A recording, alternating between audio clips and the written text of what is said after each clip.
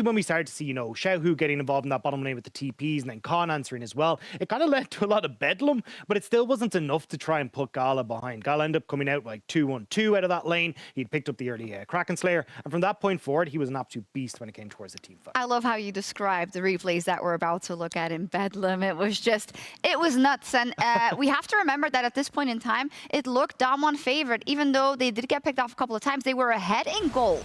Yeah, and you saw at the start of this fight, right? Like, the Gragas comes in, gets the big pick, but Beryl with the 4-man grab right there, locking everyone down. And you see, even after losing one carry threat, you have the other in Showmaker for Damwon, and Wei obviously, you know, busy 1v1ing the Gromp camp, can't get involved in this 5 versus 4. So the initial fight goes pretty well for Damwon, even after that first pick. But then they overstay their welcome in mid. Beryl steps forward. He got picked off a bunch, and I think it's a succession of all of these, you know, oversteps by Beryl in particular, a couple members of Damwon that allowed RNG to come back, because Damwon was ahead for almost all of the early game. What do you make of this fight then, Daga? Yeah, I 100% agree with Ender, and it's actually something that I think was a big criticism of them in the LCK finals, and it's something that I actually thought a lot of teams would punish coming into MSI as well, is that they don't really set up for objectives very well. The resets are a little bit messy, the vision control isn't quite there, and when RNG is a team that plays so heavily around their vision and also looking for these picks and trying to control the map, if you give them the opportunity to play this style, they're more than happy to go with it. So I wouldn't be surprised if teams now start to look at this and go, right, if Damwon aren't really setting up for objectives well, maybe we can look to make picks onto Ghost, onto Beryl, and even Canyon in certain situations to bring us in towards an advantageous spot. Look, the early game was controlled just like Damwon would have liked to, with Showmaker getting a huge CS lead in mid. Canyon controlled the early game, but ultimately, when it came down to the mid, RNG were able to drag Damwon into their playstyle a little bit and continue to seek out these picks. So if Damwon want to succeed, they need to maintain composure in those situations, because it really did look like, I mean, even in that play, they're just full throwing themselves into the Baron pit when Sion's dead and Khan was unkillable, it seemed like, in a lot of those fights, and you can't be doing that. You can't be doing that, but I do want to give a bit of credit as well, as we have already through the segment, but just to top it off with RNG, and to me, Doug, that is quite reminiscent of what we saw, for instance, in the finals. There's adaptation. You're getting smacked by Nagari in the top lane, wait a little bit, bide your time, find the flanks through your vision, and push through that, engage, and counter when they attack you. And I think that's kind of becoming the threat of RNG for me, because even when they're behind, you know that they can pull this off no matter the deficit that they are in. And it was the Gragas pick as well, right? Because that was the big one coming in for Xiaohu in that finals was, hey, look, you see this Gragas, it's going towards that top side. All they're going to do is go, peace out, Xiaohu, you're on your own. We're fully focusing on this bot lane. Now, I think Canyon and Showmaker did a really good job of shutting down Wei early, so we got less attention down towards that bottom side. But I certainly think when you do see these more kind of weak side top laners coming out, you're going to expect a lot of action towards Ming and Gal on that bot side. And although you could see they weathered the storm well for Damwon in the early stages, it just wasn't enough when we got towards the mid game and just the superior skirmishing and team fighting that came out from RNG. Yeah, super interesting game, but in the end, RNG comes out on top. And when we return, it is time for our second game of the day as the Mad Lions and Pentanet hit the Rift.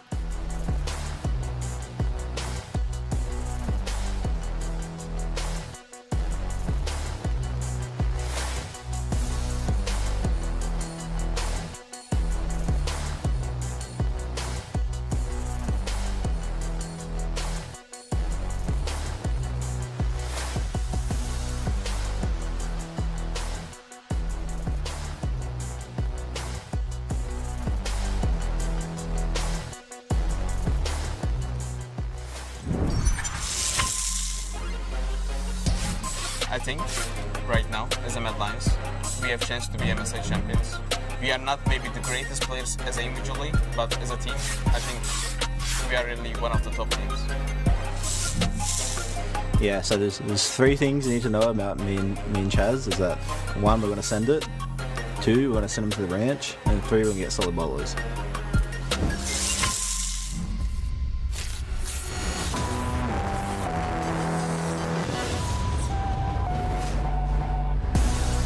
Welcome back, ladies and gentlemen, to the MSI caster desk here for game number 2 of day 1 of the Rumble stage. Mad Lions versus Pentanet GG. We may have had that Damwon versus RNG game, but this is where it all starts to get serious.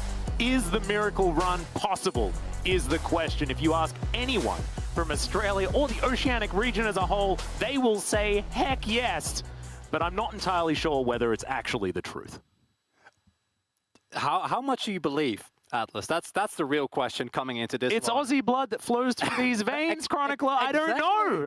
My mind has been blown because I can't stop being so patriotic towards my region. You just want to believe, which I understand and which I respect. And I do think that what we've seen from Mad Lions thus far, and already pointed out earlier, there has been some inconsistency, but at the end of the day, down the line, they still went 5-1. Yep. They still did incredibly in their group. Armut is still incredibly scary. Terrifying. I don't know how much that damage that does to your mentality going into a game, but I gotta imagine it's a lot, you know. Well, not for Pentanet.gg. I feel like if there's a team that's ever gonna not be intimidated, it's 100% these guys. They were in a group with RNG and they were all laughs while they were getting destroyed by the team that also just beat Damwon Kia pretty convincingly in our first game of the day. And there were a lot of questions about which group is stronger, you know, this and that, and comparisons being made.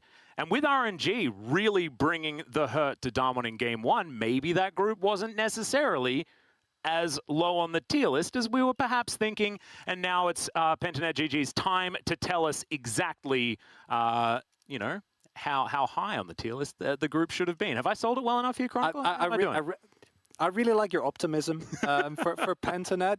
Personally, you know, I've been in LCK for a long time, but I am European, so I will always have a weak spot for any EU representative. And Mad Lions, I think, while parts of their game have been inconsistent, there's also been parts where they looked incredibly dominant. Yes. It's mostly been the early game, that one weird game where they swapped it around and the early game wasn't great and the mid game was really good. So if they can just get both those good parts in order, I think that they should be the favorite coming into this game. I think the early pressure from Ayoya has been incredible. However, Pentanet are a bit of a wild one in terms of what they draft, what they do, how they play.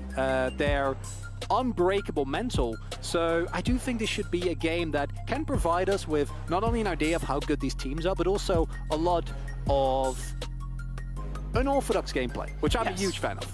Always fear the team with nothing to lose, Chronicler. That is absolutely that. And already the LCO has got further than the region has ever gone before. All we needed was to completely nuke our region, and then we made it through. Well, Fiddlesticks also going to be banned away here from Pabu, of course, debuting that in his first game here at MSI, and that one is going to be taken away from him. So, interesting ban, to say the least, is now the final one to be locked in here for Pentanet.gg, and what's really come to mind for me is the lack of jungle bans outside of Fiddlesticks that have been taken off. So Morgana, we've got Udyr, of course, and the Rumble as center is going to be taken away. So pick your poison, I think, is going to be the statement here. Will it be Morgana? Will it be Rumble?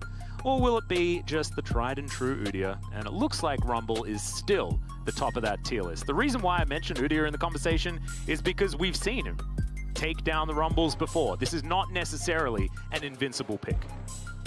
And it's also a pick that I think, while its early skirmishing is really, really good in terms of setting up, for ganks, it doesn't provide as much, right? You only have the slow, you do have a lot of damage, but that in of itself is not enough. So I'd like to see it with solo laners that do actually have a consistent way of allowing that Rumble to get a lot of damage. There's also the possibility for a flex, which we haven't really seen, right? It's mainly been Rumble in the jungle, but there is no reason why this pick cannot be flexed. True. Specific matchups, you can take a top, but obviously a bit more risky, as we do see the Kai'Sa and the Udyr. Neither of these very surprising. Udyr, as you pointed out, clearly outside of Morgana and Rumble, the big favorites. And it's actually interesting to me that the Morgana just gets completely ignored here, because I do feel like that pick is stronger than the Udyr. However, it's basically been permabanned, and Udyr is a comfort champion that junglers have been playing for literal months, and in that way it does make a lot of sense, whereas Mad, this is shaping up to be one hell of a teamfight draft. Yes, and they don't really care about hiding any picks or anything like that. Both solo lanes and the jungle already locked up here with not a lot of flexibility available unless you want to go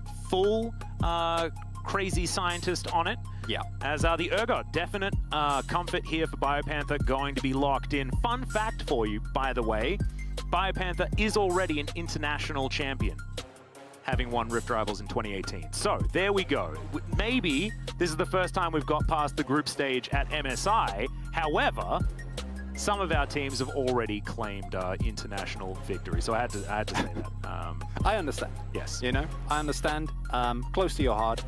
And it has to be done as we see the Tristana getting banned away. And this, of course, that has not been a single support picked up unless we see Rumble support, but that's not something I really expect to see. That will be way out there. And outside of that, no bot laner picked up for the Lions yet, whereas the Kai'Sa, basically the strongest pick at the moment. Tristana, of course, a very popular counter pick into it. As we saw last game, yeah, it didn't look like a counter pick, did it? I mean, outside of laning phase, it didn't. Like, I think in laning phase, it went very well. Afterwards, Ghost didn't have an impact, and Beryl got caught way too many times. If you can avoid that here as Pentanet, you're going to be just fine. And it's interesting that a lot of these picks get kind of banned away, but the main thing that we see with the Kai'Sa, the Nautilus, can still just be picked up here on R4 for PGG. So I think at Pentanet they can pick up the Nautilus, they can keep hitting their mid lane and probably end up with something scaling. And there we go. I like that. I think that otherwise it's too simple, right? Yep. For Pentanet. It's super straightforward what you pick at that point in time. And the Victor also takes away a safe scaling pick from Chaz. And also one of, I think, the more consistent matchups into the Orianna where you can actually match her scaling.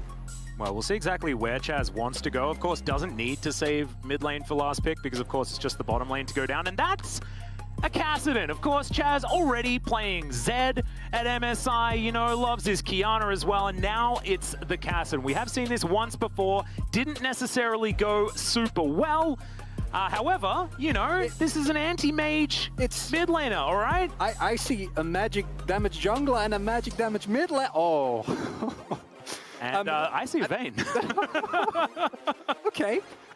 Yeah, there's a lot of stuff happening in this draft, and I think that the Kassadin is actually lovely if you look at it in a vacuum into a Orianna and a Rumble. Like, I like the idea behind it, but I also feel like Pentanet, they don't really have great engage thus far. Kassadin makes sure that their composition, which was already short range, is now playing an extremely short range, basically outside of Kai'Sa, effectively full melee composition into a Orianna, Gnar, and Rumble, which is up. Yep, there we go. Full. Thank you very much.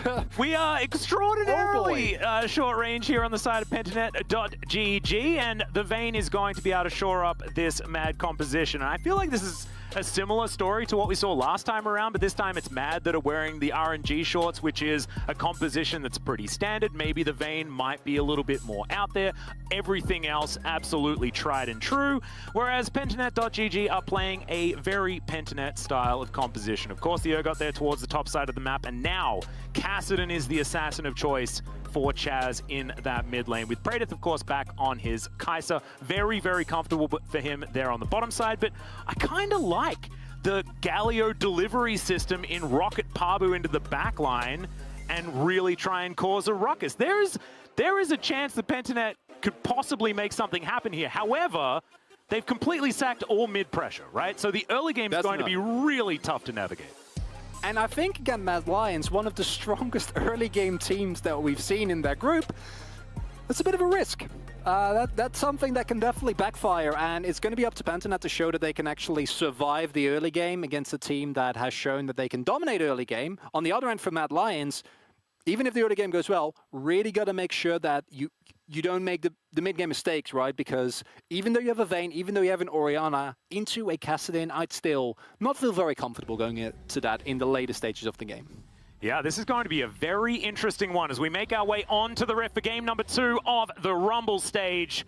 Mad really wanting to shore up some of their inconsistencies. You heard the desk talking about it.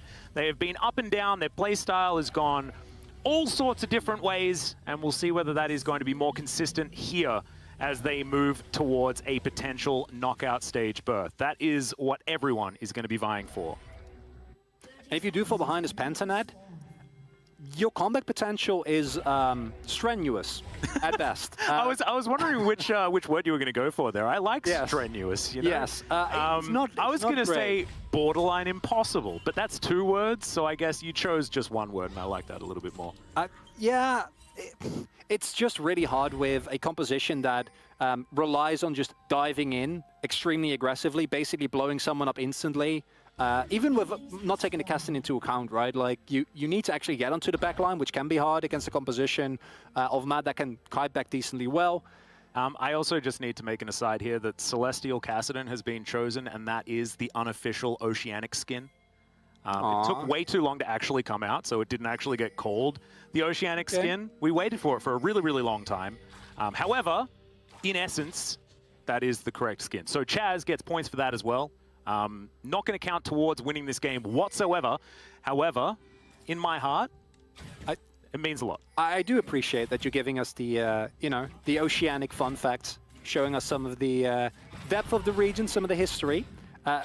However, in terms of actually winning these games, as you say, it doesn't help you a lot, and I want to see to what extent Mad Lions can play around this early game pressure. That's a big old flash in. Kazi immediately going to flash out as well, as the heal is also used. So that's trading up when it comes to the summoner spells, but definitely trading down when it comes to taking way too much damage here on the Kaiser. As Kaiser flashes forward, not going to get in range to stun up Praedyth, and now the pause is going to ensue. So already a lot of action there towards the bottom side. Not a lot of summoner spells remaining, just an Ignite there for the Mad Lions, and we've got both of them, I guess, for Space Vane or Kaiser there on the bottom side. So, this is finally our time to shine, Chronicler, because of course, if you guys have ever watched the LCK before, we like pauses. We enjoy this. We will update you on exactly what has gone on. No idea just yet as to what the issue is over in Iceland, but as soon as we know, we will come back and we will tell you exactly what is going on. But we now get to talk about the fact that this is your first international cast, Chronicler. How are you finding it so far, one game in?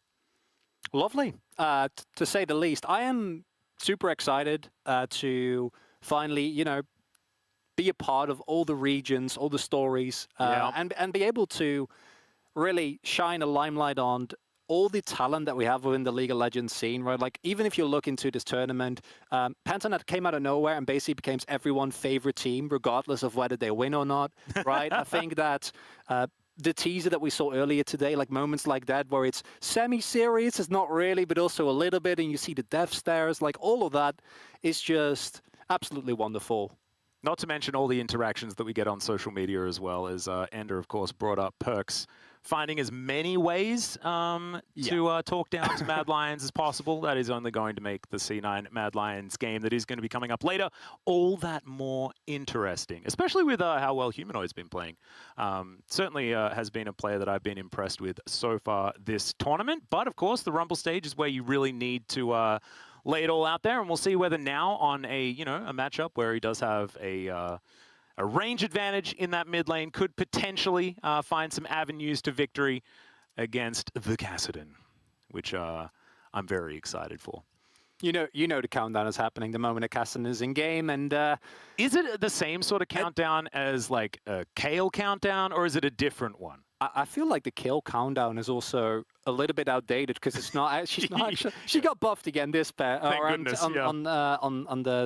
11.10, right? But on 11.9, like, Kale's countdown basically is a really long countdown to nothing. Yeah, it's just like the timer runs out and then you just sit there. And then you take your dinner out of the microwave and it's like still cold. You're like, what the heck happened? I thought I waited long enough. Apparently am I supposed to wait to 18? Do we get to level up that ultimate to 4? Is that a thing that can happen?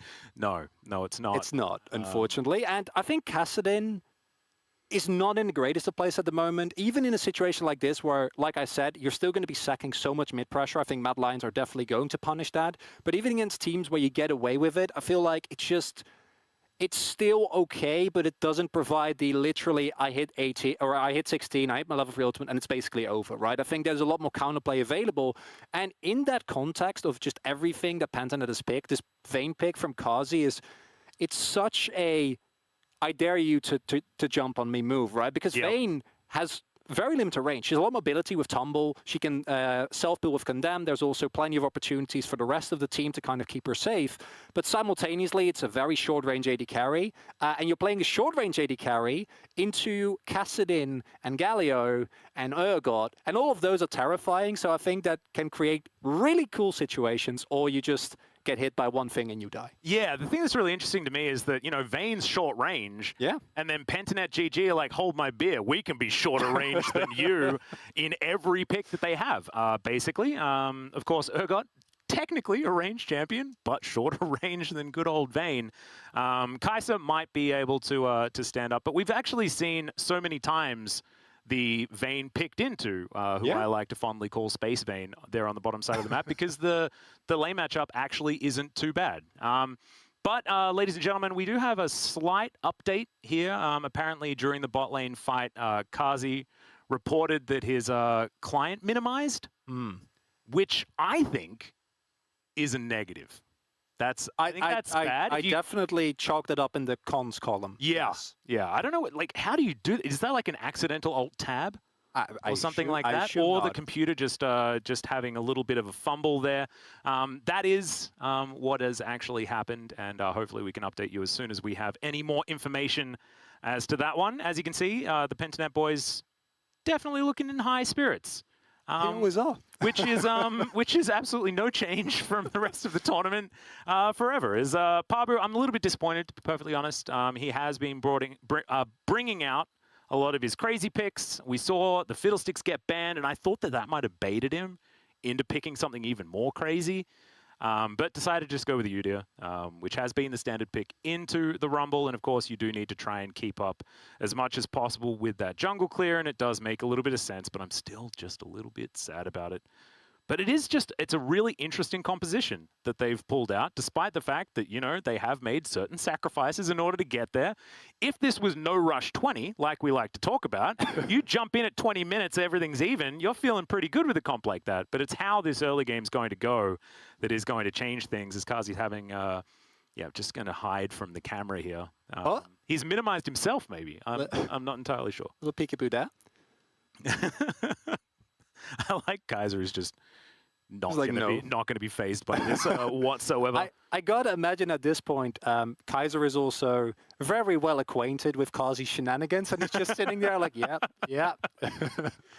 Oh man.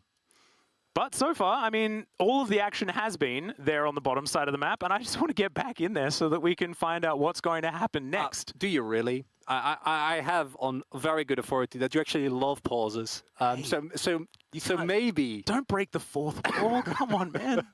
This is you got to try and keep it together. And you got to talk about the fact that we want to get back to MSI as soon as possible. But this is a difficult one to really figure out, right? Because if it's an in-game situation, you can have a look at like what the bug was, you know, things like floating Alistair, stuff like that. Yeah. Like that, you can clearly see this is a problem. The cow should not be levitating. Let's try and address that, you know, things like the trundle issues that we've had in the past, things like that. This is this is different. It may not necessarily be a client issue, but let's have a look. Do have another update for you. And as I say that it wasn't necessarily a client issue, it was. It was. League officials have determined that this was, in fact, a client issue, and we will be offering a chrono break to the Mad Lions at game time 2 minutes and 4 seconds right before the fight had occurred. So we'll see whether they actually take it. I'm not sure whether you necessarily want to. This is a really interesting situation, right? Because I wouldn't say that Mad Lions entirely lost out in that situation, but I think we will be able to update as soon as we can as to exactly what their response is going to be. And Mad Lions have, in fact, accepted. I realize it's all just coming straight away, you know? We're getting all of the information back to back to back. But yes, Mad Lions will accept the chrono break, so we are going to be going back in time, ladies and gentlemen, to 2 minutes and 4 seconds into the game. It's a long way. We, of course, made it to, I think, about 3 minutes and something. But now we're going to take, I think it was like 2 minutes and 40 seconds. Yeah, I don't think it was a lot. This might be like the little babiest chrono break that we've ever had. A cute little one. Yeah, it's really early. Not a lot has happened yet, because normally, you know, these are also really great opportunities to take a look at what do we see in terms of jungle pathing, to what extent was there early plays, how the compositions worked out. But none of that has really been relevant, because it was still level 1. Yeah. And they were skirmishing. And there was some skirmishing. Yeah. We could just break that down over and over again for as long as we like. Of course, chrono breaks aren't necessarily an instant thing. It's not like you snap your fingers and Echo's like, all right, let's do it. And that's not a very good Echo voice. I don't necessarily know how to do Echo's voice. But it's not like he does it instantly, right? We do need to put in some time in order to make sure that everything is sorted out and get all of the players back in there again. As you can see, looks like it's not affecting Pentanet too much. We've, you know, with issues like this, there is like that mentality conversation that you generally need to have. But with the fact that both of these teams are looking extraordinarily jovial over in Iceland, I think that everything is going to be absolutely fine as we just reset things. And also, no real statements have been made so far in the game, right? It's like you've got like a trade going a little bit wonky there on the bottom side. Everyone's lost every summoner spell, things like that. But otherwise, there's nothing really to react to. Whatsoever on both sides, so not going to be too worried about it. And hopefully we don't have any more minimizing clients.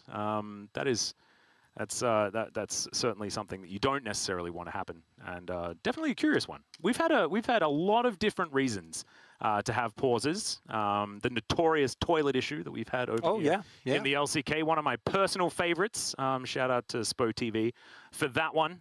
Having it on the screen as well in a lower third was a beautiful touch. But this is a very different one. And so here we go. Back in again, as we have gone to 2 minutes and 4 seconds, as you saw a few seconds ago. And we'll see whether the trading is going to be similar than last time. Of course, Kaiser now has his flash back again. And Decoy does not. Ignite available for the Galio. Pentanet.gg will just push in this wave. And we're looking for a little bit of a cheater here on Praetor's side. Interesting that he's going to go for that one. The protection there of Decoy is in goes Kaiser. Immediately the Shield of Daybreak will be broken as Kazi comes on forward. The flash, and Praetor will keep himself alive. But Pentanet.gg now in a real rough spot here on the bottom side. And they need to immediately back. The one saving grace that is his cannon wave, so they have a little bit more time. Will maybe miss out on a little bit less.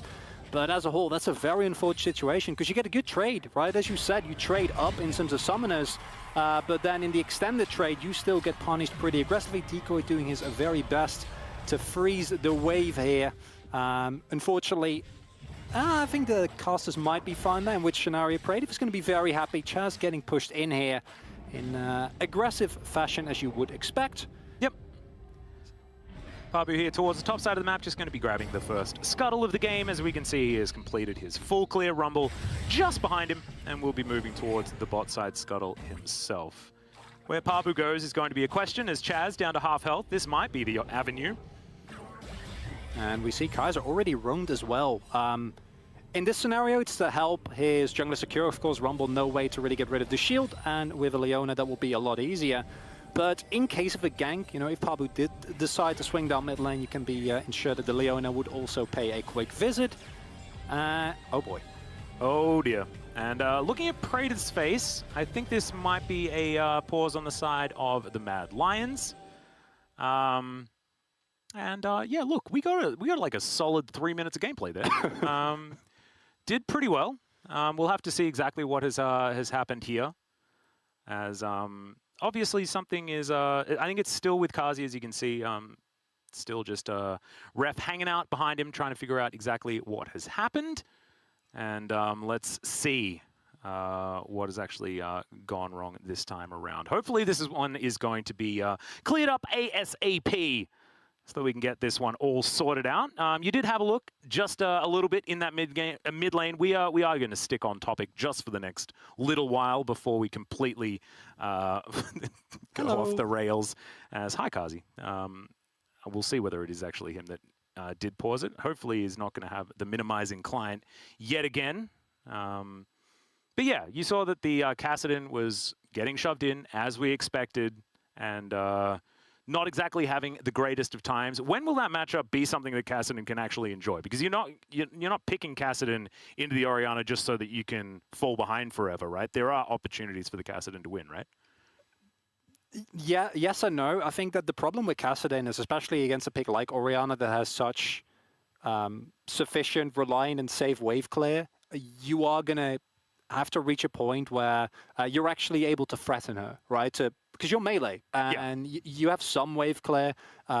but it's not great. You know, it's never going to be fast. You're never going to be able to, until you get some levels into your ultimate, you get some items, you're able to actually stack it up and use that. Clear out waves reliably. And that is a really big problem, because this is something that we've seen basically every team utilize more and more as this jungle meta has developed, is get mid lane prio to make sure that you can help with the scuttles, that you can secure vision for drakes, that you can help your jungler pick up a raptor camp, pick up another one, snowball those kind of leads. And that's also, I think, one of the main reasons why we never see things like the Cassin anymore, and why it's the Orianna, the Victor. Yeah, it can be difficult, but ladies and gentlemen, we are going to throw it over to the analyst desk, and they can take you through what we've seen thus far in this game. Thank you, Atlas. We've seen so much. We've really just seen like one trade, I guess, in the bottom lane. You know, I bet they wish they had an analyst desk for LCK, because when those pauses get long, it can be tough to fill for 45 It's plus true, minutes. but they do a phenomenal job, to be honest. Don't have the luxury always of throwing to someone else, but that's great. We can get our analyst's opinion on the draft that has been fielded. However, Ender, you did come out of a referee role before you were a caster.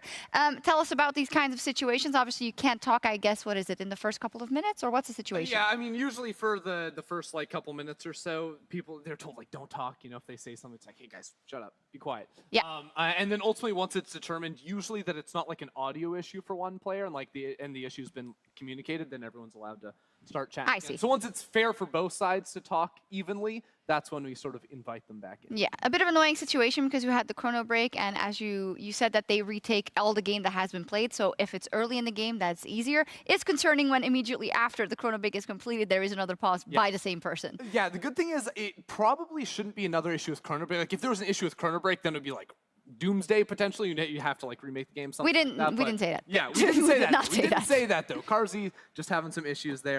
And of course, they can also like look and make sure that he didn't like add keystrokes. Like you can determine that he didn't actually hit alt tab or something because all that's recorded. So yeah, Karzi not alt tabbing in the middle of a play to get a free. Oh, that's actually good to know. I always wondered that because like how could you actually detect if someone did just press their flash by accident, or you know, because The power of technology. Do they have to give beforehand if where they put their flash and stuff and where they put their summoner spells, is that like recorded so that if it's out of the ordinary? So I think it's technically recorded. I don't think they have to like give that, but you can like find that out by looking at the league settings. But they have like a tool that tells you what every button they've clicked. Ah, and the stuff age-old like that. debate. Okay, very, very interesting. Aside from the referee knowledge, Dagda, what did you make of the compositions that these teams fielded?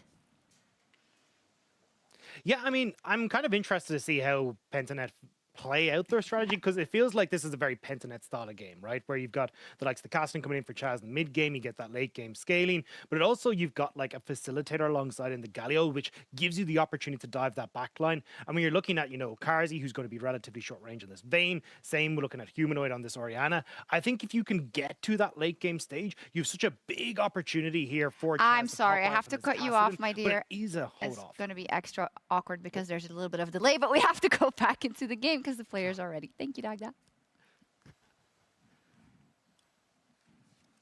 Thank you so much, Sharks, and everybody else over there. I'm really glad that we managed to get the referee lesson from Ender there as well. This is actually the weirdest thing ever. You know, normally, we over here at the LCK would just talk forever. But having someone to throw to is like the weirdest experience. You're exactly right, Ender. Is now back into it. Everything hopefully going to be absolutely shored up here for Karzi. Not going to be minimizing his client or anything like that. And it's as we kind of expected, right? You know, Kassadin getting pushed in the mid lane. And the jungle is just trying to farm as quickly as possible. And once again, we've got our bottom lane that was a bit spicy the first run through, but in this particular timeline, hasn't necessarily been as aggressive. And honestly, for Pentanet, this is a pretty good situation. Oh, Brave. And immediately, we've got the double taunt to come through from Decoy, immediately able to answer the Zenith Blade, and then backing away. So we're all fine. However, on the top side of the map, Elyoya gonna flash on forward, misses the first harpoon, lands the second, but BioPanther makes it to his inner turret just fine. And I was going to talk about the fact that thus far, Mad Lions haven't really been punishing that mid lane, Kassadin, and they do it right here because the fact that Humanoid was able to crash such a huge wave in on the Kassadin means that he can teleport topside without any repercussion as the teleport comes back Speaking in. of teleported top lane, this is with repercussions as BioPanther is going to put Elyoya underneath it, and everybody else just leaves. All right, that's one way of doing it. Is Kaiser finally going to catch up with Praedyth? Kazi locks down the kill in the 2v2 on the bottom side of the map to answer. And that's a kill on the Vayne. That's one you'll take any day of the week. The kill on topside also gone to Biopanfer, and I think you would have loved to get that on Chaz. Just the teleport from the Cassin in of itself is a deterrent, meaning that Mad can't really go through with the topside play. However, Mad Lions bot lane say, that's all fine and dandy, but we will punish you so hard because there's not a huge wave that is shoved into this lane that Praedyth won't get. And this lead on this Vayne is getting insurmountable, and Kaiser does not really have the range to just say, okay, Vayne, I'll keep you at bay. Yeah, and a lot of the weaknesses of Vayne are shored up with the fact that this is such a short-range composition out of Pentanet.gg. But here's the replay of that top lane for a second, because we've got some action here in the mid lane as well, as Humanoid gonna get that shockwave onto only Chaz as the flash does eventually come out, and that is going to save Humanoid's life, but not going to be as safe there in that mid lane, especially now with Chaz at level 6. And Pabu wants to go for the Scuttler here, needs to respect. Kaiser is also coming. Yep, does manage to take it. Smite is going to be one there as a level 6 gain by the Udyr, which does absolutely nothing, but I do like to talk about when levels do come in. Elyoya makes his way towards the top side of the map because there are camps there. And Praedyth now back towards this bottom side with a big wave to crash towards Kazi.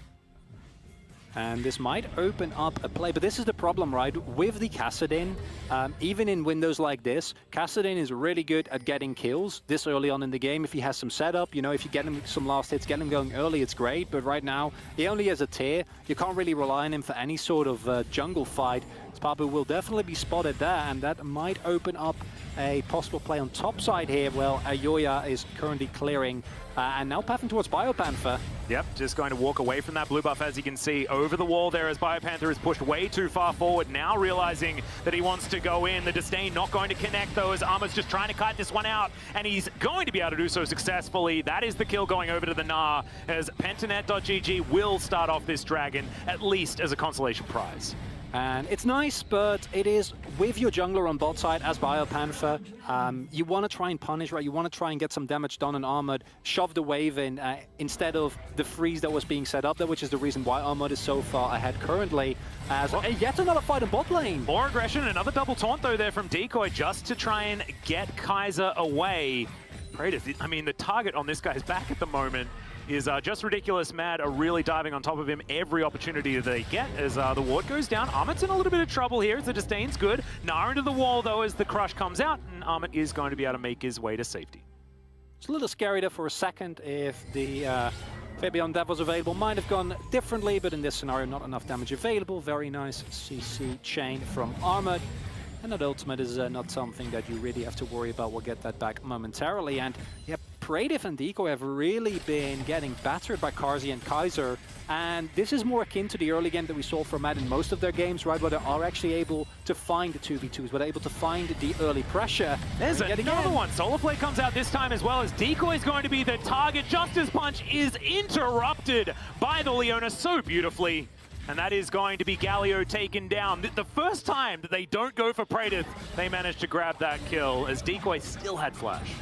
And as mentioned before, the problem with the Pentanet bot side is that this is not a bot side where you can now play and try and hold off a little bit. Galio, it's go in or do nothing. And you're playing against the Leona, right? And now Kazi is ahead, which means they can just all in every single time.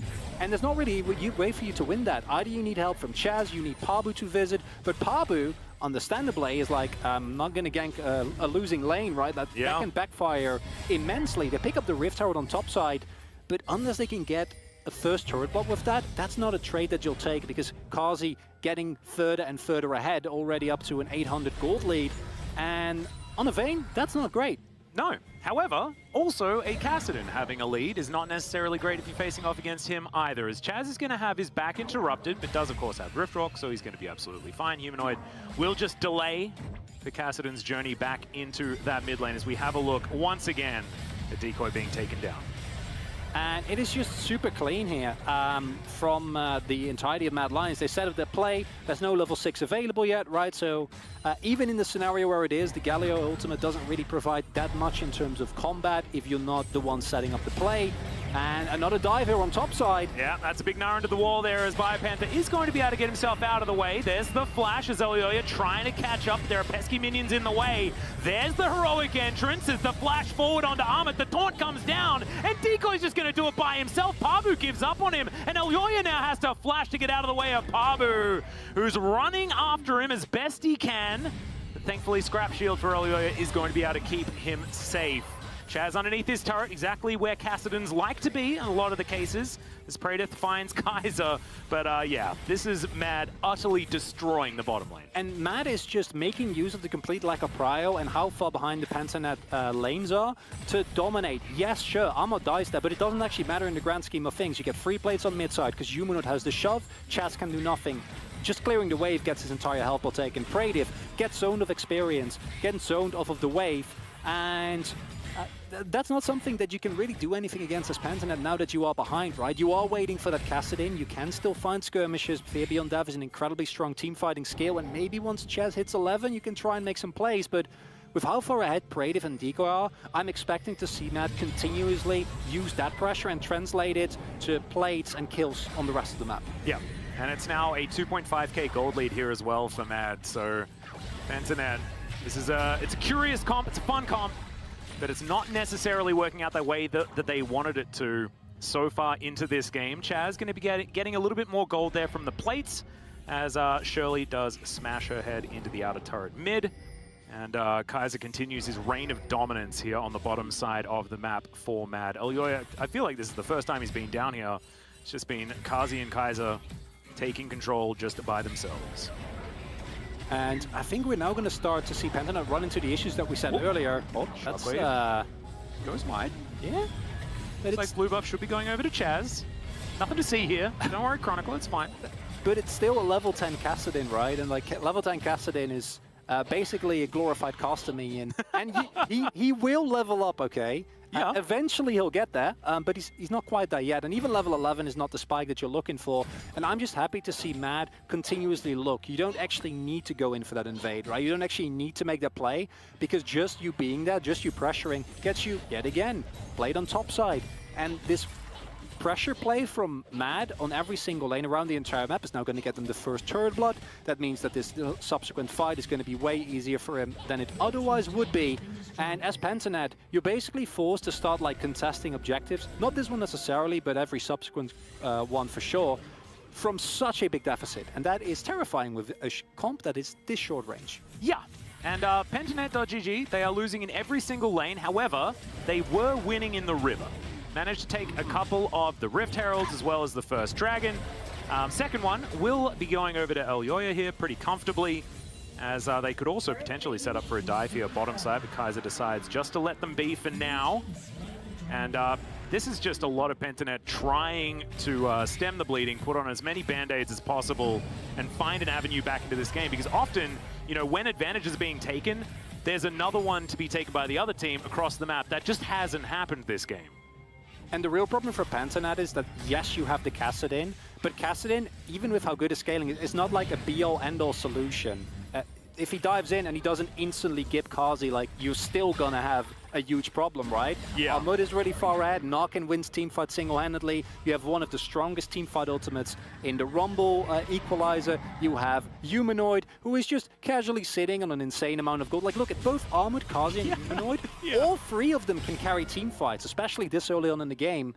And I think as Pentanet, you're just looking at like, well, just hold on. I don't know how. Yeah, exactly. It's like, what are we waiting for, actually? You know, does it actually get better than this? That's the thing that's really, really scary here. Because like you say, the money's on all the right people here on Mad's side. And I just don't see where the upside comes from for Pentanet right now. You also don't really have ranged wave clear. I mean, that's they don't have ranged anything, Chronicle. They have a Kaiser, okay? Surely she's not known for how well she does in terms of quickly, Praedyth, get to the front line. We need you to clear these waves out for us. That is probably not what you want to be talking about. As Pabu finds himself the Chilling Smite here onto the Rumble. There's the heroic entrance. They grab the knock-up. Justice Punch is good too. Two-man Shockwave though as Chaz comes on over, and Pabu's the one that's able to grab the kill on the Rumble. It evens out the kill score.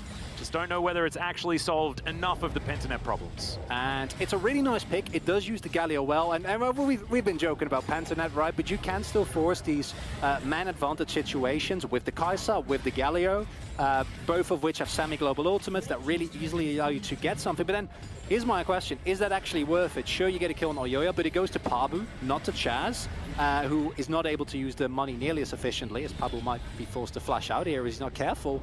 Yeah, well, Amit, let's see what he can do. Doesn't exactly have much of an R-bar. The flash on forward is Biopanther coming on in as well. Kai'Sa in a bit of trouble, but he's very durable, and all 5 members of Pentanet want this second Rift Herald. I think I spoke in error before. Is that going to be Kazi 1v1ing the Kassadin there on the bottom side of the map? Not something I would necessarily expect. The Shockwave's going to be flashed there from Biopanther. And unfortunately for Pentanet, they can't actually get anything out of this one. Amit is going as far deep as he possibly can. But that's going to be a fear beyond death, and Biopanther will be able to put a stop to it. That being said, that's the end of the good news for Pentanet.gg. It's a crazy mid-game. I think that Chaz got interrupted while trying to teleport. Kazi maybe found him stunned into the wall. I'm sure we get a replay of that later on, but yeah, Pentanet, it's nice that you get the kill on Kai'Sa, but you use so much trying to kill Leona. Mad just by that time. The fact that Ahmed then afterwards goes in, doesn't actually slam the people into the wall amidst the jump is a bit unfortunate.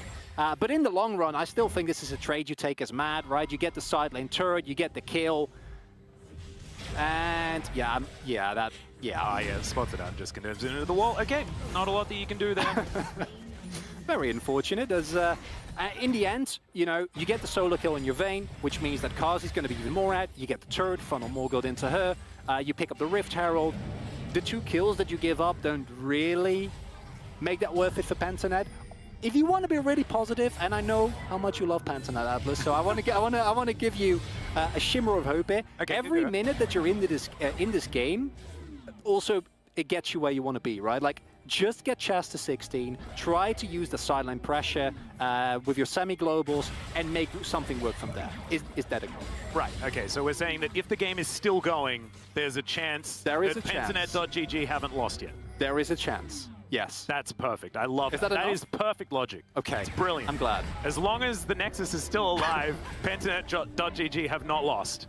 As the Equalizer goes down towards the top side, and Biopanther is going to just walk away. That is going to be his exit of choice. Works out relatively well. And of course, Equalizer is on about a 4-second cooldown. It is pretty silly. As Shirley will bonk her head into this inner turret on the top side, and Biopanther in a bit of trouble. He is going to get stunned up. Disdain is good, buffered, just to make sure that he can create as much distance as possible. The damage has been done. As now Praetor is just going to get found out by Humanoid, just standing his ground though, and 1v1s the Orianna, soaks all of the burst and says he doesn't care. Beautifully played by Praetor, that not even level 11 and still able to just win that straight up 1v1. And here you see one of the reasons why that Kai'Sa is so feared. We joked about her not having the longest range. What she gets in return, as a Biopanther should not go in. Yeah, he's dead. Yeah, you can probably continue. Yeah. Sorry about that, Biopanther. But the trade-off for that is that her assassination potential, especially in isolated situations, is insane, right? If you get a full isolated Q combined with a plasma proc, that's just not a lot that an Orianna can do. A little bit over-enthusiastic from Humanoid there. And it leads to a Drake, and a Drake means that Matt's going to take longer to scale up. Yeah. And that buys time for Pentanet. I'm going to put it in the pros column 100%, as it is under a 5,000 gold lead, and perhaps that is going to be extending. Amit down to about 50%, trying to find the safety of his inner turret. Kai'Sa comes down as well as Pabu. Gives him a bit of a slap. Praetor's once again going to find Humanoid, this time not going to be able to grab the kill as he turns around, looks for that one auto. As Kai'Sa gets on in there, the Equalizer is going to give Praetor an exit, but it's via the Death Chamber, unfortunately. Pentanet.gg are going to back away from the bottom side of the map. And this game is certainly doing some things right now, Chronicler, as Amit teleports in to look for a kill, but Decoy makes it out. Chaz may not be as lucky as 3 members of MAD have found him and will be able to put the Kassadin away as well. Elyoya not even able to really get in on the action. As Kazi, he's playing the game for the win. He's going to be able to take down the turret in the mid lane. And there's a lot of chaos here. There's a lot of cross-map plays. There's people getting caught in side lanes. There are almost kills. There's solo kills.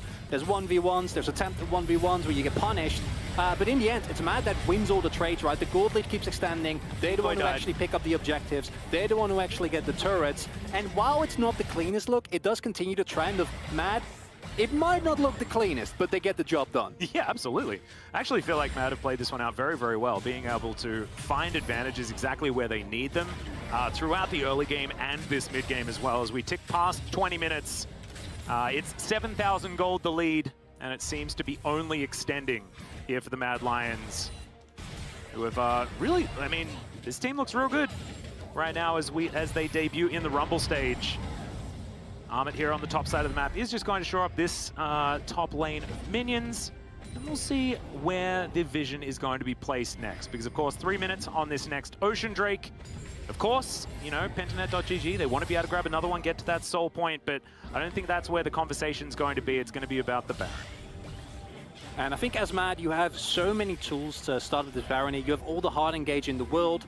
The only thing you really need to do is to make sure that Pentanet doesn't get one of their godlike engages on a single target, right? That's really what you're afraid of. Isolate someone in side lane, throw a killer instinct, throw a heroic entrance, blow someone up, and then play the rest of the fight with just the potential to all in. Because if you play it slow as Mad, I don't think there's a lot that Pentanet can do. With this gold deficit, you can't really just hard force a 5v5 and go from there. As Chaz, you need to be careful. Yeah, sees Armor just in time to Rift walk away. Still going to take a little bit of damage there as the boomerang comes down, but now Mad find their avenue into the top side jungle of Pentanet.gg, but that one's real dark as in goes Decoy, out goes Decoy. Now Mad know exactly where they are. Solar Flare is going to miss, just gets a bit of a slow onto the Galio. They do back away yet again. Flash on forward, two-man taunt comes on in. It's Pabu trying to stun up everyone. The heroic entrance is beautiful, but it's not going to be enough because he dies in the meantime, but they do get the Vayne. And that is the main thing. Support for AD, you'll take that as Pabu just runs into 4 people. That is not ideal, my friend. And Elyoya is now on a rampage as a result. That was such a good assassination by Pentanet, and then the jungler of all people walks into a brush.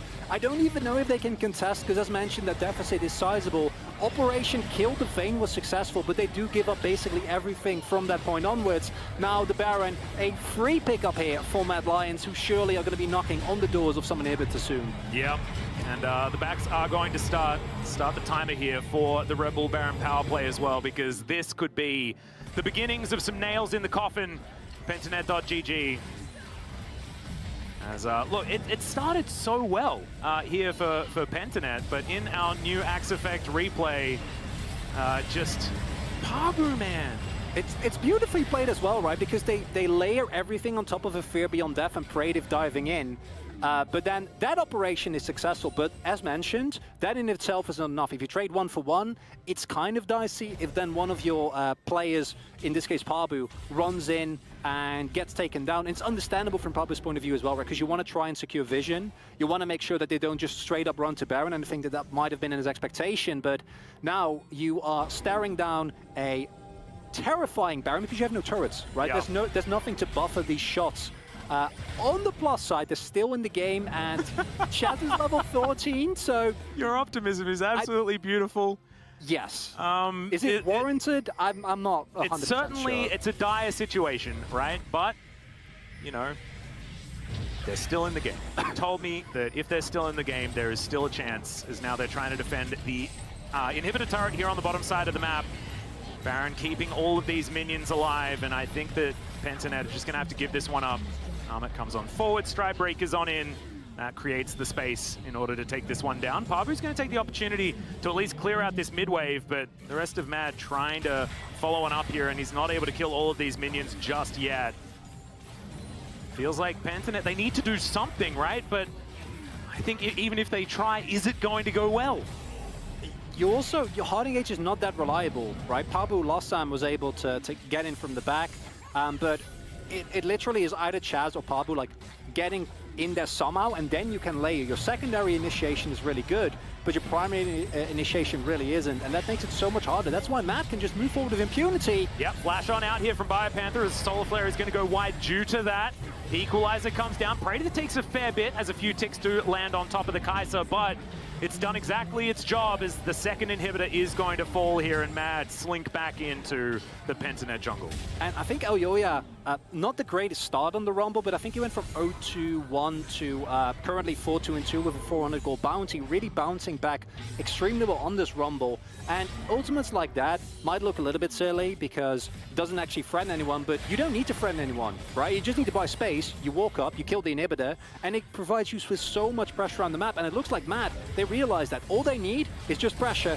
A Hail Mary flank might be coming in from Pentanet, because otherwise I think they're going to lose this next inhib as well. Yeah, exactly. They might be sacrificing their Nexus in the end, and that is exactly not what you want to happen. As Elyoya, he's wrapping all the way around. Chaz looking for an opportunity. 3-man taunt there from Decoy, but he's immediately wiped off the face of Summoner's Rift. Armit gets a great defensive ultimate as well, and Mad's wallets are way too heavy. Biopanther goes down. It's a double kill for Kazi, and Praedyth, he loves that emote, but unfortunately in this instance, it's not showing anything good. That's the ace, and that is going to be the game for the Mad Lions, who debut onto the Rumble stage absolutely beautifully.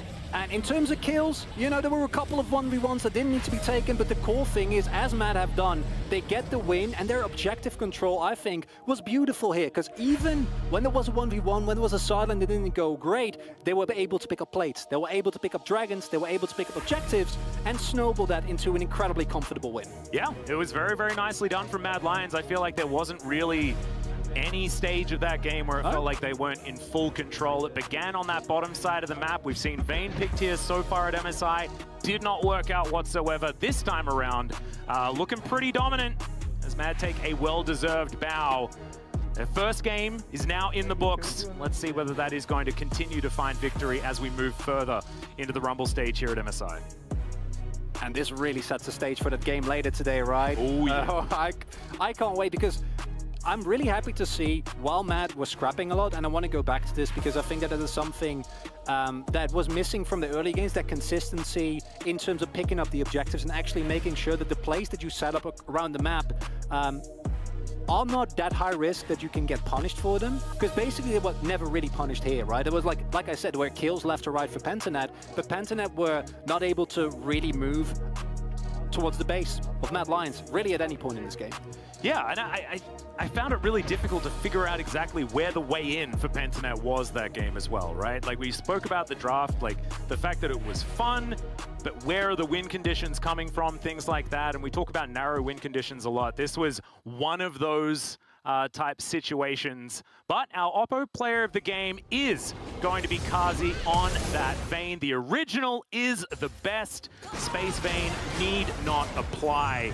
And Kazi playing this one very, very nicely from minute one. Because it was this continuous pressure that really enabled Mad across the rest of the map, right? This was just a straight up 2v2. There was no jungle interruption. It was just continuous pressure, continuous prio, and continuous kills, getting Kazi out to the point where he could leverage his pressure literally throughout the rest of the map, to the point where it didn't matter if he died, as we saw, because he died once when literally the entirety of Pentanet dove for him, and it was still not enough. Yeah.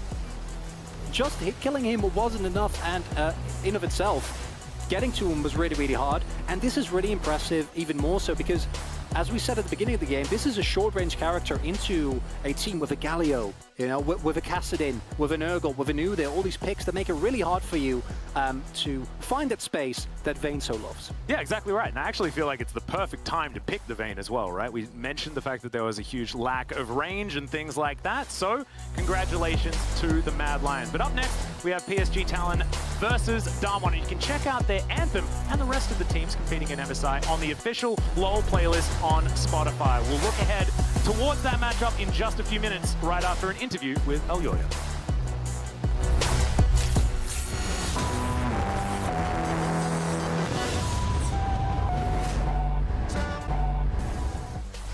Elyoya, thank you so much for joining me. Congrats on winning your first game on the Rumble stage. A few first words about this first game and what happened in mid-game, actually.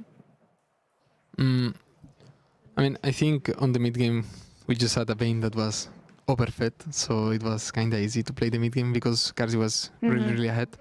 So, yeah, I mean, I think that it was really easy because we had Vayne like really accelerated on the game. Yeah, and I was wondering why you chose this composition, actually, because we saw you being very successful in the early game. Can you explain the draft you went with against PGG today?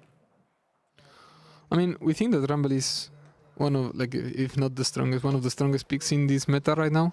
So we just went for it, and like we kinda went back a bit to our comfort, or like what we know we're good at.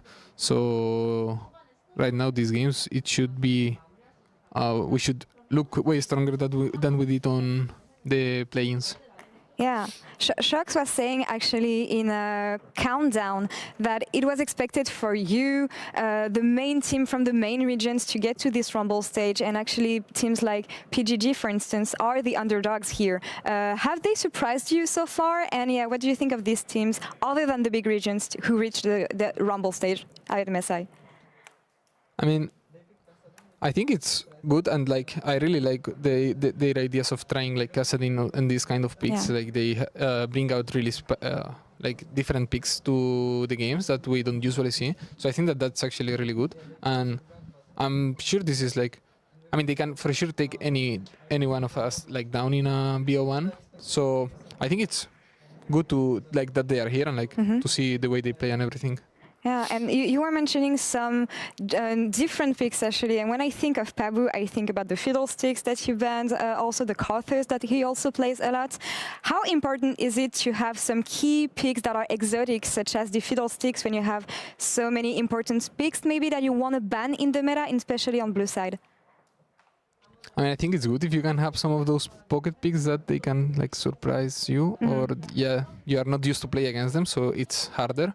So if you can bring that level of risk to the game, I think it's always good. So, I mean, it's really good that he has this kind of like pocket picks. Yeah. Last question for you. You're going to face off against Cloud9 at the end of the day. The NA versus EU rivalry that we are expecting. Any first words on this matchup and how you expect this one to go? I mean, it's going to be really one-sided from the beginning. EU is just way superior to NA. So it's like not even going to be close. Oh, it's not even going to be close. Some strong words ahead of this matchup. Alioya, thank you so much for this interview. We'll see you maybe at the end of the day. And yeah, see you later. Hope so. Hope so. Thank you so much.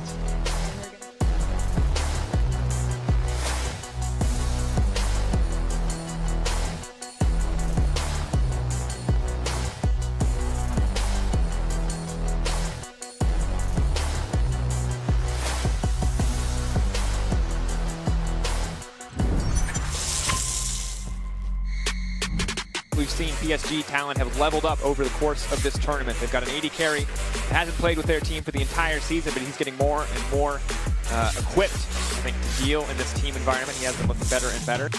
If there's one thing that I do kind of always believe in with this Gamon team, is that they will be able to continue to punish and capitalize on their opponent's mistakes.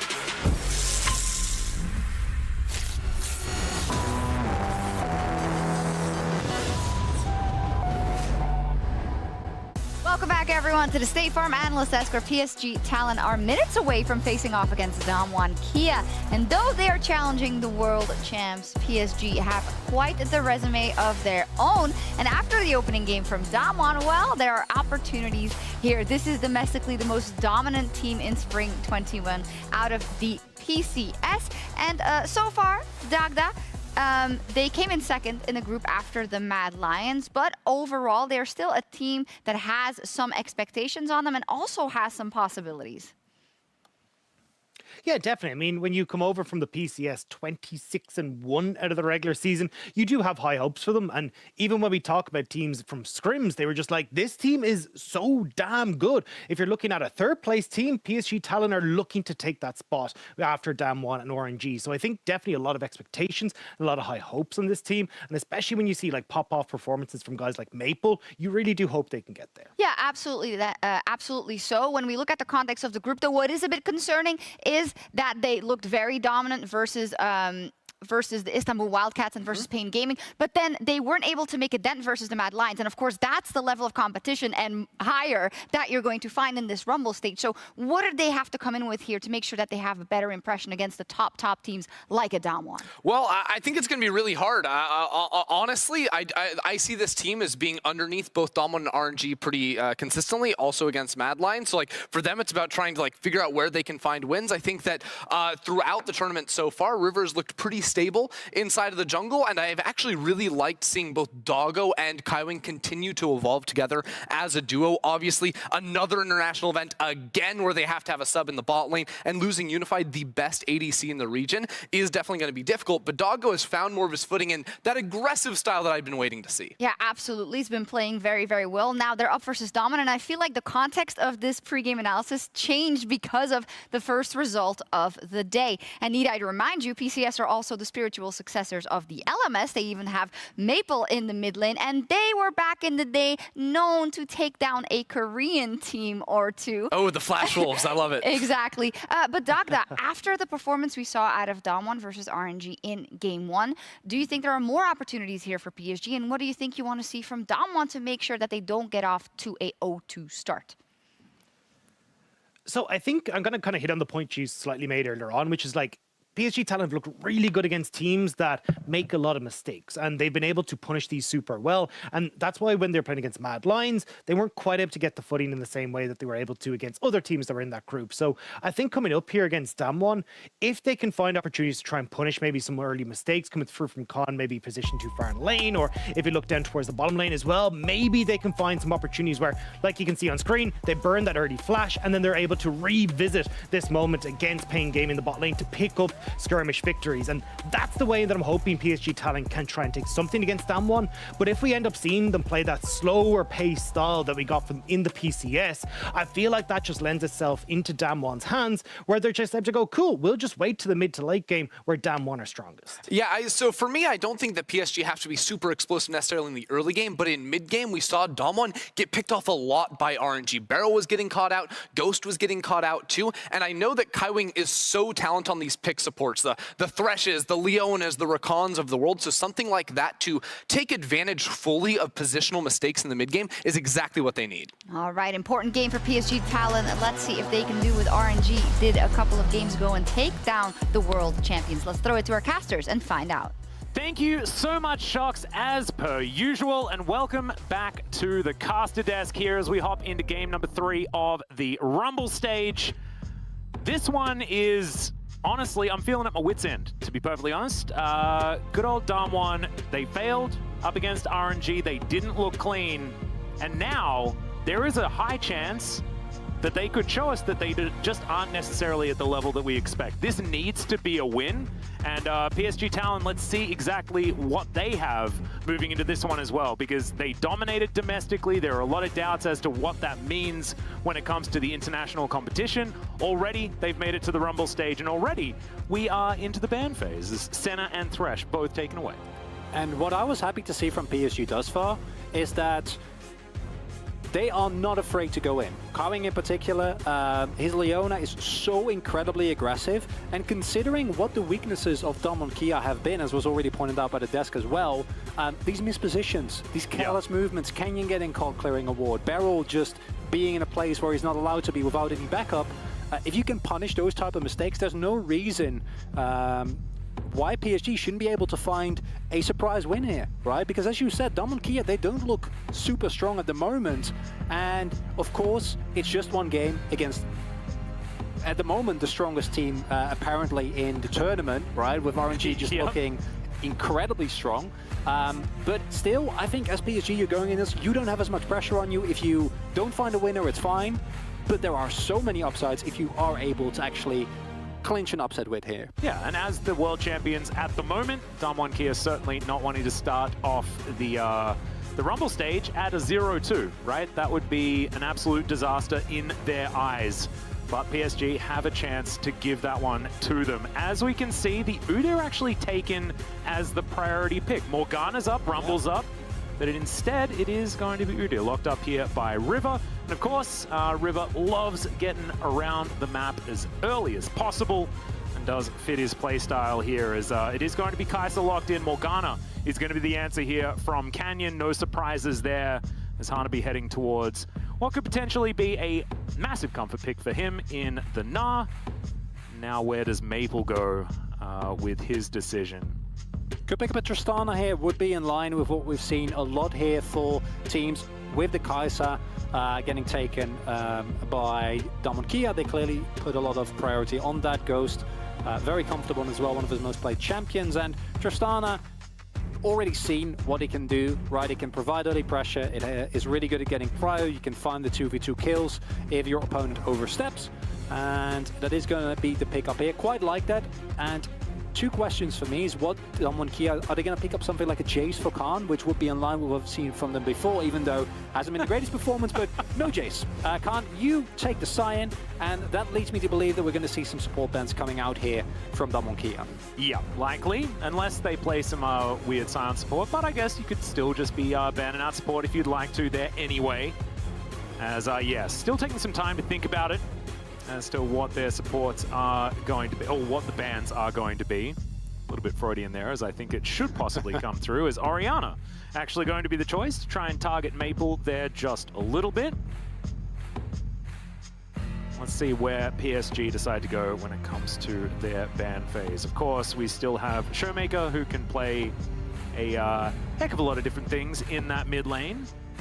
And especially with a Morgana, I feel like Morgana opens up the mid lane pool so much just because she comes with the CC, right? You can basically pick whatever you want. Also does a fair bit of damage, and it does open the floor then for some of these assassin picks, potentially of the AD variety. Thus far, Kia have been very happy to just pick another AP carry with the Morgana, just pick something AP for Showmaker. I personally would not be opposed to actually see them go for something aggressive, as you point out, you know, maybe something like a Kiana. We've already seen the Zed, and while it is kind of out there, I do feel like you run a bit of a risk to see something like the Victor is still open here, get something safe, you know, get some Merc threats, and then have less of an impact. I really like the Nautilus ban, as already pointed out. Kaiser Nautilus is just such a safe lane. You can do a lot of things. It's a free pickup on your R4 here for Kia, so denying that is forcing them to actually give a little bit more away, as we do get the Alistair banned away there.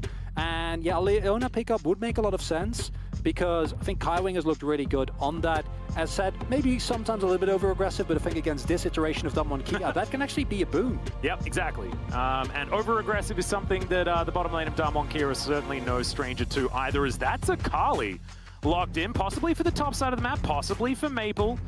Let's see what Kaiwing is going to lock away here as well, as of course, you know, we'd have to be putting Gnar into the mid lane if it was going to be a Kali top, so maybe that's not going to be what happens. But Maple certainly going back to some of his assassin roots here, as he does lock that one away. I think that blind pick a Kali, though, is a little bit of a risk. As you say, there could be the potential for a swap here, but I don't feel like Gnar is really going to be a great pickup into most of the mid lanes, as we will be getting to Rakan here. Self-counter pick, interesting. Yeah. In terms of lane matchup, it's not great. However, it does allow Kaiwing to actually find the flanks, right, for PSG to play the aggressive playstyle and possibly still find people that are out of position. Would not love this. I think this is a really big risk. This is in line with what Kia have played before, and it will be Showmaker on the Sylas here. Yep, Sylas locked in. We'll see whether it's going to be better this time around. Of course, I believe he was playing the Sylas when Kia fell to C9 in the group stage. Now wanting to try and find a little bit of redemption. Now, I was asking for sort of assassins in that mid lane, a bit of that, you know, melee type play. Sylas doesn't necessarily fit that, but Showmaker certainly very, very good on the champion regardless, and we'll see what they can make happen. Of course, a lot of power picks for this team. Ghost on the Kaiser is no joke, as well as Khan Sion. Still being Khan Sion, right, despite falling in game number 1 of the day. I think Canyon's Morgana is going to have to do a lot of the heavy lifting. Improvement for Kia is, at least this time, it's not just a sign in terms of initiation, right? Last game they had the Set. Set can be good, but he does actually need space or lack of vision. Neither of those were available last game, and the Leona actually does provide long-range engage. What I do love from PSG is that Kia have looked shaky in the early game. I think last game was a bit of an exception, but as a whole in the tournament, they've had a rough time. And with a composition like you have here as PSG Talon, if you do find an early lead, if you can get your Akali ahead, like the amount of damage that you can do to a lot of short-range characters on the side of Kia can be devastating. Yeah, not to mention the fact that River has been parking himself in lanes in the early game. This guy is not about the power clear like we've seen from so many other teams. This guy likes to get around the map and get those ganks working out. And a snowballing Akali sounds like exactly what you would like if you were PSG Talon. So let's get onto the Rift for game number 3 of the day. PSG's first here in the Rumble stage. up against a limping Damwon Kia, down 0-1 so far. If it's a 1-0 start for PSG Talon, that would be so huge for the rest of this stage. They do have to get through Damwon Kia to begin it. It would also be a, honestly, colossal failure for Damwon Kia going 2-0 early on. The loss against RNG would be okay, but a loss against PSG, and this is specifically because this is the reigning world champion, right? They were touted, and I think, especially we in the LCK, we were like, Damwon Kia is going to smash at MSI, and that's just from not what we have seen. And if PSG can capitalize on that lack of momentum that's currently plaguing them, it would be so huge for this region. And I think if you look at what the composition provides, it's very all-in. I think that if you do fall behind, this composition becomes really, really hard to execute because there's a lot of ways for you to go in and make plays, but if you are behind and that's not actually an option, trying to like play kite back with Doggo with this composition is a bit of a nightmare. Yeah. So in that scenario, it's going to become a lot harder. But if they do can find early game leads, if it's more like the first group stage Damwon Kia and they can get ahead, I'd be terrified if I was an LCK fan. Yeah. Well, that's a very sneaky ward there. Is going to survive the initial sweep of PSG. So the Krugs are going to have full vision for Damwon Kia. We'll see whether that's where River's going to be pathing or whether he's immediately going to head north. PSG just going to bide their time and turn up a little bit late. And there we go. Information given on over. And Canyon, exactly the same path, but he has full knowledge of his opposition. Showmaker not quite finding the abscond, but it's the early stages of this lane, so not anything to really worry about at the moment. There's Damwon here on the bottom side. No real aggression or anything like that. And I think I'm prepared for aggression, Chronicler, because of last game, and we were sitting at like 2 minutes and already there were like half the summoner spells in the bottom lane. Not happening this time around. Gonna have to try and, you know, reorganize the brain. This is, of course, Damwon Kia, and they have been much slower in this particular tournament and in the LCK throughout this particular season. I think it'll be on PSG to really start things off. What we do see here is, yet again, early prior in bot side for Damwon Kia. They were able to maintain that last game as well. Showmaker also able to keep the mid lane nice and forward, which means that Canyon should have no problem securing the bot side. But thanks to Hanabi's great early game not play, really punishing Khan on the side here. Early on, as he should, means that River is going to have no problem picking up that top side scuttle. Udyr, of course, and this is also one of the reasons why we do see the Udyr getting picked here, even into the Morgana. I personally believe that Morgana brings more to the table. I think it is one of the strongest, if not the strongest champion at the moment in the jungle, especially once she gets going. But Udyr's early game, Claire is, as you can see, it's a little bit slower, but it's on the same level, right? So you're not necessarily going to fall into a deficit. And that means that we Beryl. That's a really long Zenith Blade, as Beryl, pretty happy with the Aftershock this time around, is going to be able to utilize that to only lose half of his health bar instead of the entire thing, as Canyon getting another ward down here on the Krugs before he does head back home.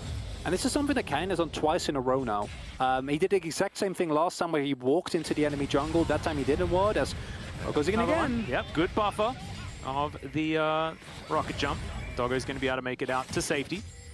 Showmaker taking a 5-point strike there, but not really too much going on here in this mid lane. And of course, Kingslayer going to help the Sylas stay healthy as well, as River wandering towards that Krug camp and once again going to be spotted.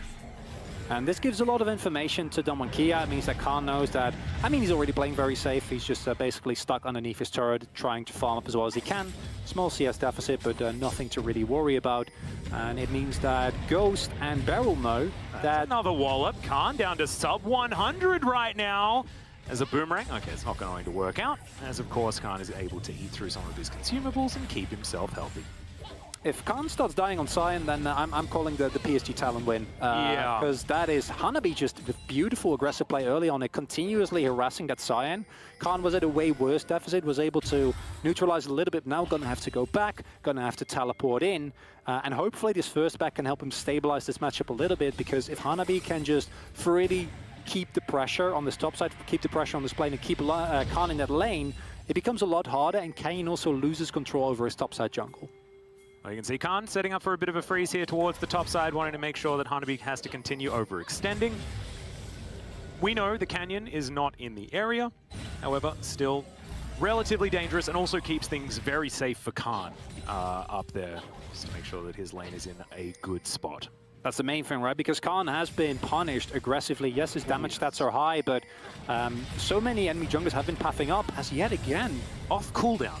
Beryl seems to be using his Zenith Blade, but just a bit of a drive-by there in that instance.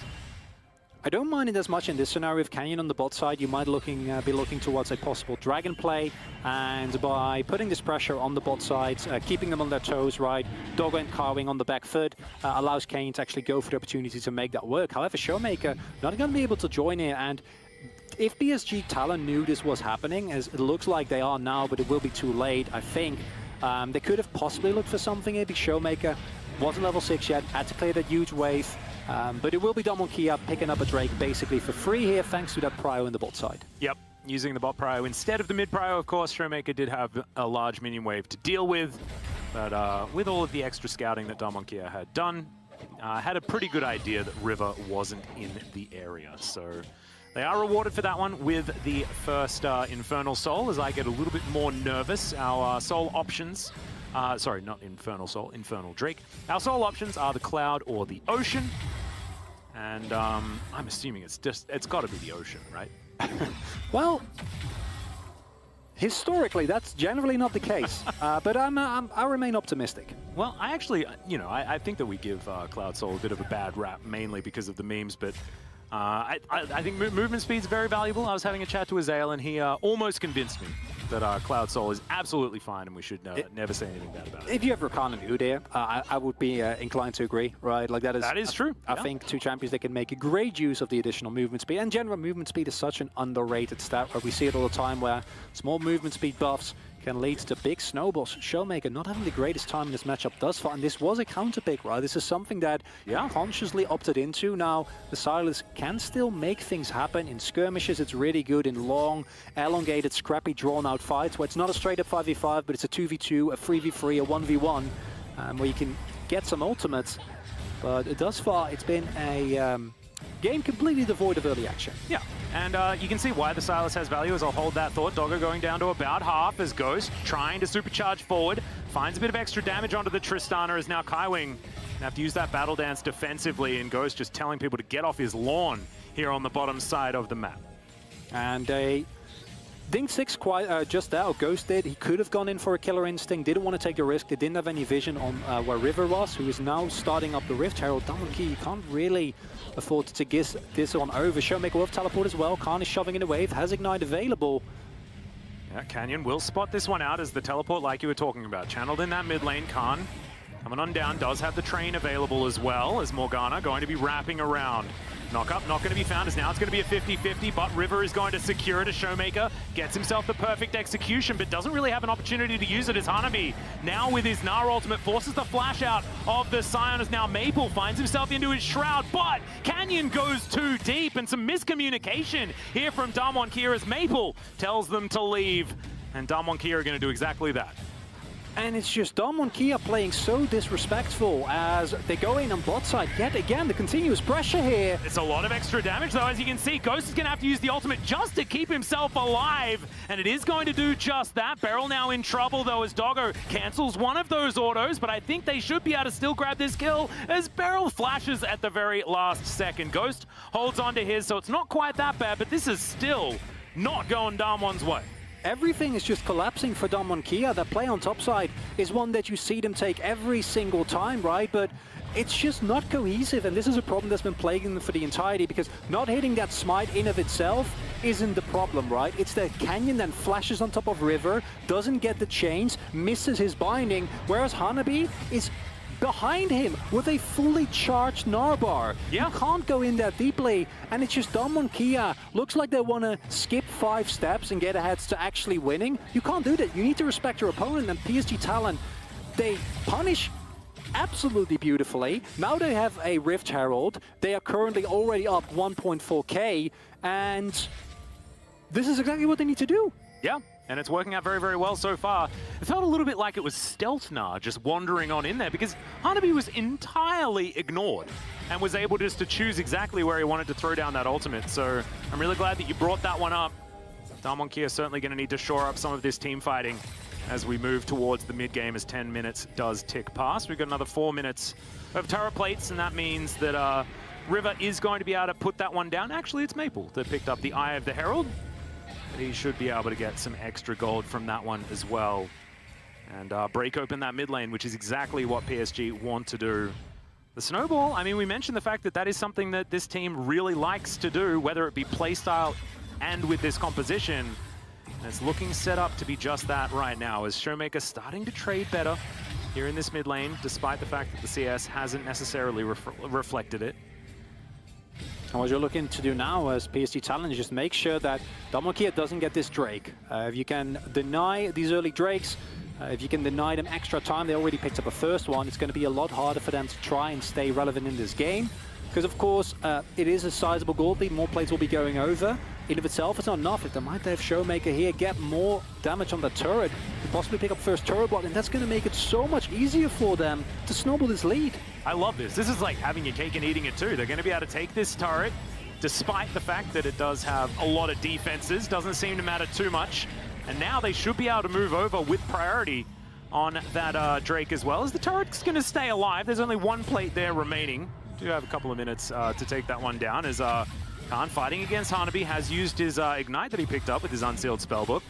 Just to try and make sure that the Gnar isn't as healthy heading towards a potential fight, as Beryl goes in once again. Doggo going to eat the CC with the rocket jump, and now Beryl should just explode here. Doggo grabs that kill so comfortably, and once again, Beryl just going in with reckless abandon. Canyon Darkbound a minion. It was a cannon, but that's still not worth it. PSG Talent is just making use of the mistakes that are being made by Damokia, and they're doing it expertly. Kaiwing is going to go down. Ghost is going to be able to grab that kill, and now River is going to get bullied away from this Drake. Canyon, because, of course, he was able to get back, he is able to secure this Drake. So it will be the Ocean Soul, like I was talking about, and Damokia will be able to take the first 2 Drakes of this game, and that is the end of the good news, to be perfectly honest. And I think this turret could have gone down if PSG were just a little bit slower on the draw with the Rift Herald.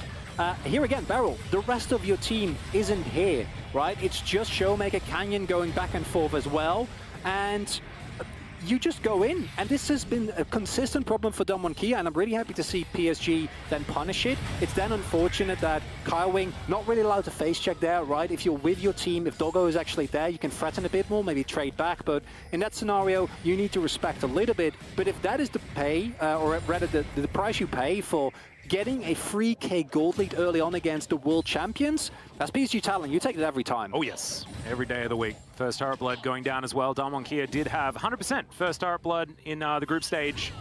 And I believe that's now two games in a row where they didn't manage to take that first turret. So things certainly have changed just a little bit there. Unless they were able to get it in the first game, not entirely sure. However, this time around, PSG certainly able to up the tempo when it comes to taking those objectives. And when it comes to a snowball, it does add up, especially with all of those plates that they have been able to gain. 20 seconds until the plates fall down. And you can see that is so far 6 that have been taken for PSG. And on the other side, turret's looking pretty damn healthy. And regardless of the outcome of this game, because we have seen Damokia be in deficits and still claw them back, right? Like at this point, they are kind of known for it. They're an incredibly resilient team.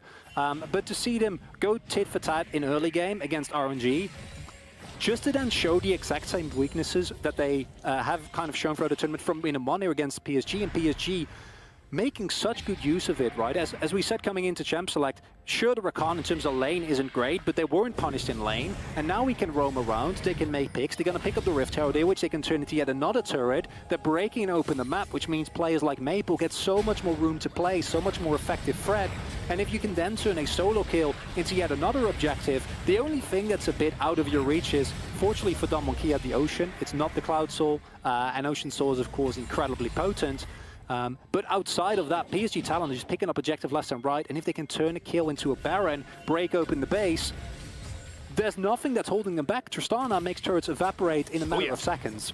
Yeah, exactly. This is a composition that you can't leave alone with your structures. We've seen that already, as the mid lane outer turret has already fallen, arguably the most valuable in the early stages of the game, as Ghost is going to be able to take some control here and at least push this wave towards Doggo, but there's going to have to be some real changes when it comes to Damokia and how they play out this mid to late game.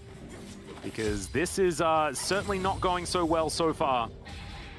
And PSG now move towards this river. Speaking of river, I do want to shout him out. This guy has been farming ahead of Canyon throughout this game. He's been able to get the inside track, found both of the Heralds thus far, and has been certainly putting on a show here. Of course, River, the only Korean on the side of PSG, and looking to see what he can do here up against Canyon, and so far, really stepping up to the plate.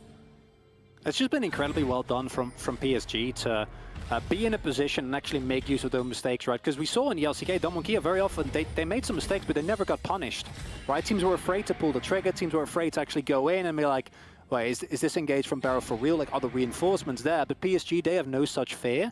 And if they can keep that up, if they can keep the pressure on these side lanes, can keep finding the skirmishes, pick up that next Drake, because I think once a stall point comes down for DK, I'm starting to get really worried for them. But if you can leverage this into a bit more tempo, a bit more pressure, take down a turret, deny vision, and go from there, I think as PSG talent, like with a composition like this, once you get ahead, it's so oppressive. Because we talked in draft about it's a little bit scary if you fall behind, but thus far, not even close to falling behind, right? And the flip side of the coin is if a Kali is ahead, if a Tristana can just jump on top of any character in the game and blow them up with an explosive shot, it becomes so much harder for Damonkia to play the game. Yep, not to mention if, you know, Maple is going to be able to win side lanes against Showmaker, things like that, then you have pretty decent split push with this composition as well. Like, Maple getting out of control is so dangerous, and in fact, control is the aim of the game here for this game, and already Damonkia have lost it in all intents and purposes. However, 8 seconds on this Ocean Drake, and it's time for Damonkia to try and find their way back into this one. PSG moving towards the River Hanabi with teleport in hand. Now getting back to base. We'll see whether the big flank is going to come down. It's just going to be a teleport in, making sure that they can get into position. Damonkia, they have taken this Drake down to below half health as Maple gets over that wall into the brush there in the back of the pit now. The Drake is going to try and reset. Now River's going to grab it and is just going to be able to lock that one down. Immediately, Soul Shackles come out. Canyon survives for a very long time as they trade junglers at the beginning. Hanabi gets 2 into the wall, though, and finds that wallop. Now Maple trying to run amok here in the backline, but he gets knocked up by Khan Sion. Everfrost is going to be avoided. PSG trying to run away. They get the Drake, but trade down in kills. And honestly, it's not that bad for PSG as the dust settles. You take that trade as PSG anytime, because surely, okay, you give up 1 kill, your gold lead becomes marginally smaller, but that doesn't matter. Damonkia not actually getting to that Soul win condition this early on, that was a little bit dicey, but it worked out okay in the end. Khan, as always, deceptively tanky, but PSG talent being able to actually find the steal of River. Okay, well, now it's slightly less good, because now Ghost is getting really fat, and Fat Kaiser is not great. However, still, picking up that Drake means that Damonkia still need to really claw his way back into the game, and I'm just loving that PSG talent. They're saying, we're going to go for this. Yeah, well, here we are in our new Axe Effect replay.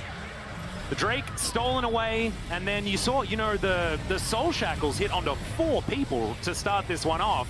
But unfortunately, Canyon didn't have a stopwatch just yet, so wasn't actually able to capitalize fully. And it's Showmaker that saves this fight. By going in deep, he basically forces back multiple people, because Hanabi finds a beautiful wall stun.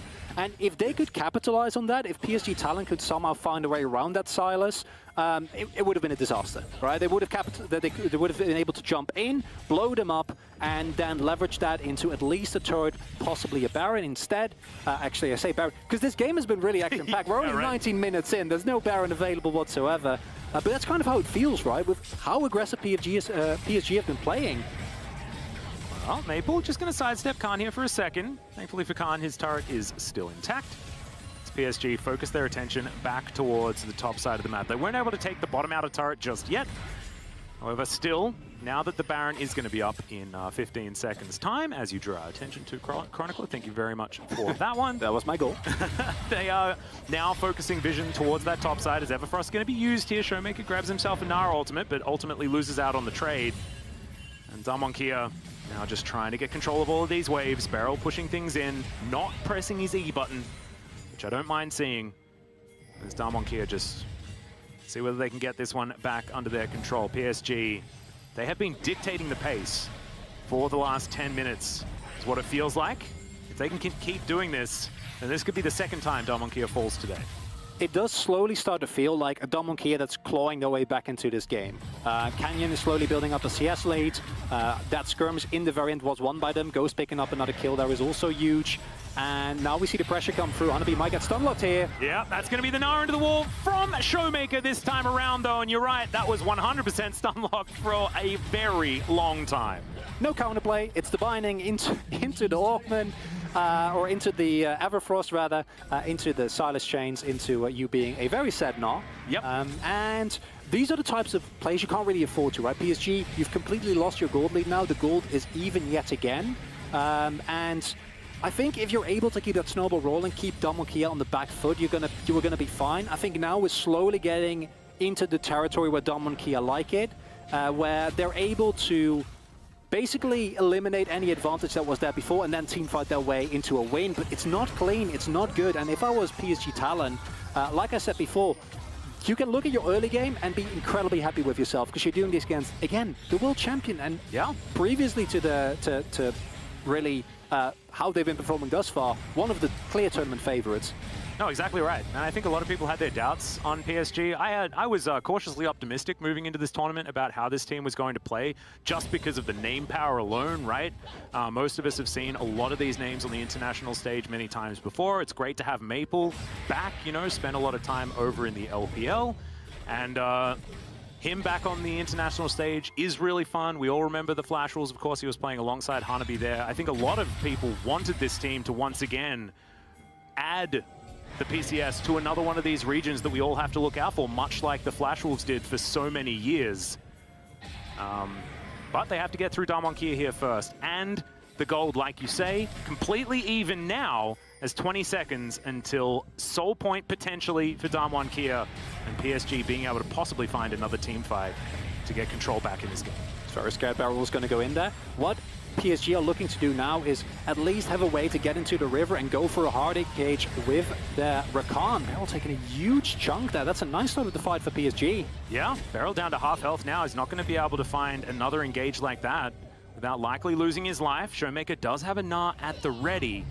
As he slinks into the back of this Dragon Pit, this Gnaw could be absolutely massive. As Khan looking for some CC, very tanky at the moment. As Showmaker finds his way back to his team, Hanabi as well. With a Gnaw available, Maple on the flank as Barrel just throwing out the Zenith Blade before asking any questions there, as he does manage to put the control ward down, and now this Drake has been started. Canyon off towards the side, should still be able to make this one a 50-50 as he gets pushed away from the pit, but the Gnaw has already taken down the Dragon, is participating in the fight. It's in fact Showmaker that locks down Soul Point, is now Maple desperately trying to get out, but Showmaker's having none of it. Canyon not even going to be taken down as it's a triple kill for Ghost. 6-0-1 as they're booking it towards the Purple Worm. And it was looking so good up until this point for PSG, but Damonkia pulled the classic Damonkia. They're losing until they're not. They smashed the team fight, and they're able to pick themselves up Soul Point as well as Baron. And this is the reason why this team is still the LCK champion, why they didn't lose a single game in the finals, right? It's because this threat is always there. And I'm gonna be honest, it's still not a way where you're super happy, yeah, right? Where you're like, I can hear it in your voice. You're like, but these are this is the team fight they're looking for. We see the zoning come through from Khan, and I think if you play this even a little bit slower as Damonkia, it's even safer because Hanabi does actually get in with a little bit of Gnaw bar left. However, he goes in deep, doesn't get anything done. Khan, unlike last game, is able to actually tank incredibly reliably, do so much. And Showmaker is Silas. I feel a lot better about the pick now. Yeah, me too. He got a three-man stun and stole the Dragon with one ability. Yeah. That's what happened. Look at the damage throw that from out as Maple. Not bad. Yeah, Maple as well was certainly able to get stuff done, but unfortunately when the team sort of falls apart around him, it becomes a problem. As you can see, already 2,000 on the Red Bull Baron power play. As Damonkia continue to siege on forward as River runs real quick, but not going to be able to stun up a black shielded target, but Maple able to follow on through. Now Canyon gets back to the rest of his team, and the face tanking from the Udi, he had to do that to stop that train from running too far forward, and now Knockups are going to ensue. Showmaker wrapping around from the side, gets over the wall as the inner turret is not going to be standing for much longer. That will be taken down, and now Darmonkia continue their assault. And this is a really rough one, because this is exactly the position you don't want to be in as PSG Talon, right? You're on the back foot. You now need to engage into a stronger composition. You don't really have the tools. You've lost your front line.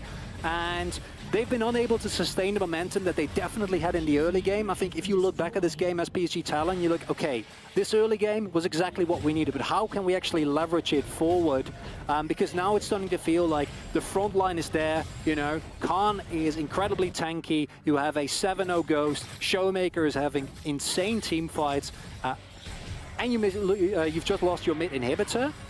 As a whole, from this point on, as PSG Talon, you need a miracle, right? Yeah. You need a big engage from Kylewing, on top of Ghost, on top of Showmaker, when Canyon isn't around, when there's no possible Black Shield, blow someone up and try to make use of the mistakes that Darmonkia, even within this game, has repeatedly shown that they are known to make. Yeah, and look, this is one of those examples, right? As the teleport comes in towards the bottom side, Khan just wanting to push this wave in. This is what we have to talk about. I mean, PSG were doing so well for all of this game, until Damwon found that one opportunity, right? And this is the problem with this team for so many of their opponents, right? Is that as soon as they find one avenue, they take it and they win the game from it, right? Like, this is almost a game completely out of control. And it was even not 5 minutes ago. They're the epitome of they can't keep getting away with this, and then they do. Yeah, exactly. And it's infuriating, but it's lovable at the same time, as PSG desperately trying to hold on to their inner turret here on the bottom side of the map. Showmaker shown on a ward. Maple still staying in here. That's going to be the stun onto Hanabi, though, who does get Meganar at the right time. Will he find the ulti, though, is the question. The answer is no, because he's not even going to look for it. The train comes on in. They find the wallop, as this Sion is so tanky. Big Gnar against the wall, though. I'm glad that Hanabi held onto it, just to make sure that that disengage was going to be effective, as Maple looking for an opportunity to get damage, but Doggo is going to get taken down so low, so quickly, and Darmonkia will break open yet another inhibitor turret. The inhibitor soon to follow, is Darmonkia wanting to say goodnight to this game already. And what you see there is as good as it gets in terms of execution from PSG Talon. They're able to draw out a couple of ultimates, they're able to bait him into a fight. Hanabi finds a great stun into the wall. But with this gold disadvantage, it doesn't really matter anymore, right? And that's the really big problem that we already talked about at the start of the game. Now they got a face check, and they're going to get blown up. Yeah, Damon. Oh, not going to find the Dark Binding. That was an odd place to put it. That's absolutely fine. Showmaker finds himself some quickness. This Doggo also eats a Void Seeker. That does a fair bit of damage right now. Okay, quickness just going to be popped here. Hijack, of course, not exactly the longest of cooldowns here at level 16 for the Silas. So we'll be able to find another ultimate relatively quickly. Darmonkia just waiting. They want to grab that Ocean Soul when they can. PSG starting to get into position, but these are two inhibitors down, right? They are certainly on the clock. Darmonkia, they do find one knock up there onto River. Hanabi, it's out of the way with the Stride Breaker, and Darmonkia will be able to lock down this Ocean Soul. In goes Showmaker, 3-man stun yet again into the wall as Khan gets on in there as well. Ghost is legendary. Gonna grab himself a double kill as River's gonna have to flash that wall and does so immediately. Canyon still trying to chase after them with his Predator Morgana, but it looks like PSG will be able to make it to the fountain. Whether that safety is yet to be determined. Showmaker's insane. He finds two people with his Everfrost. He finds a 3-man knockup with the Gnar for the second time in a row.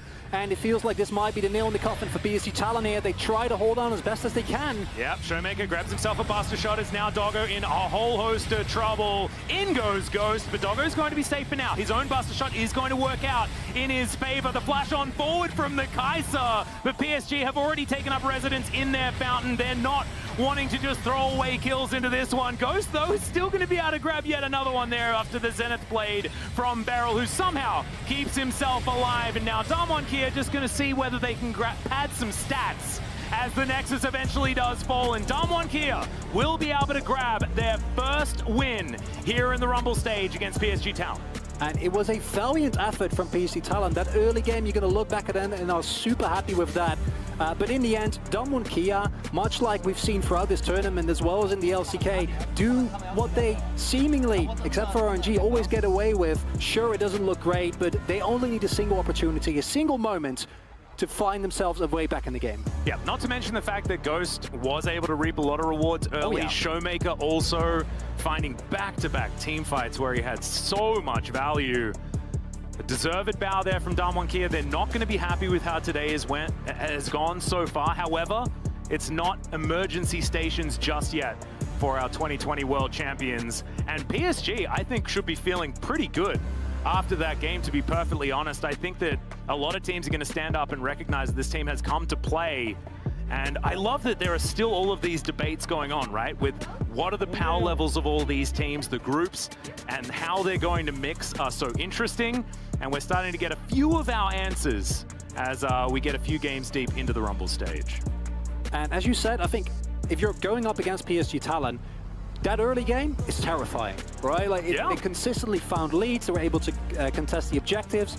Hanabi with a beautiful play on topside. In the end, unfortunately, wasn't enough. Yeah, it wasn't quite, but last week we saw Cloud9 pull off a huge upset versus Damwon Kia, and before they face off against another tournament favorite in RNG, let's check out their comms in Sounds of the Game, presented by Bose. I have no ult now. Reset. Kai'Sa's Oh, ult. you guys have to walk first. I'm walking. You did ask you. I might come with Kai'Sa here. Look. Yeah. Okay. It's no flash. Kai'Sa. Nice. Jace, next. Jace. Rumble's trying to get drag. Lower. Look, Rumble. No, I'm dead. Look. You kill him? I don't know if we end. Nice.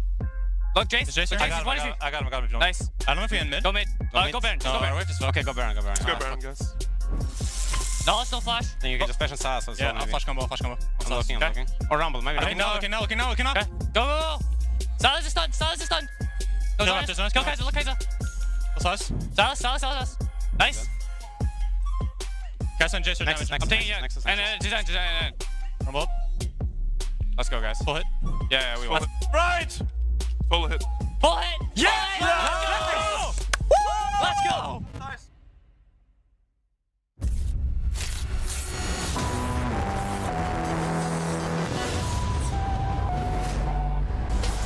Welcome back to the State Farm Analyst Desk. Damwon Kia just secured their first win of the Rumble stage after struggling in the early game versus PSG Talon.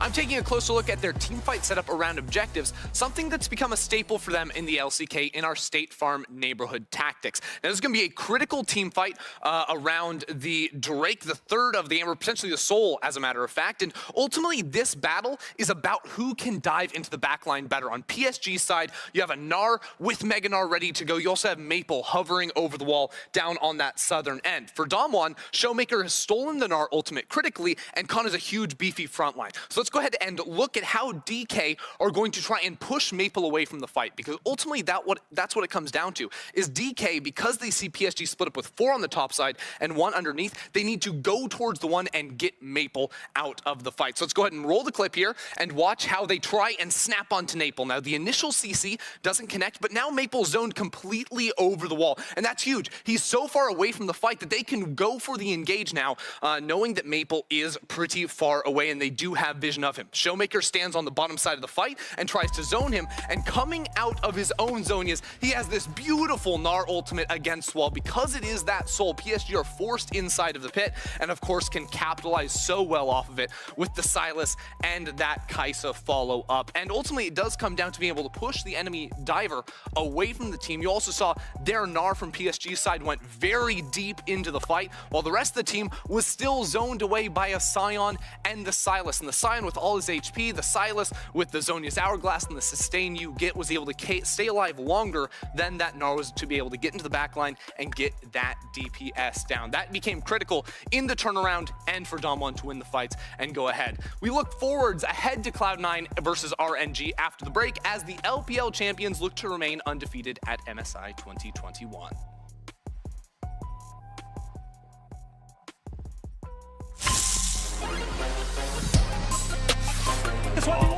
That could be 1v1, but in mid lane, stun there for Crying is no chance. He's gonna get first blooded. Just straight up solos the guys. RNG will have a perfect run. Nice kill picked up, but Perks, be careful. Oh, Steel's gonna try for it, but it's way too much. They are here to play, and they are here to win.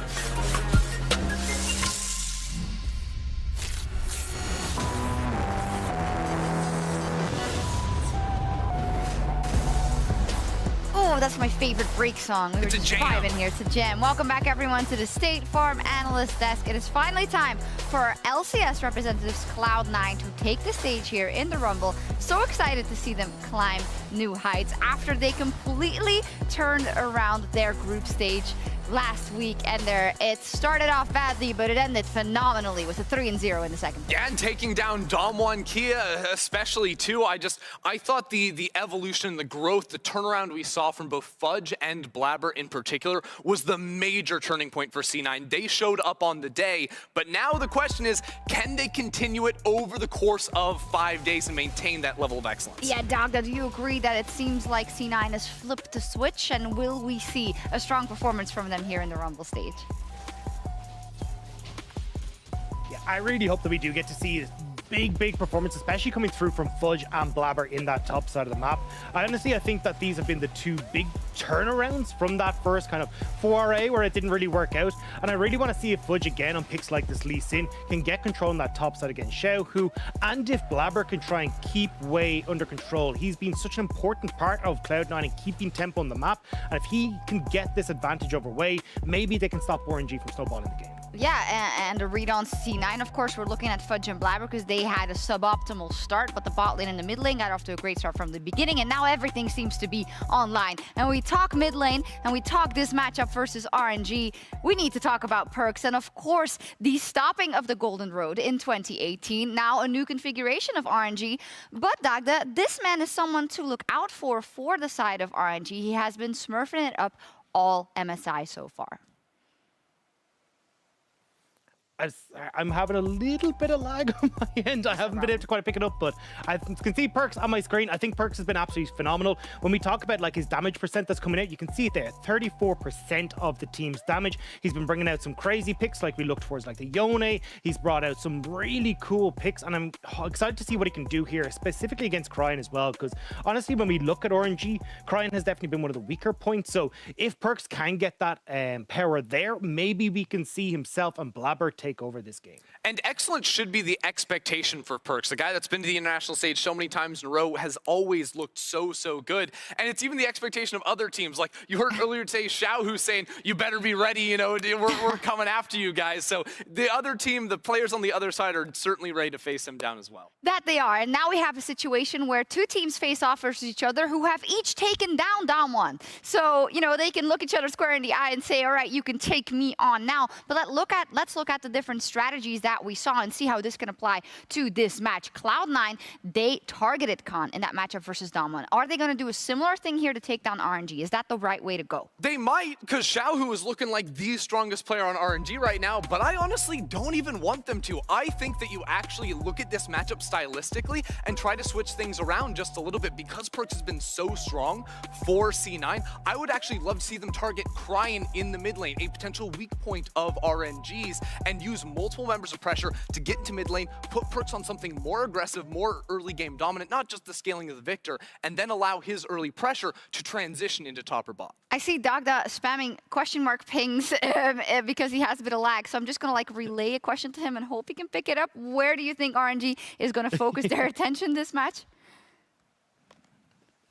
Yeah, I definitely think that for RNG, I think they've kind of shown that they've got two sleeves, right? They're not just a one-trick team. They've got a second trick up their sleeve as well, where they can play down towards that bottom side. But I certainly think this time around, we will see them focus towards Xiaohu in the top lane. I think they were kind of testing the waters a little bit against Damwon to see if the bot lane play could function in the same way we saw against FPX. I think they'll go back to old tricks this time, try and punish through Fudge, through Blabber, and see if they can do what Damwon did to C9 on day one, which was just exploit Fudge and then take over that top side of the map from there.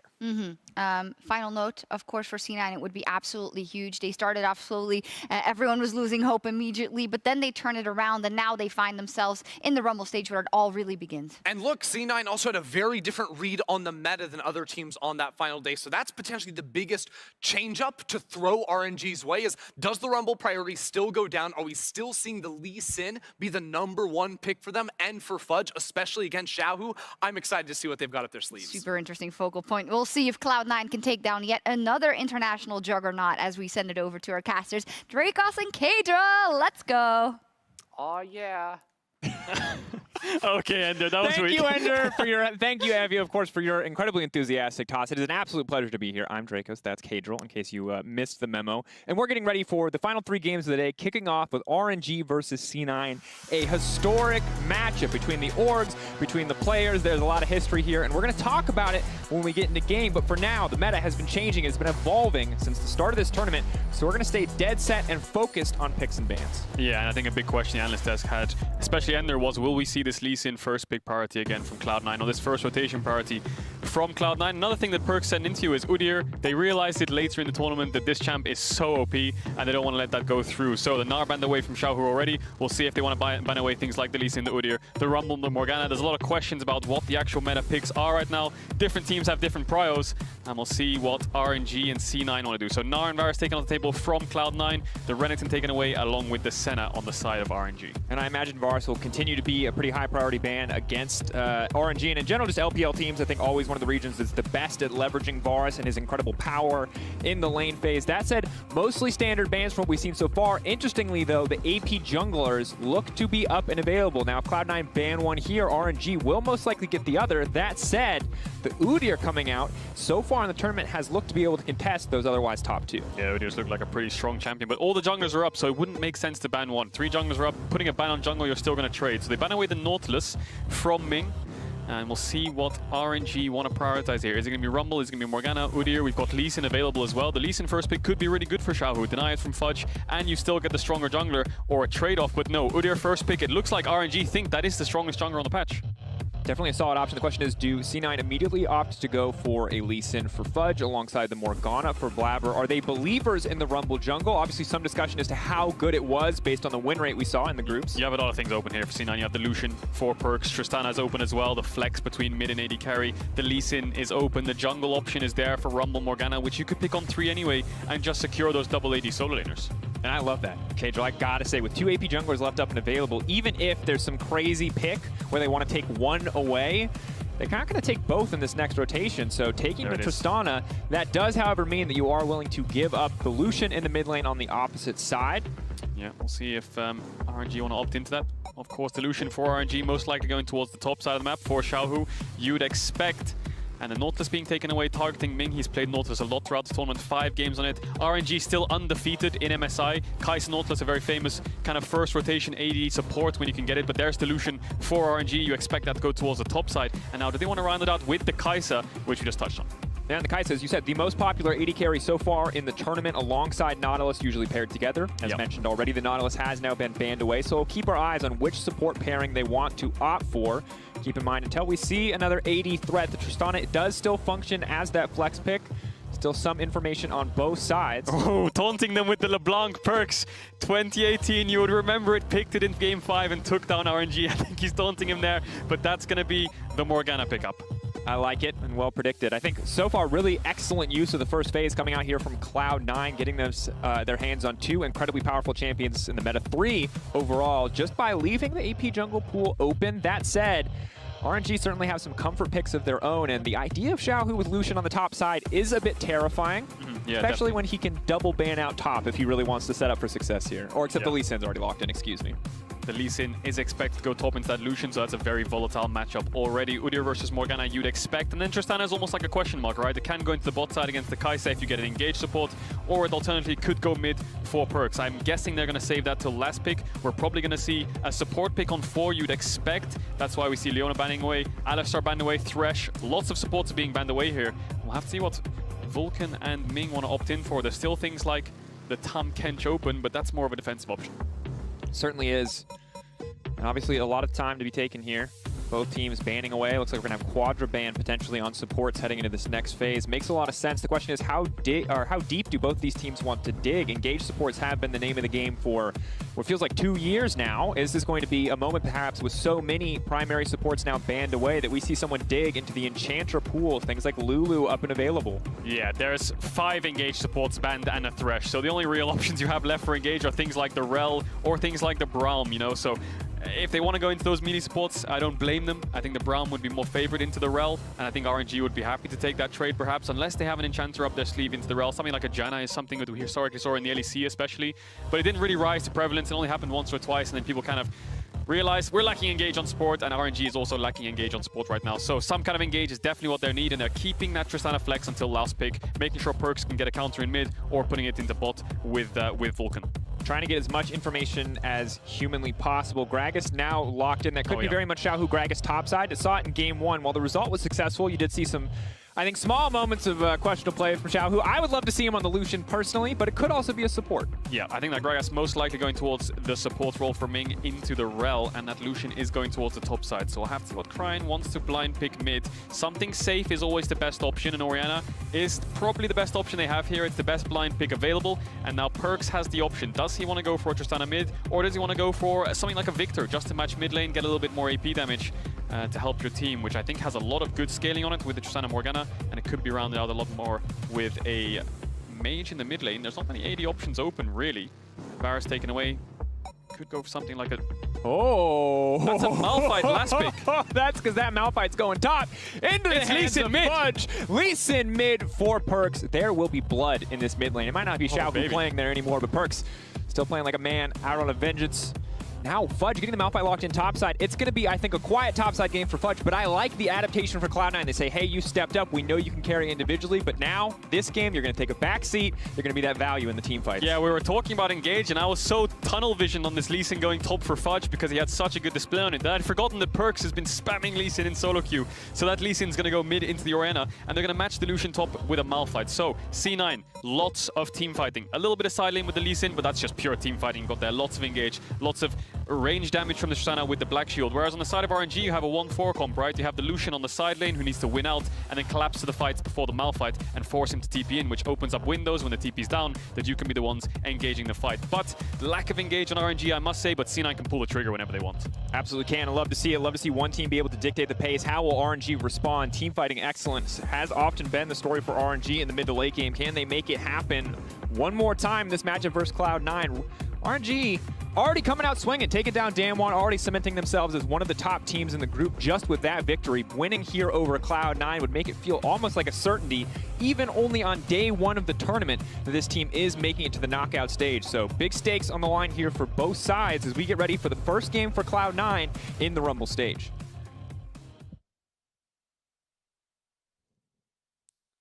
And here we go, getting into game. Cloud9 versus RNG, and Perks versus RNG. A lot of history here in this game. You already talked about it, Cadril. The LeBlanc Game 5, it was iconic. It felt like just a massive individual solo carry performance. Keep in mind, Perks isn't playing against Xiaohu this time. Xiaohu has role swapped. Of course, if you've been following MSI, you know that. But if you're just tuning in, Xiaohu up into the top lane, Cryan in the mid lane. Potentially looking for a bit of revenge for his top laner as we look back on that one. I think as an EU fan fondly, but I cannot imagine the LPL are pleased to play up against Perks in the mid lane. Yeah, Xiaohu Perks, there's a lot of international success and a lot of international experience here between these players. Xiaohu has been appearing at so many different international events alongside Perks, facing up against each other so many times, and now they get to face up against each other once again. As you can see on your screen here, Xiaohu 4 Worlds appearances. This is his 3rd MSI appearance, and he has an MSI title. And then Perks on the other side has Worlds Finals appearances. He has an MSI title as well, so a lot of experience coming up against each other. Yeah, comparable amount of experience overall. Of course, you can join in on the action. Send us your tweets using Verizon 5G All Chat for the chance to be featured on broadcast. And do it quickly, because I don't know how much time we're going to have to talk in this game, Kendra. I'm ready for something quite explosive. Yeah, definitely. And level 1 looked somewhat explosive there. RNG warding Blabber's red buff, him basing for the sweeper, not finding the ward. And he's going to do 2 camps at the same time here. I remember he was doing something similar last time and it didn't work out. Now he looks like he's going to be able to execute it properly. Life-stealing off the Raptors while doing the red buff means that he'll stay healthier HP, but RNG will know where he started off. He does manage to do them both at the same time. Really good execution there from Blabber.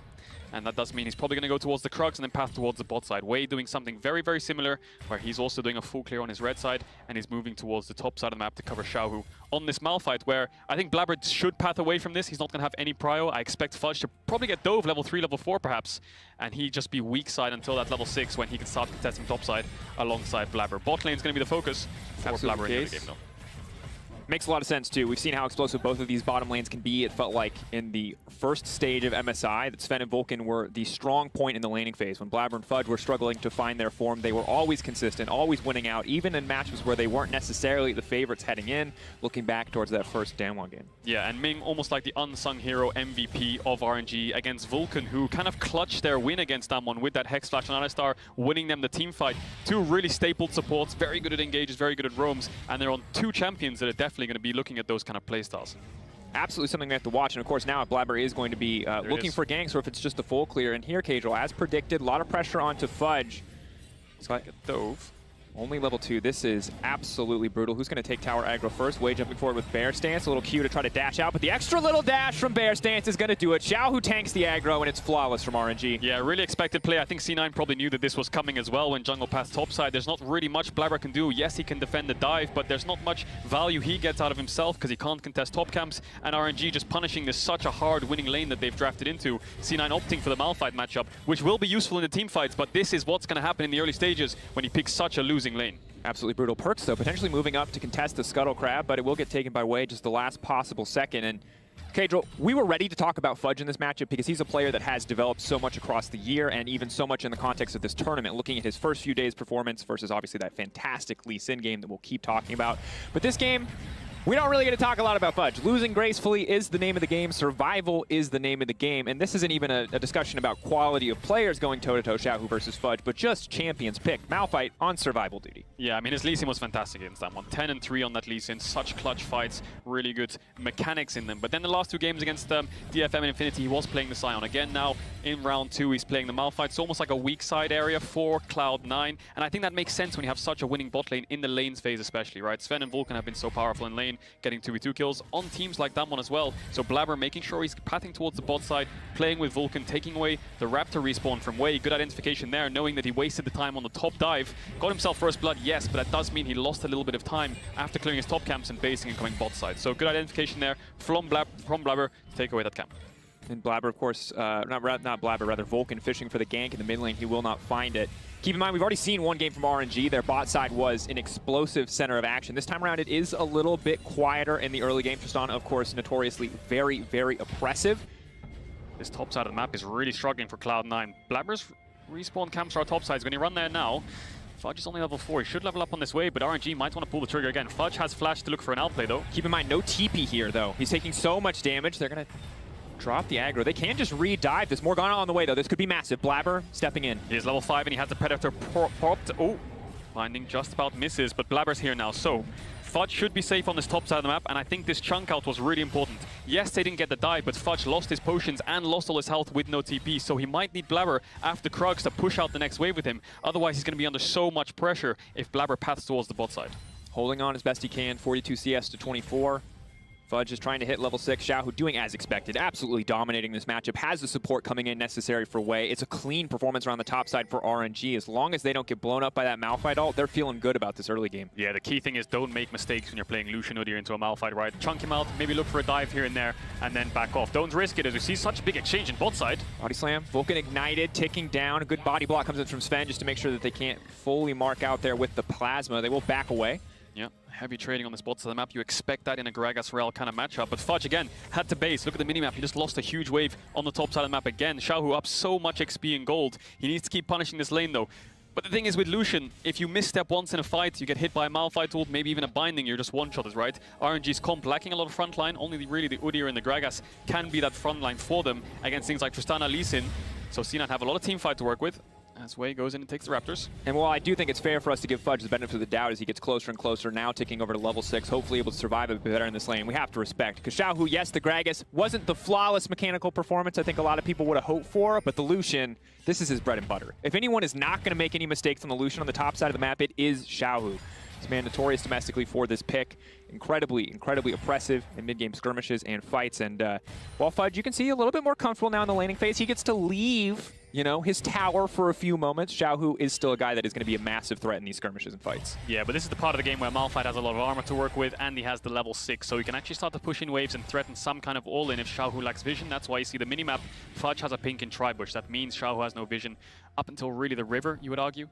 Doesn't have any wards right now, but Fudge doesn't know that. That means Xiaohu does have to play safe here and there because the vision. Perks goes in though. Going in, instant combo. Everyone is just landing everything that they need to. Crying gets a shockwave, but it's too little too late. That's a quick kill for Cloud9. Huge pickup for Perks in this matchup. Lee Sin getting an early kill like that's so important, and it executed perfectly. Ward jumps forwards, kick flashes into Vulcan and Blabber. The chain CC was layered perfectly. Crying will TP back in here, you'd argue, so he won't lose too much in terms of creeps.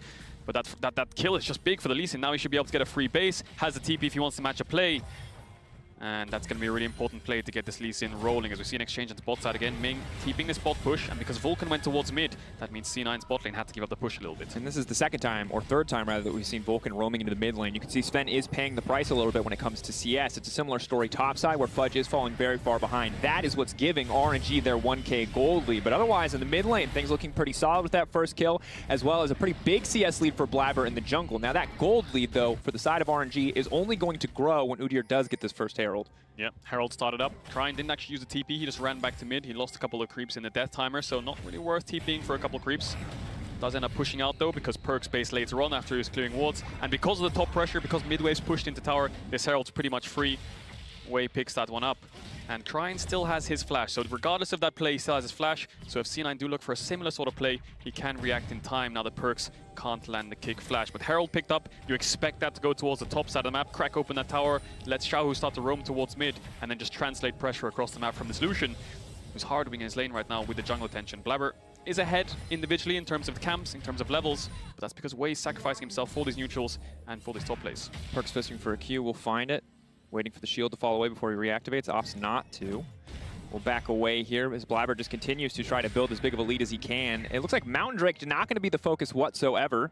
Doesn't have mid priority, is just now getting bot prio, so doesn't want to risk anything. That said, Udyr now moving down to the bottom side. Top lane remaining an island for now, but pings into bottom lane. Level 6s for both the Cloud9 bot lane players, potentially ready to make a play, but Ming will spot out this dragon, gives free reign for Wei to respond however he deems fit. And for now, it is contesting Perks around this vision, as the dragon will offer a nice little taxi out to safety. Yeah, Perks has the mid push, C9 have the bot push, that means it's a free dragon, so good pick up there from Cloud9 to get the Dragon Soul rolling. It's going to be a Cloud Drake next, so a very powerful soul coming in here. Infernal or Ocean, either team picking that up could be huge, but because the dragon dies, RNG instantly pushing mid wave. Let's cross map top quickly because Blabber has to clear out his bot camps, and there's Fudge. Wei's looking for it, he has the Herald too, so if they want to crack this tower open, they will.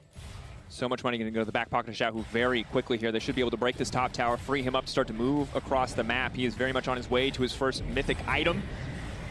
It's going to be good. Udyr backing away. Just make sure all that money going to the back pocket of Xiaohu. Will share it naturally, but still good to have all that extra gold at this point in the game. Fudge going to hold on again as best he can, but Xiaohu now freed up. If he wants to roam, he has the freedom to do so. Yeah, really good reaction on the cross map there. Maybe they can make the Herald crash again and just keep pressuring this top side, and that's what we'll see. We'll see as the culling crumbs across, just pressure, pressure, pressure, 2 levels up. Maybe they can go for 2 towers here. They just spotted Blabber on the bot side of the map with a question mark ping. If RNG's bot lane gets dove here, that could be dangerous though. But C9 have to go.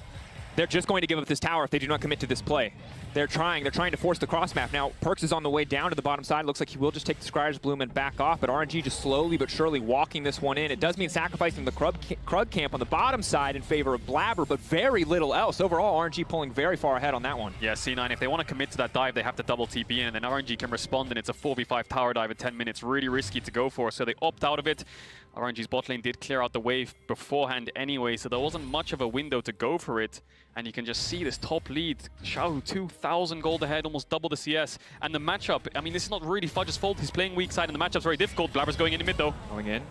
Predator just flashed away from ult's not going to connect. Kick in, follow-up kick for the go through. Black Shield in as well, but Crying's still alive. The pullback will not work because of the Black Shield, but Perks taken very low. Small misplay there from Perks. I think his E didn't connect because he kicked too fast, and the binding also missed. The ult from Blabber was flashed away from. That's just a mechanical misplay from the mid jungle there from C9. I think Crying should have died as Xiaohu has pushed in top and has moved towards mid, and now they're going to pressure this mid tower. Crying TPing back. Perks might have to do the same. Dash, Gale Force, they can start to break down this mid-tier tower. They're trying to get as much out of plate gold as they can from the side of RNG, and while Cloud9 were hoping and fishing for some of these plays, 1-to-1 the kill score, but almost 3k gold in the favor of RNG on the back of a fantastic early game. Yeah, and that early game pressure on the top side translates to mid. That's what we talked about. Once the Lucian is cracked open top tower, even top tier 2, he can push in the lane and then move towards mid. If Fudge wants to respond, he has to TP. Otherwise, he pushes out top, and Xiaohu can just start pressuring mid instead of being top. They pressure mid, they get a plating, they force Perks to back off, and now Xiaohu can run back top, catch this wave for free, and he loses nothing off the end of it.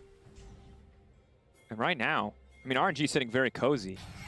Cloud9 need to find an opportunity to use this Malphite. They invested, they sacrificed on the top side rather, just to get this kind of massive teamfight ultimate, but so far Fudge has had no opportunities whatsoever to use it, and the C9 bottom lane, normally a point that we expect to be very strong in the laning phase, has just been going even, which is not enough for what Cloud9 need to be getting done. Yeah, especially when Blabber's not really found too many plays on the map, barring that mid gank. He's been hovering around the bot side, and he has got a level and a camp lead, but Wei sacrificed that to get Xiaohu ahead. Now, C9 can make a pick on Xiaohu if they layer the CC, but Xiaohu, look how he's playing. He's just doing the crab, he's just playing safe, waiting for the waves to come onto his side of the map, and not stepping too far past the river, and making sure he doesn't get caught out again. Moving from top to mid, he doesn't have to be on top wave. Right now he can pressure Perks away, and that means if you go from top to mid and pressure out Perks, now all of a sudden, because you have mid pressure, bot lane can start to get the push. So RNG can control all 3 lanes, with Xiaohu just moving in between top and mid.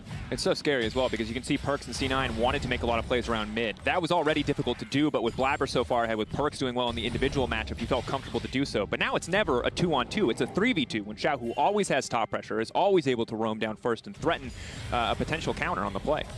Yeah, and Xiaohu just goes back towards top and catches the wave, so it's almost like a seesaw effect of Lucian pushing in waves and moving mid, and C9 having to back off when he does have that top pressure. And Xiaohu obviously roll swapping from mid to top at the start of the year in his first split and winning the LPL in that first split. There's been a lot of roll swaps in the history of League of Legends. Ambition. Hang on, there's a TP. Fudge is coming in behind the bot lane of RNG. Maybe RNG want to respond with double TP of their own. Ready, looking to force something. Ming the flash in, unstoppable. Gala, quick flash out to safety. Now they will sacrifice Ming. 1 kill over to the side of C9. Instantly, Xiaohu starts to push on top, but that's a start for Cloud9. Yeah, and Ming could have flashed that. Gala did.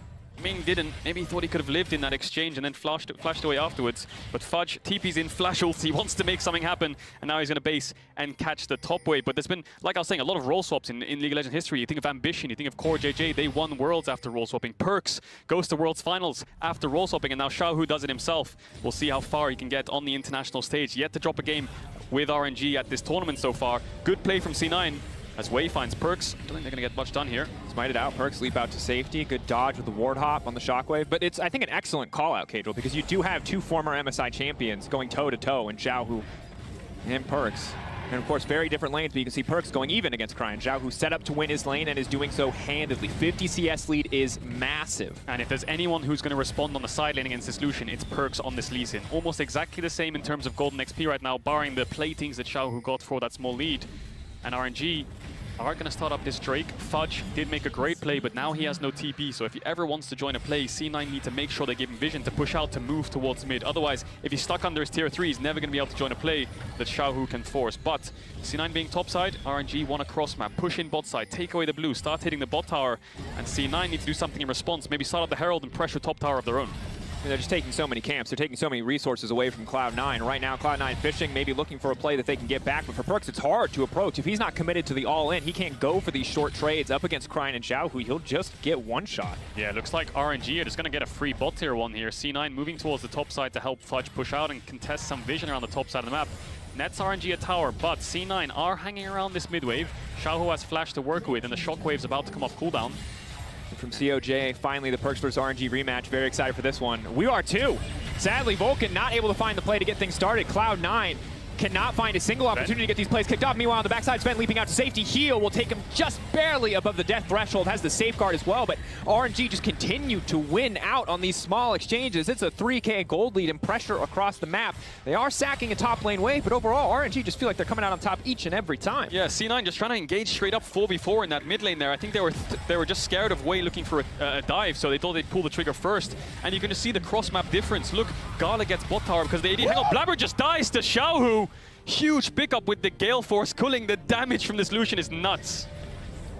I was not ready for that, Cadril. Yeah, you might have blinked, you would have missed it. So much damage from this Gale Force Lucian with the E-culling, with the Gale Force follow-up. Blabber wasn't expecting it either. He gets taken down, and top tier 1 still alive for RNG. Fudge was hitting it for about 30 seconds, but because he's Malphite, he can't take it down, whereas Gala took bot tier 1, and now he's on the top side of the map. So 4 towers to 0 for RNG right now. And we talked about in the early game how Wei was sacrificing some of the time that he could have been spending farming camps. He put himself at a deficit to get Xiaohu ahead, and it has absolutely paid off. Yes, it is only 1-0-1 for Xiaohu, but that kill in mid lane, the pressure across the map, Wei sacrificing himself to get the team ahead has worked out super, super well for the side of RNG, whereas Blabber's individual lead has not amounted to a lot. Yeah, it hasn't amounted to a lot, but if he passed towards the weak side of the map, it would have been tricky for him to do anything at all, but Wei Almost found Perks there. Gala's soloing out the Herald while they defend the tier 1 bot tower. So RNG denying the cross map from C9 and making a play of their own. And it's important to remember when we look back, especially in this game where it's a bit slower, but it is certainly RNG dominated, how incredibly dominant RNG have been over the course of this tournament. Now, they were 8-0 in their group stage. They're now 1-0 in the Rumble, looking to make it 2-0, potentially undefeated. And as you look back on plays like this is the kind of individual flexing we saw from them in group stage. I didn't think we were going to see the same amount here in Rumble, but off to a certainly great start against Cloud9. Yeah, fantastic start. Unlocking Xiaohu has been the key here for RNG, moving around the map to secure them all these towers and lane pressure. The Herald used onto the mid tier 2. C9 don't have the Rel flash to respond, but Perks is behind them. Perks on the backside, but if he burns too many cooldowns on Wei, certainly not going to work out for him. Wei just very strong individually as well. Conqueror now finally proc. The kick is there. Is Perks going to go for it? Can hold on to it for now. Binding does connect. Fudge off on the side. And I think their target is just Crying. Crying's the only one without flash. Gala's is coming up really soon, so they had a small window there, but RNG just get the mid tier 2 and they back off. C9 can't really respond. They're just going to push out the wave and catch side lanes, and RNG get time to reset. Just over a 4,000 gold lead here at 18 minutes in. And I think it's just such a hard game for Cloud9 to play out, Cajal. We look at the wave clear on the side of the RNG. They've got the Lucian calling, they've got the Orianna, the traditional control mates. You've got a Lee Sin, you've got a Malphite on the opposite side. So when RNG get an advantage, when they have a man advantage or a pressure advantage, it's so easy for them to sustain it. I mean, Morgana from Blabber does balance some of that out if you're willing to give her all of that farm, but still very difficult, I think, for Cloud9 to play this game until they get a few more items under their belt and can find a full-on 5v5 against RNG. Yeah, that's the key thing. If Malphite gets a bit tankier and Sven can find some items, then maybe there's a world where they can get a good engage and then just snowball from there onwards in the fight itself. But RNG just need to play well around catching waves. Play through Xiaohu. You can see Ming's moving towards the bot side of the map to give Xiaohu vision, which allows him to push out bot and again move towards mid and help his team. That's how RNG are playing the game. And C9 can't really find the way to crack it. You have two options. You either catch out Xiaohu, which is hard because he has vision. Wait, body slam instantly. It's a clean combo. There's no room for Sven to maneuver. That was flawless on the top coming side. in, but meanwhile on the top side, Fudge now has to ult out to save people away. He's just too fast. Perks in the midst of everything. They've got Vulcan just a little bit behind. Perks, maybe he can get the kick flash back. He gets it. It's flawless, but no, the lockup is there. Cryan is still alive. Going for the kick again, but Wei is there for the body block. Xiaohu on the backside. This is disaster. Cryan is still alive. The mid laner for RNG will finally go down, but at the cost of the entire C9 lineup. 4 for 2 in favor of RNG. C9 tried to find the re-engage with the kick, but there just wasn't enough follow-up. Luckily for C9, the Baron's not up yet, so they won't lose a neutral off of this, but disaster strikes. I can't believe Perk's the only man to survive in that exchange, and that is brutal. That was the desperate attempt from Cloud9 to try to get something back, but a massive gold deficit now, 6K stacked in the favor of RNG. Cloud9 have not gotten a chance to utilize their composition whatsoever. RNG are tearing them apart. Yeah, they made a play mid, Ming flashing onto Sven, catching him out, taking him down, and then they move towards the top side after that play. Let's take a look at this one again, because Sven actually has flash, but I think Ming just catches him off guard in this new Axe Effect replay. The E flash into the ult. Gala has ult to follow up from that engage as well, and then from that point onwards, because they're forcing topside, Ming and Gala are sprinting towards the top side of the map, so C9 have a small window to fight it. This kick flash was wonderful, but into who? Fudge is stunned, no ultimate, no Q, and from there everyone's collapsing, and then they start to lose the fight. RNG collapse, C9 have no escape. Luckily for them, Perks makes it out. There's some exchanges that are close, but overall, they're still coming in on top. Perks in no man's land. Absolute desperation. Can try to go Stridebreaker forward, but there's just too much damage here. He doesn't have enough survivability to deal with that. Fudge now going in under Xiaohu. Rest of the team not there. Looks like Vulcan used the E a little bit early, but Fudge, he might just be unstoppable in this exchange. Is he going to go for the dive here? He's going to tank so much damage. Black Shield as well. Xiaohu can't get to safety. E damage. Shutdown comes in from the pool. That's something back for the side of Cloud9. But look at the other side of the map. RNG are burning down this Baron, and we talked about the 1-4. Yes, they pick off Xiaohu, but at what cost? Perks died, and you lost the Baron. And you can see how the Malphite pick works into Lucian. On side lane, you can ult him. Someone collapses. He's just pretty much dead. There's no escape for him. Xiaohu also losing his flash in that exchange, but RNG on the cross map, that's a Baron pickup. And the only thing C9 get is a kill. They don't even get this bot tier 1. They get some deep vision on the bot side of the map. What if C9 got this game? 5 kills and a tower. RNG have 5 kills, 5 towers, 7 kills, and a Baron.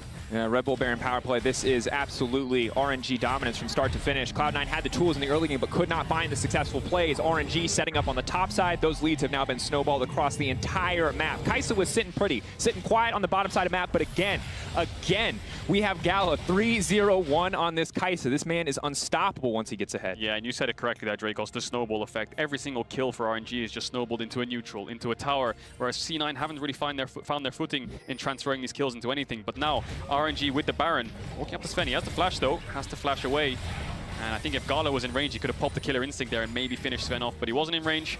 No dragon for 3 minutes. And you can see RNG just setting up on bot wave, Waze pushing that out. They collapse 4-man, and they're going to focus on this bot tier 2.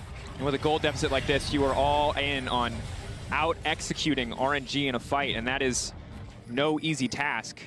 Now, Kadro, while RNG start to push this advantage while they push in and look to grow this gold lead by taking down some of these easy tier 2s, I think it's important to look back because we were doing some of the research, we were looking into it, of course, all-time head-to-head. Maybe not something that the players on the stage think about, but something that we, as international pundits, do. There's a TP coming in behind though, Perks is behind them. We'll hold that thought. It's 7-7. Perks looking to make it 8-7.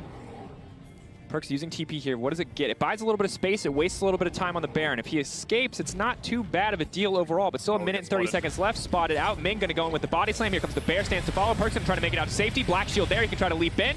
Rest of the team now on the retreat. Gala marked up. Perks cannot follow. Fudge off to the side. Where's the Malphite ult going to go? Vulcan fishing, but they burn some major cooldowns. Fudge needs to hold on to the ult. Where's the opportunity? Where can Fudge go? But still, Perks can't go in. Perks can't follow. Sven got the kill, though. That might be enough. Xiaohu off to the side. The rest of C9 now backing up, wasting time on the Baron. Good sidestep on the binding. Xiaohu's still okay. Xiaohu now set to rip through this team, sped up by the dissonance, chasing down Sven, looking for a kill. C9 can back off, but it will mean giving up their inhib tower. RNG full force down the mid lane. C9 are trying to force because they want to slow the Baron down, but now RNG have a wave. 40 seconds of Baron buff left. Fudge still has ultimate, and Cryin and Gala both use their flash in that fight, so if C9 can heal up, they might be able to find a re-engage here. RNG needs to be careful.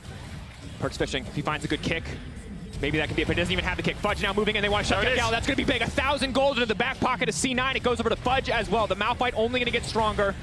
It does mean giving up a tower, but they will not give up more of the base, only the inhibitor going down. I wonder if RNG lost track of the Malphite ultimate in that fight. Maybe they thought it was down because they were stepping up way too far in Fudge's face. C9 go to base, they heal up, they layer the CC. The 1,000 gold shutdown does go to Fudge, unfortunately, though. He will get a little bit more tanky, but if that went across the Sven, Blabber, or Perks, that could have helped you out a little bit more. It's not the end of the world, though. Gala's been shut down. RNG's carries have lost flash, so C9 have found room to breathe. They'd only lost a mid inhibitor on this Baron buff. And there's no doubt in my mind that right now RNG very much are still in control of this game. 5k gold lead, Dilution, every single carry on this team sitting pretty. But the later we get, the stronger the front line will be, the harder it will be for Xiaohu to find room in these fights. As we see Perks, a man on a mission. It looks a little questionable at first, but they turned it into a W overall. Yeah, it's odd, and I think he does it because there's a mid wave and a bot wave, and he knows if he just waits under his tower, the siege will come in, and C9 will start to lose towers when RNG force it. So they TP in. Perks does get away. Vulcan's engage gets both flashed out of the carries, and although he dies, he trades his life away, and now it's a 4v4, and because C9's only real re-engage is the Malphite ultimate, RNG can start to walk forwards because they're spread out, and now C9 split up, so Xiaohu can chunk them out. It's only when RNG step up way too far that they actually get caught, and they can chase down Sven. C9 are split up, but once they regroup, re-heal, they found Gala, and they got the shutdown. So now C9 want to stay as a unit. They want to stay as a 5-man death pool because there's no flash on these carries. And we saw in the last fight what happens when they split. If Xiaohu's allowed to the back line, he will shred one of these carries. That said, RNG pushing down. C9 a little bit split in the moment. They see their opportunity. Ming goes in with the barrel, goes wide. That's Coling across the backside. They've locked up the enemy support. Ming chain CC'd, but can they finish the job? He's ticking, he's burning. The reset will come in for Sven. Now the rest of the fight can kick off. It's way in the midst of everybody. It's way burning down, but it's crying on the backside. But Fudge says, not today. I might not be the MVP in this one, but you are not taking my 80 carry. Xiaohu, another name on the list. White flag from Perks. That is pure confidence in the fight from C9. C9 aced him 5 for 0, Dracos. The flashes on the carries weren't there, and the engage from Ming was blundered. He missed the cask on the E-flash engage.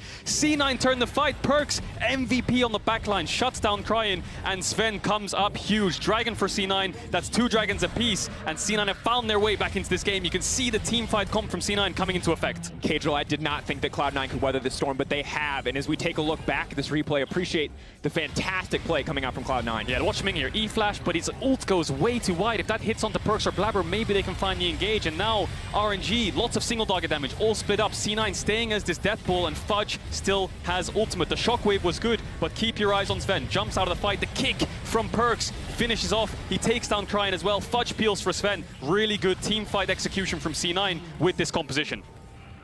The absolute confidence from C9 in the fight. Fudge holding the Malphite ult for so long, using it as a defensive tool to keep his carry line alive instead of just going in, I think was fantastic from Cloud9. Yeah, peeling for Sven, and look at the damage Perks did in that fight. 4.1k, most damage in the fight on this Lee Sin, clutching it out for his team alongside Fudge and Sven there.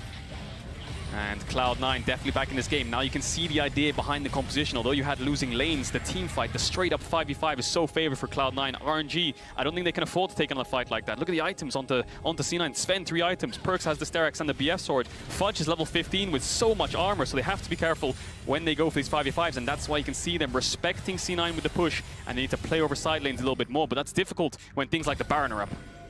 And the gold now close enough that it feels just about inconsequential. It's all going to come down to execution. Who can play better around the map? Who can play better in the fights? Xiaohu and Wei not too scared here, continuing to step forward. Individually, Xiaohu very, very strong, but hard for him to find backline access with Fudge and Vulcan standing as frontliners. Two things RNG are lacking, engage and frontline. Two things C9 have, engage and frontline. That's the thing RNG are lacking, but they have so much damage. So if C9 go way too deep in an engage, they can turn the fight with the culling onto Sven, and then one from there, if they get your backline, it's lights out for Cloud9. So they need to be careful, they need to pick their fight smart, but both carries of RNG have flashes now. And the later we get, the higher the stakes get in these fights.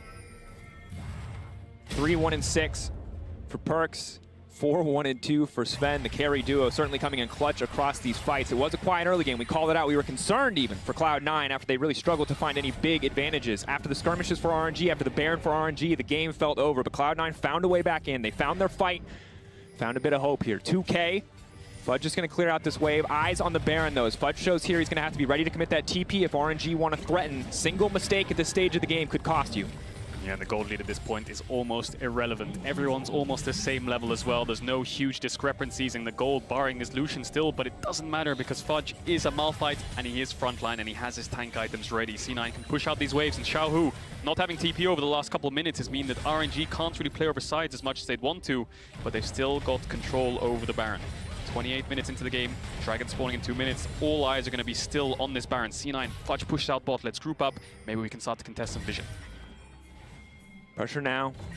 Single pick here from Fudge. If he burns the ult too aggressively, if Gala gets out, it could cost him in a team fight. But Gala looking like a juicy target. 4-2-1 now, 3.5 items. Definitely someone you want to take out of this fight. But look at the adaptation from RNG. We're not going to go head on in mid and try to contest his mid waves. Xiaohu pushing in bot. C9 will have to respond soon. Either base and catch bot wave or force the Baron. They have two options here. Looks like they're going to start up the Baron. Xiaohu's going to have to TP in soon. It is up in the next couple of seconds, but RNG need to stop this. Wei has flash to look for a steal, but they're losing their in-hit bot, so they're on a timer here. Betting it all. All eyes on Wei from the side of RNG, all eyes on Blabber from the side of C9. Can he come in clutch? Can he take this objective away? There's a Lee Sin in the pit as well. Kirk's going to kick him away. They're going to try to burn it down. They desperately want to burn it, and they are going to get it. It's the rest of RNG now pushing into the base. Can they get more? Wei trying to stop the backs. Wei going to try to interrupt, but Wei is going to go down in the meantime. The team now split. TP's now coming in. Wei's trying to cancel. Can RNG just end the game? RNG going in. They don't need to beat you in a 5v5. They'll outthink you. RNG take the game. Phenomenal play from RNG. Even Gala was there for the backdoor, and they stopped the backs. They didn't get the Baron, but they stopped the bases long enough to get that Nexus, and that's all that matters. They were playing over side. They didn't look for the fight. They looked for the end. Cloud9 down and out in the early to mid game. They came back with a vengeance in the late game. They found their fights, but they could not find the win. RNG making it work, collapsing on the bottom side. You saw recalls started and canceled by C9 members. They did not know what to do in that situation, but RNG went for the throat, they went for the kill, they went for the win, and they got it. Yeah, and you would argue in that game state, it's a very difficult one when you don't have any team fight past 30 minutes. It's so hard to contest neutrals. Yes, C9 did the right play in starting up the Baron, but they couldn't base in time. RNG stopped them in their tracks, and then they just managed to end the game through bot. This is the pressure of a side laner. This is how a side laner works. You drop the ball for 1 second, he just ends the game. Gala even joining in there to help out. C9 didn't have the time to respond. Maybe Fudge should have just stayed bot and just caught another wave and then TP'd into the fight, and that's how they should have forced it. A lot of different things could have happened there, but in the end, RNG, good adaptation after getting 5-0 in that fight. Yeah, and Xiaohu, an absolute lethal weapon. Even when the composition outscaled him, he found a way on the side lane to end the game. He made good on the commitments in the early game to build that lead for RNG, and of course, we're going to take a closer look at RNG's win after the break before Lore checks in with their top laner, Xiaohu. Don't go anywhere.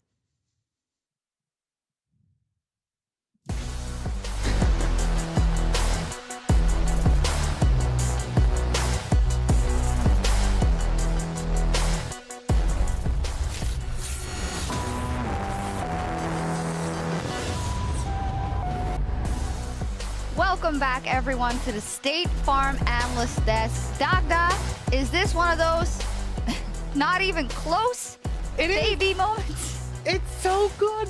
It's the exact same thing that happened in our playoffs. Game 5, top esports.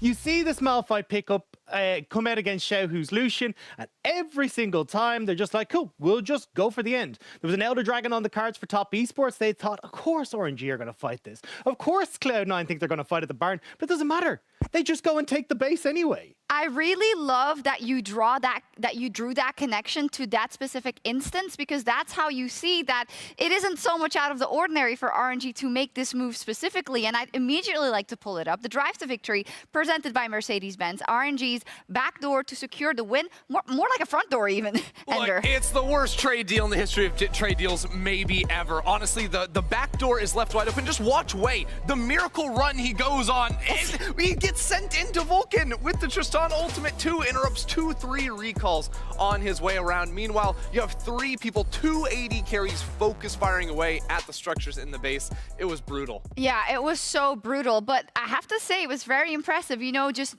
no hesitation from Wei. Stop the backs, stop the ports, and make sure that they can complete it. Dagda, you weren't even sweating, I guess. I mean, look, to be honest, we've kind of seen this style coming out from RNG a lot. I mean, this is the 12th victory now in a row for Xiaohu this year. He's completely undefeated on it. And when it comes through their ability to play the side lanes and just avoid what the opponent's team wants to do, RNG are next to none in the LPL. They are so smart at understanding what their compositional strengths are in terms of their opponents. And you can see it in this game. They were just like, right, well, we blundered once taking the fight against Cloud9, and we're like, let's just not do that again. So the second the Baron comes up, they're just like, cool, we're just going to move away from this. And you could see the early game pressure was already there, consistently diving in towards that top side. They knew what they wanted to do from the get-go. They did, but Dagda, I have to play devil's advocate here.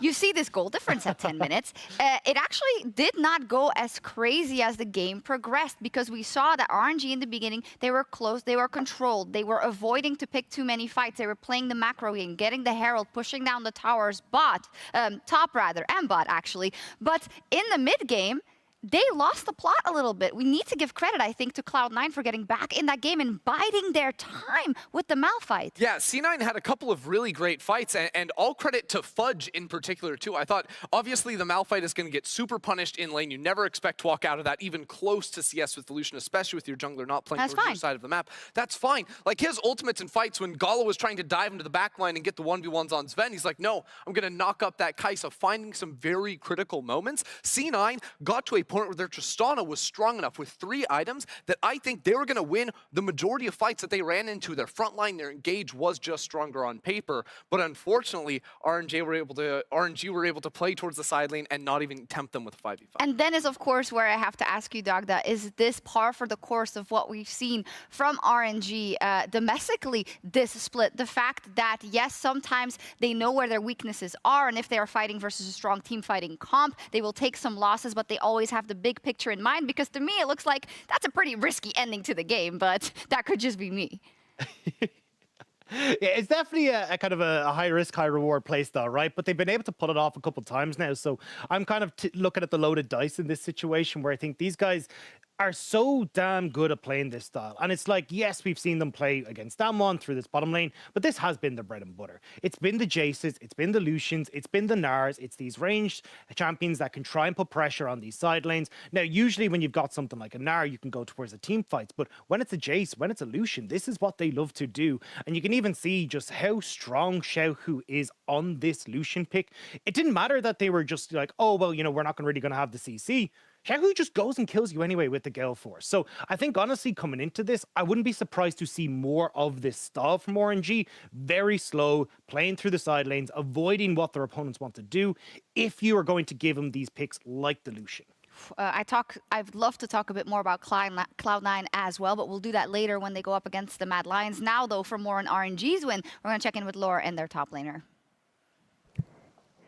Xiaohu, thank you so much for joining me after this amazing game. Can you tell me about the communication actually in the last moment of the game? Because you tricked Cloud9 into thinking that Baron was a good idea, but you took the base instead. 首先恭喜你们拿下了比赛胜利嘛。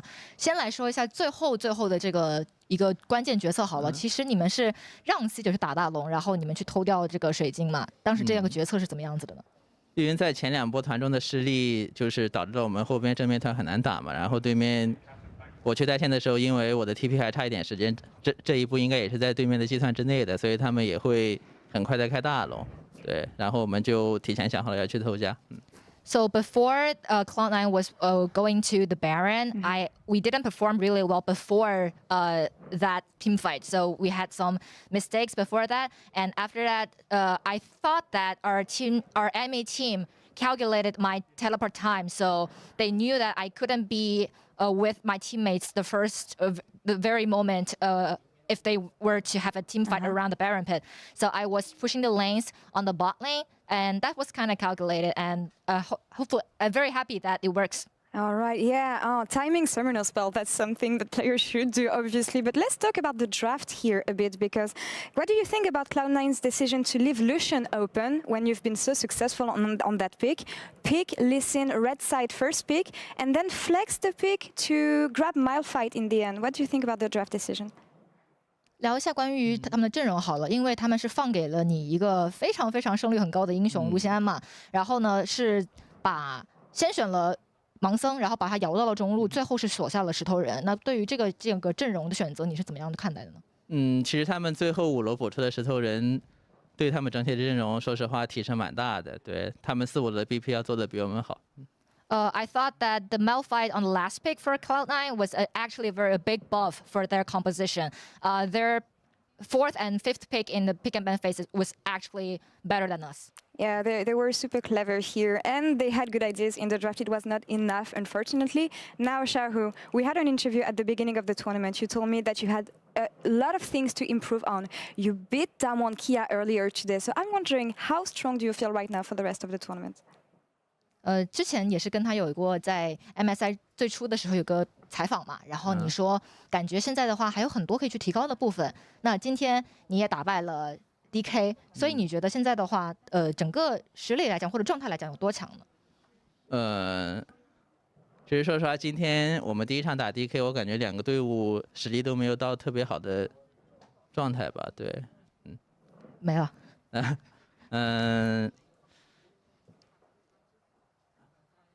暂时就这些吧。So for the first game, we played against Damwon Kia. Neither of us were on the best form, so that was how it is. All right, well, we'll see about the rematch between these two favorites of the tournament, but for now, Xie for the interview, Xiaohu, and Iris, thank you so much for the translation, as always. And now we're going to take a small break, and we'll be back in a few minutes for PSG Talon versus Pentanet. Stay tuned.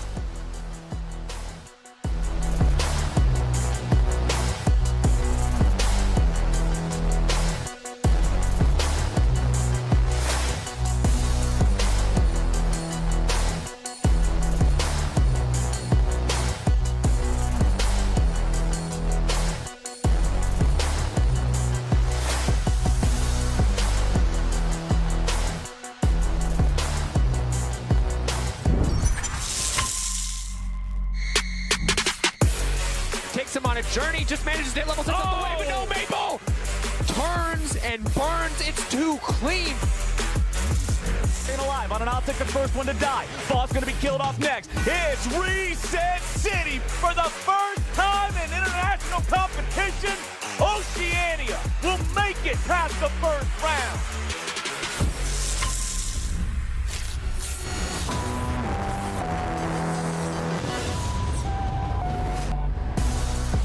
What an incredible day of games so far. Welcome back to the Rumble stage of MSI 2021. I'm still Dracos, that's still Cadron. We're gearing up for Game 5 of the day between PSG Talon and, of course, on the opposite side, Pentanet GG. Monumental day for Pentanet. Yes, they started with a loss, but a single win on this stage would be an incredible, incredible victory for their region. We'll see if PSG can take it away from them. Well, we're straight into draft. Let's see if they can indeed. So Renekton banned away again, Lee Sin banned away.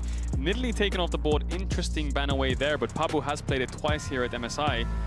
He's played a lot of champions here at MSI, but we'll see how the draft phase progresses, because we still got things like Morgana, still got things like Rumble Open, and we've still got things like the Thresh, Senna, which actually haven't been picked too much, but seem very, very strong. Remain highly banned, at least, certainly, and we'll see what the priority looks like as a lot of the champions remaining There's actually just a lot of very powerful champions remaining in general. They've taken away BioPanther's Urgot. That has been his most successful pick so far in the tournament. Makes sense when Hanabi is often a guy that spends a lot of time alone on an island, limits some of the strong picks for his opposition. Yeah, a lot of things they're banning away here are just target bans, right? The Urgot from BioPanther, the Nidalee from Pabu, and the Lee Sin away from Chaz, who's played that. This is most played champion at MSI so far. So ban away on the Gnar for the last ban on the side of Pentanet. So there's a lot of OPs you would argue open, right? The Senna, the Thresh, all the junglers are up, and Tristana. So we'll see what the priorities are. And if they want to first pick something like the Senna, then you've still got jungle options in the Rumble or the Morgana, whichever one Pentanet don't decide to take away. And there are so many power picks available, Udyr being one of them. It seems to be the new SS tier in terms of a thing, the one above S tier, the S+. Because while Morgana and Rumble were certainly the hype before the tournament, this is the third or the second game in a row now where we have seen all three of those junglers up and available, and Udyr remains the first pick. Yeah, first pick coming in. And again, Pentanet, similar to Cloud9, they don't have to pick their jungler on the 1-2 because they can pick it on the 3 as a response. They can secure something like the Kai'Sa Nautilus on the 1-2. Maybe something like a Kai'Sa Tristana could work as well. But they are instead going to just pick up their jungler. Save third pick for the support. Maybe they just want to get a counter pick in. If the enemy team blinds Thresh, we can go Nautilus. If they blind Nautilus, we can go for something like maybe the Rel or Leona instead. But if they do lock in this Thresh, which I expect PSG will, then there is definitely the option to just go for that Nautilus on 3. Very likely now that we see no Senna in this draft whatsoever. A question will be, what hyper carry do PSG want to pair with this Thresh? They can risk going to the next ban phase and see what just gets taken away before making their selection. Yeah, Philios, I was about to say, it makes the most sense with the Thresh mobile AD carry. Gets the Lantern to take him out of dangerous situations, and one of the biggest hyper carries on the patch right now, alongside things like Tristana, arguably Kai'Sa, and Jinx. So I expect that one to get locked in, and then just see what Pentanet's response is. I would expect it to be something like a Nautilus, and then let solo lanes go 4-5, because you're red side, you can get counter pick on mid or top on that last pick, and first choice of solo lane on the 4. Debating though, taking their time here. I do love the Aphelios lock-in for Doggo. I love this bottom lane in general. From a fandom perspective. From a meta perspective, I think it's solid. It does what it's supposed to. We'll see how well it works for them as the game progresses. As this is where we really get to see how deep Pentanet want to go into their champion pools. They were players who were not afraid to innovate, not afraid to take out very powerful solo queue picks, but for now it will be the Nautilus as expected. Strong bottom lane, strong jungle, leaving those solo lanes for later in the draft. Maybe they want to run something like the Zed back again. They have the Morgana jungle, so they have the AP to back it up. They could opt into double AD solo laners, but Lucian, Renekton, Gnar being banned away only really leaves you that Tristana or Zed mid. There will be a lot of top lane options open. Things like the Jace are still available for that top side of the map. But now it's all down to whether they want to blind pick their top laner or their mid laner. Jace away, Gnar's been taken away, Renekton's been taken away, Urgot has been taken away, and Lee Sin as well. So arguably 5 kind of bans here on the top side of the map. If you count things like the Lucian, it's a 6 ban. And we'll have to see what the blind pick for Pentanet will be. Maybe they can opt into some kind of weak side top, or things like Set might be very strong, or GP. Well, and interesting to see that they've opted to ban out the top laners here, because last time, obviously, up against Demwon, we saw multiple mid lane bans, targeted Maple, things like the Zoe, things like the Morgana taken off the board, taken out of his hands. Do we see something like that limited, or are they going to give Maple free access to maybe a comfort control mage pick? Orianna would be strong in the context of a composition that could potentially rely on Aphelios for damage output. That said, do love the Nocturne ban, limiting some of those strong topside ticks, as now, again, the set comes in. Maple does have 1 game on this. I didn't love it in the overall scheme of things. Think it would be pretty weak with an Udyr jungle in terms of raw damage output, but certainly very powerful in the early to mid game. Yeah, so many top lane bans here as well. There's the Kiana ban away from Pentanet. Maybe they're scared of Chaz running that one back. He did play 1 game of Kiana, did solo kill crying in that RNG game. And I think a weak side top like a Sion makes the most sense unless you want to opt in something like the GP. I think a blind pick Sion into a last pick, perhaps AD or scaling mage mid are probably the best options Pentanet have here. But then again, Hanabi has got counters to Sion you'd expect despite the amount of bans on top side. Well, with the Gnar, the Lucian, and the Renekton now taken away, counterpicking Sion is quite difficult. Of course, he could just look to match the scaling on the top side with something like the Ornn, go even, and then see you can out-impact in the team fights. This would be bold. Yeah, the only real options he has here for counters in a sense are things like the Camille, maybe if he wants to opt into it, but I expect maybe, yeah, you're right, if they just opt into the Ornn, but the thing is the enemy team has Morgana, right? So Ornn into Morgana is not the nicest of matchups. There's an Aatrox, okay, which there you are. I completely forgot about. Aatrox into Sion, notorious counter there for the side of PSG. So despite having like 6 or 7 top lane bans, they still have a really good top matchup. It's all down to what they want to blind pick mid, and you hit it, Dracos. The Zoe for Maple might be coming in, as I say that. Some options, some flexibility, though, could go for the more utility-focused pick of the Twisted Fate, but Urgot stock standard control mage mid lane, maybe what we're used to seeing. I like Maple on more aggressive, more assassin-focused picks. That said, he was kind of just the Azir king domestically, but it will be the Sylas. Some decent ults to take away. Sion ult scales very well with AP, with Stolen, Morgana ult, similar story. Nautilus, Kai'Sa, all across the board not looking bad. It's not an Alistar, but some good selection here for Maple. Yeah, that's the cool thing about the Sylas in the current meta, whether it's Gnar top and the Gnar ults, or things like the Nocturne, the Morgana, the Nautilus, such nice ultimates coming out from loads of the champs in the current meta. So, are we going to see the Zed? We talked about it in the first phase of the draft. You've got an AP jungler. It's not the worst pick. And as they like to say, they are going to send it for the Zed pick. I like the balls on this team, but the problem is Zed into Sylas doesn't sound like the easiest of matchups. No. But you never know. Maybe he gets a solo bottle. Maybe he finds the opportunity to go for the solo kill. Black Shield could help if it's going to be the 2v2, but we'll keep our eyes on that mid lane. Top lane is probably would be an island. We'll see if that's the approach. Can Hanabi build a big individual advantage? But across the board, we are set for some pretty explosive early laning phases, and I love the Pentanet at every stage of this tournament have been willing to draft crazy stuff into their opposition. But that's what brought them success. These kind of, not cheese picks, but different off-meta picks is what got them out of round one, I think, when they pick things like the Zed and the Karthus and the Nidalee jungle. These almost like non-centric meta picks, it just helped them a lot. Kiana, Ahri, Rumble mid, all these crazy picks. Even Kassadin earlier today, we saw from the side of Pentanet, and they don't want to pick standard champs because maybe they think that if they pick a standard baseline comp in the meta against a stronger opposition, then they're just bound to lose. So let's throw a curveball in there and let's pick something different. And now we get the Zed from Chaz again.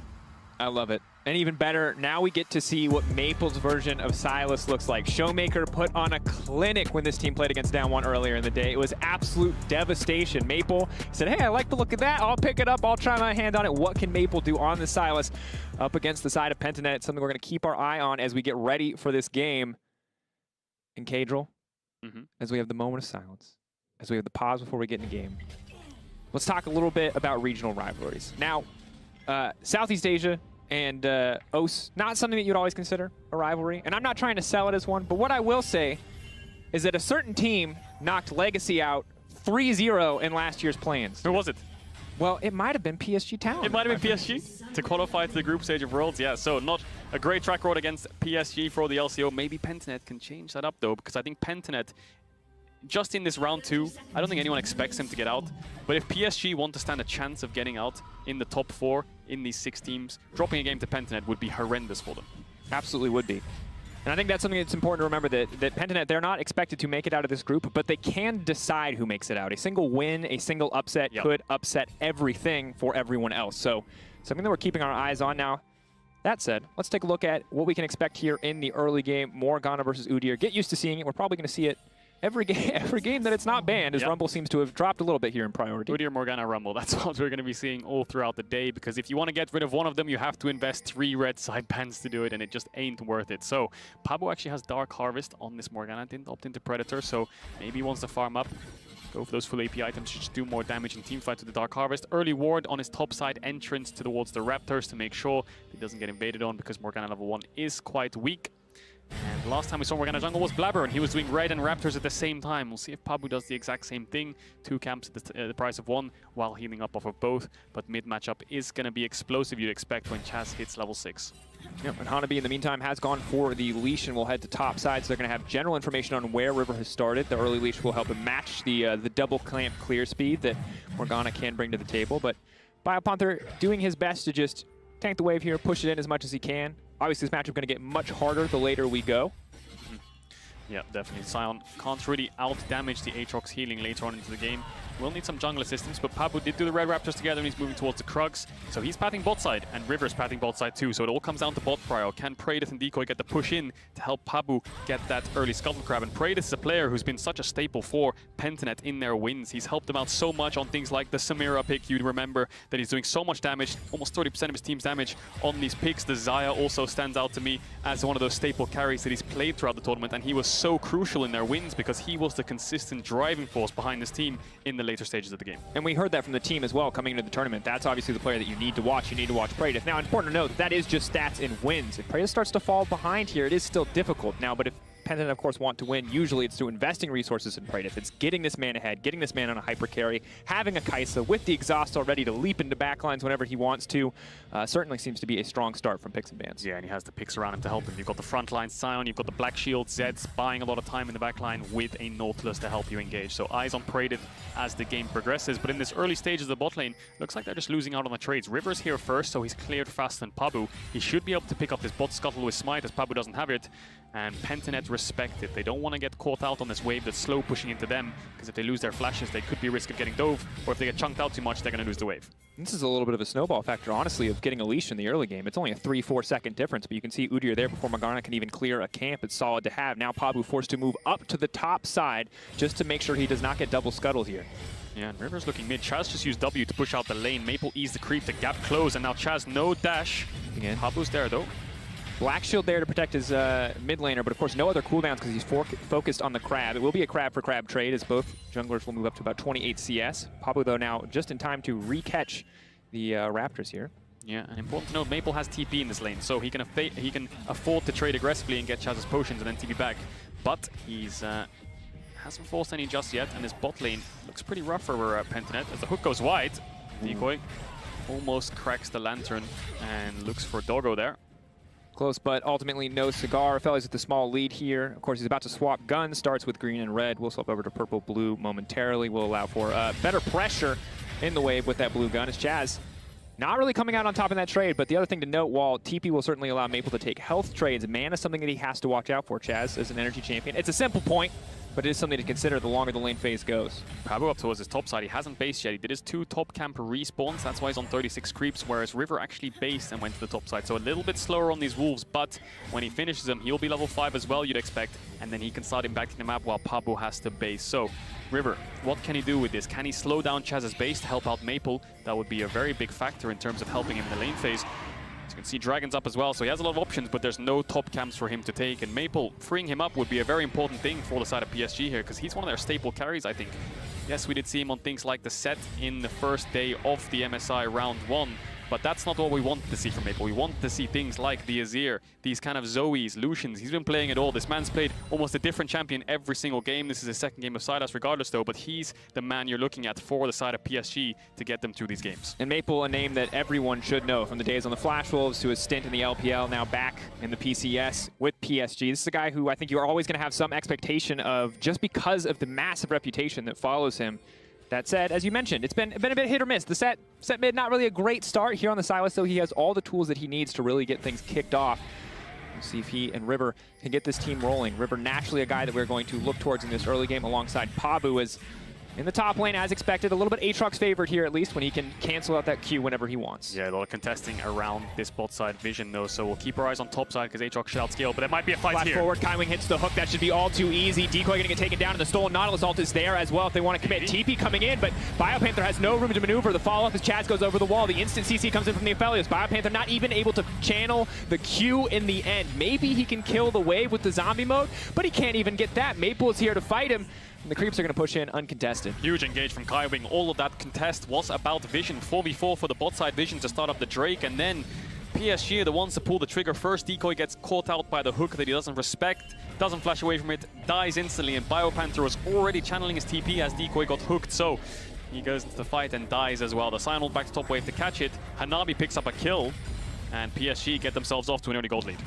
Excellent, excellent start for PSG. About 1,500 in their favor. Now Papu's going to take away a couple camps on this back one, try to get something back. Keep in mind it is a level 6 Udyr here, however. Chaz just hovering in the area to make sure that he can't cover. Does he have time to do this? It looks like he's starting him up, but we'll take a look at this replay. All about vision. River just cleared away a ward, and the ping comes in from Pentanet. Flash hook, almost blind, but he saw him walk into the bush, so he does connect it. And then from there, the TP's already channeling as soon as the hook hit in the first place, so Biopanther's forced to flash away. The Nautilus ult that was stolen away, like you said, follows him through. 2 quick kills for the side of PSG, and Chaz almost picked up River with his ultimate, but didn't have the damage in the end. really just solid overall from PSG. I think very bold to flash, go for the flash hook there. Yeah, it looks like River took away that blue. So before the replay started, Pabu started up the Gromp on the blue. I think River was in time to take that blue away. Pabu doesn't get that, and because Pabu was on the top side of the map, River takes his camps, runs towards the bot side, skips his wolves. Bot lane has a good wave for a dive. They might look for some kind of 4v2 dive here. No TPs to work with on the side of Pentanet. And we talked about it when Pentanet win, Praedith is set up for success, but now Praedith is the one getting focused. Maple ready to leap in. Doesn't have an ultimate, but doesn't need it. In a few more seconds, he'll be able to take something away. Doggo now stepping forward. He's turning, he's spinning their shurikens across the board. They're just getting shredded. There's no room to maneuver. Decoy tanking so much damage. River going to hold on to the tower aggro, and it's flawless from PSG. Absolutely flawless, like you said. What a great dive from the side of PSG. They see Pabu towards the top side, and River just skips his bot camps, runs straight down. Bot lane stacking a wave. Maple has the mid push. All the stars align, and look at this Aphelios melting through this bot tower. 8 minutes in the game, there's only one plating left with that white gun, just shreds it through. Yes, Chaz will get almost 2 plates in response, but they're cracking this game wide open, Dracos. And Maple giving it a thumbs up. When we take a look at this again, the flawless trade of tower aggro coming in here from the side of PSG as they just make this look easy. Yeah, look at the execution as well. Both stacking, they get the CC layered. River tanks up the tower, doesn't drop it just yet, drops it last second. One tower shot hits Doggo. Perfect dive from the side of PSG. And on top of that, you already mentioned it has the chakram, so just shreds through, gets a few more plates. Now, PGG are going to be able to get the Infernal Drake back. That's a good start, but you can see across the rest of the map, things are looking difficult. Maple instantly stacks Conqueror, almost immediately kills Chaz, and this is going to be rough. Yeah, misses the Q, but he's not maxing Q, so that wouldn't have to change too much in this exchange, but he's definitely winning this mid matchup. Takes away the Z ult. He can E-flash-R this guy if he wants to take him down. Chaz would have to respond with the ultimate himself. I gotta be honest, I feel for Chaz. Yeah. This man came up playing against Westor, one of the historic all-time great Zeds. If anyone is gonna smash you in this matchup, it's gonna be Maple. Holding, waiting for cooldowns. Ulti comes out. If he ults second, though, he wins. But no, Chaz leaps away, burning, ticking down. Not quite enough damage. Almost had him. If he had Q up, he probably would have taken him down there. Maple could have responded with the flash, but Chaz, really good combo there with the electrocute. Almost took down Maple. Maple didn't even hesitate, didn't flash, didn't ult. Hook hits Praedith, though. Over the wall for Praedith. They immediately fall out. Aphelios, red and white guns on top of it. Again, insult to injury. PSG just dominating. Yeah, PSG control the vision. They can't really walk in their own jungle at this point. River's there. The hooks connect from Kaiwing. Decoy can't even get to bot tower. Chaz is losing waves mid. And now this bot tier 1 you'd expect is probably going to fall from the side of Doggo. He's going to be able to take that one down. Almost 10 minutes in the game. If you're losing your bot tier 1 and you haven't even used Herald yet on the side of PSG, you're going to lose even more in this early game. And while it was a bit scrappy and a bit back and forth up against Mad Lions, Mad may have always held the gold lead, but you know, Pentanet was finding blows. In this game, it is nothing. They have gotten a dragon. They have gotten literally nothing else. It is 5-0 and a tower, a 4K gold lead in favor of Paris Saint-Germain Talon. This is an unstoppable performance. Yeah, we'll call that Mad Lions game a little bit of a happy game from them, getting caught out here and there, but Maple's going for the dive. Ulti goes in, follow up with the stun, can just go right back out. Ticking, but not quite enough damage. Chaz has to base again. He's going to lose another mid wave, and River could run mid and pop the Herald here because they have a good window, but because of the bot push and support and base, I don't think he's going to do that. And quietly on the top side, Hanabi's just farming up. He's a level up on Biopanther, has that kill from the early stages, so there's no real winning lanes here for the side of Pentanet. Their bot's getting the push, but they're behind. Chaz is losing the mid trades. Biopanther's going to get outscaled. Pabu needs to find some kind of play. And again, we're seeing a similar game to last game where the Morgana can get very far ahead in CS, but very hard for her to make the plays. 0-0-0 the score for Pabu. River on the opposite side, 0-0-4. This man on a tear absolutely everywhere on the map. Yeah, definitely similar to last game because Pabu is actually up a level on River and up in CS, but River's found 4 plays on the map, has picked up the Herald as well, while Pabu's only really found the Dragon, so he hasn't found many plays yet. Hovering around mid, River has the Herald as well. It's all about bot side vision here. If PSG just leave top to farm, they're already winning on that side of the map. So let's play towards the bot side. This Aphelios is fed. We can push in bot tier 1, move towards mid. 4 members strong, and they have the Herald to work with. Pentanet need to respond. You can see Praedith running mid and losing out on bot waves here. Pabu in trouble. They can break the Black Shield before the stun comes out. It's not going to matter too much. The ulti going forward. Pabu trying to turn this one back. Good damage down, but Maple healing it all. Pabu just barely able to flash over the wall. Here's Chaz walking away from that one. Aphelios gets the follow-up from downtown with the mark. Praedith, can he turn it back? He doesn't have the damage. Doggo's too strong. He swaps guns with the flawless time, and it's too easy. Spin, spin, spin. Praedith running for his life, but the follow-up is there again. Doggo is unmatched in these team fights. It is a double kill. All of PSG collapsing, and Pentanet cannot get a single kill. It's almost an ace at 12 minutes in the game. They're going to lose their mid tower as well. Pentanet tried to fight back because they know if they don't do something, this mid tower will fall. Praedith tries to find the killer instinct onto someone there, I think, but doesn't actually have the range, ends up dying. Doggo has the Kraken Slayer in this fight at 10 minutes in. Now 12 minutes into the game after this mid tower falls and the fight ends. Yeah, Pentanet really don't have much to work with at this point. 9 for 9 on kill participation from Doggo. The substitute for this lineup, the man that had to sub in to play for this team on an international stage, really stepping up in this game and backed up, of course, by the team. But for PSG, after a rough first game, this is certainly the level of play that we want to see from them moving forward. They are the team that many expect to be on the outside looking in, sitting just behind a Cloud9 or a Mad Lions in 5th place. That perception could change very rapidly if they keep having early games like this. Yeah, no, and the early game against Damwon earlier today was actually really good as well. They almost had a 2,000-3,000 gold lead there, but you can just see Pentanet in this game, they have to defend the play. Praed is dropping, bot waves are moving mid, BioPanther TP's in. Pabu, yes, he does get caught at the start of the fight, but the hook from Kaiwing with the Lantern just there on the Chaz forces him out of the fight. And then just keep your eyes on Praed here. He tries to join the fight because he's the only real carry left after Chaz falls. He hits the killer, he hits the W passive onto Doggo, but look at the damage Doggo does. Praed can't do anything, he's just kind of running forwards, trying to find something. In the end, does decide to try and flash out. Doggo finishes him. 4 kills for PSG at 11 minutes in the game. Pentanet definitely struggling here. Quick smile on the face of Maple. Obviously tough. Pentanet, see what they can do to come back in this game, but 7, yeah, the sad B kind of explains everything that's happening, that you can't walk up. Even with 2 champions, you can't walk up to Doggo right now. He's just a very strong boy. Can you even walk into your own jungle? River's gonna stop them taking away the Gromp, the thumbs up emotes flying around the Rift. Pentanet. Spirits are probably high in the comms, but the gold lead is very rough. As the Ocean Dragon's up, PSG is gonna pick that one up. The only real objective for them after this is going to be that top tier 1. And once all the tier 1s are down, Pentanet are being pushed into their tier 2s with no vision to work with. PSG in full control of this game. And the thing that just makes it even harder is with an Aphelios on the team, they can shred through Baron very rapidly. It's very easy for them to extend this gold lead, but it feels... Wow. Okay, now whatever I was going to say is not as important as this gold chart. Look at Doggo, look at Maple. Massive, massive individual leads. The only strong point for PGG right now is Pabu. He's the one who's been benefiting from a lot of this farm. He has still a small lead over Udyr, but even now he's getting all of that taken away. Stolen, Nada, this all goes in. They get the Black Shield out. Decoy does not want to commit for that one, as both Maple and River will walk away. Yeah, that ultimate was probably running out from Maple, so it doesn't hurt to just throw it out there, see what happens. In the end, gets Black Shielded, but the push in bot taking away jungle, mid waves into tier 2. PSG bot lane just moving towards the top side now. This top tier 1's going to fall shortly afterwards. Yeah, Pentanet don't have too much wave clear. They have a decent amount of engage with the Nautilus, with the Zed, and with the Scion, but they don't have much wave clear. All short-range champions, barring the Morgana. And BioPanther, although he's a beefy boy, there's really not much he can do in response of this siege on the top tier 1. He can survive for now, as Doggo will shred through yet another tower. Pentanet just keeping these 3 members strong towards the top side. They're making sure they stay grouped up. They don't want to fight a numbers disadvantage, but Pentanet's going in, trying to defend here. Here we go, the flash over the wall, trying to lock him up. The turn right back from Maple, though. Chaz has to leap out to safety. It's Tanabe on the backside. All of Pentanet now zooming in. Praed wants to finish the job, wants to get something done, but still, PSG refuse to go down. They still have not lost a single member. It's 11 kills to 0, 15 minutes into the game. Yeah, and they have a mid-wave too, so that mid-tier 2 is going to fall as well. 15 minutes in, almost a 9,000 gold deficit for Pentanet. They tried to defend their jungle. Maple lives, he gets away. PSG finds some more kills, and Pentanet, yeah, they're trying their best, but they have no resources to work with. Outside of a single dragon, this has been a perfect game so far. Yeah, it's a rough one.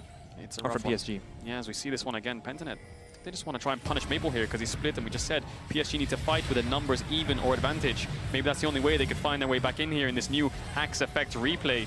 And yeah, you can just see the goal and the damage that they have. It's just not there. They can't find Maple. Chaz is on the backside, level 9 against a level 11 Aatrox, a level 10 Aphelios. They're just way too far behind Dracos. He's got 2 items. It's 16 minutes. It's a rough one. It's a rough one. And if this champion is even or behind, you have to like look at his guns and go, okay, is this the right time to go in? Is this the right time to find a fight? But when he's ahead, he just kind of, you can just mash the keyboard with whatever gun you've got and you kill everyone. Yeah, especially with those items. Almost 3 items on Doggo. 16 minutes in, Praed is just finishing his Kraken Slayer. And at this point, PSG, it's all about taking Herald, cracking open the tier 2s, waiting for Baron, starting it on spawn, looking for a turn and ending the game. What can Pentanet realistically do? Well, you're down almost 10,000 gold. You have not much resource to work with. The only thing you can do is sack waves and look for numbers advantages. That's why you see Praed, Decoy, and Pabu all towards his top side. Maybe we can catch out Maple, get a kill, and then that leads into a top tier 1. And if we get that, maybe we can contest Herald. But that all has to come off the back of a mistake from PSG. Realistically, when you're this far down, you have to wait for the enemy team to make mistakes. You have to drop waves, and you have to force fights with numbers advantage. Just keep trying to find something. Absolutely. And of course, if we get a chance to look at the XP, you can see just massive difference here as Maple pretty fearless on the leap in, but that's the exhaust, can just take that away. Waiting for the exhaust to timeout, will now leap in. Praedyth in trouble, and that's just Silas things. He's so strong. He has no damage. Praedyth can't take him down even through the exhaust. Maple just heals through it with the shield, and now the Herald's popped. They might even be able to siege onto tier 3s here, but Skywing School, can they get a single kill? Can they stop the other one? Perfect game. They got it. Chaz got one. They're on the board. Pentanet's here, but they're still a Herald, and they're still going to lose this tier 3. I think Chaz might die. He has to ult to defend himself. Oh, Chaz is just going to get burned down here. The TP now coming in on the Herald as well. It looks like PSG are ready to make this about the fastest game in the tournament we've seen so far. 17 minutes and counting. Hanabi grabbing another kill. But let that be a lesson to you, PSG. Nobody kills PGG 12 times in a row and gets away with it. Yep, they do end up picking up a kill, but they lost their top in it. But 18 minutes, this is just a slaughter, you have to say. Pentanet, I would, normally in these kind of games, Dracos, I would give you some way back that the losing team can find it. Maybe if you're down 4 or 5k gold, or if you have some kind of Drake win condition, or you have TP advantages, or you have a level up somewhere, or some gold lead on any lane, then there's a world where you can come back. But the problem is Pentanet have nothing. They've got Spirit. They've got all the koalas behind them, but I am inclined to agree with you. I don't think that'll be enough as we check back on Maple's POV. Really love the play here. Just spamming W repeatedly with the shield. With the shield. And he does have the Seekers, so he has a little bit of armor as well. But yeah, Praedyth realistically doesn't have much damage. Just look at the items alone. Chaz is he didn't even have evolved Q at that point, so. Yep. Well, it's just, now it all comes down to forcing fights. Pentanet just have to keep going in. They love to send it, just try again. If it doesn't work, keep trying. And even if you're going to lose these fights, finding something is the only way back. So you can see they're just trying to group and force a fight. River is getting chunked down. River, will he fall? Another kill. Praedyth on the backside. He's got enough damage to kill the Udyr. That's going to be one. Hanabi now trying to finish the job. That Aatrox is very powerful. Maple is there as well. They're bullying Praedyth in the fight. BioPanther, another name on the list. And meanwhile, Doggo's killing everybody else. This continues. Yeah, but 2 kills, couple shutdowns for Pentanet. I don't think they're going to be able to run away here. The Aatrox kind of out-heals both these tanks' damage, but BioPanther is going to try and get away. Hook from downtown. Kaiwing follows him. He has flash if he wants to go for it. There's Maple. Now, trying to wrangle a Scion. They will find him. They will take him down. That is the ace. Flash Wolves, you'll love to see it. Good on you, Hanabi. And Doggo was doing so much damage in the backline with his blue gun alongside Kaiwing. Chaz ended up killing him. Got a lot of gold on the shutdown, but look at your base. 20 minutes in, your Nexus towers are falling. And PSG are going to get a bot tier 2 after this play. Dragon is still up. They're probably going to pick that one up as well. And yeah, they're just so far ahead. Yeah, they're very far ahead. Yeah. And as we look at this replay, you can see Pentanet, they have to force. If you're in a losing game state like this, where it's beyond doomed, just try to force something and maybe catch them off guard. And they do kind of catch them off guard in a sense. River falls, Praedyth trades his life 1-for-1, but watch Doggo and Kaiwing. Chaz and Pabu versus the bot lane of PSG. Look at the damage, just melts through them, but they do have the damage to pick him up. Wow, with the death mark. And he survives. No, he doesn't. Up until he dies. Up until he dies. And then Hanabi's just way too much life steal. Thank you. Picks him up the kills. Rough. I got your back, dude. Don't There you go. Speaking of rough, Doggo, very good boy this game. 9-1-8, about to take this Baron. Probably just about uncontested. Just Maybe started. Pabu can take the Miracle Steal. He has no flash though, and he needs a blast cone. Hanabi scouting out. Yeah, this Aphelios is going to melt through this Baron. And maybe Pentanet can look for a fight onto Hanabi, but then again, he has the flash, the ultimate, can probably life steal through it all. But Pentanet know that the second this Baron falls, their base is shortly going to fall after. Wow. But what a dominant game from PSG, though. Yes. Let's not take away from the fact that they are dominating this game, similar to the way RNG have done it, but they're doing also a clinic here as well. Very little to none mistakes in this Red Bull Baron play here, Baron power play here, sorry, for the side of PSG. They're just going to siege onto these tier 1s. Tier 3s. And now Praedyth is going to be in trouble again. Yep. Maple is on a murder spree. He's 6-0-7. I feel like this could be the end of the game. Hanabi. But there you talk about it. They wanted to commit everything onto Hanabi. They've knocked him up. They've started to take him down. They haven't procced Hysterics yet, though. They haven't procced... There look at the life steal. The healing's coming back. Oh, don't do it to him. Raid boss still up. They don't have the cooldowns. They don't have the gear. They don't have the levels. They're trying to go mythic, and they have nothing. They're not even maxed. Oh my lord, I think they can just kind of end it here. Doggo is here, Maple has a TP, maybe he can TP in when the Nexus towers start to get the creeps crashing on them. There it is, TP in, Baron buff on, 4 versus 5. Pentanet are gonna try their best to defend this, but PSG, Praedyth gets one. Goes in, finds a single kill. It's a 15K gold lead. It is an absolute slaughter. Pentanet routed completely and totally from start to finish in this game. It was a dominating victory coming in for PSG. Yeah. Great game there from the side of PSG. Pentanet tried their best. They kept forcing, and that's what you got to do when the game is losing that hard. It all came down to that mid-fight where PSG almost aced him at 11 minutes, where the game just kind of fell out of their control. And from there, PSG clean snowball. Not many mistakes at all, barring a few kills here and there. That was all Pentanet was able to pick up. Yeah. PSG working on the innie percent versus Pentanet. Okay, dude, why you got to do him like that? But for Pentanet, I mean, on the other side, for Pentanet, chance to recover. This was a very rough first day. They're going to have a few more days. They're going to have a few more opportunities. But today, they're not able to find a win. We'll see how they fare up against the likes of Cloud9, RNG, Damwon. It doesn't get easier. It doesn't get easier. That's the problem. It doesn't get easier. Hearts out to this team, obviously. Impressed that they made it this far. It's still such an incredible story for the LCO, for all of Oceania, regardless of how this game played out. And for the team, you hope that they can just show a better performance in a different game. First time ever that the LCO has made it to the second stage of an international event, right? In group stage of a main event. They're finally here. They haven't shown up just yet. Their schedule only gets harder, but maybe they can go back to the drawing board, find some more innovation picks that help them pick up a few wins in these best of ones. Yeah. But of course, speaking of wins in this drive to victory presented by Mercedes-Benz, PSG's fight in the bot side river 11 minutes in. It was a veritable highlight reel. They spent the whole game driving to victory, but we take a look back at this one in particular. Fantastic look from the side of PSG. Nice little camera angle. This is where Pabu gets caught out. Praedeth, you can see him in the back there dropping bot waves to try and join the fight. Hook hits onto Chaz, and this is where PSG clean house. They get 4 kills for none. Praedeth tries to run in to take down Doggo, but he was just way too far ahead. Ooh.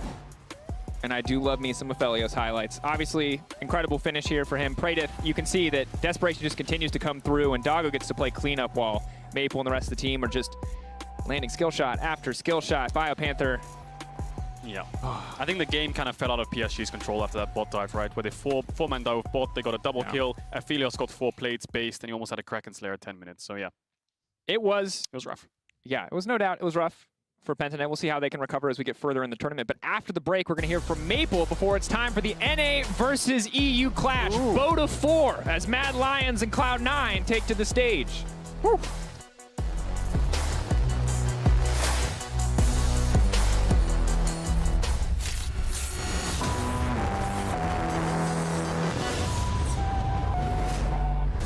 Maple, thank you so much for joining me. Congrats on winning so convincingly against PGG today. Could you give me your take on why the game was so fast-paced and why you've been able to snowball so hard against them? 首先，恭喜你们拿下了对阵 PGG 的比赛这场胜利嘛？可以跟我们说一下今天为什么节奏起得这么快，以及说雪球滚得这么顺利吗？因为上一把打 DK 就是我们也是前期优势，但是我们节奏打太慢，然后不敢跟对方一直打，然后所以。 这把的话，我们就修正这个问题，就想办法多打一点架。 So the last game when we faced off against Damwon Kia, we got leads in the early game, but we didn't manage to dictate our tempo. So we played too slow in the game. And this game, we try to play a more faster speed and pace in our game. Try to have more team fights with the enemy team. That's the thing that we fixed in our actual games today. Indeed, you did speed up the pace in this game against PGG. I have a question for you about the meta, actually. What's your take on this Sylas pick and the matchup you had against Zed? 问一下关于这个版本的这个英雄选择上面的问题，你怎么看待萨拉斯打劫这样的一个对线呢？劫的话在对线上其实是不弱，但是他在打团的时候可能会比较有一些难度，所以。 对线的话，如果跟他发育的话，其实他打团就比较没用了。So that is actually not a weak champion during the laning phase, but he seemed to not that useful in the team fight. So as long as you can pressure him in during the laning phase, that it can be a more preferable way for Sylas. Interesting. Well, thanks for these insights on that. I have a question for you about more the competition, because this is your return to the international stage. That's something we mentioned previously. But how fierce do you think is the competition since the last time you were here? 之前有提到过嘛，就是上次你的国际赛事，那这次你是重新回到了国际舞台，所以你觉得这一次的话会不会有什么不同呢？ 这次的话，我觉得我们，等一下，我excuse me, is about a difference? Yeah, how different is the competition since the last time it was on the international 对， stage? 就是区别。你觉得有什么不同？就我觉得我们这次的话是，更有机会拿到好的成绩的，所以就大家都在往这个，我们大家都在往这个方向努力。I think for this time at international tournament, we have a bigger possibility a higher possibility to get better results than before. We're all fighting towards the same goal. Yeah, and you had an amazing showing on your first day in the Rumble stage. Last question for you. We're about to go to the last game of the day. It's going to be Cloud9 versus Mad Lions. Any predictions on this matchup? Who do you think is going to win and why? 关于今天最后一场比赛的这样的一个预测，我们稍微聊一下，就是你觉得 C9 对阵到 Mad Lions 谁会赢呢？我觉得应该是 Mad Lions 会赢，因为他们打赢了我们2次。I think Mad Lions because they beat us for twice, right? All right, well, we'll see about that in a few minutes. But Maple, thank you so much for the interview. Iris, thanks again for the translation, as always. And we're going to take a break now, and we'll be back for NA versus EU Clash, Cloud9 versus Mad Lions in a couple minutes. Stay tuned.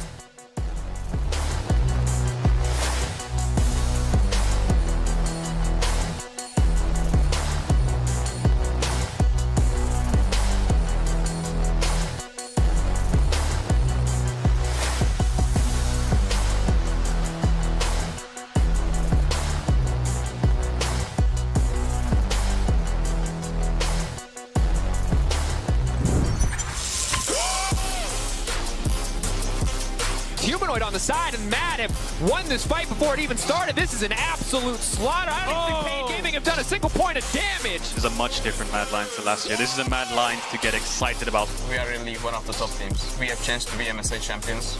Here we go, this is it. In goes Vulcan, here comes Blabber. Fudge dives on. They got him in! They shut down Ghost and they're looking for more. Blabber's gone down as well, but Showmaker is now dead, and Sven has free reign to open up. From villains to victors, C9 take down Dam1.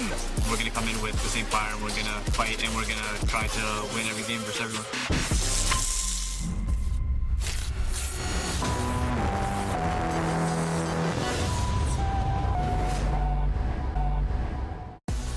Welcome back, everyone, to the State Farm Analyst Desk. It is time for the classic battle of NA versus EU, with Cloud9 and the Mad Lions clashing on the Rift for the first time here at MSI.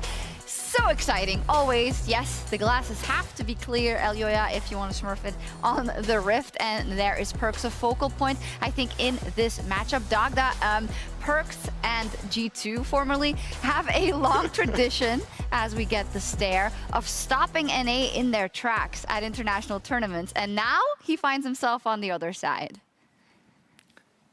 Yeah, I'm very excited for this. I mean, if you look at like MSI 2017, TSM gets stopped by G2 from going into the tie, or forcing the tiebreaker against Flash Wolves. You look at MSI 2019, G2 beat Team Liquid in the final, denying NA the trophy.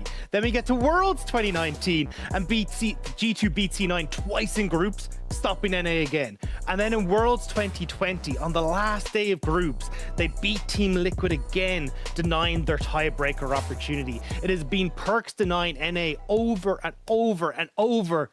But now he's the turncoat. Yeah. Now he's on the opposite side, and it could be Perkz denying EU those opportunities now. Oh, I love that. Usually if they say, if you can't beat him, join him, it's the other way around. I'll join him and I'll beat you as well. Perkz versus Humanoid is also a great matchup here, because I think Perkz, you know, is one of the Western GOATs, and he has done a lot in his career. And Humanoid has been someone who has fought for that recognition for years, and I feel like he's finally getting it. He absolutely is, and it's also for Humanoid, he's a player that sort of joined the league at the same time that Perkz left the mid lane. And he got like one good split last year in spring where he actually got to battle against Perkz. So this is one, even though Humanoid's played in the league for a couple of years now, we do not have a lot of tape between these two players. These are two players with a big ego and a lot to prove today, because Humanoid especially, for him it's about becoming way more lane dominant recently and also becoming more reliable for the team. But Perkz, that is Mr. Reliable for C9. That he is. Let's pull up a bit of the banter that we saw. I think it was especially between Perkz and Carzzy.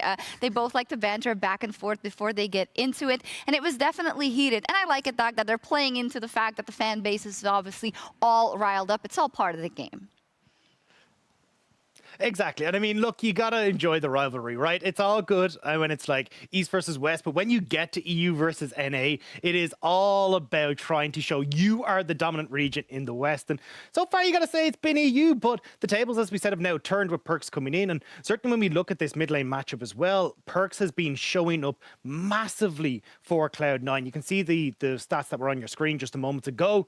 And now we got to see if he actually can beat Carzzy, who's the main damage dealer for Mad Lions. It really does feel like it's Perkz versus Carzzy in this matchup. Yes, and I know we talk a lot about Perkz because I think it's important in the context of this matchup of EU versus NA, but I do want to kind of put the focus also on C9 as a whole, because even though they ended up losing that game versus RNG, I love the way they approached that game as a team. They crafted a specific composition against what they thought the enemy team would field, and they actually played it well up until that dramatic moment. And this is now becoming a consistent thing for C9 when they have like their key matchups that they have to win. So in this game versus RNG, it was okay, mid lane, we know Perkz can pop off. Let's put him on the Lee Sin. That's a bit of a surprise and play towards his lane. That was a really big deal for them. At the same time, Fudge was on tank duty, playing isolated in the top lane and then transitioning into team fights where his patience was incredible, holding on to that ultimate for really key moments. And you rewind the tape further back to the group stage,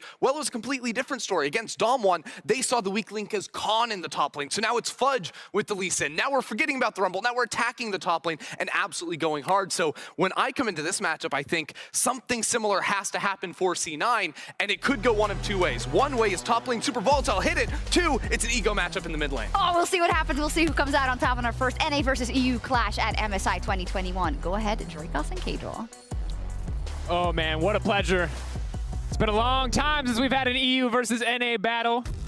I'm Dracos, this is K-Draw alongside me as we get into picks and bans. We're going to see who can come out on top. Mad Lions expected to win their first game, and they did so. Even with some questionable moments, C9 on the opposite side almost brought it back. Almost found that win against RNG, but couldn't quite make it. We would wonder maybe they'd be a little frustrated after that one, but smiles on the face of Perkz means we don't have too much to worry about. Yeah, and they took down Damwon as well, and it all came down to Cloud9's team fighting. Those games that they won, it felt like they were behind even in the RNG game, but they somehow find a fight, and that's been the key thing for them. But Mad Lions, we know them as a team fight team, but they've had a few happy games this tournament, let's say, but we're straight into draft, and it looks like every single jungler's open. Mad Lions banning away the Senna means that Udyr, Morgana, Rumble are open. We'll see what C9 want to prioritize, because Tristana's also up.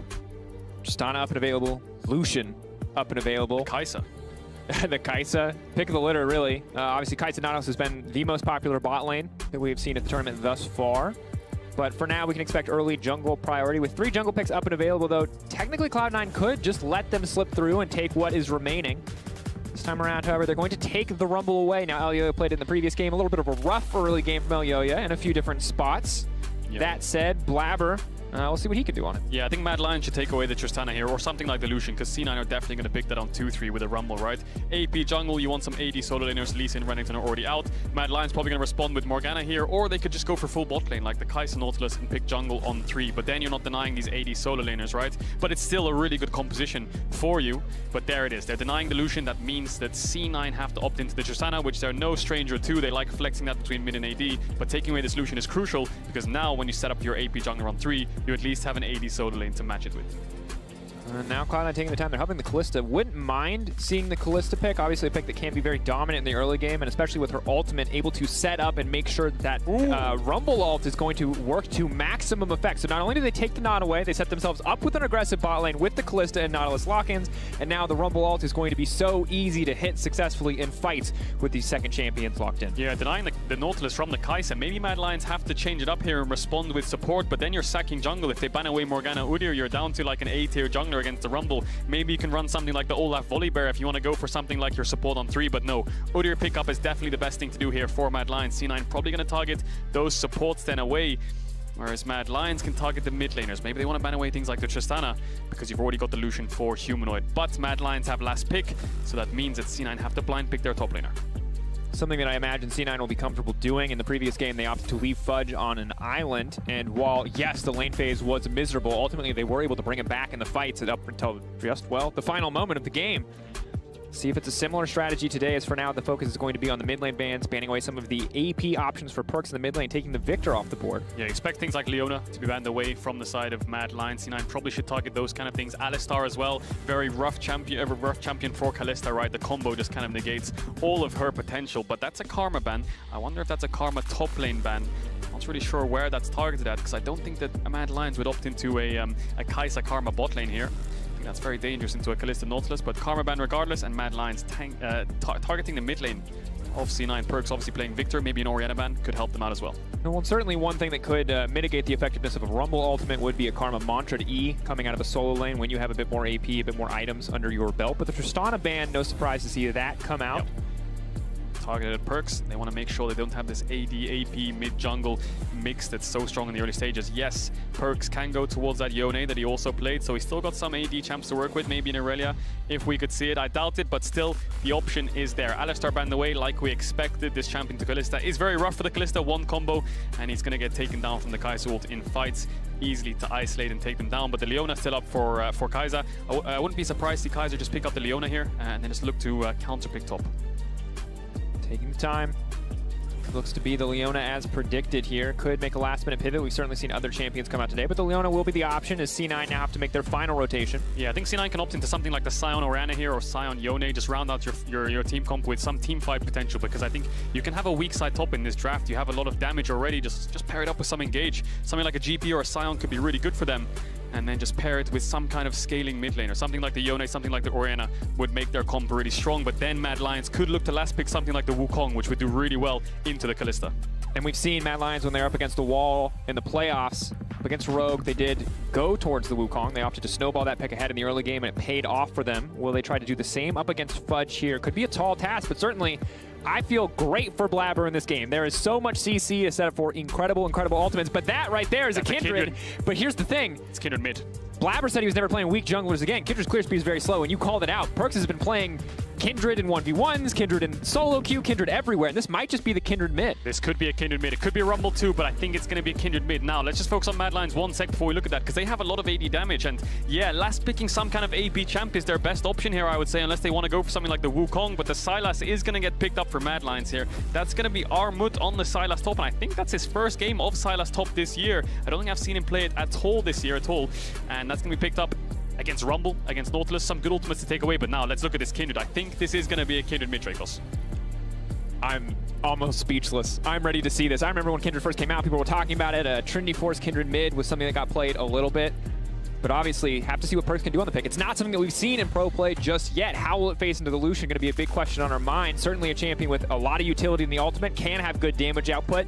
Hard to get the marks in that early game, unless, of course, you can find a lot of kills. Yeah, and we were talking about AD solo laners. What does Perkz have left? We were looking at Yone or Irelia, perhaps, but that's a Kindred mid. Rumble's going to be the only AP. A lot of engage on the Sion, some front line to work with, and the Kindred ult will negate this dive comp that Mad Lions kind of have in the Leona Kai'Sa. And Mad Lions' comp is very standard. They've got very meta picks, very front-to-back 1-3-1 composition. The Sylas, I think, is a bit off for me. I'm not sure how it'll do in this game against Kindred Kalista, but if he can find a Kindred ult and get into the backline, maybe he can buy time for his team. But if you look at C9's comp holistically, it looks quite scary.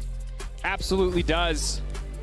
And while there are a lot of incredibly hype matchups across the day, this is the one I think that, as a Western fan, I have been waiting for. Cloud9 versus Mad Lions. Who will come out on top? It feels like Cloud9 had so many aces up their sleeve in this draft. They clearly came in prepared. Mad Lions feel like they had to respond, feel like they had to adapt. What can they bring to the table here? For Perkz and Sven, you know that a win is on their mind. Need to take down EU. Need to show the world that they made the right decision to leave for the LCS. Yeah, Perkz was laughing on those cams there with the Kindred pick.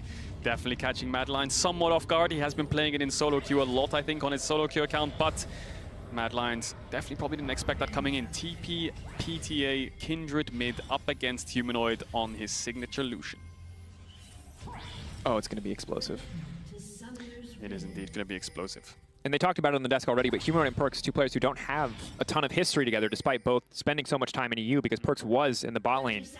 Well, now Humanoid certainly is going to get a chance to face him down, show him up, and I don't know if he even is ready for this pick. I don't know how much this has been showing up in scrims. It shows up in solo queue. Yes, how many times has Humanoid gotten a chance to play against it? I would imagine very few. So see if that gives Perkz any kind of edge in this matchup, as we're just going to have to see how this pick will work out as the game progresses. Yeah, and you look at Perkz, he's got more AC titles, more general titles combined than the whole of Mad Lions put together. So Perkz definitely the most experienced player in this game, you would argue.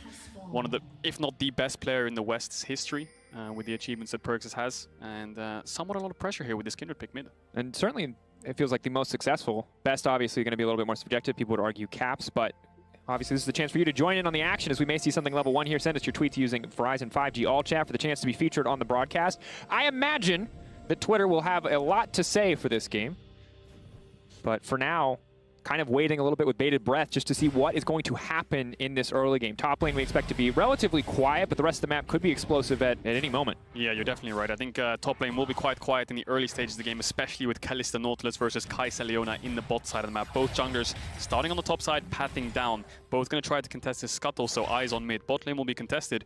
We'll see who gets the mid push in this lane. I expect Lucian to push in early because Kindred needs her level 3. She needs points in QWE to actually contest the push and win out on this 1v1. Absolutely does. Of course, the second she gets a point in the W, she'll start to get the essentially fleet footwork-esque passive that'll allow her to sustain a little bit better in this lane.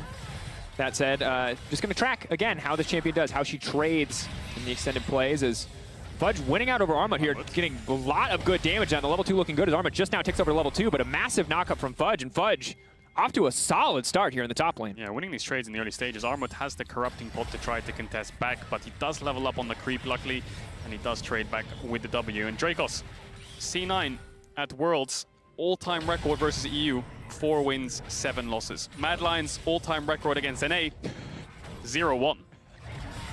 Play-ins against Team Liquid, of course, on that loss. So for C9, hopefully with this roster looking to turn things around when it comes to the regional rivalry. Of course, C9's first MSI.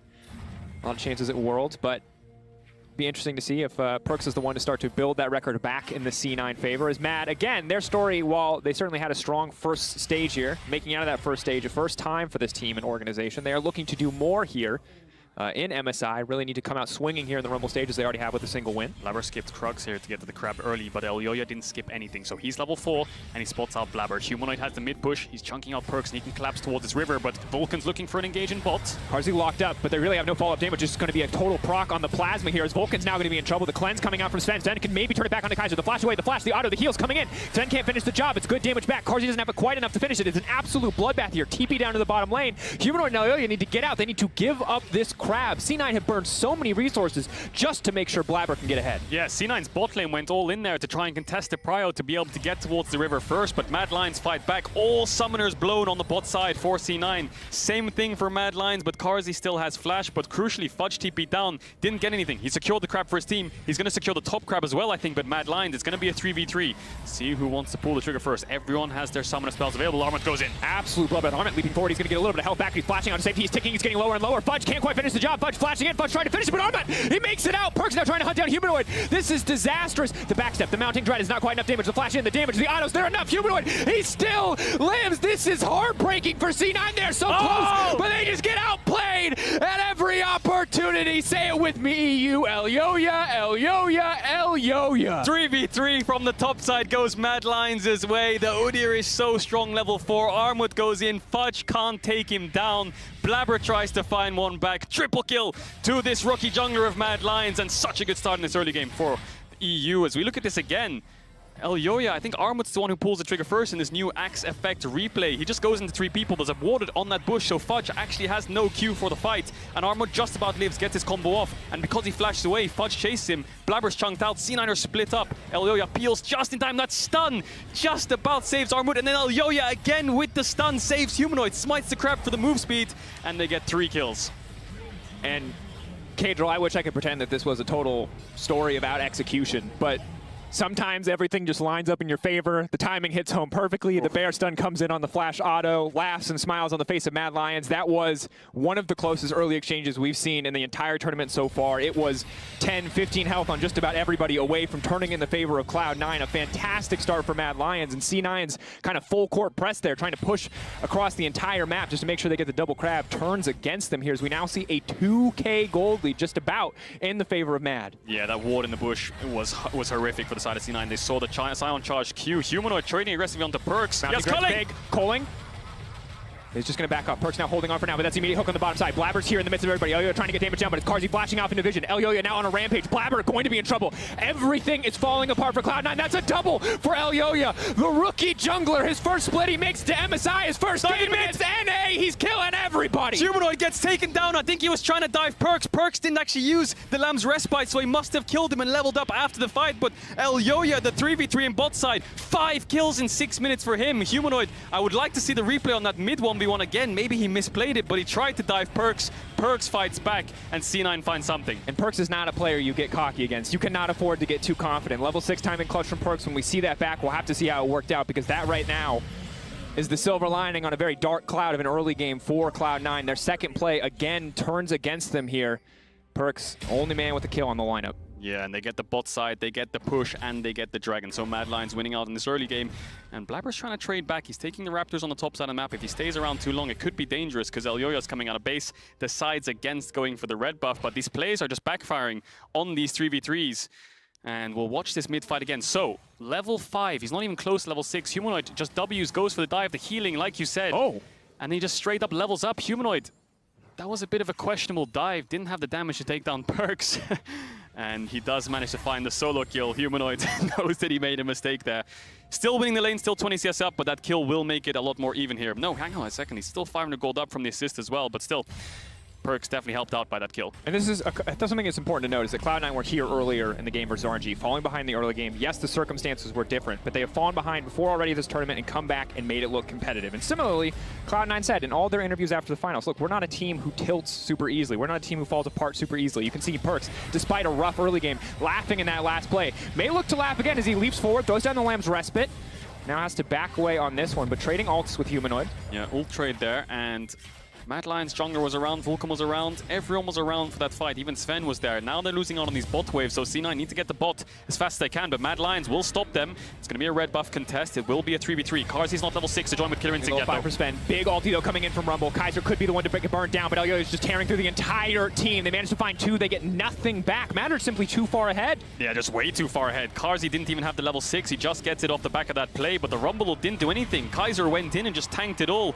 Another 2 kills for the side of Mad Lions. This early game's falling apart for Cloud9. They lose their red buff, they're losing out on bot waves. And when you're playing things like Rumble, Kindred, Kalista, you need to find some kills early. You need to start contesting back. But when you fall behind these champs, it's going to be really difficult for Cloud9, to find their way back. And Udyr's the champion who just does so much work with levels, whereas Rumble, he wants that Night Harvester. Yes, level 6 is good. Predator is good to have, but you can see in this matchup for Blabber getting absolutely decimated. Incredibly large individual gold lead.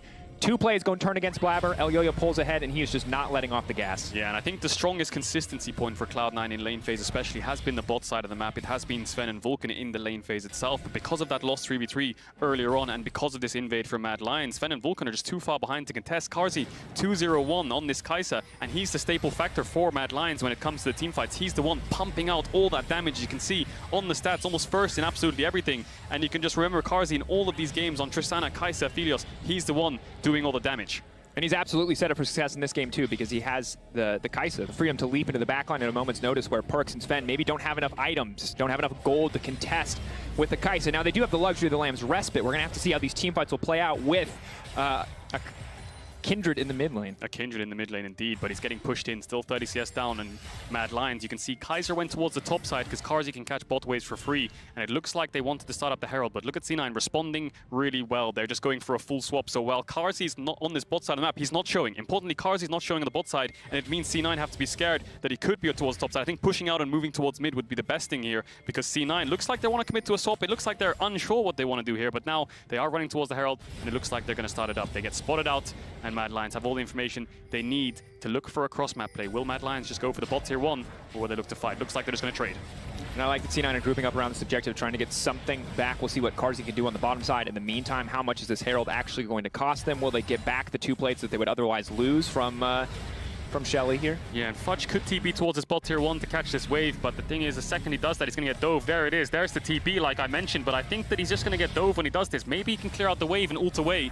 Maybe that's the thought process here, but look at Elyoya. He's running down. Uses the ult aggressively, though. I think he might just die here if Mad Lions tank it up properly. Fudge can almost just one-shot the wave. He has the zombie form as well. They have to be careful. They have to be flawless on the tower aggro. Fudge, was it a mistake to TP in? It looks like the answer is yes. They just run out to safety. Fudge can clear the wave with zombie form, though. Maybe buy a bit more time, but that is disastrous. Looks like that's the play from C9 there. Fudge TP's in, loses his life, but he clears the wave. And what that does is it slows the tempo down of Mad Lions on taking this bot tier 1. They had a huge wave stacked up. They probably would have got most of the plates on that first 2 waves that they had. And now that the wave's dead, it means that the bot push is slower. Karzi's only on 3 plates on his bot tower, pushing out the next wave, while C9 can herald this top tier 1. So they're slightly ahead on the push, but Fudge does end up losing his life. Another kill over to Karzi. And this bot tower will get chunked out. It won't die quite yet. You can see Karzi basing. So good macro play from Cloud9 to defend the waves. Arma, though, just barely able to hold on to the tower for now as the Capture Creeps try to finish the job. Tower's alive still. I wonder why C9 didn't just commit to it. That's the first tower of the game, local gold. I think they're going to have to stay around here. Maybe just walk up and take it on this next wave. Maybe they're hoping that Arma will approach the wave. Arma, no shutdown. Really, the person that they want to target is either Karzi or Elyoya to get more gold back into their pockets, but they'll take what they can, and it looks like they've just made sure that Sven is alone and isolated on the top side. Arma going to appear there, and we'll see if the Kalista wants to walk forward for a single auto, if Arma's just going to hold the wave outside of tower range. They lost their window, I think, to get this top tier 1, because now Karzi's going to swap towards the top side. 4 members strong. I think Armut might have to TP bot. There it is. TP's towards the bot side. Top river is... Okay. Shout out to Brian Kibler, incredible MTG player, the king of dragons, and maybe sad to see everything focused on the Herald side of the map, but as he said, Top River is basically Cloud9's Bermuda Triangle this tournament. Don't go there, or you'll just disappear. And again, don't go there now either, because Mad Lions have full control, deep vision on the blue buff area of Cloud9. Karzi pushing in, and C9 missed their window of opportunity to get this tier 1 top. It's going to live on 1 HP, and they're not going to be able to get it. They can't even trade on the bot side either. Look at bot wave. Armut TP'd in and pushed it in. Humanoid TPing back mid. 3 pushing lanes for Mad Lions. Cloud9 have no cross-map response. Fudge is going to do what he can to take the Gromp, but Perks is now in trouble. Humanoid goes in, just finishes him off with the Gale Force, a little solo bolo in the mid lane. Yeah, Perks doesn't react in time with the Lamb's Respite. The Gale Force takes him down. We saw the exact same thing with Xiaohu onto Blabber. C9 dying to these Gale Forces. Humanoid picks up a solo kill. Not only is he 30 CS up and 2 plates up, he's also got a solo kill now. So this Kindred pick is not working out as well as Perks perhaps would have wanted it. But here's the cross map from Cloud9. Can they dive Armut? He should know something's up here. Quick word in the runner. Just going to leap away, takes the Rumble. Ultimate can throw down on the Equalizer if they commit too hard in the play. Kaiser in the area. Arma now going to throw down his own Equalizer. They are going to be able to get down Kaiser. A good stun comes down onto Blabber, but C9, are they going to have this one turned on them as Elyoya now comes down to the bottom lane. The tower is very much still alive. Elyoya ready to come over the wall. Looks like they might want to defend the wave. Armut goes forwards, but he doesn't collect the chains. MVP Kaiser. Good guy Kaiser tanks the hook for Armut and saves his life instead of letting his top laner die. They do end up clearing the wave in the end, and C9 don't really get many plates on this bot side of the map. They end up getting a kill, but let's look at this 1v1 again, because Perks has the ultimate. Humanoid TP back with his mythic item. Just dashes in, gets the auto Q into Gale Force, and from there, Perks just didn't expect that damage, the execute coming out from that item. Another Drake now going into the favor of Mad. And this is grim. If you are a C9 fan, a 7k gold deficit at 13 minutes of the game feels just about insurmountable. All it was 1 or 2 early skirmishes, very aggressive early skirmishes that Cloud9 initiated that Mad ultimately won out on. Thinking back to the Elyoya triple kill, the bot lane gank, but with the deficits they've now built up, with the composition that they put together, it feels very difficult to play this one out. The damage from Humanoid in these short trades is just outstanding. Yeah, Mad Lions, 7,000 gold lead at 14 minutes. They have all the pushing lanes they need. Elyoya so far ahead, and so they're so tanky. Mad Lions can pick and choose wherever they want to go on the map, and Cloud9 are the ones who have to respond with cross maps. You can see Mad Lions moving into the bot side jungle, and Sven just pushing in top, trying to get that top tier 1 as a response. Karzi will get the bot tier 1, but because they have numbers mid, they can look for mid tower. Perks now in trouble. Big fight going out. Elyoya just running into Perks. That's going to be the Lamb's Respite. They can just wait. They can just walk this one out. Sion ulti's going to get used immediately. Fudge locked up and taken out. Colin coming down on the backside. Rumble has to ult just to clear the wave. And Mad Lions will grab yet another kill. Yeah, Mad Lions commit numbers mid, and they have the tier 1 bot taken down from Karzi. So playing on 2 lanes. Karzi's going in! Feeling it. The flash away. He takes down Perks. Elyoya's here for the follow-up. Vulcan needs to hook a wall and get out to safety. Waiting, holding on, backing off. Elyoya body blocking as Blabber gets lower and lower. Humanoid off to the side. Does have the Gale Force and the flash. There it is. He's going in. Vulcan feeling himself, but he is going to get locked up and taken out. A little bit too much confidence there from the Mad Lions as the shutdown goes to Blabber. Classic Humanoid diving between towers, going way too deep. Does get shut down in the end. Doesn't find a kill. Bit of a mistake there. Blabber does pick it up. TV behind now. Maybe C9 can find something. Here comes Fudge. Karzi spiraled in. Oh, yeah, in the area. Kaiser in the area. Fudge, I don't think he's going to be able to get anything back. Roar the Slayer slows just a little bit, but he doesn't even have time to channel the knockup. Sven in the area as well, but they're just cutting through the front line of Fudge. They don't have enough tanky stats. Maybe they can kill Yo-Yo. Maybe they can get another shutdown. They're running away as the zombie passive comes out. If they finish Yo-Yo, it's big for Cloud9. It's more money back, but again, the CC on Fudge, he just cannot auto-attack this game. Everything C9's doing just keeps backfiring. They're losing out on every play. Yes, the mistake from Humanoid netted them a kill, but Mad Lions have 3 towers to 1. They're winning out on the cross maps because they're playing on 2 lanes every single time. And as soon as they pull the trigger to engage, Kindred has to use her ultimate almost instantly, and Armut's re-engage was clean. Good use of the ultimate, waiting. And this is the luxury that you have. Maybe in a closer game, the Kindred all buys time and makes sure that you cannot win out in these trades. It turns them against you, but we can see that as Cloud9 fall further and further behind, everything they use just kind of turns against them. Yeah, Carzzy sniping out Perks there. He was recalling on a ward, so he does manage to connect, and Humanoid, being Humanoid, does the classic, does look for the dive here. Hook into ult, into tower, he just dies. Yeah, dying is a classic, but him diving between towers to try to one-shot someone isn't really a classic. Him getting caught on a side lane is a classic. Yeah, this true. is just full confidence. When you're 2-2-4, maybe you think, oh, I shouldn't be that confident. But when you're, you know, 8k gold ahead. Blabber's on a ward though, clearing the Krugs, gets stunned up. Goes over the wall, he's isolated. Carzzy has the empowered Q. Easy pickup collector as well, just for a little bit of extra gold. Yeah, now Mad Lions have a bot wave to play on when Humanoid pushes out, and a mid wave to play on, so they might have to be looking, they might look for some more towers here. And again, Cloud9 only playing on 1 lane. Cloud9 looking for Kaiser here, but they have no damage. This Kaiser's way too far ahead. 2 items at 16 minutes. Kadril, and I love the EUNA rivalry. I want games where it's neck and neck till the final moment, but this is not one of those games. This is an absolute slaughter. Mad Lions are demolishing Cloud9, and for Cloud9, you are grasping at straws if you are hoping for a comeback at this point. Oh yeah, definitely. They need to wait for mistakes to be made, but you can see the confidence in Mad Lions. Look at Elyoya's items. Has the Magi's stacked up on Udyr. 10 stacks already. Pushing in every lane, looking for tier 2s at 17 minutes. Cloud9 need to wait for Mad Lions to make a mistake. Maybe they can capitalize on numbers advantages, and that's why they're committing 4 people towards the spot side of the map. Fudge is behind them with the ultimate up soon, so if Armwood shows on this top wave, maybe they have a 5 to 10 second window where they can find a 5v4 or a 5v3. It's even shorter than that because they have to wait for the TP channel. That's about the only window that they're going to get. Is Humanoid again stepping forward. Level 10 for Sven. 1 item under his belt, can start to poke down, knowing that he has his allies behind him. Fudge, level 11, almost has the Scion ultimate up and available.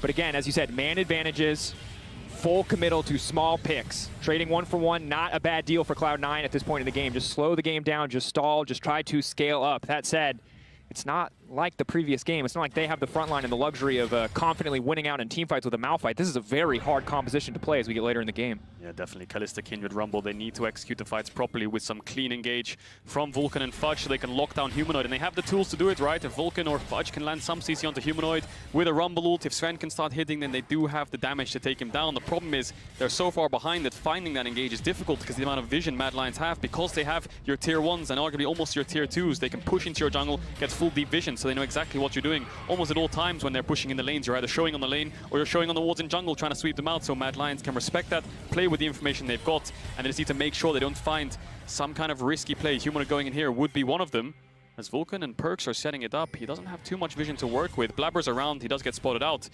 So Mad Lions fishing for vision here. That's what the key of this game here is, along with the Drake. More vision, more control, more pressure, grabbing the Drake. Ocean Soul in a game like this, a pretty easy way to come out on top, as if the 8k gold lead was not enough. So we are now 5 minutes away from potentially the Ocean Soul for the Mad Lions. 5 minutes for Cloud9 to scale up to find an opportunity to bring themselves back into this game.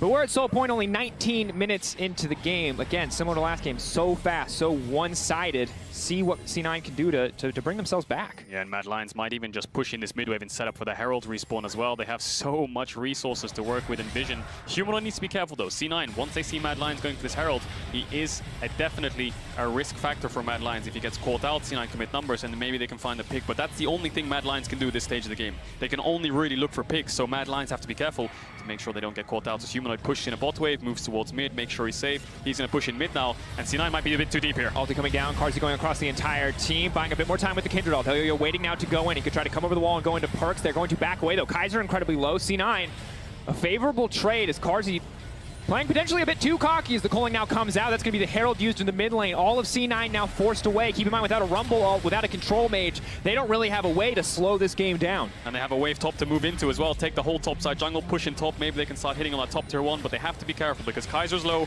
and Fudge is going to push out bot with that TP available. So it looks like they're not going to use the top wave. They're moving towards the Baron here. Mad Lions just going to start it up. Armwood has the Rumble ult to work with. C9 have no vision. The Blue Orb's going to spot it out. And Mad Lions have a lot of damage to take this down. C9 on the move. Fudge is coming in. Mad Lions, you got a lead, but are you confident enough to flip it here? Kaiser stepping forward, Elyoya coming over the wall, coming over the pit. That's going to be the stolen rumble all in the midst of everybody. That's one shot. Carzzy now dominating. Elyoya zooming forward. Perks with no ulti. He sees his opportunity, but Fudge left alone as the rest of Cloud9 runs for the hill. The flash in place from Humanoid as Mad Lions just continue to push their lead forward. Fudge goes down, and you have to think that that will be the Baron for Mad. Yeah, they're going to start it up again here, and Kaiser did lose his life, but really good setup from Mad Lions. They knew that Cloud9 had no vision. Cloud9 thought that they would base because they're so far behind in tempo and they're quite low because Kaiser got chunked out. But no, they baited him into a fight. Rumble's going to buy some time, but they're going to spread out. Armut looks for the turn. Armut now going. Humanoid now stepping forward. The objective's getting lower and lower. Can they turn this back? Armut goes down. Perks leaps into the pit. Can they steal it away? Can they get it? But they cannot. The Baron has been taken. Carzzy 1v1 was fed off to the side, but he shuts him down. Max plasma stacks achieved, and now Yoya is on the hunt. No follow-up here, though. Cloud9 will walk away Baronless, almost empty-handed. Yeah, Carzzy didn't have the ult just up in time to look for the re-engage onto Perks and Blabber, but they tried to contest it. They tried to find a way to stop the Baron, but in the end, the Baron falls 21 minutes into the game. As you get a replay of the initial Baron start, Mad Lions just trying to force a fight here. Kaiser gets taken down, but the Rumble ult from Armut zones away Perks. That means he has to split away from his team. Elyoya chases him down with Humanoid on the backside, and Mad Lions just have way too much golden items for C9 to be able to turn any kind of engage. Yes, they got down Kaiser, but from that point onwards, you just have to run away from this double AD carry composition with an Udyr next to it. Full confidence and smiles from the face of Mad Lions. Not sure what they were expecting in this one, but absolute dominance has been the name of the game. You can see that red line just steadily growing and growing in the favor of Mad. And in this Red Bull Baron power play, their gold lead's only going to continue to grow. 10K in their favor, 3 Drakes. We are 2 minutes away from an Ocean Soul for Mad, and it feels like Cloud9 are out of this one. Yeah, Mad Lions, full topside vision, Humanoid pushing in bot. The 1-3-1 is activated for Mad Lions. They have double TP as well in case a mid-fight breaks out. So C9, you can see what they're doing. Move towards the bot side, try to catch out one of these side laners, but Mad Lions, they read the play. The W from Carzzy is going to spot them out. Humanoid's not even pushing bot anymore because he knows he could get caught, so he's going to group up. And Mad Lions will siege on this top tier too. Oh, and Elyoya is just so tanky as well with double AD threats and a Rumble. Easy pickup on the Randuins on top of the Chem Tank. It is going to be nigh impossible for Sven and Perks to get away from Elyoya. 6-0-6 rookie split. Keep that in mind. Fudge now locked up, set to fall here. They are not concerned about the sign. The immediate ult now comes out. Equalizer down on the backside. Elyoya trying to walk out of this one, but all the follow-up CC is there. They can get the shutdown. They can shut down Elyoya. Elyoya running for the hills. Big. That is going to be the shutdown over to Perks. A ton of money, but Mad, they are still in control of this game. They will break the tier 2. Yeah, massive shutdown for Perks. Elyoya and Kaiser going way too deep on that dive. Going for a full tank Scion in a Kindred ult. They're just getting a bit too cocky on that dive. I think they do end up getting the tier 2, which was the initial objective. Small blunder there. Elyoya loses his life, loses the Magi stacks as well, which is also a small, nice kind of positive there for Cloud9.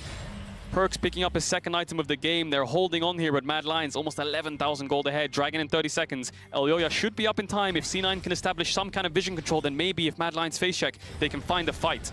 And it's one step at a time right now for Cloud9. They don't get to look too far ahead in the game. It's one objective, it's one fight, it's about survival. They don't get the luxury of planning super far ahead, so for now it is Ocean Soul in their sights. 19 seconds on this Drake. There is no control, there is no setup from the side of Mad. If Mad might be strong enough to just walk in here, but it'll be Cloud9 who controls the territory, Cloud9 who controls the pit. If there was a time for them to turn, it is now. Yeah, Cloud9 waiting for Mad Lions to walk up. Mad Lions aren't scared of anything. Kaiser can be their frontliner, Elyoya's here.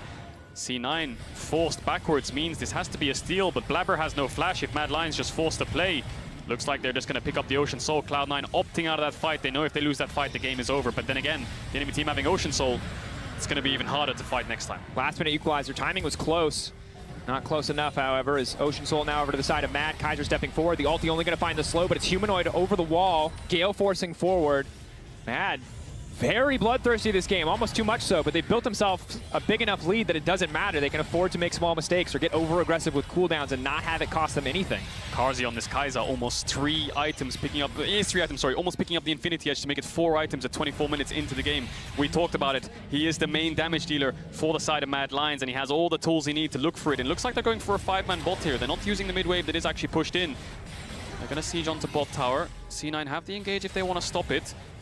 But Armut has taken away the Nautilus ult, so that means C9 can push in mid. I think Mad Lions might have to give up on the siege, but no, they're staying. I think Kaiser has to look for some kind of dive here. They're determined. Are they far enough ahead to fight against the turret as well? Equalizer goes down, they leap out, but that's Kaiser now locked up. He flashes out to safety. Fudge with a good engage on the backside. Sven and Perks for now are untouched, but Fudge is not strong enough as a front line to weather the storm. Mad backing away, knowing that they cannot fight into the zombie passive. Isolating Fudge and taking him out before they push for any more, but Mad Lions, it doesn't look like they're done yet. Carries of Mad Lions doing so much damage that full tank Sion gets melted. He doesn't have the items yet. He only has 2. He has the Frostfire Gauntlet and the Knight's Vow. These aren't the best items. You need things like the Random Winds to deal with this double AD carry composition. And Mad Lions, after getting the pick, they're still going to siege. No Baron buff, but they are going to be able to take down this tier 3 tower and the bot inhibitor. C9, can they respond with some kind of engage? Fudge is up in 10 seconds with TP. Perks in trouble. Big damage now coming into Fudge and Familiar. No chance to push the ult, and that might just be it. Mad Lions moving in. Mad Lions looking for the kill. Rumble Equalizer across the entire back line. Sven safe for now, but the turn back, it's not enough. Vulcan puts himself in harm's way and gets dropped. Mad Lions from start to finish. One bad skirmish from the side of Cloud9, and Mad Lions turn it into a massive, massive win. They're taking their time on this one because, you know, in NA versus EU, it's always a little personal. Perks and Sven will walk away empty-handed as Mad Lions take the win over Cloud9. Diving into the Nexus as well. The Ocean Souls keeping them full HP. Are they going to go for a 5v1 dive here? It would be too risky. I think they're just going to close this one out. What a dominant showing from the side of Mad Lions. As I say that, they're going to go in for it. 5v1 dive, one more. Little stat padding for Fudge, a little salt in the wound for North America. Mad Lions, absolute dominance, 2-0 in the Rumble stage. They were expected to win their first game. This game was supposed to be close, but an early game performance from Mad Lions and from Elyoya that will not be quickly forgotten. A masterclass on Udyr if I've ever seen one. What a dominant early game from Mad Lions. And those 3v3s could have gone any way. You know, one small different play, one small mechanical change or a click. Maybe they could have got an extra kill, but Elyoya on the Udyr on the top side fight, just stunning everyone, saving his whole team, and then the bot lane fight going in their favor as well. Udyr's all of a sudden 5-0, and the game just snowballs out of control from that point. And in draft phase, it felt like Cloud9 had something special up their sleeve, had something creative, and it looked like moving and fighting for every single crab. But when that second fight turned against them, the game felt like it ended before it really even got a chance to get started. Yeah, and from that point, when the jungler's so far ahead, you can affect the lanes. The lanes were ahead. Humanoid obviously pushing in mid really hard, gets the solo kill, despite getting solo killed earlier on, and then they get the Drakes, they get the Heralds. The game just snowballs way too quickly for C9 to be able to deal with it. It's honestly, what a weird game. I was ready for the craziest, hypest back and forth of all time, and it was just, they got started. A few minutes into the game, instantly Super Mad Lions favored. We'll see what it looks like the next time around when they face each other, but today is certainly Mad Lions' day. 2-0 on the day for Cloud9 is rough. That game, you didn't even really get started. The RNG game feels like it was just stolen away from you when you were finally able to fight.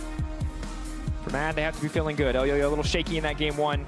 And again, absolute dominance here in this game 2. And now, in our drive to victory, presented by Mercedes-Benz, Mad Lions' first 3 kills in the topside river. The Bermuda Triangle, if you will, Mr. Kibler of Cloud9. Yeah, and I think just keep your eyes on Elyoya. The amount of CC he does in this fight after Armut engages the whole thing. He saves Armut with the stun onto Fudge last second, and then after saving Armut and getting the kill onto Fudge, he actually flashes forwards and saves Humanoid. We'll see it here. Humanoid 1v1ing out onto Perks, almost dead, smites for the move speed, Nimbus Cloak, flash stuns Perks, which saves Humanoid. So Elyoya, MVP of that fight, gets a triple kill for himself, and he just snowballed the game out of control from that point onwards. No doubt MVP of the game as well. And Elyoya just continues to impress. Remember, this guy's a rookie. This guy has played in our league, the LEC, for 3 months. Won his first final. He's now winning out against NA in the group stage. It's an incredible story to watch. He was in EU Masters group stage last year. He got knocked out. He got knocked out in the EU Masters group stage, and now he's on the world stage, in the international stage, sorry. And he's already 2-0 up in the second round of the Rumble. Yeah, tough day for Cloud9 and a happy day for Mad Lions. We'll tell you all about their matchup, and MSI cooldown, and Lore is going to check in with Armut, so don't go anywhere.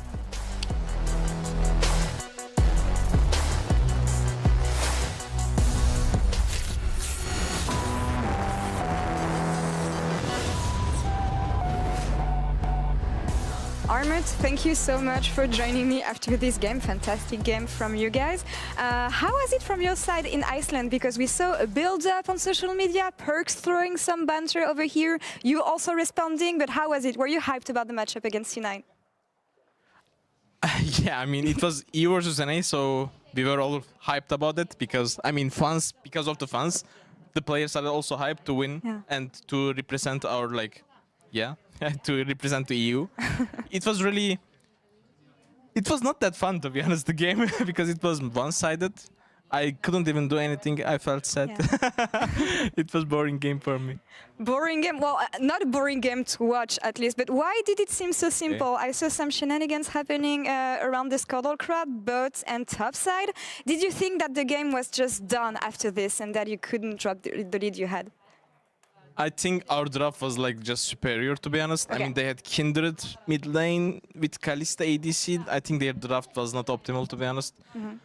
And after Udyr gets 3 versus 3, like triple kill topside, and then he went to bottom and he just spamming kills. Like, yeah, Udyr just snowballed so hard this game, so it was kind of game over for them. All right. Well, before the game, why did you identify as Cloud9's weaknesses that you could maybe trigger to just get the advantage? That's a really good question. I don't know. We didn't say like, okay, Cloud9 is really weak with that. I mean, but like the game was so one-sided from the early game that we didn't need to use anything, to be honest.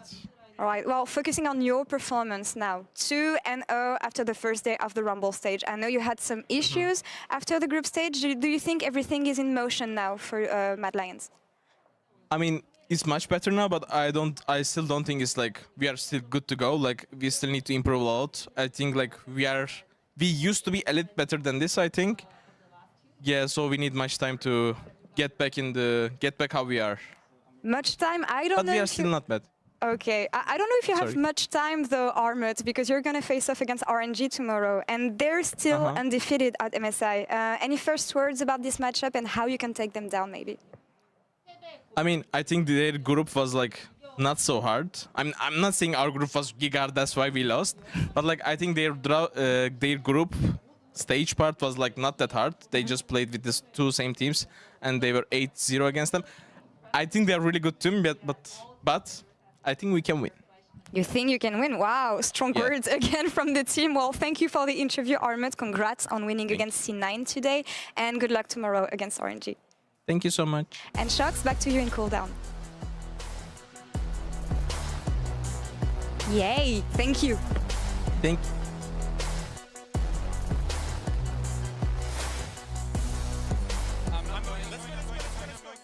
Go. Dive.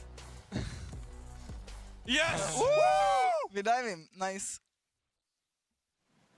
Thank you very much, Laura. Nice to hear a check in there with the team comms for that last dive. And welcome everyone to Cooldown. I'm Shox, joined by Ender and by Dagda. And a very fun interview with Armut. And I hope that a lot of people are getting to know kind of why we fell in love with the Mad Lions over here in Europe. But when we get to the game, it sucks. I never know how to talk about these games that go so haywire in the beginning because you feel like it's over before it really begins. Honestly, C9 have to be so unhappy with the way this one went because the game really was over from this Scuttle Crab into the bot lane play, like Armut was saying. And honestly, like as an analyst trying to break down this game, I think C9 took a very poor decision to try an all-in fight in the river. Blabber even spent like 20 seconds sitting inside of a brush to try and come away with it and find some sort of pick attempt.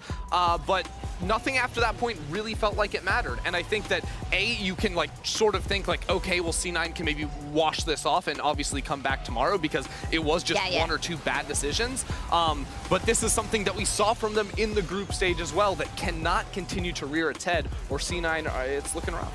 Yeah, I do want to talk a little bit more about, where C9 goes from here in a second. Dagda, I'd also like to jump on what Armut said in the interview. He said that he thought that the draft from C9 was suboptimal. Do you think with a different draft, they would have been able to maybe hold the fort down a bit longer and maybe try and do something, or?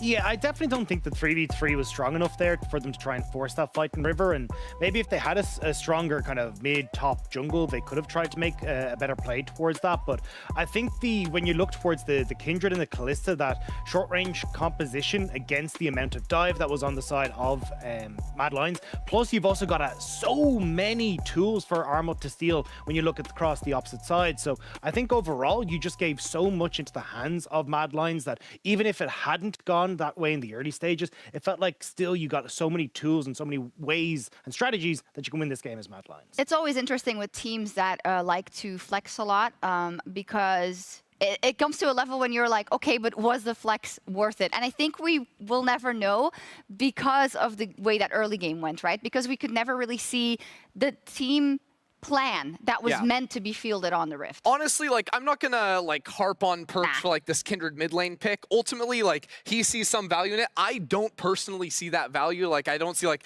is Blabber supposed to like leash him the early Scuttle Crab so he can get the mark? Are they supposed to like duo invade these sorts of things? And like in the Lucian matchup, even though technically he got a solo kill, he missed like 30 CS underneath tower. Lucian, the only time he did kill him, it was diving there too. So I'm not a believer in the Kindred, but I'd love to hear what Perks thinks it's good. Yeah, me too. I mean, and again, that's what we were talking about before the game. They do dare to craft a composition and go for it for where C9 goes from here. I think after what we saw in the group stage and how they started there and how they were able to turn it around, I think this is an even more clear-cut case of, well, in that RNG game, if we do that differently, and in this game, if that doesn't happen in the early game, you're talking about different games. So it's a bad start, but they can definitely come back from this. Ultimately, the RNG game was so close, and I believe that C9 were on pace to win that. I think they were going to take every team fight from that point onward. So today, it is a 0-2 start for C9, but this game against Mad, wipe it off, and the game against RNG, you can take that home and say, look, there was a point where we could have legitimately won this game, and I don't think C9 are a 0-win team. No. Dagda, what do you think about kind of the unlucky events, I would say, for C9 today? Yeah, I agree with Ender. I think that we'll see C9 improve as they go throughout. I just wish they try and take the early game a little bit slower. It feels like there's been a couple of times now we've seen them kind of go for these coin flip plays in the early stages, and certainly kind of playing around Blabber. And there's no reason to. We've seen them being able to take team fights in the late game against teams like Damwon, and I just wish I could see them go towards that point where they're actually like, cool, let's come into this mid game, we're able to play our style, work off the tempo advantages that Blabber can try and get, and then play through our strong team fights instead. Okay, we'll see how that evolves as we pull up the standings here. We see that RNG and the Mad Lions are 2-0 so far. Yeah, for the Mad Lions, it's really weird because I have the feeling that we still haven't seen like everything we need to see from them. Again, because it goes both ways, right? In a game where you get such a big advantage in the early game, it's almost unthrowable. What do you really take from that game? Nothing. Yeah. I legitimately, it's kind of how I felt like Mad Lions for a while now, is it is very hard to get a discernible read on the team because one day they're the best team on the planet, the next team they're the worst team on the planet. Like, and individual players can also have like very high highs, very low lows. Like Humanoid, yeah, he solo kill Perks. He was also just sprinting it down, completely limit testing, having a good time in that last game too. So ultimately for me, I think the Mad Lions are a strong team here. I think they are top 3 currently, but they could very easily show up on the day and be the best team or the worst team. Yeah, Dagda, what do you think about RNG's showing so far? Obviously the win versus Damwon, and then later also the backdoor win versus Cloud9. You're probably happy, man. Yeah, definitely the Damwon victory very much feels nice, and I know a lot of the guys here, at least on the production staff, are cheering hard for that win. So it's always good to pick up the victory there against the LCK. And I mean, yeah, Cloud9, they had some really strong team fights, and I do hope they bounce back. But it really does feel like now I think people are starting to realize just how strong RNG is, and they should be considered an S-tier pick in this tournament alongside the likes of Damwon. And speaking about Damwon, earlier today, Lore checked in with Khan to talk about Damwon's day one. Let's take a look. Khan, thank you so much for joining me. 1-1 for Damwon Kia so far in the Rumble stage. And some people have been saying that you haven't performed to the expectations maybe, but the other people who are used to seeing you in the LCK tend to say that you often need this one team fight after the early game to just get back on tracks. What is your take on that when you compare it to the performance you had at MSI so far?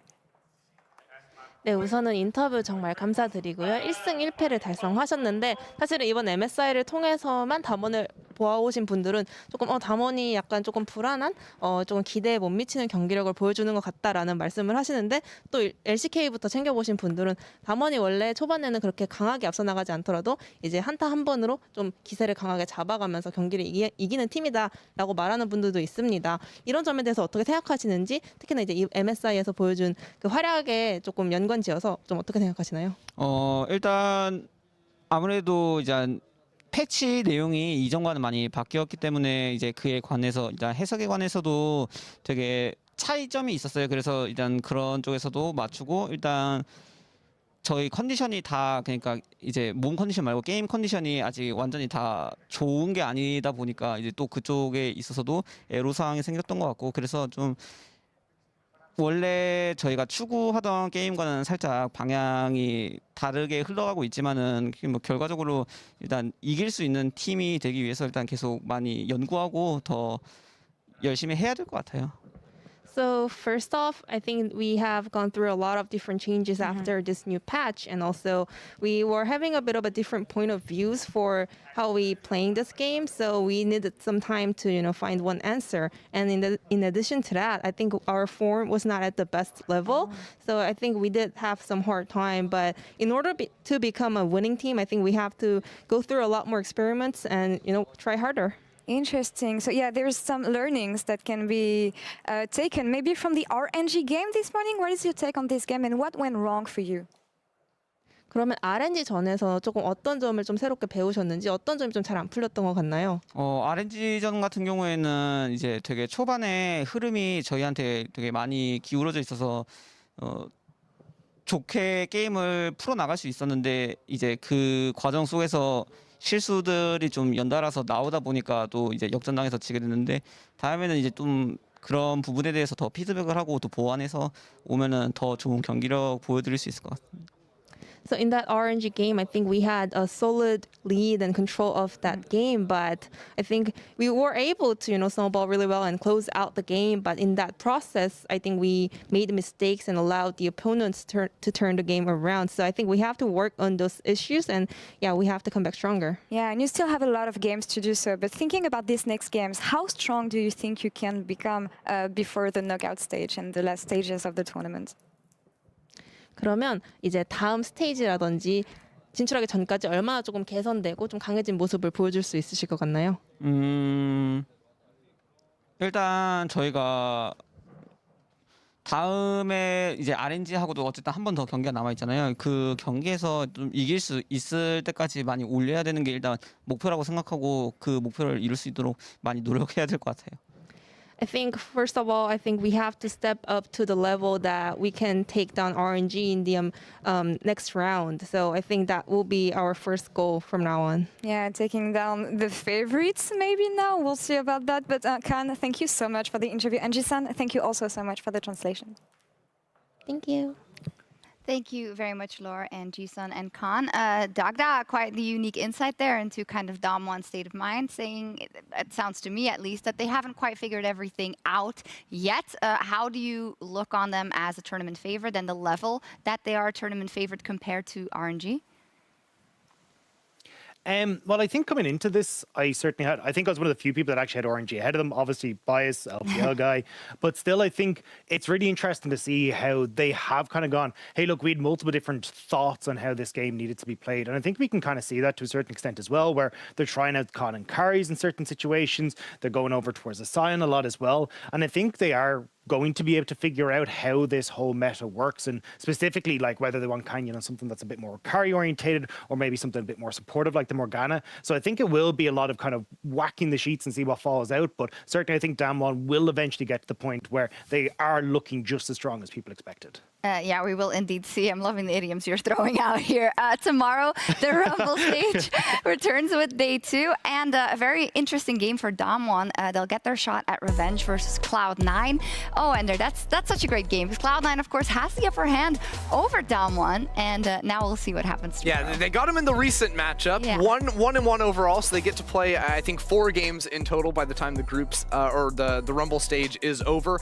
Ultimately, I think this day obviously going to be very important for C9. The first game is a big challenge for them, of course, like even with the win. But then their game against Talon too, because when you look at like the sort of prospect of the tournament right now, it looks like RNG gonna get out, Madline's gonna get out. You'd assume Damwon make it out too, and then who gets that 4th spot? Currently PSG in a good position with Pentanet and C9 on the outside. So that game is even more important, I believe, than their match against Damwon. And Pentanet is overjoyed because tomorrow they get to take on RNG once again. We've got a bit of a, I want to say a running guess who is going to take down RNG as the first team. Well, they got a couple of tries already, and it didn't go that well. They have a lot of tape to watch, and of course later in the day, Mad Lions are up versus RNG as well. Some quick thoughts about that?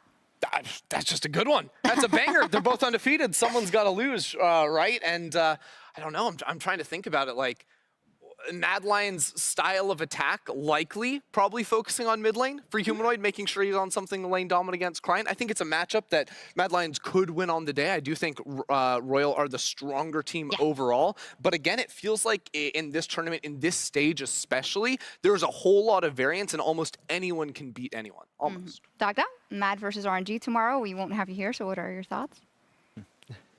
Yeah, I agree with Ender. I think especially if Karzi and Kaiser step up, we could definitely see a super interesting game there. Maybe you could end up with Mad Lions playing heavily down towards the spot lane with Elyoya and getting themselves that victory over Ming in the bottom side of the map alongside Gala. But I'm still curious to see how Armut does if we start to put a lot of pressure there with Xiaohu. I know he's been able to absorb some pressure in the past and it's looked really good. So I think overall there's a lot of question marks for me around that game, but I think RNG should in theory have it, but Mad Lions, you never know what they're going to bring to the table. Best of ones, they're crazy, baby. That's all from us here in Berlin, but we'll be back tomorrow for day 2 of the Rumble stage. See you then.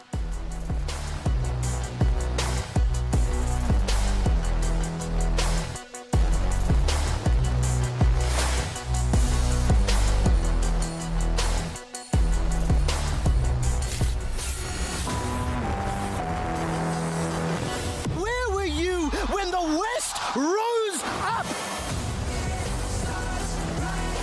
SK Telecom continue to rule the world!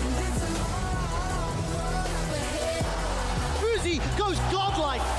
This is what peak League of Legends looks like!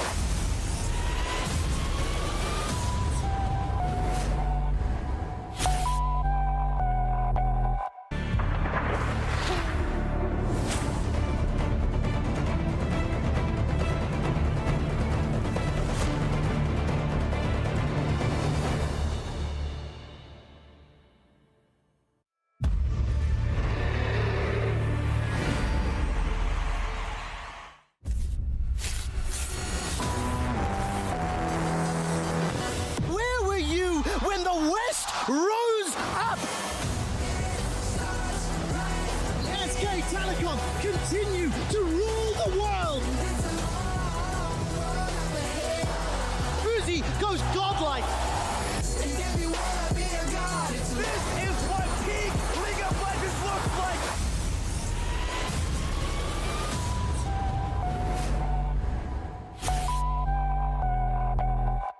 Wherever you are in the world, welcome back to MSI 2021 in scenic Reykjavik, Iceland. Pentanet GG and RNG are arriving at our arena for the second day of our Rumble stage. Both teams hungry for victory ahead of their matchup a little later today. Now, the LPL champions, they are still undefeated so far at MSI, and we're going to take an in-depth look at their run in today's countdown. Maybe Pentanet can do it. I know they're in our hearts, but can they also make it on the Rift? I'm Shox, joined by Ender and by Emily Rand. Hello, Emily. Thank you for joining us again. Thank you for having me. And we're also joined by Ender, or should I say the critic from Ratatouille? Yeah, maybe. We'll be critiquing some gameplay today. We'll see how they do, how they score. Man getting away with like wearing a cape on air. It's what no is capes. This? No capes. No capes. Okay, let's see. So let's take a quick peek at our standings to give us a bit of an insight into what we saw yesterday. RNG and the Mad Lions both went 2-0 with C9 and Pentanet chilling here towards the bottom, Ender. And it's just a heartbreaker of a day for C9 because they started off with a great match against RNG. They were behind, but they fought back brilliantly through team fights, and it falls apart with a base race backdoor at the end. Then this game against Mad Lions, it feels even worse because the game was just completely thrown at level 3 in the river. They sent it all in for the fight. Elyoya got 5 kills and an assist in what seemed like less than a minute, and from there, you can't judge anything from this game. It was just lost. Emily, unplayable. Yeah, I mean, I think this draft was obviously very risky. They were going to go for the double scuttle with the Rumble Kindred setup, but when you run a composition that, again, is this risky and has such a very like singular early game win condition, and then, you know, the execution is also risky, and they didn't execute on it. I think they may have been fine if they backed off that second scuttle, but it's still a very risky draft to take into such an important matchup. And even then, we saw in the mid lane with this Kindred pick, it still seems so dubious to me because you have Humanoid absolutely bodying Perks in the mid lane, and while Humanoid is very talented, it should not be that one-sided between the two players. Perks, the solo kill he got, it was because Humanoid was sprinting it down mid underneath the tower. Yeah, and Emily, then the question is, does it flex? But like, should it flex, right? Do you even have to go for that flex? I mean, so the Rumble jungle defender has logged on in E, but I'll back off of it a little bit in that if you don't feel comfortable or you don't feel like you have a composition to bring it out, then don't. Or they could have flexed it mid, despite the fact that obviously Kindred then has a lot of hiccups in the jungle. I just think there were a lot of ideas behind this composition, and I'm not trying to like rip it apart, but it was very risky, and the execution on it has to be perfect. It does have to be perfect. It wasn't that, unfortunately. Mad Lions came out on top in that one, and they've already proven that they can take down PSG, who they are facing today. But the other opponent that is waiting for them is RNG. And that's a little bit more of a tall task for them. I do think the Mad Lions have looked quite good. Elyoya in particular, the shining light for this team. And I think his creative pathing in the early game can try to replicate some of what Canyon was able to do against Wei in the early game between Damwon and RNG and get to an early lead. Yeah, that creative pathing straight for that top scuttle crab. You really do love to. Yeah, well, maybe not quite creative on that one. I'm kidding. I'm kidding, of course. We're quite impressed by Elyoya. Emily, what have you thought about Mad Lions in their first showing?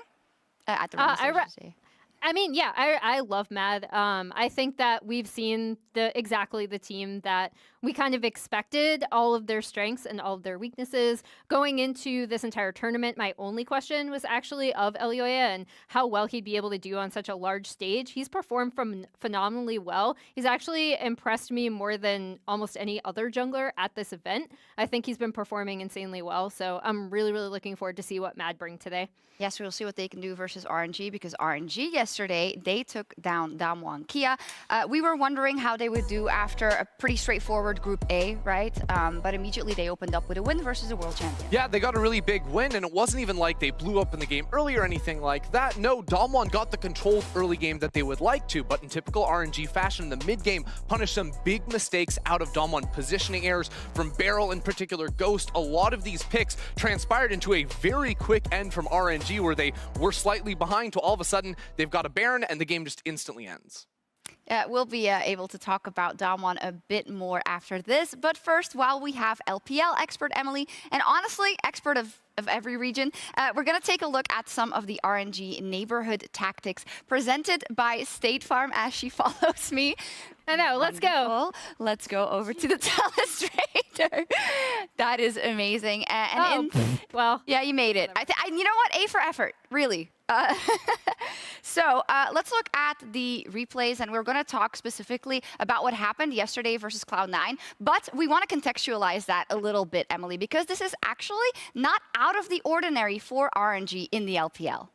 Yeah, so basically there was definitely a difference on my Twitter timeline in terms of people who watch the LPL regularly and then people who really only see LPL teams at international events, because everyone was like, oh, that was such a crazy backdoor. And then people who are used to watching RNG or LPL are like, yeah, we kind of have like one of these a week. And also we saw an incredibly similar setup in RNG's semifinal, or I believe it was round 4 match to get here against Top Esports, even with the exact same top lane matchup. Exactly. That is what is the most interesting also about this. So this is the clip. I'm going to go ahead and circle the dragons here for you, because that is, of course, very interesting when you look at what RNG did after and how they capitalized on that.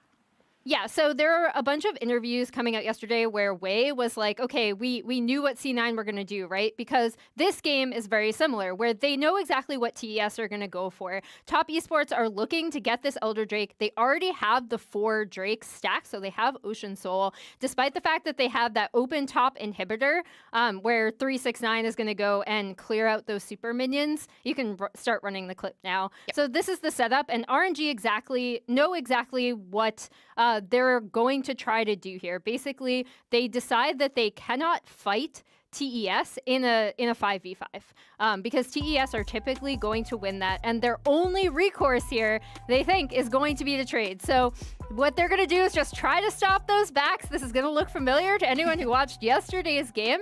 And then Kryan and Xiaohu are going to come and hit the Nexus. Now, this is a remarkably risky play, right? If they don't pull it off, they lose. However, they arguably lose anyway, right? So your only options here are go for the win, and this is the only way you can get that win if you feel like this is the only way you can trade, which RNG do, or you kind of wait to slow lose, which RNG typically don't do. They're typically going to look to trade, and if they lose, they lose, but they already feel like they're in a position where they have to make a move in order to win.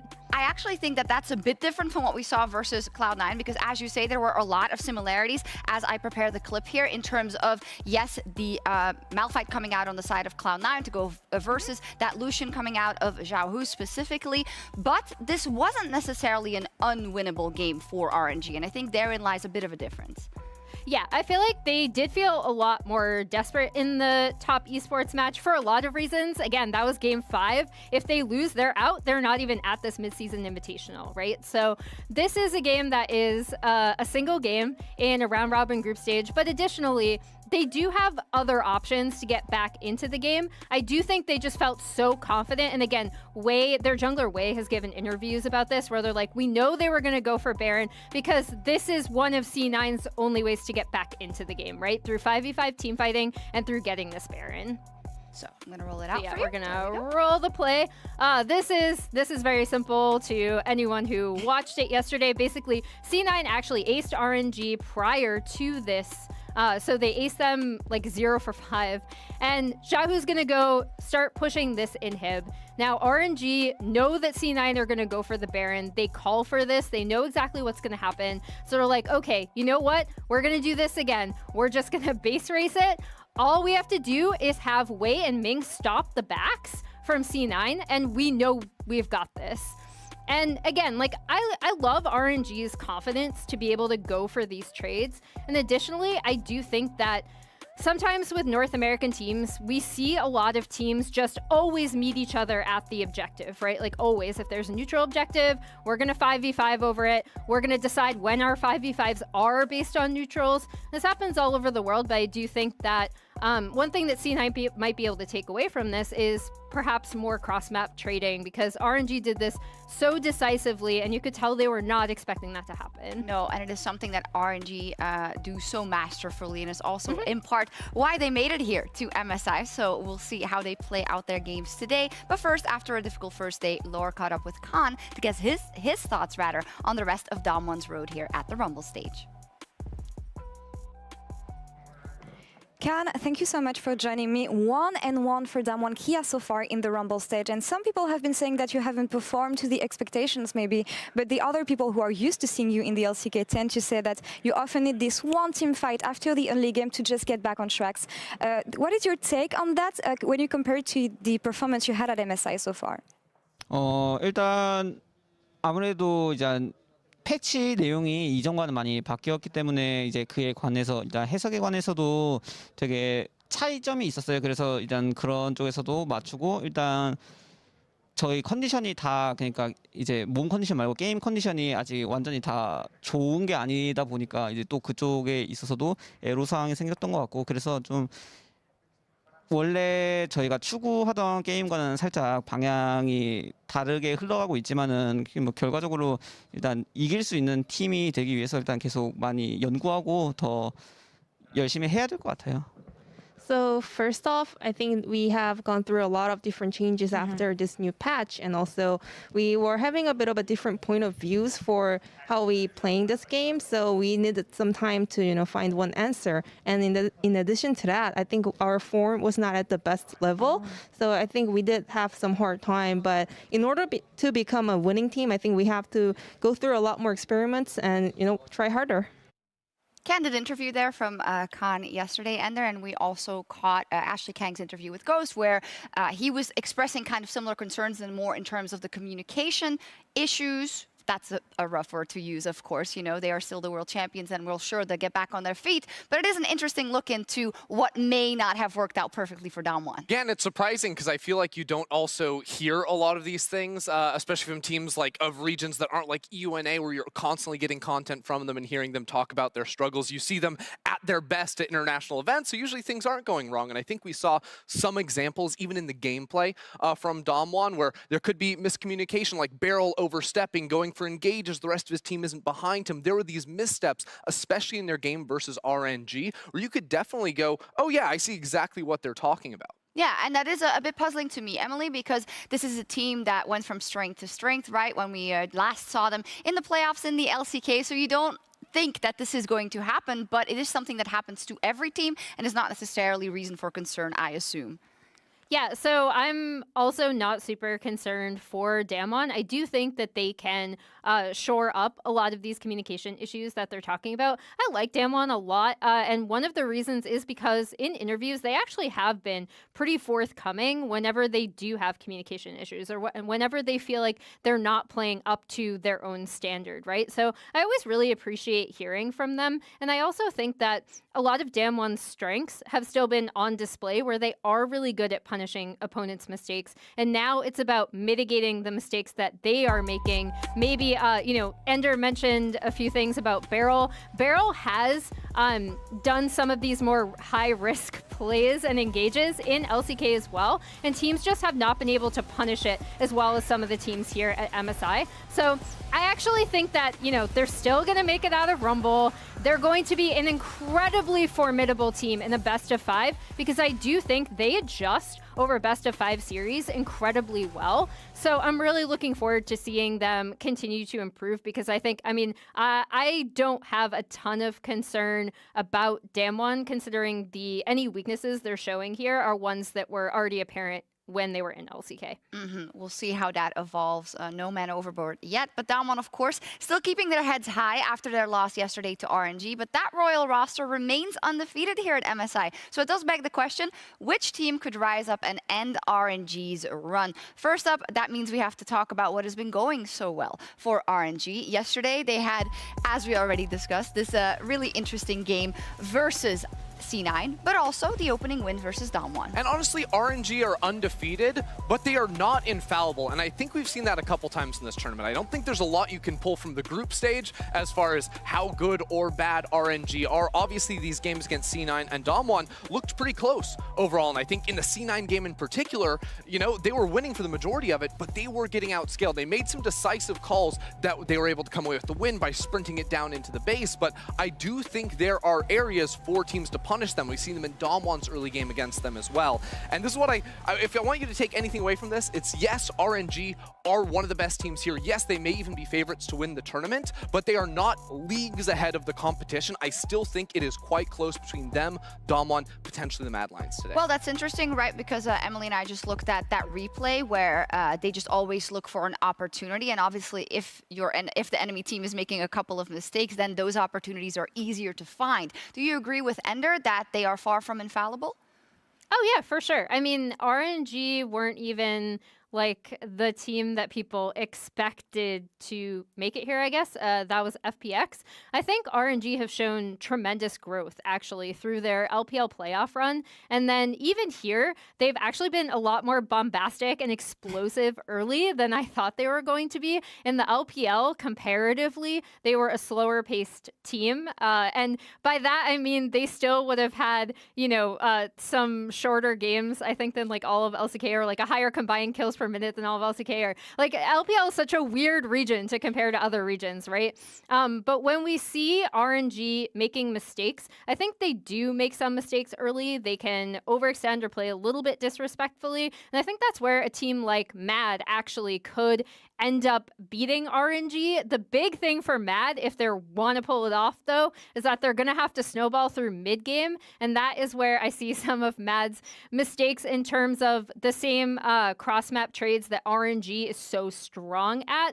That's where Mad maybe tends to falter, maybe tends to fight when they don't necessarily really want to. So they'd have to shore up that But if they get a huge early snowball and then shore up mid-game issues, I could see Mad Lions taking out RNG. Yeah, and if the mid game isn't necessarily working that great for Mad Lions, I think the mid lane has been at this tournament. I think Humanoid, over the course of the year, even has been stepping up on these very aggressive mid lane picks. The Lucian is one that comes to mind, a big pick in a game between these two teams, in a series between these two teams. And I think specifically, if you're trying to attack RNG, if you are the Mad Lions, it's through the mid lane and it's through the jungle. I think Kryne has been a bit of a weak point, in the laning phase, does not get attention really at all from his team. And we saw yesterday too, how Canyon was able to spot out Wei in the early jungle, set up for an early kill. I think Elyoya is the type of jungler that can do similar things. And by controlling mid jungle, you can then have a huge influence over the rest of the map and try to break open the early game. Yeah, I like it. I mean, this man also has experience with Splice in the group stage versus FPX, right? They took a game off them, so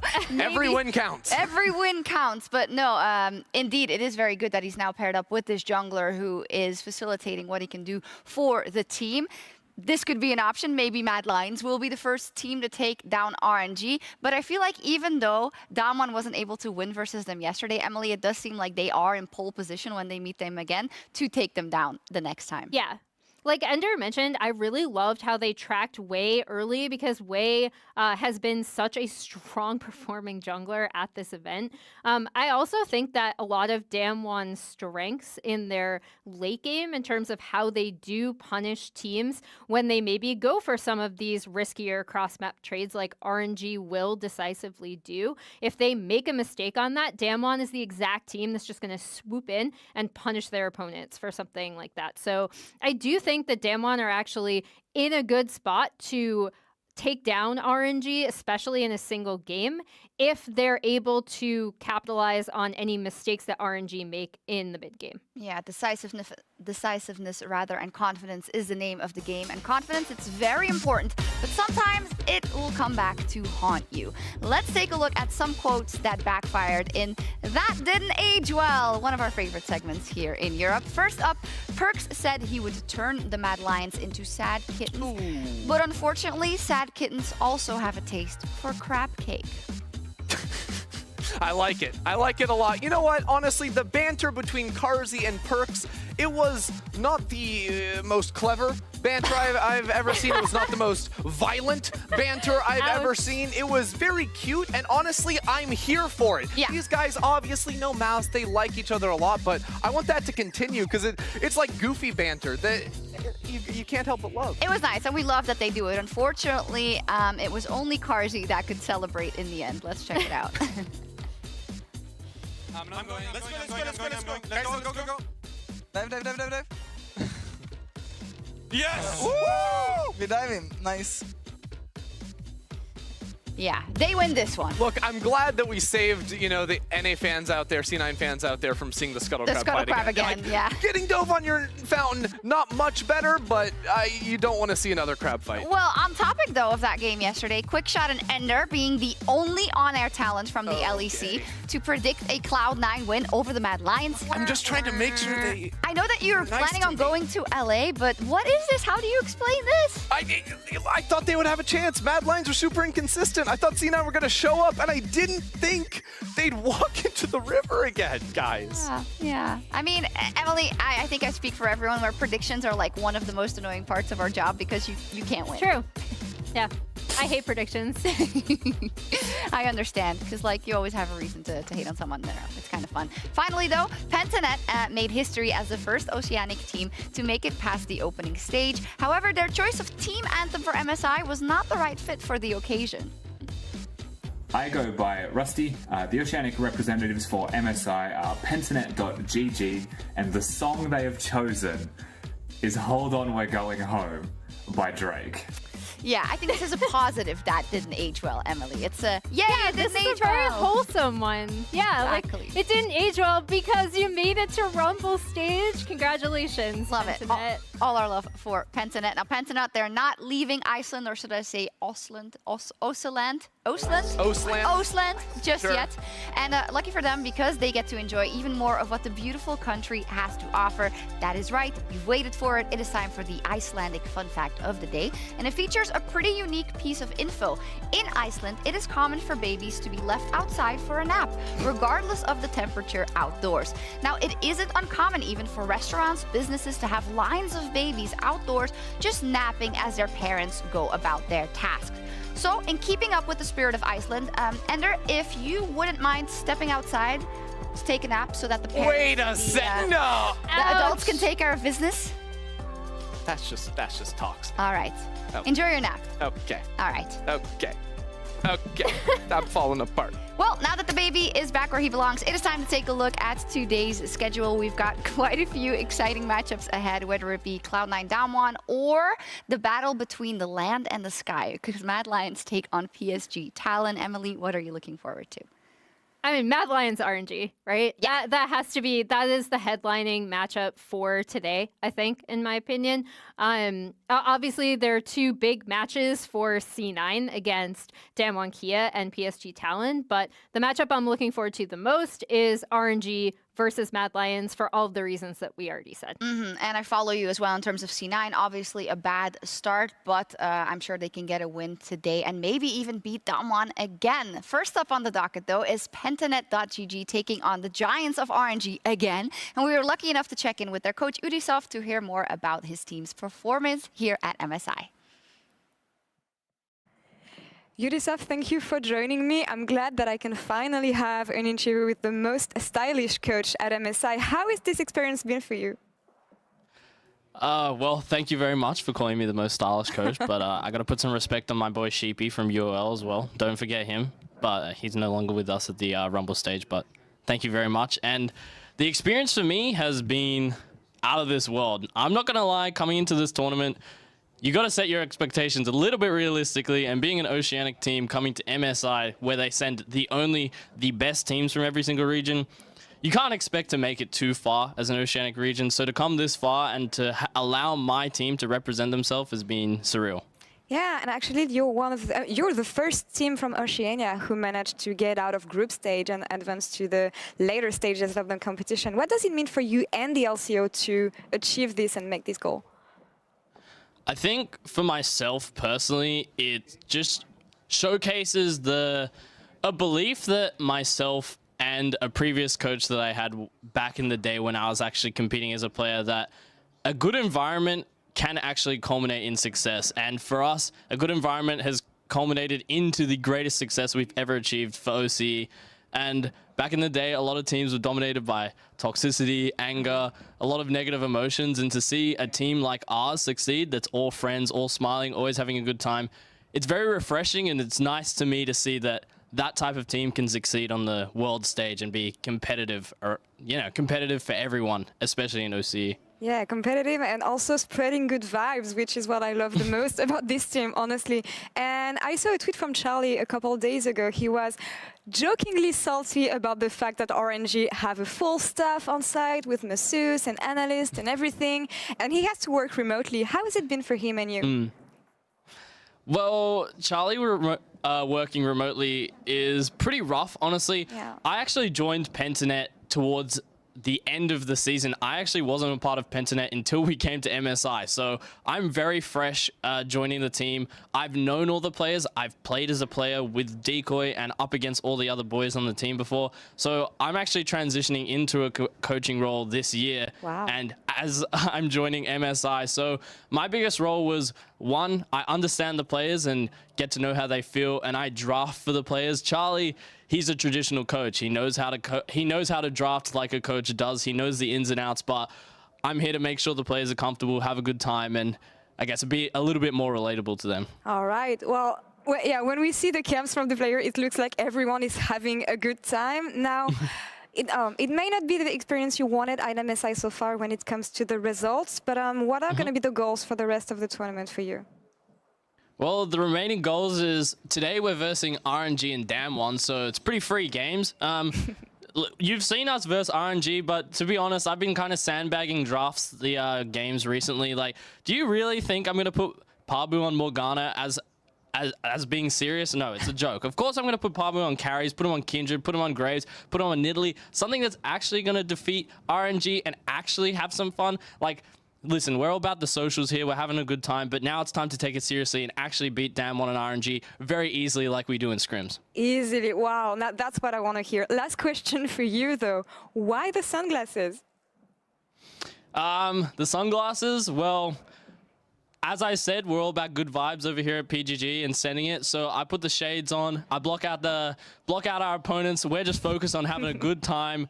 I was gonna say something like real nerdy, but hey, it's real good out here. We're having a good time. Wear some shades. Enjoy the PGG, boys. And that's all I gotta say. Just have some fun. And that's what the shades are all about, having some fun. Just have some fun and keep on rocking that outfit, by the way. It's amazing. And thank you, Udisoft, for the interview and best of luck today against RNG. Actually, best of luck to them because you're gonna smash them. Exactly. Best of luck to you, RNG. Best of luck to you, Damwon. And thank you for the interview. I really enjoyed it. You're very welcome. And back to you, Shox. Thank you. I love everything about this team. I love this interview.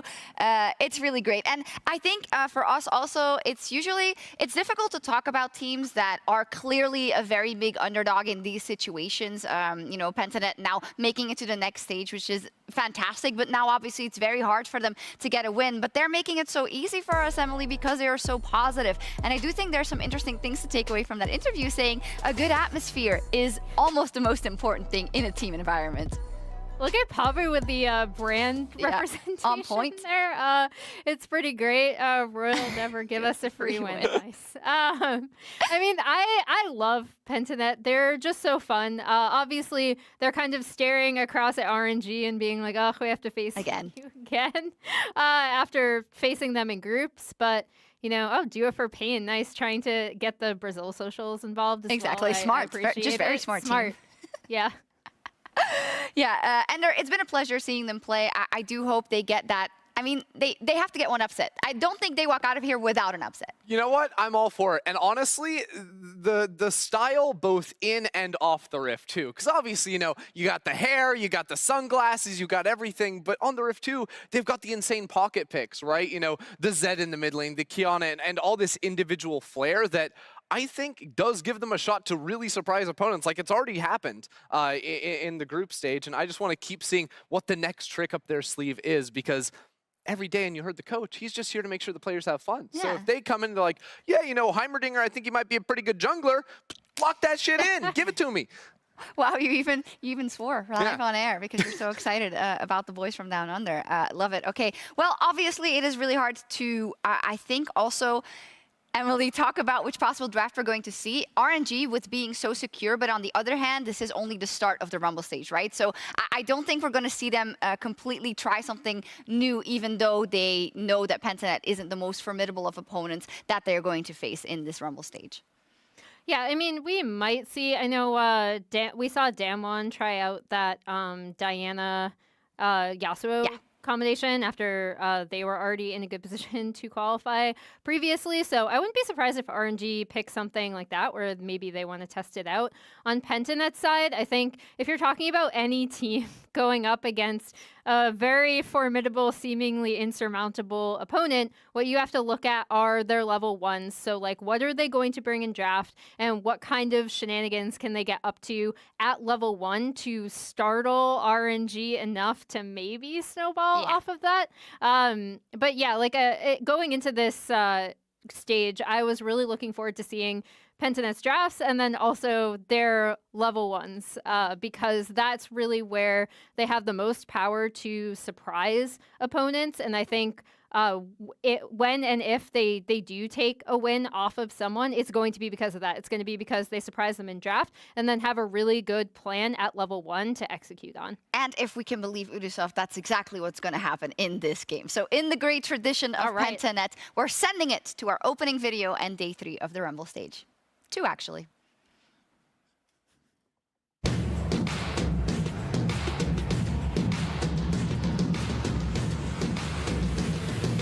RNG is not necessarily a typical LPL team. They don't need early aggression, right? They don't need to flip it on a dive on level 3. They don't need to beat you in a 5v5. They'll outthink you, RNG. Take the game. my opinion, they're by far the best team at this tournament. I think Damwon can ramp up to be the best, but RNG right now is the best. Gala is right behind him and will rain the plasma down on the Tristana. 目前来看，我觉得 RNG 是最好的队伍之一。 RNG will take down the world champions in game 1 of the Rumble stage. 그냥 픽대로 그냥 안 나와서 그냥 저희가 좀 초반에 유리하게 가져갈 수 있는 부분이 좀 많았었는데 좀 못 살려서 좀 패배한 것 같고. So RNG are definitely looking like the toughest opponent at the moment, but I think we are quite a good match against them, so I'm expecting a good game. It's been a long time since we've had an EU versus NA battle. It means a lot for Europe and NA, since it's good for the memes and good for the media. But otherwise, for us as players, I don't feel any pressure, and I don't think anyone from our team did. Mad Lions turned it into a massive, massive win. They're taking their time on this one because, you know, in NA versus EU, it's always a little personal. For the Mad Lions game, it sucks to be stumped. One bad fight in the early game. At 3-3, that went wrong. Just lost the whole game. It hurts your momentum and your confidence, but not something we can't recover from. I think that a lot of teams are going to stand up and recognize this team has come to play. 我们将会在这个 Rainbow Stage 拿下不败之姿，赢得胜利。我觉得我们已经准备好了，狮子可能要被我们打回老家。We were just going in with confidence and no stress. 我们现在状态也是挺好的嘛，然后我觉得我们得到中期的时候，我们运营和团队都是打得很好的，就是可以。Us beating PSG and PG is an absolute must.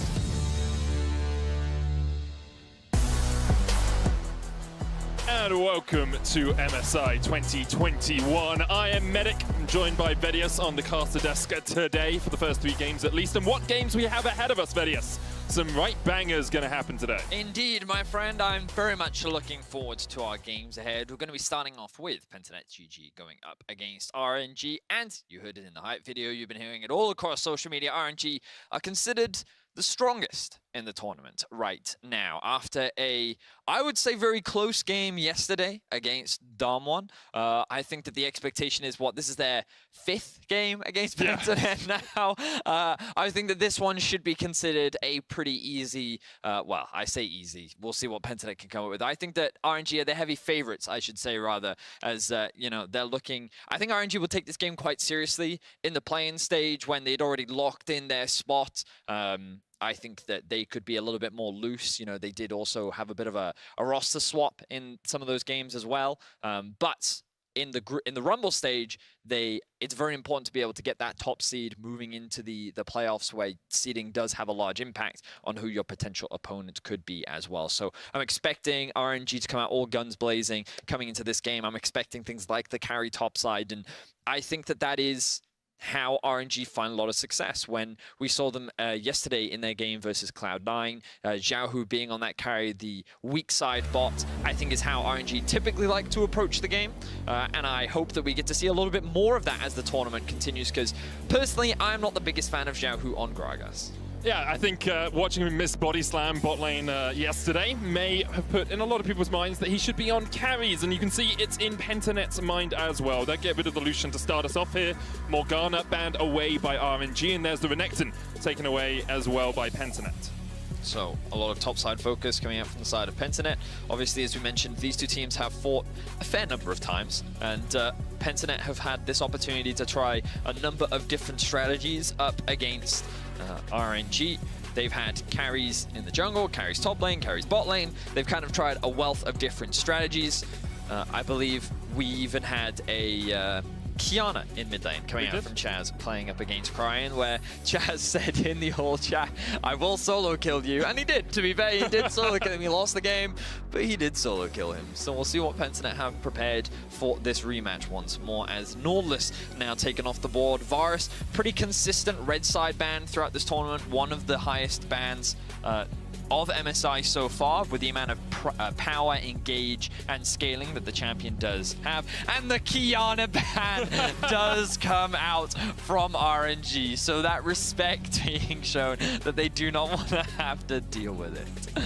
Well, we'll see where Pentanet decide to go. Straight away, they will lock in the Lee Sin. Expectations are at the moment that Lee Sin goes towards the top lane, and RNG resorting to comfort here. Gala eyeing up his Kai'Sa. Instead, it looks like they're going to go for the Udyr first.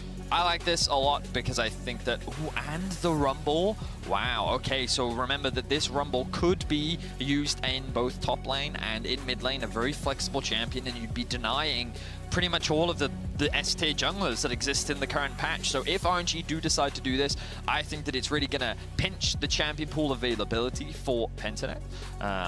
But it looks like they're not going to do it. They're not even going to go for the Kai'Sa as well, which is slightly surprising to me. Instead, Kog'Maw will be picked. Now, I will say, one of the last times these two teams met, Pentanet brought out Kog Lulu in the bottom lane, and they were 18,000 gold behind at the 24-minute mark. So perhaps RNG are saying, anything you can do, we can do much better with this draft. I would love a Thresh pick from Pentanet. I think that if the expectation is that the Lulu is going to come through, I love Thresh as an answer. Yep. And what better champion than to pair it up with other than... Ooh, are they gonna flip the Kog Lulu and do a Aphelios Lulu themselves? Personally, I'm not a massive fan of the Aphelios Lulu just because of the range difference. I feel like that Kog'Maw with the W can be very difficult to deal with. I would have preferred something like a Jinx because you have that extra bit of range. I think that especially in the current meta with the late game fights, it can be very potent. But regardless, they're going to stick with the Aphelios. I think the 2v2 laning is going to be a little difficult when going up against the Karma. Of course, there is the possibility that this Karma is flexed, can be played in mid lane, can be played top lane. But in any case, I expect it to be in bot. I expect that primarily to be in the 2 versus 2. And we're going to get Enchanter supports, which is something we don't get very often. To Worlds 2018. Is it Ardent Sensor meta all over again? Was that 2017? 2017, yeah. Ardent Sensor meta all over again, it seems. Moonstone Manure, of course, has been love tapped over the last few patches, nowhere near as strong as it was, but you can still go. Ardent Sensor, Redemption, still a strong support item as well if you are going to go towards one of these enchanters. Rumble taken away here by RNG. They're not going to give Pentanet a strong jungler, or at least one of those S-tier junglers, and alongside that, actually, they're going to take the Urgot out of the pool, so perhaps respecting the fact that Chaz could play this Lee Sin mid. Yeah, quite right. BioPanther has actively played the Urgot top. I also think it suggests RNG is considering a Gnar top lane pick. Does obviously offer a pretty safe laning phase if they want to blind pick that to give Cryon the counter pick. Is something that I think give them a lot of options. Ooh, instead they're going to go for the Jace. So I quite like this. Putting Zhao once again on that carry top lane, something that he played a lot during the LPL playoffs. Noguri was able to successfully punish him a fair number of times on it. The question is, will BioPanther be able to do the same thing? Because with champions like the Urgot removed, what RNG is saying is you don't really have many carry top laners left that you could potentially stop us with. So BioPanther saying, yeah, I don't need a carry. I'm just going to lock in a tank. Instead just goes for the Scion. We'll see where Pentanet want to go with their jungle pick here. Olaf is the Hobbit, will be locked in. We've seen Wei pilot that a couple of times throughout this tournament. And this time it will be in the hands of Pabu. Strong carry, team him up with the Lulu in the mid game as well. He can run rampant through the enemy backline. True.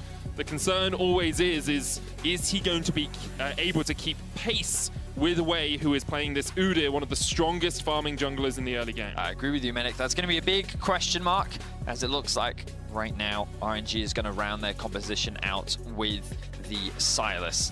How many ults does he have to steal? Lulu ult? I mean, he's got 5, Vedius, that's how it works. Okay. I mean, the quality of the ults that he can steal, good. And it looks like that. I'm actually not sure what happens when he steals Aphelios' ult. Right now. Yeah. Does he just steal, like, I don't know. We'll find out. Always something new to learn when it comes to Sylas ults. I was having this conversation yesterday about what happens when you steal Twitch's ult. Don't do it. It's not what you think might happen, just doesn't. In any case, there are a couple of good ults to steal, but let's have a look at RNG's comp. A little bit more split map, a little bit more playing towards side lanes, kind of, again, how they traditionally played during the regular season of the LPL. A lot of priority towards the top side, having a little bit more of a weak side bot. I think it's a little harder to play weak side bot when you are playing enchanters, but when you have an enchanter versus enchanter matchup, it's a little bit easy. I will also say RNG don't have the strongest or most reliable engage tools to actually start fights off, so I would say RNG kind of need to get ahead. Now, they have been very good when playing against Pentanet at getting ahead in the early game, but this is a composition where I think we're going to see the same thing that we saw yesterday from RNG. Huge investment into Xiaohu, funneling resources into him, making sure that he has advantages in the early game and is able to punish BioPanther up towards the top side, while also trying to shut down Pabu and limit his presence in the early game. Once again, we see Pentanet facing off against RNG. Currently, it is 4-0 in favor of RNG, one of only 2 undefeated teams so far in the Rumble stage. RNG are looking to make it 3 in a row. Pentanet have struggled to put up a challenge, but we've already heard from their coach that they are willing to take the fight to the LPL #1 seed. We'll see if they can do it as we get on to Summoner's Rift. Vedi, I will say, had a quick Google. Yeah. Looks like he takes the main guns ability. So if you take Infernum, if Aphelios has Infernum, Silas will take that and flames everywhere. Oh. If it's Crescendum, you get hula hoops. So it depends on what Aphelios... What gun he has at the time. I see. I will say, that was on a quick Google. I apologize if I'm wrong. I'm pretty sure I'm right. Well, we'll find out if he even chooses to steal the Aphelios ult, because it might just not be worth it, and instead he might just steal the Olaf ultimate, which is CC the Lee Sin ultimate, the Scion ultimate, the Wild Growth. Yeah, exactly. So I think that of the choices he has, there are a number of better ones. Now, Pentanet look to be doing something a little sneaky here in this level 1. I can see a ward has been put down, 2 wards in fact, towards both the bot and top. RNG getting a little bit cheeky here. They're looking to invade. You can see the question mark pings coming down from Pentanet, like what are they up to? A bit of deep vision coming out from the RNG bot lane, but it seems to me that Pentanet are doing a similar play to what we saw from Cloud9. The Scion does a solo buff, may end up killing himself in order to secure that buff, and then perhaps holding bot side of the map. He's actually going to do Raptors as well. But then you also get the red buff that you're currently seeing Pentanet steal away. So this will allow them to 3 buff while also getting their duo playing into Xiaohu. Now the advantages of this are that Xiaohu, it becomes harder for him to get ahead in the early game, largely because, lo and behold, he is playing in a 2 versus 1 lane. He's in a very awkward spot. Let's see what happens. Jumps onto Decoy. Predator's going to put quite a lot of damage down. Xiaohu does still have the flash and will be able to walk back underneath his tower, but he is going to be forced away from the jungle camps. BioPanther has died, picked up the red buff. Now he will let his zombie form expire, get a free base, and then look to go down towards the bottom lane as that wave pushes it. So currently still level 1, but by taking the first cycle of Raptors, is going to spawn the next level up, which allows Pabu to go and get them, but also denies Wave from actually being able to do them. You can see he's currently pathing towards Krugs, also potentially setting up for a dive towards the bot side of the map. But there's not going to be anything else for him to steal. He's losing a lot of his top side camps, and this is going to give a huge advantage over towards Pabu. But let's see what Wave does as a result. The Wave is starting to stack. BioPanther currently not level 2, but he's just going to tick over for it. And that's also why you're stealing away those camps is very valuable, because it gives him that initial XP to get that level 2. So he's not dived at level 1, still has the flash. TP is available for Chaz. He's looking to base, but let's see what happens. Decimating Smash will clear out the minions. Tower being tanked. BioPanther will fall. Gala gets it and survives, takes away a red buff, and Wei will walk in for the stun just to try and stop BioPanther from clearing out this wave. No TP from Chaz, importantly, but BioPanther does still have a TP of his own and will use it to get back to this lane. And what was interesting there is BioPanther even had a minion dematerializer, which he used on the cannon, so he didn't even miss that CS. So he is still level 3, as we see a bit of a trade in mid. Trying going in. Doesn't have an aggressive summoner, only the flash teleport, so no ignite or anything to help him win out this lane, but he will force Chaz away. Importantly, Xiaohu was able to survive a possible dive in the top lane. However, he is at 2 CS 3.5 minutes into this game. Look at BioPanther. Yes, he has died. Only one of those actually went to RNG, but he has 20 more farm. He has tons, 1,000% more CS than Xiaohu right now. I'm telling you, that was a tactical death, Medic. I think that was, in the rare instance where you can say that death was worth it, just because of the experience and gold that he was able to get, that Xiaohu could not get on the top side. Yes, Xiaohu did not lose his life, but look at how far behind he is right now. The fact that BioPanther has such a huge level advantage, the fact that Xiaohu in this early laning phase was put so far behind, and also he was able to push in the bot wave, which means that as it's now starting to bounce back, Pentanet have enough time to be able to swap towards the bot side and actually catch that farm. Now, Gala and Ming, because they were first on the swap, they are actually a little bit ahead in CS because they were able to push in bots, get that early reset thanks to the kill. They then get to spend their money, and then they immediately go to top side. But RNG are constantly trying to play catch-up here, as we see Chaz once again getting very low, Decoy and Pabu in the mid. Decoy's going to try and whimsy himself forward, getting the movement speed, but can't quite catch out Cryan, who will just catch this wave himself. I just want to come back to something that Emily said on the analyst desk. She wanted to see level 1s from Pentanet. She wanted to see something a little bit more explosive, something a little bit more inventive, and that is what we have seen here. Yes, the gold is even right now, but Wei lost his first red buff. He has lost his entire topside quadrant, and now is behind in this jungle matchup. And you can see Pentanet have been able to keep the early game even, which is not what has happened through the other 4 times these teams have faced. It's very true, Medic. Let's have a look now as junglers have made their way towards the bot side of the map.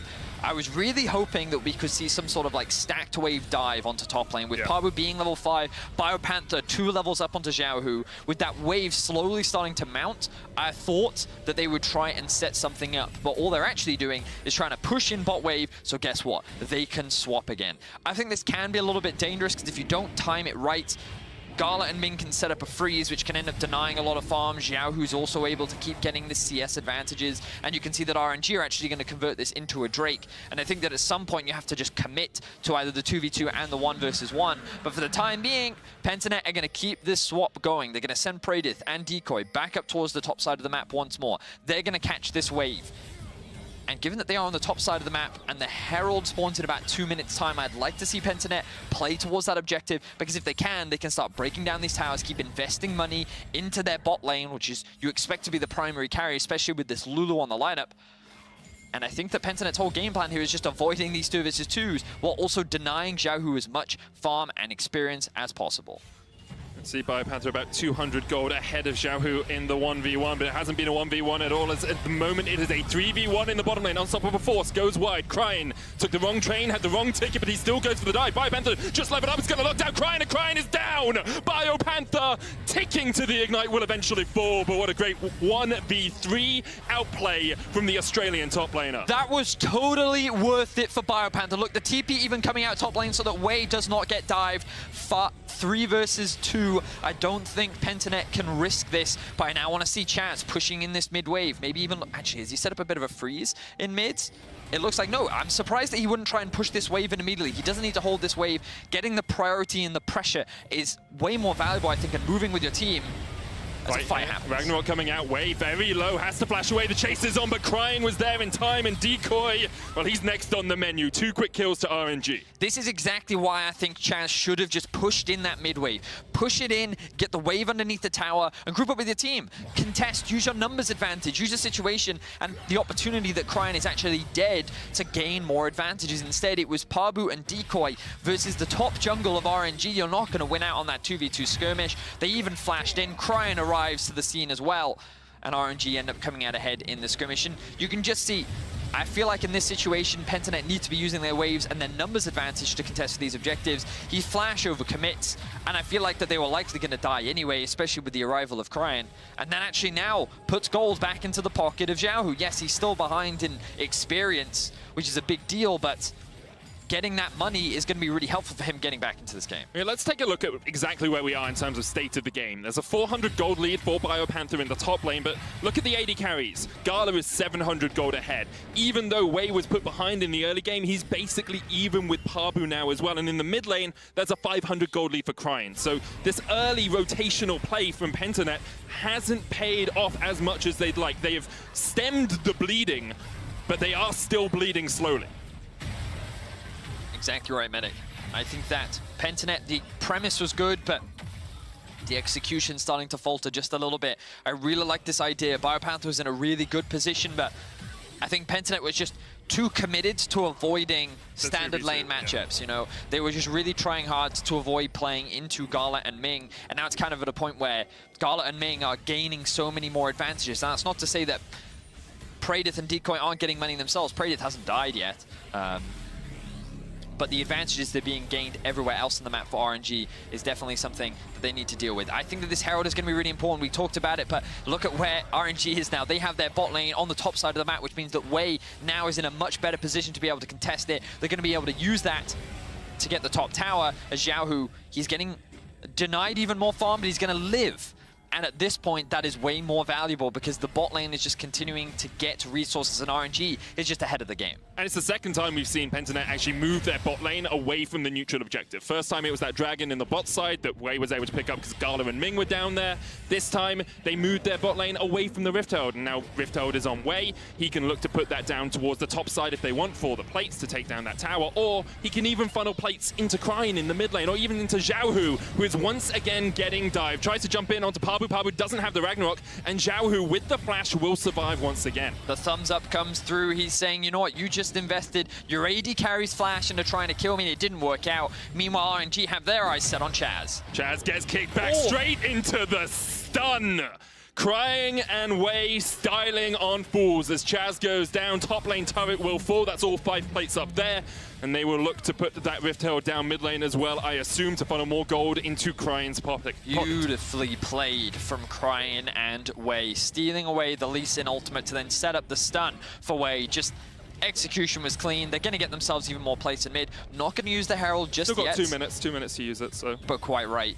There's plenty of time for RNG. They've been able to balloon the goal lead to 3K. And again, like, really like the premise, really like the initial idea from Pentanet. I just think that after the initial stages, some of their execution started to falter. They will be able to get the bot tower.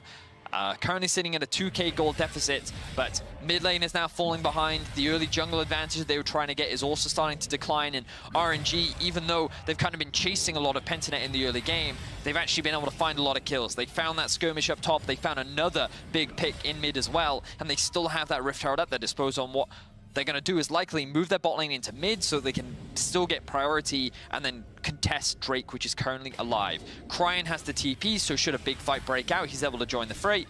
And he can also just take the Krugs that are sitting top lane as well. So really good lane assignments from RNG means that they're still going to get anything, and Pentanet's going to continue to be denied. I think the question for Pentanet is, at what point do you take a fight now? Are you looking at that next Drake after Wei takes this one in 5 minutes time? Do you need 2-3 items on your Aphelios before you can look to take a big team fight? Because right now, RNG are out-macroing them, and this is what we saw through the group stage, through those last 4 games these two teams have played. RNG are just that little bit better at times.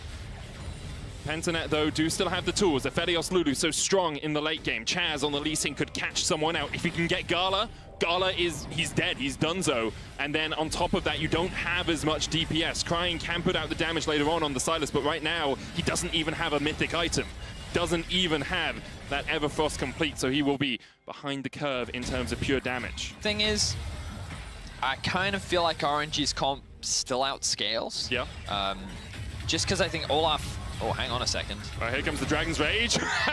Center opposite sides of the map. Decoy trying to flank here, but that's a support level 6 Lulu. Not going to be able to do too much as Chaz gets a taste of his own medicine and is just about able to survive. So you're kind of seeing what I meant with the whole scaling thing, right? Where RNG just have such powerful side laners. Even though Xiaohu is behind, Cryin is not. And I don't think anyone can really stop him on a side lane. And what RNG have been praised for is their map movements, their understanding of how to manage their waves, and I think that when you give them a split push comp like this, they know how to play the map very well. They know how to use their pressure. And look, Wei is here to cover Cryin as he pushes in top wave. They can also collapse and help mid, but Gala is just diving with Ming and saying, you know what, this tower belongs to us, get off it, we're going to secure. And I believe what that is now, 11 plates that they have secured in this early game. So, as great as the strategy was, it has not resulted in an advantage for Pentanet. If anything, Gala has just been allowed to free farm, and this is why RNG is so difficult to deal with, because you sit there and think, we have to stop Xiaohu, because RNG puts so many resources into Xiaohu. When he's playing a carry top lane, we have to deny him and put him behind, and then when you do that, you're then not dealing with Gala. Yeah. And the thing about Gala is he knows how to farm, he's very efficient with his farming, he knows how to take resources, and then he's just a monster in team fights, right? And so, like, RNG seem to have multiple threats that unless you can like go pound for pound, toe to toe with them across the board, they feel like such a difficult team to be able to deal with. And I think that's why they get so much of their praise. And look at Cryan right now, still hovering, sitting in the side lane, looking to use the power that he does have. Yeah, Chaz has stepped a little bit too far forward here. Didn't have vision in his own jungle. Could try and dodge away to a Warden, just about escapes from the abduct there out of Cryan. Chaz will be able to walk his way back all the way around here. And maybe we'll see Pentanet trying to find a catch in one of these side lanes. Top lane seems to be the key point right now as Cryan was pushing up, but you can see he pays respect, he backs away. And for the moment, RNG have pretty much total control of this map. So second Herald is spawning in a little bit, and this time around, Xiao who has the TP. But RNG ideally want to give him the opportunity to get back into the game. So they're going to leave him bot to push as RNG commit into trying to get a little bit more control of a top side. Chaz and Cryan now in another duel. Here come the TPs. Pentanet actually have a lot of players on this top side of the map. Chaz with the flash kick, tries to knock Cryan back. He's going to kick him away, and BioPanther knocked to Sunday. Ragnarok coming out, and there's the shutdown. Pabu's on the chase, looking for Wei. Ming trying to join the fight. Meanwhile, down towards the bottom side, Gala's been caught out. Praedyth flashes forward and he gets the kill. AD carry versus AD carry, and Praedyth comes out on top. 2 quick kills to Pentanet. So it ends up being 2 for 2 overall. Praedyth died to the explosion. BioPanther has to invest his teleports to help out his mid laner, but look at what's happening bot lane. Xiao, who is getting himself towers, he's pushing in these waves and he's still benefiting. He's getting himself back into the game. And again, this is what's so obnoxious about RNG. You sit there, you think you found a good fight, you think you found an objective. Lo and behold, Xiao Hu is doing something in a side lane, and it feels like that even though that was a promising fight for Pentanet, it ends up still being advantage over to RNG. Yeah, it's a 4,500 gold lead for RNG right now. 2 dragons to none, 3 towers to 1, and mythic items complete across the board. Actually, for both teams pretty much. Only Decoy lagging behind a little bit on that first purchase. So perhaps we'll see Pentanet at relatively even strength when we get into this next fight. Of course, there will be some extra gold in the RNG inventory. So we saw the skirmish up towards the top side in the new Axe Effect replay. A good flash kick from Chaz, but they don't quite have the damage to kill Cryan before. And so what happens here? Gala, in a 1 versus 2, the thing is when Praedyth can get the range gap closed, then it's winnable for him. But you saw how much he had to invest in actually to get that kill. I love the little googly eyes on Gala when he died there as well. Kog'Maw just has so much damage, and this is another reason why I think RNG have that scaling advantage, because even though, yes, they don't have that Lulu support, the range... Oh, hang on a second. This is not looking good for Pentanet. Way coming round. Chaz going to be able to jump across the wall. Pabu's already popped the Ragnarok here. He's going to get stunned up, and RNG are on the chase. Wild growth across the wall will just be enough to save Pabu for the moment. There's a blast cone available. Abscon goes wide. BioPanther is going to get rooted by that tether. Gala now opening up. Kog'Maw does so much damage, but Praedyth just waiting in the bush, and the chakrams of death start to rain down on RNG. Cryan going in with the unstoppable onslaught, but Praedyth still has great guns for this fight, and here comes the counter engage. The Pain Train has entered the station, but Chaz tries to dive into the back line. Tempest hits on 4. 1 for 1 so far as the Dragon goes down in favor of Pentanet, but look at how low RNG are. If Pentanet can somehow get forward, they would be able to pick up a little bit more. Great fight there from Pentanet. They get a kill, and they get the Dragon. The fact that Pentanet is 5,000 gold behind, yet still found a successful fight, just goes to show the resilience of this team. I thought that was doom and gloom as they were trying to invade in the enemy jungle, but they end up bouncing back, and they actually got a very close fight. Huge props to Chaz. He did a lot of damage, and I want to see in the replay exactly how much damage he does. So let's just keep track of Chaz in this fight. The initial engage comes through from Cryan, RNG's committing to the Drake, and then the ult comes through from BioPanther. The Q does land onto the Kog'Maw, comes through, and then gets the E onto 4 people, which of course is the skill that you max on mid lane Lee Sin, forces the flash out from Gala, and they're able to actually turn the fight in their favor. So it ends up being 1 for 1, but they do get the Drake. They deny that soul point away from RNG. And Pentanet still showing that they do still have some fight left in them. The problem is the side laners are only getting stronger for RNG. Xiao Hu, who was 2 levels behind BioPanther pretty much the entire game, is now caught up and is ahead in farm as well. The Kog'Maw has completed the 2nd item with the Phantom Dancer. Everfrost now finished for Cryan, and if you just look at the gold, it is advantages just across the board for RNG. Every single lane is ahead for RNG. Rift Herald will be secured by them as well. Gala gets himself a red buff just to help output even more DPS on that Kog'Maw. With the Phantom Dancer complete, he is going to be a terror when we get on into these next fights. But thankfully for Pentanet, they have delayed that a little bit, you know? They've Got 3 minutes before the next Drake comes up. Maybe this Rift Herald will be used mid by RNG to try and break into the tier 2 line. But for the moment, Pentanet are able just to stand back, let RNG control most of the map, and actually not lose too much. For now, vision control being set up towards the top side. The wave starting to push. I'm curious. I don't think Cryan is Cryan freezing that wave in bot lane? Let me have a quick... No, I don't think he is. He's just kind of letting the wave come into him. Still has his teleport available. Likely wants to try and sync up the waves because he knows that his team is going to reset soon. So notice that he's not going to overextend here. He's a little bit worried about how much control he has over the map. Do also want to quickly mention, we didn't talk about it in draft, but Pentanet do have what is effectively a full AD composition. And I know a lot of question marks came out about Darmon's full AD composition yesterday, but I think one of the biggest things that people need to remember is that sometimes comps can't always itemize against full AD.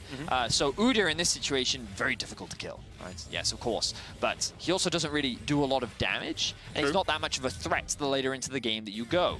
However, you look at the rest of RNG, there's no armor anywhere, right? So even though Pentanet's comp is full AD, it doesn't really matter that much just because of how hard it can be to itemize against. Now, admittedly, as the game goes on, things like Zhonya's are going to be really powerful for Cryan, but that's also why I think that they do have that scaling advantage.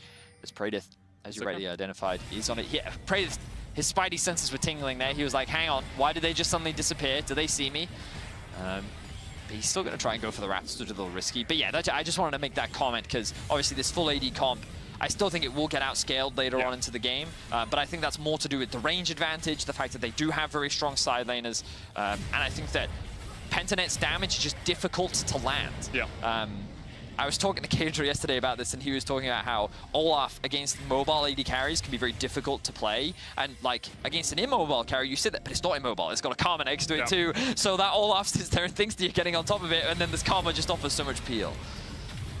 RNG trying to up the tempo of the game just a little bit as they start off the Baron. 7,000 HP on it. Pabu's on his way. TP coming in from Chaz, but that's very, very deep, and this Baron might be gone before he can even get there. Pabu running in as quickly as he can, but the Baron has almost gone down. It's taken, secured by Gala, but here comes the fight. Xiaohu locked up. Decoy doing what he can in the middle of the Soul. Biopanther still alive somehow as well. That's 2 quick kills. Chaz jumps onto Wei. Cryan tried to flash away, but Pabu is having none of it.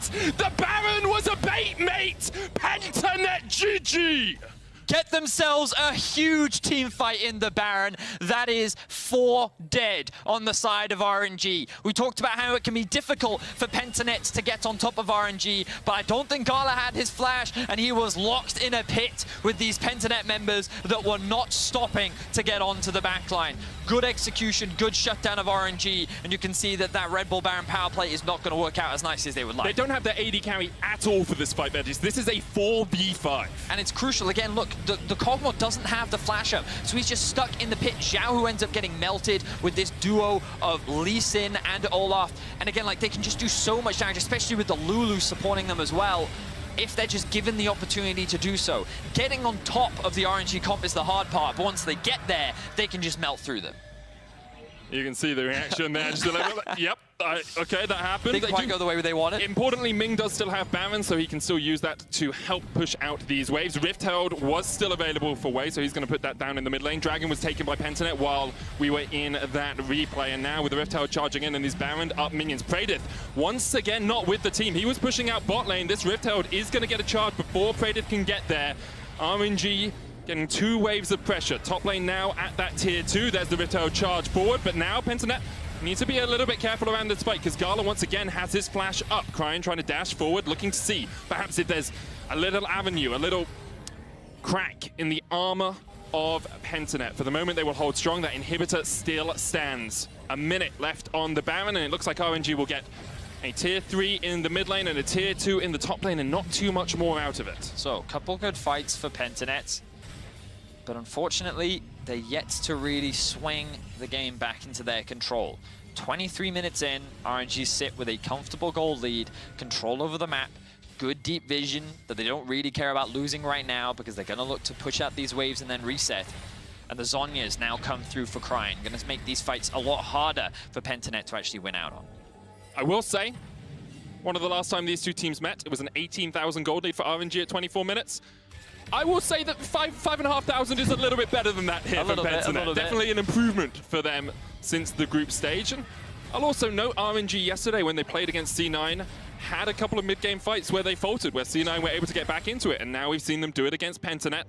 Perhaps the Baron a little bit of a greedy play. Of course, RNG still very much in the driver's seat of this game right now. I mean, it's funny. I have to give big thanks to Kelsey Moser for how much she talked to me about RNG coming into this tournament. And one of the big things she used to talk to me was about how RNG, their team fighting is very mixed. Because like obviously in playoffs, they had some fantastic team fights, right? And even here at MSI, we've seen some really impressive team fights from them. But we've also seen some not so great team fights. Yeah. And a large part of that is just because they're willing to fight even when they don't have the best 5v5 comp. And a large part of what we've been talking about here for RNG is they outscale in the sense that like they have really strong side lanes, right? They can kind of play the map better. They don't have to get into 5v5s. They have like this huge range advantage with the Cogmore as well. But if you just front to back 5v5 team fight, like this is how they can find these advantages, getting these small picks. Oh, look at the damage from Gala. Oh, almost kills him off with a Bio-Arcane Barrage. Can't quite land the final auto, the final ultimate there. And it's things like this that I think RNG are very good at, you know, controlling that space, forcing you to come and face check them, and then finding that pick so they can get those advantageous fights. But if they fall prey to these 5v5s in situations that are not ideal for them, that is ways in which Pentanet, I think, can actually claw their way back into the game. The question is, how many good fights can they actually find against RNG? Because as we saw against Cloud9 yesterday, RNG are very quick to recognize their failings and then pivot and change. And you can see Xiaohu putting up pressure in a side lane, still has his TP available, pushing in that wave, stealing away camps. Cryan looking to reset, spend a little bit more of that gold. And also his TP is coming up soon. So RNG are just kind of applying pressure all across the map and denying Pentanet as much as possible. You can see Pentanet there trying to set up a little bit of a trap bush. Pabu's going to walk all the way towards this blue buff and realize his way. And Xiaohu are in close proximity and will retreat out of it. 7,000 gold lead for RNG. A minute on the next dragon. It will be the third of the game for either of the teams that ends up securing it. No Ocean Soul yet on Summoner's Rift. And importantly, Gala at 3 items with the Runans, Phantom Dancer, and the Gale Force already complete, whereas Predith is still waiting on that Lord Dominic's regards, I assume, on the Aphelios.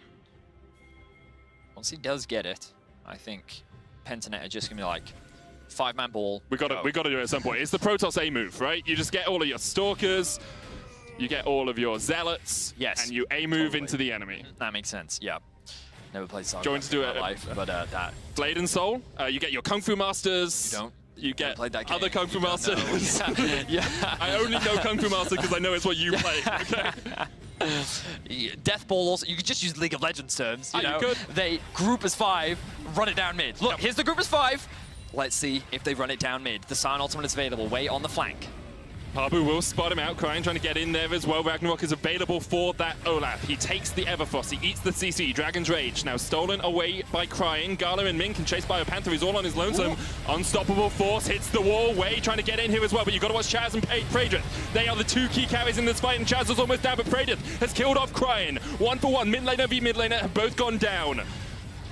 For the moment, Pentanet able to survive. Xiaohu dives in. Praedrith's going to kill off Ming as well. Gala and Wei, the only 2 left alive, and Baron is on the cards for Pentanet. We talked about it, man. RNG keep just trying to... They took the bait. They went for the 5v5, and Pentanet just straight up outplayed them. Gala's positioning was flawless. Look at the hula hoop of doom. He's got all the shotguns. They fall off. Infernum, Calibrum, Gala stepping forward. Praedith's still alive. Gala has to flash away. Pabu and Biopanther go back to the Baron with a 6,000 HP on it still. Pabu's going to flash onto the Honey Fruit. The Living Artillery doing a lot of work here. Praedith trying to dodge around. He's playing DDR more than he's playing League of Legends right now. He's dancing. The knockup goes in. Wei goes down. Pentanet once again win out the fight. Gala trying to get into this, but now with the TPs coming back from Xiaohu and from Pentanet, we're going to see this brawl continue. Crying behind enemy lines, but Pentanet spot him out. They know he's there. Counter TP. Xiaohu's looking for the mid and hit. No way, do they do this again, Thaddeus? They're looking for the back door. The waves are being pushed in top and bot. RNG recognize that RNG have TP'd in, and now Cryan goes for another fight. Chaz has the kick. He knocks it down, and Cryan is doing exactly that. He pops the stopwatch to try and survive for the moment. Xiaohu going in as well. Cryan's still alive. Xiaohu's still alive.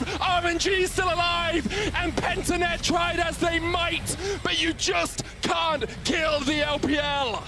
Oh my goodness! That was so close from Pentanet. They did so many things right. They punished the misexecution from RNG, but then the TPs come back, the re-engage happens, and then Gala says, I'm not done with you yet. Triple kill from the AD carry comes through. RNG win out the fight, and they're gonna look to end the game. Try as they might, Pentanet could not get the GG because Royal never give up. Oh, RNG are being pushed to their limits. Woo! But I think this also showcases some of the weaknesses of RNG, where sometimes they just overcommit to a fight. That's not how they wanted to win that game. They were playing the side lanes well. Pentanet then group up mid as 5 because they had top and bot pushing, and then RNG went for the fight. And initially I was going to say you can see how difficult it is to get onto the Cogmore, but the same can be said for RNG when they're diving onto that Aphelios. He's just melting them, as you rightly said, with the hula hoop of death. And Pentanet, they came so close, but the re-engage, the patience from RNG, they were able to turn it around, and my goodness, Pentanet, huge credit to them because they have clearly shown improvement. Yeah, you take a freaking bow. Your region was dismantled and you're able to stand against RNG.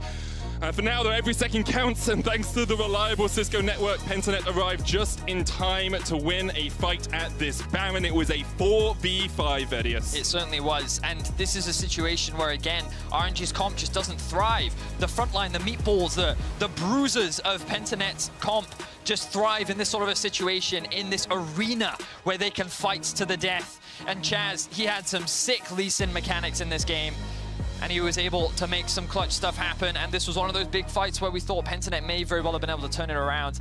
At the very end, it was just so unfortunate. If one of those TPs was not available, then Pentanet, maybe they're able to do so much more. But like, huge props to Gala, because like, I think he saved the game at the end there. His Cogmore He distracted them so much. It was so good. So like, huge props to Gala. Very incredible performance, not only here, but throughout the entire tournament. And what a great game to start What off a great the day. game. After the break ended, we'll take a closer look at the lane swap from Pentanet before it's time for a rematch between Damwon Kia and Cloud9.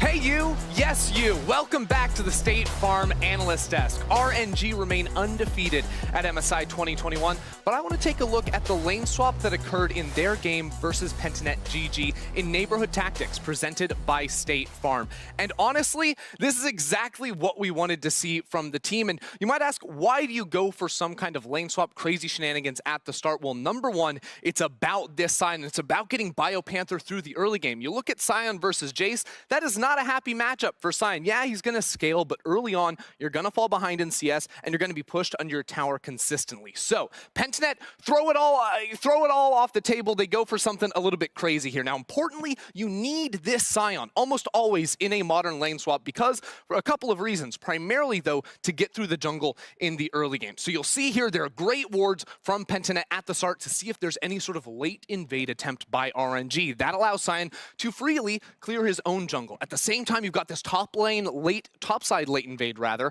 that allows them to take away all these camps from Wei. BioPanther on the Sion is going to allow himself to execute to the red buff, which is exactly what you want, so he can speed through that camp and then allow his health bar to tick away and execute back. Now, importantly, you'll notice red buff not lost on the Sion. Sion, or any champion really, when you execute to jungle camps, you hold on to your buff. Now, Sion isn't quite level 2, but he's very, very close, and with the early death, he now has himself a cloth armor to make him a little bit more difficult to go for the dive later. At the same time, Pabu's taken away the topside camp, so what can Wei do? There's no real camps from on the bot side, there's really just the Krugs, and then it's the inevitable dive. BioPanther does not waste his TP, he's going to walk all the way back to lane, and at the same time, Xiaohu was actually chunked out big time in the 2v1 topside, so he's sitting on just 2 CS to the 8 that BioPanther got from jungle camps. Now, BioPanther, not just about to be level 2, not just with a couple of items to start it off, also the minion minion dematerializer. That's going to be a big deal in just a second. BioPanther, he expects to die here every single time, but that's why you pick Sion, because his passive is nuts. It's going to allow him to clear away all these minions onto the tower. He even uses the minion dematerializer after he dies to get the cannon minion, not just because it gives him by far the most gold out of all these minions, but also because it stops RNG from having that big minion, that big HP bar to keep freely hitting away on the tower. Also, because he held onto his TP, it allows him to come back, and he's so darn tanky, RNG cannot look for the repeat dives. They're going to go back to base, go for the swap. Again, Xiaohu cannot get back in the lane. It's 19 CS to 2. 19 to 2, that's absolutely crazy. So RNG, what do they say? They're like, okay guys, we have to try and match this lane swap somehow. We got to send our duo back towards the top side of the map. But Pentanet, no problem. We're just going to allow them to do that. We can swap our own because we bounced this huge minion wave into the tower. Xiaohu only just now hit level 2, and he's going to have to push that next wave. So as Pentanet walk back down into the bot side of the map, you'll see Lulu is allowed to pair up with the jungler. Everything is looking just fine for Pentanet, and RNG continuing to try and dodge away from this lane swap. Well, now they are recalling in the top lane. They're recalling in the bot lane. Those waves are also pushing in, so it allows Pentanet to be in this position where Sion gets to freely farm in the top side, Aphelios gets to freely farm in the bot side. They can potentially set up freezes too. All the while, they're channeling 3 players in the mid lane to look for some pressure because Chaz has been getting bullied in that mid lane. So very important that they're able to get through the early game very nicely. There, Sion's going to pick up a whole lot of minions as well. And while Praedyth is a little bit behind and did lose out on the kill, that of course went over towards Gala, frankly, Pentanet are perfectly happy with this. You'll notice, of course, gold overall is even 7.2 on either side, but Pentanet were expecting to be behind. And now you've got a 30 CS Sion versus 11 on Jace. That Jace also started the game with a cull. He is not happy at all with only 11 CS, and you even have the benefit of Olaf being ahead of Udyr in a matchup where you'd expect the Udyr can clear a little bit faster early on and get a CS lead. So it was an even early game overall, but ultimately, this is what we want to see from Pentanet.gg, and I'm so glad they pulled off this lane swap and showed some preparation, showed some really good early game planning. Now, after the break, we'll see if Damwon Kia can get their revenge on C9, as we'll be back for the rematch in just a few minutes.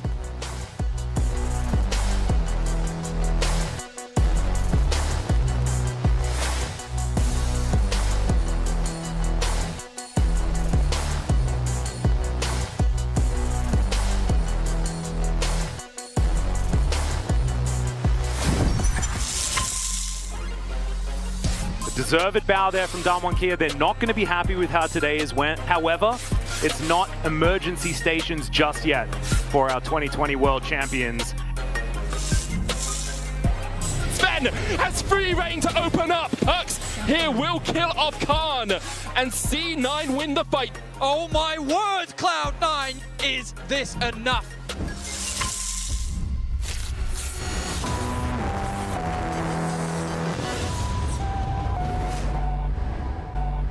Welcome back, everyone, to the State Farm Analyst Desk. It is time for a rematch in our Rumble stage as Cloud9 hunt for a repeat win against Damwon. Cloud9 started their resurgence in the group stage by winning versus the world champion and going 3-0 on that day. So we wanted to look at exactly how they did it, Emily, because they are still looking for their first win. So what should be the strategy here for Cloud9 if we look at how they beat Damwon the first time around? So yeah, I'm not super worried for C9 yet because I do think they've been making some proactive moves despite the fact that that Mad composition was a little interesting. I do think they need to keep that in mind, right? They need to stay proactive. They need to pick compositions that have maybe a few more ins, even if you mess up on execution early. But I do like their early proactivity. I do like that that's where they're looking to try to get advantages because I think that was a strength of C9 domestically. Yeah, and I think specifically we saw in that match between C9 and Damwon, like Blabber went for some really interesting pathing where everyone would expect him to be on the bottom side of the map, but he goes for this long loop around the Baron pit, and that's how he's able to attack Khan in the top lane. And it's these types of things that opened up the avenue for now Fudge to start performing super, super well on that Lee Sin. Yeah, and it was also a catalyst, Emily, I think, for the rest of the day. You really saw Blabber's confidence, I think, growing throughout the moves he made in this specific game and after. Yeah, and I mean, I think, again, I am a Rumble jungle defender, but it's really obvious that Blabber is a lot more comfortable on the Udyr, right? So in this case, like, don't stretch it. Even if you think a pick is like a lot better, go for what you're comfortable with, really over-focus on that in draft, honestly, and then go from there. I think that is an important note just because of what we saw yesterday, right? So especially the draft versus Mad Lions, it almost seemed like there was a flex where they didn't need to be necessarily a flex, and then obviously the Scuttle Crab issues. You could say, okay, that's kind of an easy mistake not to make again, Emily, but you have kind of a bigger fear, I think, for the draft decisions that we saw yesterday. Yeah, and I mean, again, I think it's a lot about returning to what you're comfortable on, again, something that you can be proactive on, and you know, we're gonna see all of the Scuttle Crab replays now. Oh no! Unlucky. Just ignore it, just talk over. But yeah, I think these are one-offs, right? I don't think C9 look at these games and they're like, oh my gosh, you know, this is something we definitively need to work on. Blabber knows where he messed up. Everyone knows where, you know, they mess up in those kind of situations, regardless of whether it's pro player or solo queue. So you just have to move on. And like I said previously on Countdown, I do think that there's actually a lot that C9 can learn about their play from the RNG game and have really great takeaways from that. I totally agree. Also in that down one game, we have to remember, like, down one came back, down one was even, C9 was still able to fight back. That's what they have to channel today, but down one, they are looking to avenge their loss from that group stage and have a lot to prove after their opening day. Emily? Oh, thank you so much, Emily. I've always got my trusty pen to cast League of Legends games. Good catch. Thanks, man. It's difficult. It was coming all the way from America. Yeah. So, like, the velocity at which it was traveling. Yeah. Anyway, we're going to be jumping into the rematch of Damwon versus Cloud9. This is, of course, the third time that they have met, and so far they've only been close games. Game 1, Damwon were able to come out ahead, whereas in Game 2, C9 were able to weather the storm and win out a lot in those late game team fights. Let's see how things adapt, because it looks like that for now, Thresh is going to continue to be banned away by the side of Damwon. The Renekton going to be taken off the board as well, and the Lee Sin, the respect ban towards Fudge after his very impressive performance the last time that they met.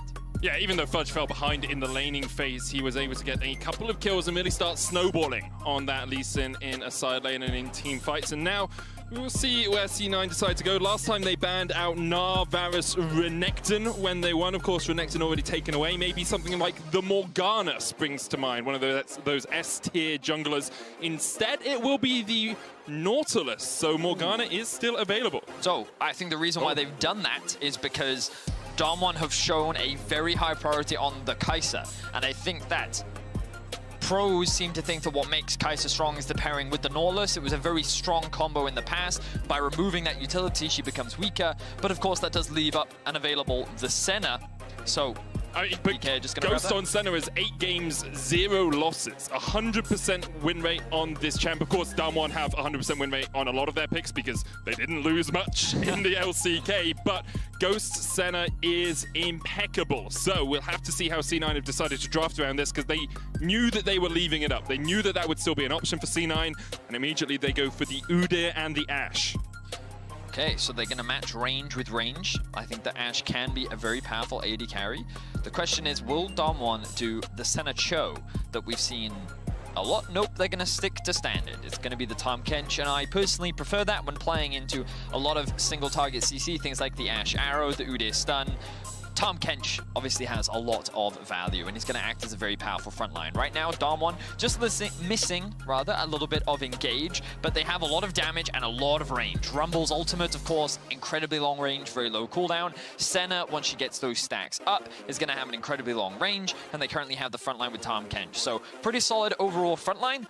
And C9 now going to go for the Lulu, what we believe to be supports. Yeah. Pretty interesting to see. Coming into the tournament, the expectations were that even though enchanters have been made stronger, you kind of still need your engage to come from somewhere. And given the Udyr and, well, Volibear, Hecarim specifically kind of fell off, and Udyr's only really the remaining one, you didn't have that many strong engage tools, so Alistar, Leona, Rel, these type of champions are all still very, very important. But when playing against the Tahm Kench, C9 is saying, well, you know what, we think the matchup is worth it. We think that it is way more valuable to actually run the ranged support, and so they're going to do it. That does mean that they will need their engage to come from the top side of the map, and Sion is the first thing that comes to my mind. We've already seen it played a bunch by Fudge. We know that he's happy to play on the weak side of the map, and the Jace ban once again suggests to me that they are looking at a first pick Sion and looking to give the counter pick over towards Perks. However, Damwon Kia still do have a ban available, so they could just get rid of the Sion here and force Fudge onto a different tank, a different engage tool, maybe something like the Ornn that can still work in the top lane. I do worry a little bit for Beryl in the bottom lane. He has been a little bit out of position a few times, and if you're ever out of position as Tahm Kench into Ashe Lulu, you are not in for a good time. You're going to be permanently slowed, permanently CC'd. It becomes very difficult for you to play the lane, and instead it's going to be Lucian here with the Nocturne band away. Cloud9 saying, we'll pick the Lucian. We have struggled against a few times this tournament. Interesting. I wonder if they'll put it top. I don't expect it top. You know, Perks is an AD carry player after all. Yeah. Trying this new mid lane rollout. But there's the Silas is what I'm thinking. Let's just see. Before we talk a little bit about the comps, I am... Ooh, you did call the Ornn, but will they call the Horn? That's the question. That is will the the question. Forge God descend on Summoner's Rift for another game? I will comment on the fact that Khan has his Sion. He has more wins on that than the rest of the LCK combined, and instead, I was wondering if Cloud9 were going to do this. Instead of having an engage tool, instead of having a frontline tank, you go double Enchanter, double AD. It's locked in. Fudge will take Karma into the top lane. You have Lulu for the Whimsy, for the Wild Growth, and if Cloud9 can get ahead, it will be impossible for Damwon Kia to ever get away from them. Well, I really think that just like when you're running double AD carry, double Enchanter, my brain says that comp just outscales, right? Of course, there's always the caveat of Senna when you have a strong front line and you have a Senna behind, but what I've been hearing a lot from a lot of analyst pros out there is that with things like Lord Dominic's regards, there's a certain point where tanks just don't really mean anything to AD carries anymore. And when they're buffed up even more with enchanters, tanks just kind of melt. And so while Damwon do have this strong front line of the Sion and the Tahm Kench, perhaps it will not be able to survive the onslaught of the double AD carries. But we'll see with the double Moonstone, that's what we used to expect. Like on Nerfed, of course. So what will they go for this time? Will we see Shurelya's? Will we see Imperial Mandates, perhaps? My expectation is you'll see one Moonstone and one Shurelya's. I think usually Karma top still does grab the Moonstone just for the extra healing in team fights, but Shurelya's on Lulu is very strong. Gets shielding buff as well. It's very powerful. So that is my expectation. I'm not sure you need double Shurelya's, but as you say, Imperial Mandate is still an option. It could just be full AP Karma on the top side of the map as well. Last time these two teams met, it was a slog. It was a marathon, and in the end, C9 came out on top. So far in the Rumble stage, they have yet to pick up a win, but what a win this would be to open their account.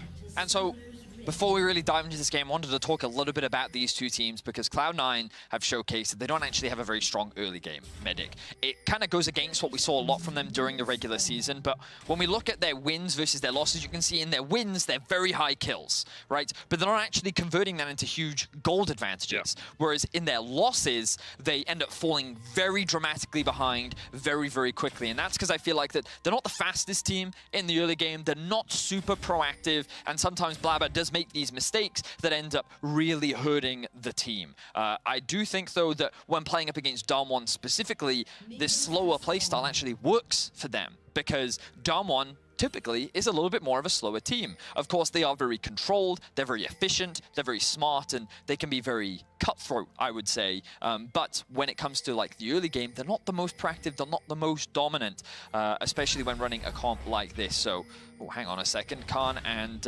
Fudge going off for a little bit of a trade. So this is not great for Fudge. No, this is really bad for Fudge. He doesn't have like Inspire or anything for the movement speed, has to use the inner flame, that Q, just to slow up Fudge. We'll have the range advantage, obviously, in the top lane, Sion being a melee champ into the range of Karma. And Sven and Vulcan here, alongside Blabber, are able to steal away a red buff. And Damwon will see if Canyon is able to get over his own red and what path Blabber takes, because he is going to be spotted on a ward as he comes away from these Razor Beaks. So what this does do is split the map. He's not going to be spotted on a ward. But C9 well, sorry, Damwon should have know, full information as to what is going on here. So Canyon, we'll see how he adapts his pathing, but obviously the risk here for Ghost and Beryl is that the map has been split. And when you're playing Lucian mid, usually you do have priority in the lane. So that means that the bot lane Scuttle Crab should quite clearly and easily belong to C9, assuming we don't see any crazy teleports that we even saw from Cloud9 yesterday. Which means that I'm keeping my eye, like, what is Canyon gonna do next? Because naturally, Ghost and Beryl want the lanes pushed towards them, because that's obviously the safest thing to allow them to happen. Let's have a look. What is the pivot here from Canyon? So he's going to do a full topside clear. He's going to cross over this ward, and he's going to clear the topside. So this should give confirmation of the full split map. That's what we expect. But Blabber is actually looking to contest it. Perkz has been aggressively trading the mid lane, and that means Showmaker doesn't have much mana. Look at him. He's about 200 mana there or so. Cannon's going to smite away the big Razor Beak, but Blabber is here, and this is 3 quadrants of the jungle going over to Cloud9. They are getting Blabber ahead. They are setting him up for success in this game. Okay, so rather than actually split the map, what they're doing is just trying to give Blabber absolutely everything, and it's giving him a bit of an early edge over Canyon. The fact that, as you rightly said, he was able to get all these camps off. Canyon now paths immediately towards the bot scuttle. Sven and Vulcan have to disengage. They may even walk up to contest this. You can see Canyon and Showmaker a little hesitant. They're moving together, and Showmaker gonna drag it away. I love this. The quick adaptation to make sure that that bot lane cannot interfere. He will secure the scuttle. Still a level behind Blabber, but C9, they got the top lane Scuttle Crab. Curse averted. And their early game so far off to a pretty good start. Putting Canyon behind, putting Blabber ahead. You can see it with the CS difference. He's already in a very, very good position. And I think this is what Cloud9 want. We talked about how, like, they're not the most proactive early game team. They haven't demonstrated at MSI that they have a really strong early game. So keeping things neutral with a slight lead to just keep farming, rely on your skilled individuals. You have pretty good matchups across the board. Like, I think the Cloud9 is very happy with how things are going for now. And you already mentioned in draft just how good their scaling is. Double AD carry, double enchanter is such a strong late game tool, and we'll see if Cloud9 are able to get to that point relatively even here with Damwon here. Beryl and Ghost continuing to trade in the bottom lane. Even CS between the Tahm Kench and the Ashe, which are the 2 champions you have to look for in this lane. Senna will not be farming. She went for the Spectral Sickle, so she is support Senna until she gets 3 items here. Or 2 items, 3 items, when she gets strong.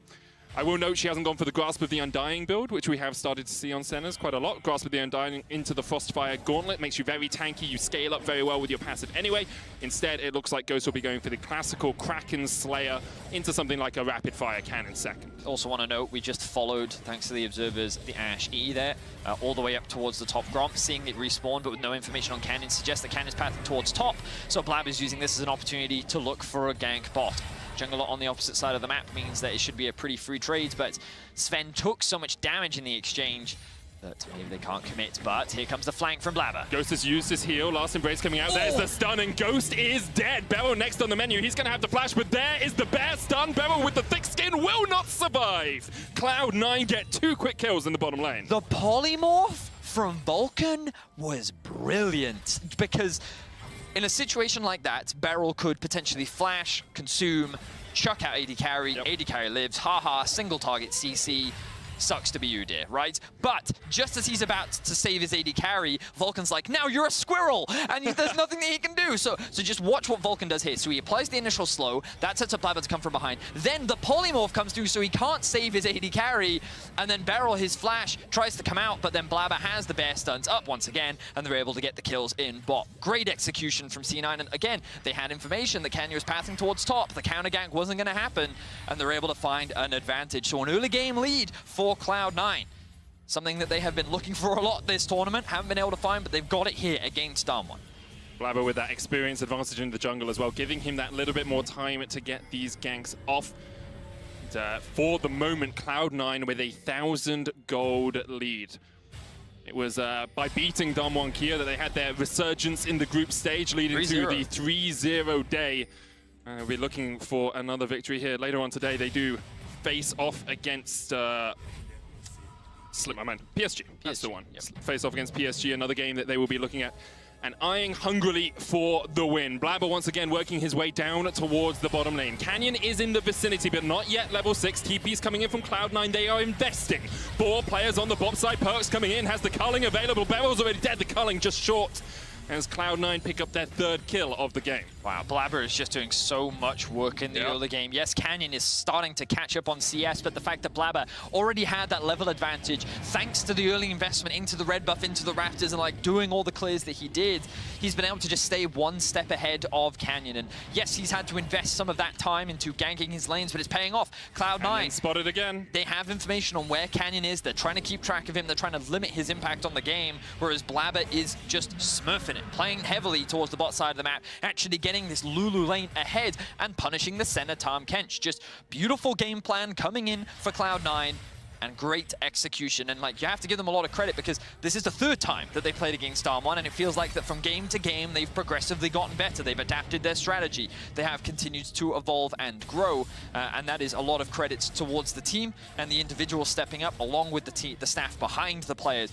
putting in that prep. The question is, can they close things out? Because this is a great start for Cloud9, but we've seen Darm1 bounce back before. They are, in my opinion, one of the best team fighting teams in the world, and they are so talented at finding those 5v5s. They are so good at playing mid-games from behind. In 4 of their 6 playoff matches in the LCK, they were behind at the 15-minute mark, and yet still they won every single one. Yesterday against PSG, they were behind, and yet still they were able to eke out the win. Beryl here has been caught out. Sven's going to get caught up with the last investment. Ghost is trying to turn it around. The Piercing Dark will heal up Beryl. Thick Skin coming out as well with the Ignite ticking on Sven. He's going to flash forward, needs the orders onto Beryl. Doesn't quite get them through the Thick Skin, but the flash picks from Vulcan will secure it, and Ghost is forced back underneath this tower. And now C9 get themselves a 2v2 kill in the bot lane. They are just dominating, and it is Vulcan on the Lulu that is getting all the kills. I'm sure that's not quite what Sven wants, but you know what? They'll take it. Now C9 has their eyes on the Rift Herald. I think it's a little greedy to contest for this. Giving it up is the wiser choice, and they're going to do just that. C9 here on the board. One of the great things, though, about getting an Enchanter extra kills is that directly translates into your AD carry's damage. If you get an Ardent Sensor, that's directly translating. It's not like just having a tankier player on your team in the form of a Leona or a Tahm Kench or something. You can actually turn that gold into stats for your AD carry. So, as a support main, full AP. Give me all the kills. Give me all the kills. Vulcan here, 2-0-2, having a great tournament so far. It was standout the last time these two teams played on the Alistair with some incredible engages. Perkz trying to dive in onto Showmaker. Mid lane has been a little bit quiet. We have seen a lot of trading, but the only time either of them has been involved in a kill so far was when Perkz teleported down to that bot lane play. The early investment in Merc Treads from Perkz is giving him a lot of mobility, and you can see him just sidestepping all those Qs, playing the lane extremely well. Both mid lane Farmbury, even top lane Fudge. We haven't talked about him, but in the 1v1, he's been doing a good job. Yep. We did see Canyon try to gank top, but it didn't really result in anything, allowing him to just kind of chill. He's decided to go for the Shurellias. We'll see what Vulcan decides to go for. Will it be the Moonstone? Will it be Imperial Mandate? Or will he, in fact, go for a Shurellias as well? Could very well be that they just want to be really fast. And here comes the Hawkshot once again. More information on where Canyon is. Up towards the top side, Blabber's like, oh, does that mean a bot lane gank for me? Perk's going to try and push out mid so he can start the rotation. You can see him spamming spells now. Just keep your eyes on Blabber. Keep your eyes on Khan as well. He's worked his way all the way around towards those Razorbeaks in a really good position for this flank. Cloud9 have control of the bot side river, but they do not have control of the top. Here comes Khan. Here comes the TP. Fudge going to join the fray as they look for Canyon. Blabber and Perkz doing some damage here. Blabber's going to go in, look for the stun, but Canyon flashes away. Khan on the front line. Won't land the knocker, but does get the slow onto Fudge. Where are the rest of the players in this game? Vulcan and Sven. Here is the arrow just between the uprights. Doesn't quite connect onto Showmaker or Canyon. Khan still landing the decimating smash. There's the knockback. Rumble Equalizer coming down. They're looking for the damage onto Blabber. Piercing Darkness will come across.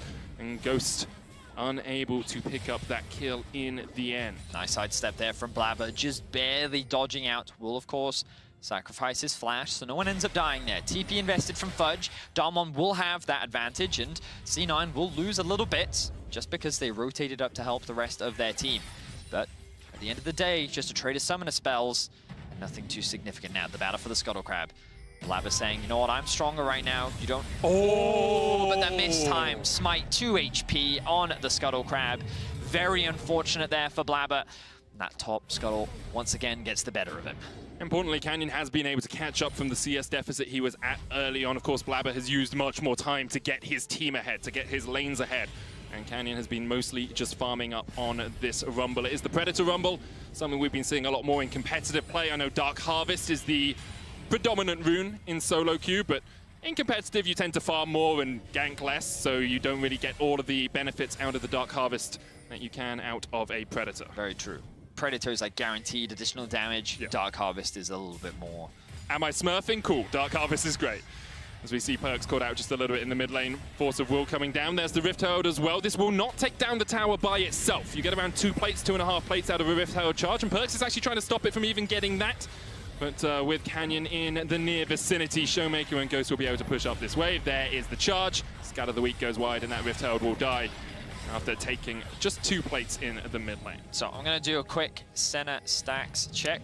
Currently sitting at 41 for Ghost at about 13 minutes. That seems about average to me.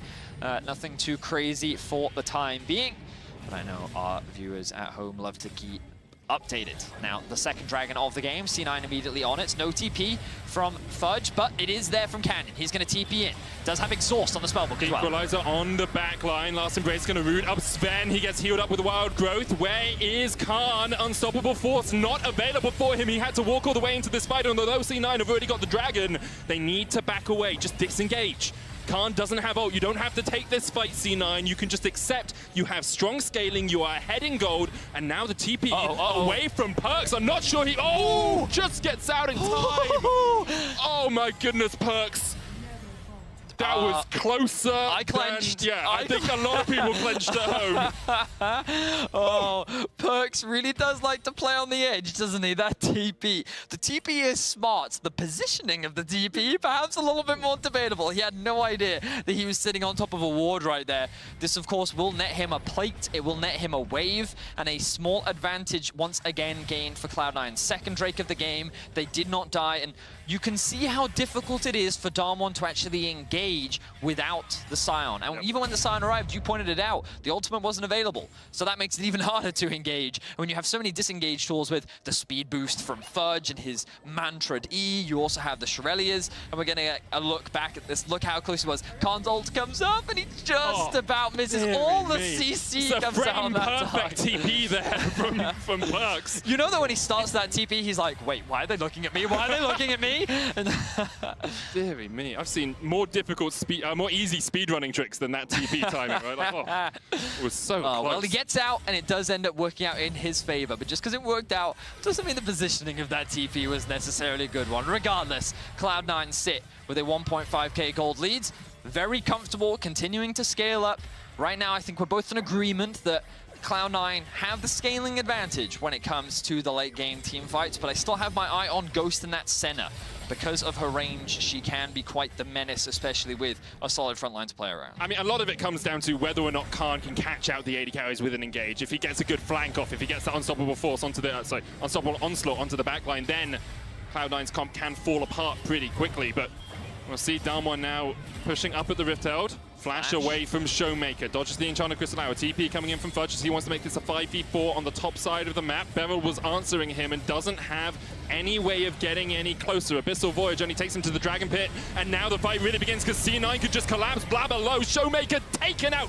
But here comes Khan, and here come the rest of Damwon Kia. Ghost stepping forward, Canyon overheated, and Sven can taste blood in the water. It's a double for Perks. Beryl finally joins the fight, spits Canyon out. Ghost trying to step forward in a 4v2. Beryl and Ghost have overstepped here. Perks gets caught out with the last embrace. Beryl and Ghost will just be able to walk away, but look at the scoreline, look at the map Vedius. Cloud9 6-1 up. They're going to take the Rift Herald. They have 2 dragons in their back pocket, and they didn't even lose their mid tower off that push. Another one team fight for Cloud9, and both kills went on to Perks. He's going to continue to siege onto the top lane, and another advantage gain. C9, I think, demonstrating beautifully the power of this composition now. Showmaker burnt his flash a little earlier thanks to the Ash arrows from Sven, but you can see how Damwon is kind of split up here. Half on the top side of the river, the other on the bot side. Beryl not even in the fight, and so they tried to contest for this Herald, which I don't really think they needed to contest. but by trying to walk into C9 without, again, that engage, you can just see how difficult it is for DK to get on top of C9, using their range, using their mobility. And the thing is, you talked about it, if Khan can catch one of the AD carries, yeah, maybe, but all the shields, all the utility, it is just ridiculous on the side of Cloud9. So I debate if they even can immediately get that one shot, just thanks to things like the wild growth, like the shielding, and with the amount of mobility that a player like Perkz does have on the Lucian as well. So I'm really liking what we're seeing from Cloud9 right now. To all my North American brethren that have woken up, looked at your clocks, been like, oh, 7 a.m. Can I really stand to watch C9 play up against one of the best teams in the tournament once again? Let me give you hope. If you can survive the next 5 to 10 minutes of this game, you have a great shot of winning. This is where Damwon starts to come back. Between the 15 and the 25-minute mark, Damwon close the goal gap and start winning team fights. But if C9 can continue to play these team fights as perfectly as they have been, then they can come out on top. Khan coming in with Unstoppable Onslaught, the equalizer, didn't catch out anyone. No one was CC'd. And that's 2 big ults now used as the Drake is spawning in 20 seconds. It does give Damwon control over the river, and C9 is forced to face check. They're going to rely on Blabber to do it, but C9 is saying, I don't care. I'm just going to trade the mid tower. We're going to create this point of pressure that you have to answer. Look at Damwon is stuck in this choke point, and they don't know what to do. C9 just forcing Damwon to bend to their will right now. They are controlling the map. Dragon up in a second. Ghost already down to 300 HP. 100 now as Ghost ticks down, and Cloud9 take the quick route towards the Dragon. They have their eyes on Khan once again. He can't go in. He hasn't got the Unstoppable Onslaught. Decimating Smash just short. Showmaker with the scat of the week. If you can find a key target, perhaps you can find something. Perkz just dodging in and out of vision here. Canyon stepping forward. Equalizer almost back off cooldown, Vedius. The question is, can Damwon Kia push into this choke point? They're looking for Perkz. He's all alone. The rest of Cloud9 have started up the Drake. It will be the third of the game for them if they can secure it. Barrel stepping forward. Perkz not with the rest of C9 right now. There's the Equalizer onto Fudge, onto Sven, onto Vulcan, but they have stepped away. Blabber secures the Dragon! And when his team needed him, he was able to land the smite, but now Perkz has fallen, and Damwon Kia will not relent. Abyssal Voyage in. Beryl forces Sven to flash away. Vulcan forced down towards the bottom side of the fight, but will be able to hobble his way away on this Lulu, not slowed up by the scat of the week, and somehow C9 get out. Wow, so Damwon is able to get a single kill, but Cloud9 get themselves the 3rd Drake. They're likely going to lose this top tower as well, but C9, they know what they want and they're playing towards it well. Fudge just being a bit of a pain in the backside there. I really think he should take this tower here. There's no reason not to. Okay, but in any case, C9 continuing to hold on to the gold lead, control over the game. Let's have a look back at this fight. You talked about the Rumble ult medic. It did come back off cooldown, and that smite steal from Blabber. I think the fact that Perkz got collapsed on was a really good play from Damwon because they had control of the river and they split C9 up. This is the best position for them to fight, but look at all the disengage. Slow after shield, after speed boost, after slow, after I'm a squirrel. It's just all so obnoxious for Damwon, and they can't actually close the gap. So what could have been like an ace for Damwon in a traditional, more like meta comp that we see, C9's comp is saying, no, we will deny you, we will not allow that to happen, and they walk away with only losing a single member. And you know what's harder to play against than a double AD carry, double enchanter composition? Tell me. Double AD carry, double enchanters, a Frostfire Gauntlet for zone control from Blabber, double Shirelias, a Redemption from Fudge, Mantra Inspire, and an Ocean Soul. All of those available for C9 in the next couple of minutes as we do go into a short pause. I hyped it up, and then it comes crashing down as the sepia screen envelops League of Legends. Okay, I don't think it's going to be a long pause. I'm looking at the chat right now. Ready? Don't. No, we don't say that until. They're looking confident. I'm just saying. I'm optimistic. I don't think. Okay. I'm optimistic. In any case. Okay. This is looking like a great game right now for Cloud9. For Cloud9, I am really impressed with their comp. I like the execution and I like how they controlled Canyon in the early game. And look, it looks like we're just going to jump straight back into the game. So just a brief pause. Immediately. Bouncing back in. You cursed us. You cursed us so bad. You cursed us so bad. Can you click on Senna while we're paused again? Yes, here? I can check the Senna stats for us. 63. That's actually really not that much. For 20 minutes? It's good, but like, I remember talking to the G2 players when Reckless was playing a lot of Senna, and they'd be at like 80 to 100 at the 20-minute mark because they played around it. I was going to say, yeah, the thing is that the exception to what G2 do with Senna is that like they will leave Mickey in a solo lane and then they will have Reckless follow Jankos around in the jungle and take all the souls. We haven't really seen that from Ghost. So I think like I would say that he's about average. But yeah, in Europe, we definitely have some Senna players that like to get a little bit more accelerated on the Senna. But I will say that when it comes to itemization, Fudge has decided to go for Shurelia's into Redemption. Yep. So he is just going full utility. Quite a different build from the Ardent Moonstone that we saw, or Staff we also saw. So I do quite like that. I think he's really just going maximum utility, offering that support. You can see smiles on Fudge's face right now. He's feeling pretty confident. I think he's had a great game so far. His positioning has been good. His laning's been very strong. And yeah, overall, just a really great performance from Cloud9. They still need to close it out, but again, I'm still really confident with the scaling that they have on their composition. We talked so much about it as well. It's kind of that Lord Dominic's Regard item that is really the breaking point, where this front line just gets melted because AD carries can just kind of destroy tanks. And, you know, often there's that concern about, like, double AD, is it too much attack damage? But you also have the Karma as the engage now comes through from Khan. Could just be looking for turret damage here. We'll clean it out. Damwon Kia looking to take the tower, but Ghost already down to half HP. The equalizer going on to Perks, though. Dawning Shadow onto Sven, takes him down to half. Wild Growth has been used. Fudge has a good flank position. Blabber's going to step forward. Decimating Smash goes wide. Canyon gobbled up by Beryl, but Beryl doesn't really have that much mana, and there is the Shurelias. There is the go button as Cloud9 continue to advance, continue to step forward into the faces of Damwon Kia, and continue to clean up these fights. Beautifully played from Cloud9. Again, great patience, and you talked about it in the draft, Medic. You can't escape this comp. There's just so much mobility on it, especially when you pair it with an Udyr who just has so much speed behind him. Cloud9 is able to re-engage onto Damwon, get the kills, and now they're looking for a Baron. And with this Baron, they set themselves up so well for the rest of the game. Ghost spotted out. There's 2 minutes on the Ocean Soul for Cloud9 as well. The Baron will be secured. They can reset, get second items on Perks, on Sven, and really start taking this game to Damwon Kia. Because you can see, Damwon started this fight. They did. They wanted to just take the mid tower. Beryl used all his mana. But you can see how difficult it is, again, to re-engage onto this team. They rely on this front line, but when the engage is gone, Damwon saying, no, we've used all our ultimates. We don't have anything available. And the new Max Effect replay just sums it up nicely. Cloud9's comp is really online now. It is difficult to deal with, and Damwon is just slowly losing more and more control. The Ocean Soul spawns in 1 minute and 25.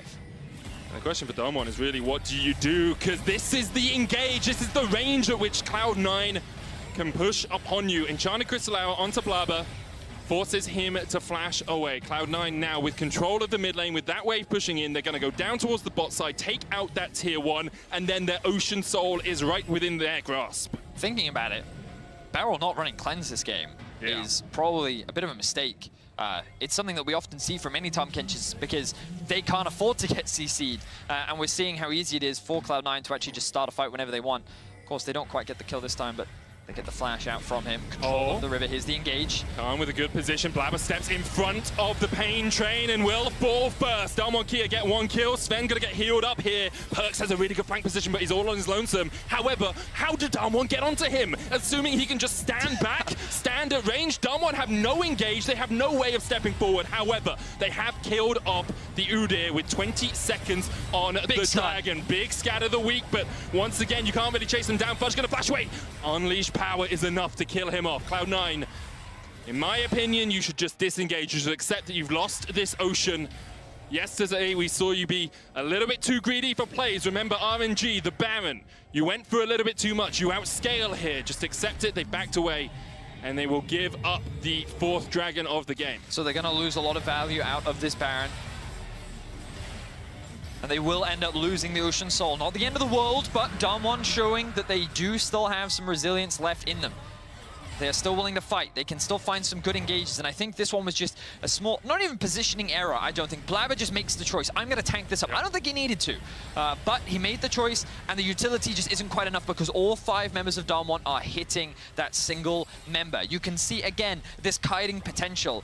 but all it takes is one bit of CC to land, and this comp is, at the end of the day, quite squishy. Yep. So that stun comes through, and that was enough to allow the gap close to get that kill on the Fudge, and then Damwon is able to find the kill. So it just goes to show that while this C9 comp is strong, it's also quite fragile. And you have to be very careful with your positioning because Damwon is constantly looking for these opportunities. But C9 immediately back on the aggression. They have the Baron buff still. They're sieging on these towers. Arrow there was used by Sven onto Beryl, who tanks up the culling as well. Both those ultimates down for the moment. Baron buff has now fallen off. Cloud9, 4 members strong in this top lane as Fudge pushes in mid by himself. They have a 3,000 gold lead right now, and they are starting to get past that point of danger that I talked about earlier. Of course, Damwon Kia can still win teamfights as the game goes longer, but when you get towards 2 items, 3 items on these AD carries, it becomes that much easier for Cloud9 to navigate the fights. Beryl, once again, the man to step forward, doesn't have flash. Canyon does have the equalizer, and Khan has a flank here. Don't know if he's been spotted out on a ward. He's using the oracles, not on a ward yet. That control ward, not spotting him out right now. Khan going in, there's the equalizer into the choke. Khan steps forward, looking for Vulcan. Perks has to flash across the wall, but he's being chased down, and Perks is down. Canyon gets him. Dawning Shadow will force Cloud9 away. And with any objectives on the map, Damwon Kia will have to settle just for the kill on Perks. And you're starting to see small mistakes coming out from C9. They overcommit towards this blue buff, and they put themselves in a choke point for the Rumble ultimate to just melt the entire team. They're going for now, the chase. slow applies onto Vulcan. That's a lot of damage. Vulcan trying to flash across the wall. Can't actually teleport it behind them as well as Vulcan will fall. That's another kill over to Damwon Kia, and this is what they do so well. They catch you when you miss position late on in the game. Remember that C9, after getting the Baron, was 8-2. Now they're 8-6. Damwon have found pick after pick after pick, and it is just down to these small positioning mistakes from C9 that they are looking to exploit. Damwon are definitely not out of this game yet. They're going to get creative. They're going to look to punish every small window that they can find, and they're going to make sure that they do not lose to Cloud9 once again. This game still neck and neck. Just want to remind people how close the game was last time. 1,000 gold between the two teams. 4 Drakes to 3, 11 towers to 7, a Baron apiece. It was a 40-minute slugfest between Damwon Kia and Cloud9, and it looks like we might be in for a little bit of a long one here once again. Next Dragon Vedius, that is going to be the battlefield, or even this Baron that is up in a minute's time. Where are we in terms of item? Well, Force of Nature finished on Blabber alongside the Frostfire Gauntlet. Double Void Staff sitting on top of Damwon. This is actually Canyon's go-to Rumble build. The Night Harvester into the Void Staff, what he does all the time in solo queue. It's just so much damage. I love this from Ghost. Serpent's Fang. We so rarely see it, but it's so good into these shield compositions. I think it's a little weaker than it used to be, because it used to like destroy shields. Now it just makes the shielding a little bit weaker, but I completely agree with you. Good item pickup. It makes a lot of sense on the center as well. And I think that he's going to gain a lot of value from it. Going to delay his Rage Blade just a little bit, but there's the Lord Dominic's on Perks. You imagine that the next one is going to be worked on by Sven as well. So those tank shredding tools are getting closer and closer to being ready. Both teams grouping up mid. The side lanes have been abandoned. I think for C9 they kind of have to. They don't really want to split up that much because DK do have the engage. And that means that if they ever split up, DK are going to look to take advantage of it. So they're just going to sacrifice farm in bot lane, sacrifice some farm up top, and contest this mid wave. Stun lands onto Blabber. Forced away. Perks takes a chunk as well. That center range scaling throughout the game. Unstoppable force being used here off towards the side, and the equalizer is going to catch out Blabber. He pops the stopwatch. Ghost only 100 HP left alive. The Scatter of the Weak hits onto 2. C9 though can re-engage, and this is where their composition really thrives. Dawning Shadow comes out. Look at the shields on Sven. Stepping into Beryl. Have to kite around this fight as much as possible. Decimating Smash gets the slow onto Blabber. There's another Scatter of the Weak for the stun. Ghost healed up to half HP just with the Piercing Darkness. Vedius, there were 20 seconds on this Ocean Drake, and Cloud9 are going to give it up once again. Blabber is going back to base. They're looking... Blabber's back in base. They have their eyes on the Baron, though. Big stun! Scatter the Weak! Vulcan down! And now Ghost is on a killing spree. Fudge has to flash away. Magic Inspire looking for the shields, looking for the heals, looking to get away, but you can't escape the hammer that is Sion. Damwon Kia once again get 2 quick kills. Showmaker just keeps landing these huge stuns onto Cloud9. It is getting so much harder for Cloud9 to actually re-engage because they take so much damage from Showmaker and Ghost. This is going to be another dragon that they have to give up, and it feels like that the game is slowly starting to slip away from Cloud9's hands. It feels like that their composition should be stronger, but Mist is so good. They just keep everyone hidden. It looks like it's just Ghost, and then the stun comes through. Two-man lands, the flash in from Khan as well. Just extremely well executed from Damwon. They saw the play immediately from Cloud9, and they're like, oh, you want to try and trade Baron for Drake? Not gonna happen. The re-engage, like the third re-engage of a single fight? They're so tense, they're so close, yet Ghost has not fallen. Canyon is not dying, and while Khan is soaking up a lot of damage, yes, Beryl is sitting with the most deaths because he's kind of like often left on the front line to kind of soak up the damage. His job is to save someone, and if he can save himself, that's a bonus. But right now, it is Ghost and Showmaker first, and Beryl gets a lifeboat if there's one available. Exactly that, and right now, he doesn't need one because the rest of his team are really clutching it up. C9, the pressure is really starting to mount for them. They are so close. They've been in control for the vast majority of this game, and now they're starting to lose it. When you start to lose those fights, momentum starts to kick in. Doubts in your mind start to creep. Whereas Damwon, they're feeling more confident now. They're sitting there discussing ways in which they can reclaim some control. The gold is basically neck and neck. The itemization is pretty much dead even. And Damwon, they've abandoned the side lanes. They're grouping up. They're getting control over mid. Perks is in bot lane. Perks in bot lane by himself. Blabber's locked up. There's the equalizer. Blabber has to run straight through it, but look at the shields. Unstoppable onslaught coming in from Khan. Damwon here will walk up this cannon minion looking for the mid-tier 2. Meanwhile, Perks is in a side lane. Smite came out there, I believe, from Khan. That makes sense. I was like, who's smiting that when Baron is on the cards? But Perks is able to take a tier 2 in the bottom lane while this was happening. Will he get out? He doesn't! He's caught out. Showmaker here. Ooh. Perks almost takes Showmaker down. But the gobble up from Beryl is enough to keep his mid laner alive. That is 48 seconds until Perks respawns. Now, with Showmaker having TP, Damwon could just go to Baron if they wanted to. But they're not actually going to gamble it. They're going to push out the bot wave. They're just going to push out mid. I feel like Baron makes a lot of sense here, especially with how long Perks is dead for. Canyon is hovering around it, clearing out the vision. 110 center stacks for Ghost. Damwon Kia starting up the Baron. Cloud9, Blabber's bot lane. This is gone. There's no way you can steal it. Baron goes over to Damwon Kia. Blabber caught the bot lanes. Cloud9 obviously had decided they would not contest. Enchanted Crystal Arrow goes in, but the Smite will secure it. Canyon gets it, and Damwon Kia get their Baron. Yeah, there must have been a reason as to why Blabber went bot there. I'm not entirely sure what it is, but this play from Damwon was just so good. A great utilization of the Tahm Kench ultimate to catch Perks off guard. Look at the range on that thing. That's from mid lane. Yeah. And he almost gets that kill, but the Tahm Kench consume is able to protect Showmaker. And just really clutch stuff. We talked about Damwon, man. Like, they don't just roll over and die like that. They don't play the conventional style. They'll get creative in situations like this, and they found pick after pick. They've punished these small mistakes from C9, and now they're the ones with the Baron. They're the ones with the gold lead. They've been able to claw back the Drakes too. The question is, can they siege? Can they break the towers? Because Sven now has Lord Dominic's. We saw him tickling Khan a little bit earlier. But now he should be able to melt through this front line. So let's see, can these 80 carries actually get through the behemoth that is Khan and Beryl? I mean, Khan has so much armor right now. Lord Dominic's obviously will help with that, but he's got a Thorn Mail, a Warden's Mail, a Turbo Chem Tank, and some plated steel caps to boot. The guy is a monster. A mammoth task to get through him. Alongside that, Beryl has got himself a Dead Man's, the Frostfire Gauntlet. Here comes the unstoppable onslaught. Does a little drift as Khan, the Drift King, DK, pushing in now towards this mid lane inhibitor. Once again, Perks is not with the team. He was pushing in top.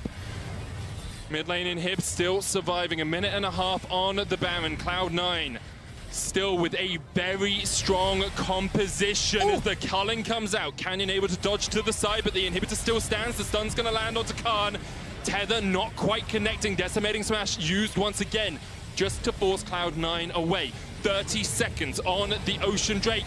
Oh, Cloud9 were looking for that. No, they now know they're in the 4v5. TP coming in. Khan's going to rejoin the play. Does not have the ultimate. There's the equalizer. Hits onto a couple, but the shield should be enough to keep C9 alive for the moment. Here comes Canyon, though, chasing them down with the flame spitter. Ghost takes one. Blabber has to flash away. And now Sven is next up on the menu. Damwon Kia have had enough. Flame Spitter once again. Canyon almost goes down to the tower. Khan will tank it for him. Now the question is, can Cloud9 defend? 3 players left alive.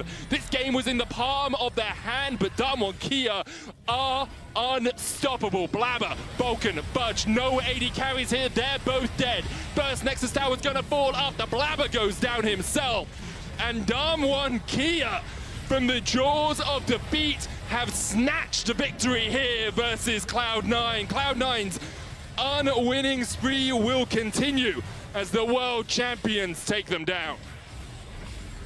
Exquisite team fighting later into the game from Damwon. They punished some of these mistakes from Cloud9.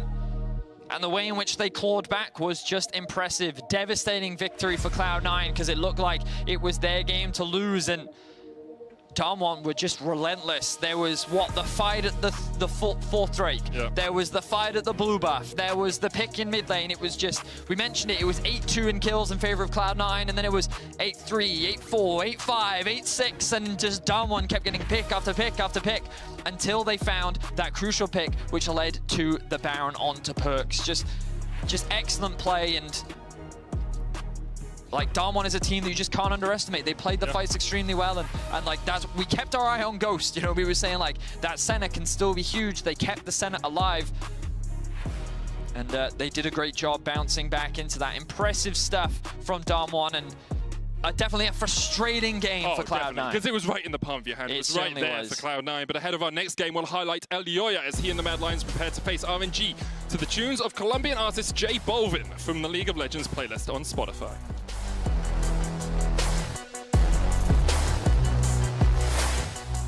Hello, I am Elioya from Mad Lions, and we chose Amarillo from J Balvin because he's also a guy that represents a lot of the good vibes and to have fun, and that's something that we believe it's really important, and we approach training with a lot of fun.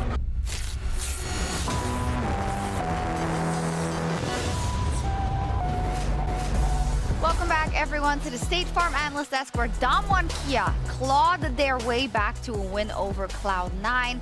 That brings Cloud9 so far at an 0-3 start in the Rumble stage. And I cannot express my feelings about this game any differently than pure frustration watching this game play out for the side of Cloud9 then, because obviously Damwon fans will be very happy that they showed this resilience, but it happens time and time again. Look, it's a combination of frustration and heartbreak, because even more than the game against RNG, like, C9 were just winning this for the majority of the game, getting all the way to Soul Point. But ultimately, when it came to the team fights and it came to the scaling of these two compositions, that's where Damwon were able to take the lead. And when you look at these two comps, like, on paper, I understand I've seen a lot of discussion about, like, which comp outscales at the end. Like, yes, C9 have double marksmen, double supports. Like, in theory, that is really strong scaling elements. But Damwon rolled in with Sion, infinite scaling top lane, Senna, infinite scaling bot lane, and primarily that range advantage you're going to have the later we get into the game. Combine that with a stronger AP jungler the later we get in too, and Damwon have all the edges in the team fights later. And when you look at that team comp, you then know, well, C9 is going to just have to be very proactive in the early game, Emily. And to their credit, that is exactly what happened. Yeah, I mean, I don't necessarily think that it's about scaling as much as it is about execution, right? Because, again, this is a composition that scales very well, but can be itemized against. And as we saw in the later game, if C9 are not able to execute, if they're not able to see their flanks where Khan is coming in, if they are forgetting that Tahm Kench can kind of just pop in wherever he wants. I didn't even think that this was an optimal Tahm Kench game from Beryl, by the way, just as an aside. Like, you saw that it got to the point where they cannot kill Khan fast enough, right? Because this composition does not have a front line. So it means that you absolutely have to play this perfectly, you have to ward your flanks and you have to take them head on because you do not have a lot of AoE here and you do not have a front line. You need to burn your opponent down before they can jump on you, and that just did not happen. Yeah, I'm glad you made the distinction there too, because I 100% agree. Like, the composition from C9 is very hard to execute in the fights later on because you don't have like the person to buy space for you. Because you commit 4 champions into the range scaling lane, you lack in things like zone controls. Like Ashe can help provide that, but now you're also lacking like that late game hyper carry ADC because it's Lucian that's very lane dominant, does scale well, but again, very single target focused and doesn't have the same late game punch that perhaps a Senna would, a Jinx would, a Kog'Maw, and so on. And you have to play pixel perfect versus the world champions. That can be very difficult. The Mercedes drive to victory is the final fight for Damwon Kia, but Emily, a couple of the fights before that already started to kind of spell out Cloud9's doom. And this is where I think we really see what Khan has improved on this team is the fact that he is great at going for these flanks. And there's actually, you know, again, not super optimal Rumble game from Canyon, but I think you do still see the absolute power that Rumble can have coming out of the jungle. And once we see these junglers who are so mechanically proficient like Canyon get more comfortable with the Rumble with every single game, we're going to see a lot more fights like this where the Rumble ult just kind of decimates people slowly, and it's really hard to fight through that AoE. That it is, and we see that from Sven there as well. Unfortunately for Cloud9, Damwon clawing their way back in this game. And after the break, the undefeated RNG and Mad Lions take to the stage in a jungle matchup featuring 2 rookies to the international stage.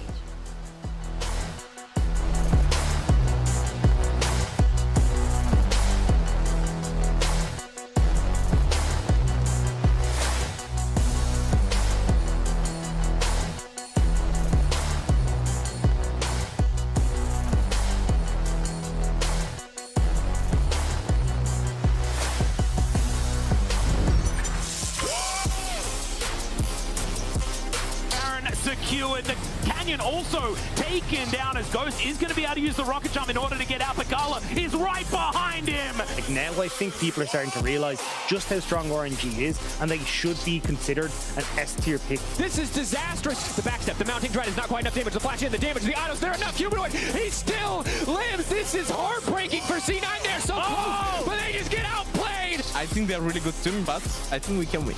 The Mad Lions, absolute dominance, 2-0 in the Rumble stage. They're both undefeated. Someone's got to lose.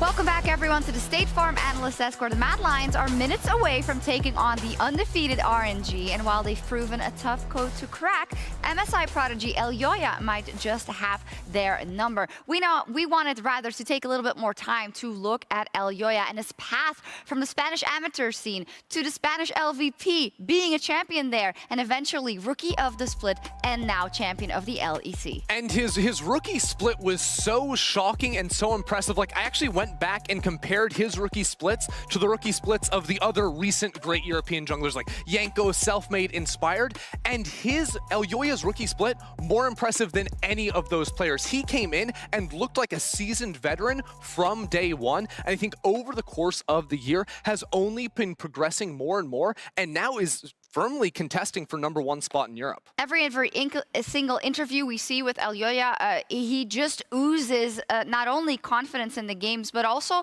a dedication to his craft. And I think that is why we are seeing him make such great strides. As we take a look at the early game from yesterday versus Cloud9, which of course was a bit of an exaggerated early game advantage for Elyoya, Emily, but this is what we've come to expect of this guy. In the early game, he knows what he's doing.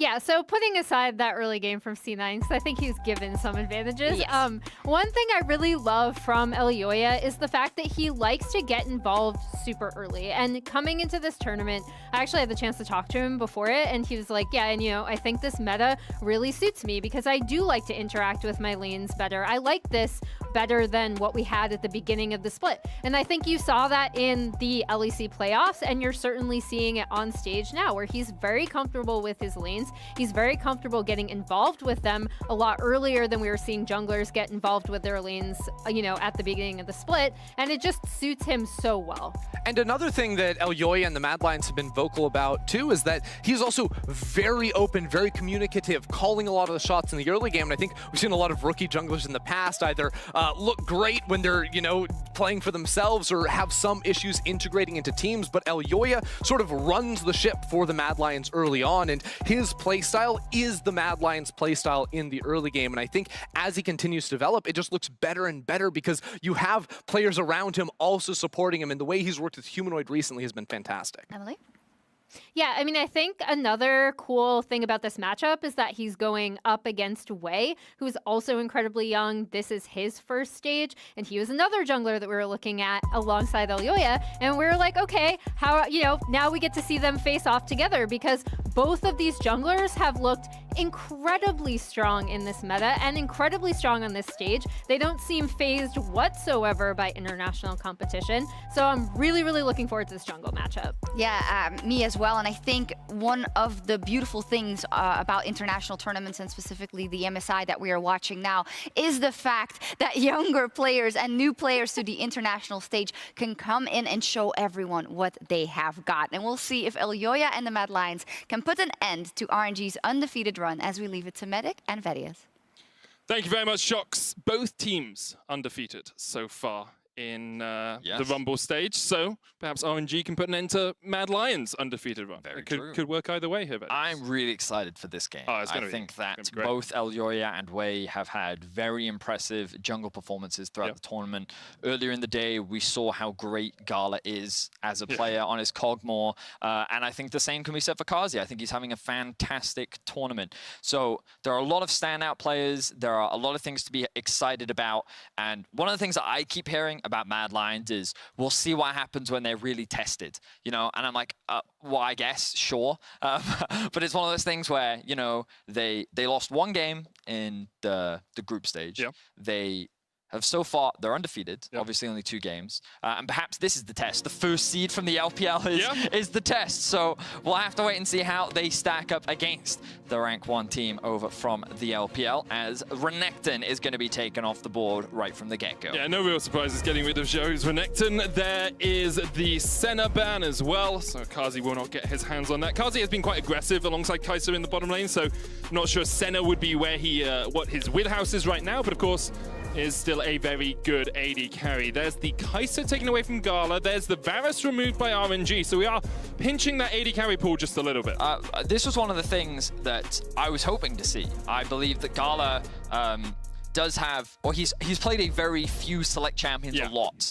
And I wanted to see what happened when that pool was pinched. Obviously, we saw him have a great Cogmore performance earlier on in the day. The question is, can he have that same level of performance against Kazi?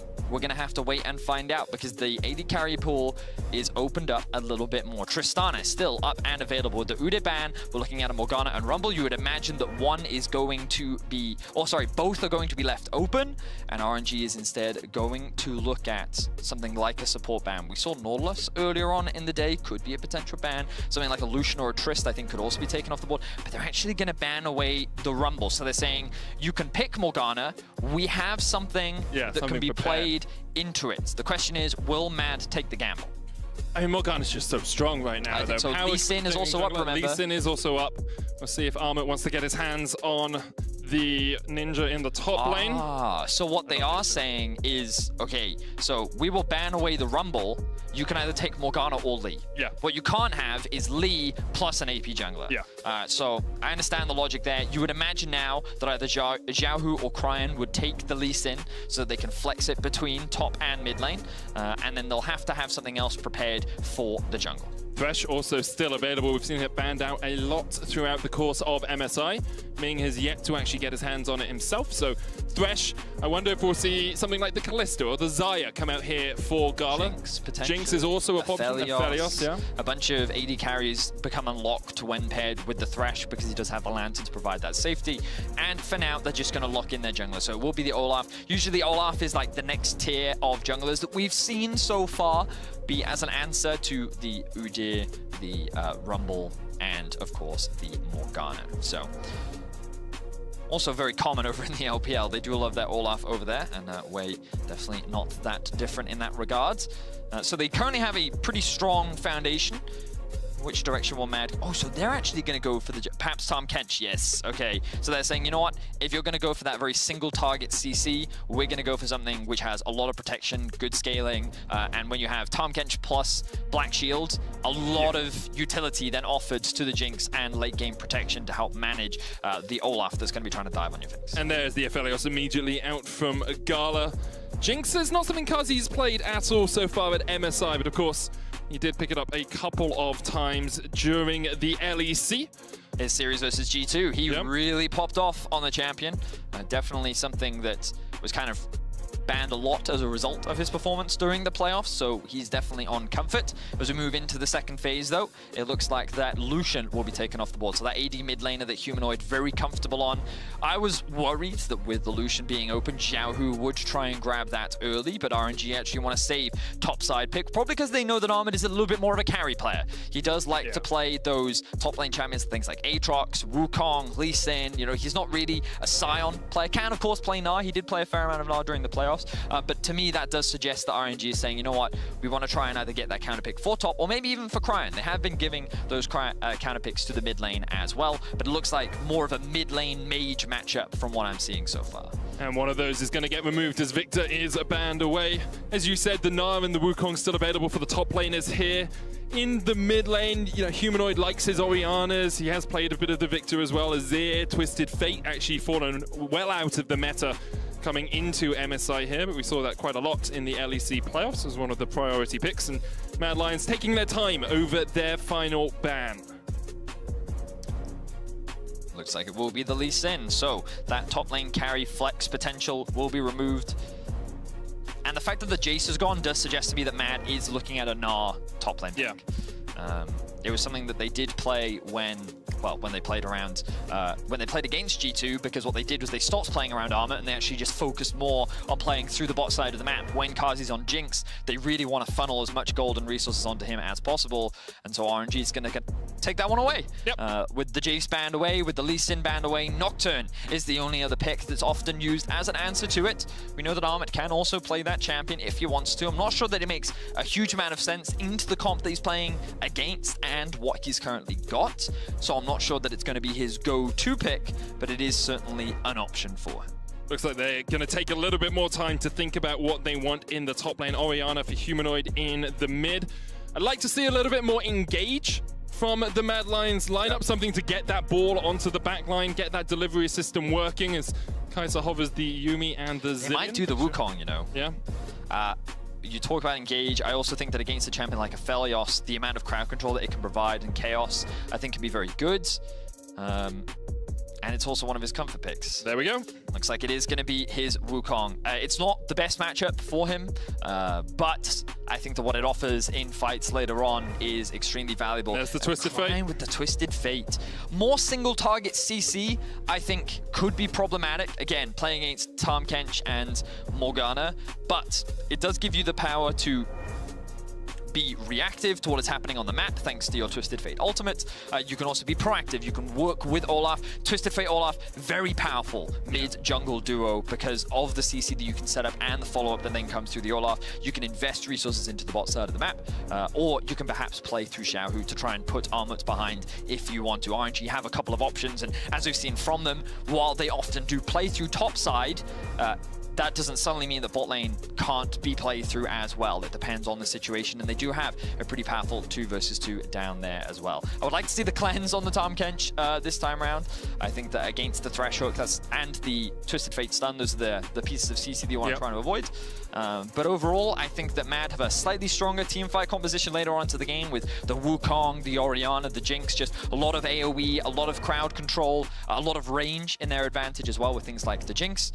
Whereas for RNG, I think that they have very powerful skirmishing. When champions are trying to dive onto them, things like the Aphelios can just rip apart and do so much damage. And I think that their early game agency is so effective because they have this Olaf and Twisted Fate combo. So we'll see what they do with it, because this team, Wei in particular, is very good at finding these early leads and being very proactive on the map. When RNG succeed, it's on the back of their 18-year-old jungler Wei. So strong in the early game, so good at finding skirmishes in the typical LPL style. He will take any fight he can get his hands on. We've already seen him flashing over walls to get behind behind oppositions for tower dives. And we'll see if he is going to look to shut down Armut in the top lane. Early on, though, line of scrimmage drawn by both these teams. Not really expecting anything spicy at level 1, as both of them are looking to continue their undefeated streaks here at MSI. Hail Blades or not? Don't see that. I feel like that's not super common. Yeah. It makes sense, of course, with the hyper proc, the 3-hit passive. Once you get that initial auto, you can. I imagine that it's just for better trading against a champion like Wukong. Looking through Xiaohu's match history, he doesn't tend to run it either. It's usually Grasp. Grasp is the typical. Yeah, or sometimes he's run Fleet as well. Yes. On the Gnar. Difficult matchup. Sometimes you'd want to run that extra bit of sustain, so that does make sense. But I think that for the Hail of Blades, it is purely to be a little bit more aggressive. And I would imagine that Wukong as a champion, it gains value when it skirmishes with you because of that passive armor build up. So I think that the idea is to quickly proc the hyper passive and then disengage, run away, and then. Yeah, and you kind of go for these short burst trades, which I think for lane is very good. I think later on into the game, I debate how much value it's going to offer, but we'll have to wait and see. I would trust Xiaohu's opinion a little bit more than my own.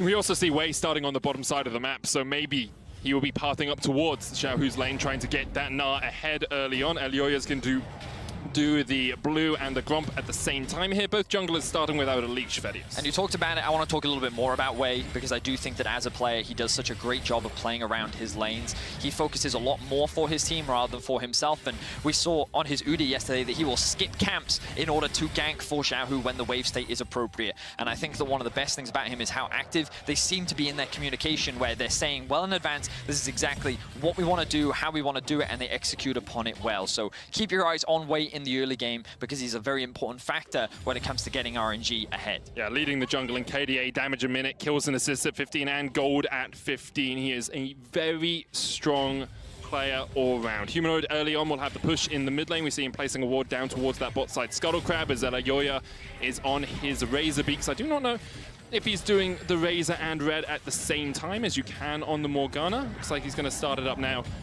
as actually decides against doing them both at the same time and isn't even going to kite the Krugs across here. So Elioya doing a slightly slower Morgana path than you can. Slightly slower, but fine for now, I would say.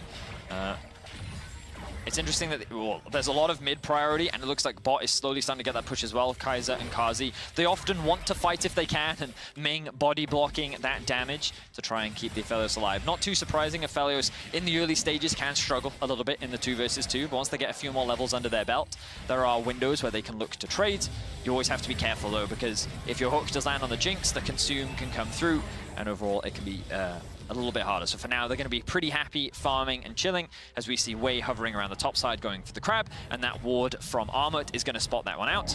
Meanwhile, Elioya is going to be doing the same on the bot side. So standard clears, nothing too crazy. Kazi and Kaiser also going to go for a reset.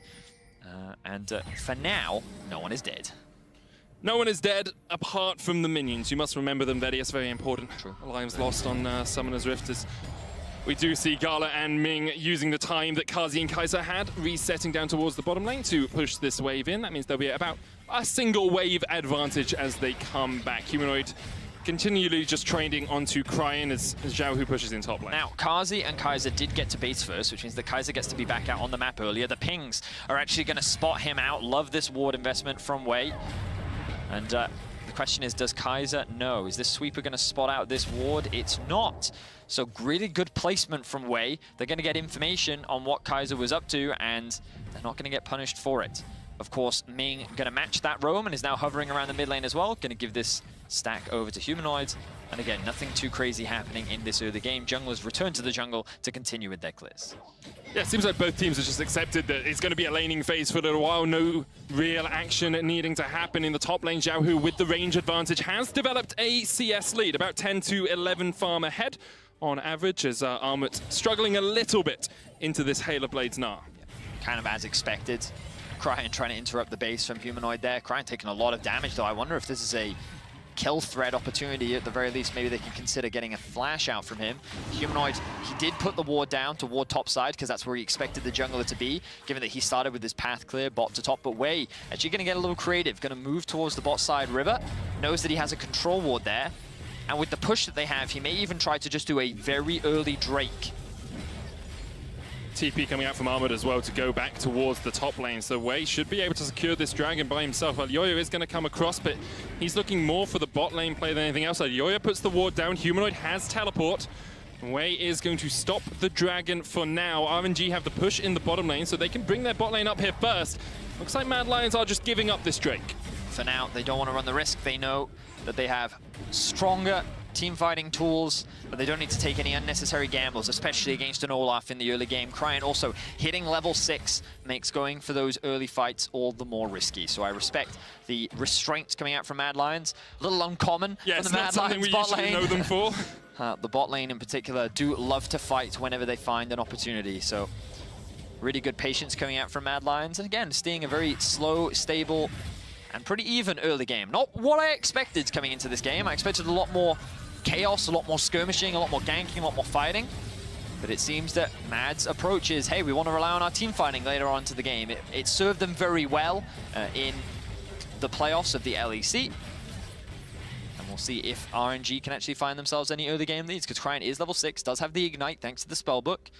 If he was to go anyway, I imagine bot lane would be the play, especially with the controls that they have. Ult comes out top. Cyclone for the Gnar ultimate there. Armut using the clone very well. Cyclone comes out once again. And Xiaohu is chunked down. Ult for ult trade, as you say, Vetti. And Yoyo was on the top side of the map. Hook goes a little bit wide there as Kazi stepping forward into Gala, but Severum and Crescendum are not the guns you really want to fight in a skirmish. The healing and the extra damage you get out of those chakrams is pretty deadly for the Aphelios. And I will say, although RNG are an LPL team, they're not an incredibly fast team compared to some of the other teams in the LPL. They are known much more for this slower style, not looking for too many fights in the early game, and instead being able to win out team fights as we've seen them do across the last day or so. Thing is, when you do have this Twisted Fate, you want to try and be a little bit more proactive on the map. Notice how Humanoid hovering on the bot side doesn't have cleanse.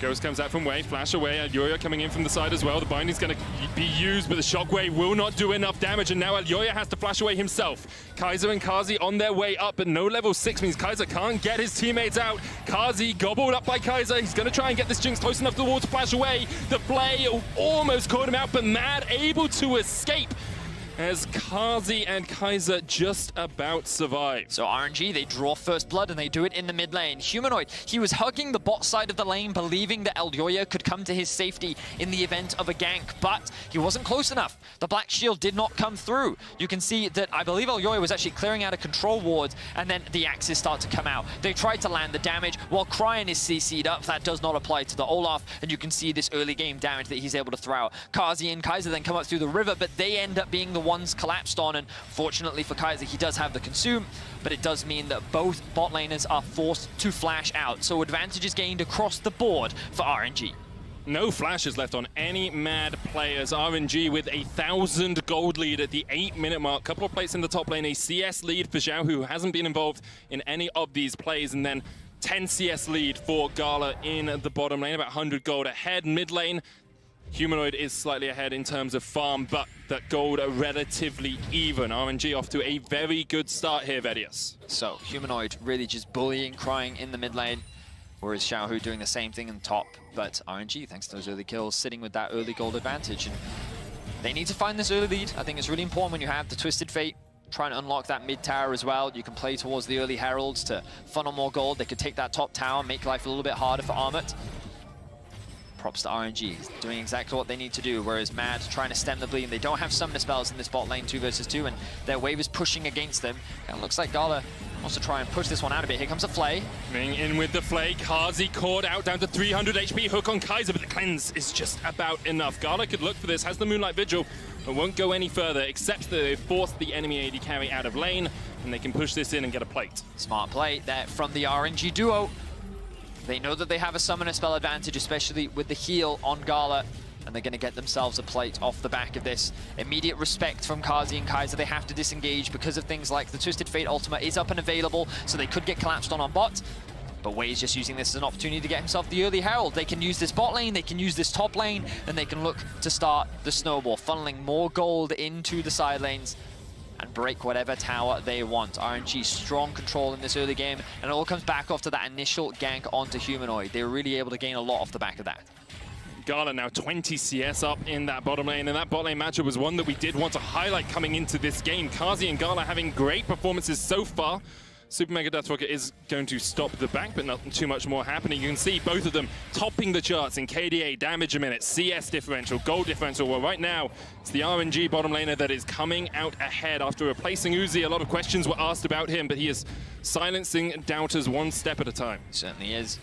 That next generation of superstars, very similar for both teams, you know, a combination of veterans and young players. And I've been so excited to watch the two play, you know, what is the gap between them? Is there one? Well, we're about to find out as the Twisted Fate ultimate comes through.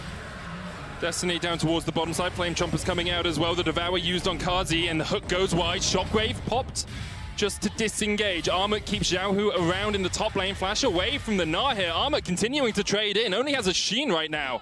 It forces Xiaohu back underneath his tower. Really good damage. Flash is traded across the boards, and Armut's going to force Xiaohu out. Xiaohu should know, though, that he's unlikely to get ganked as there were 4 people down towards the bot side of the map.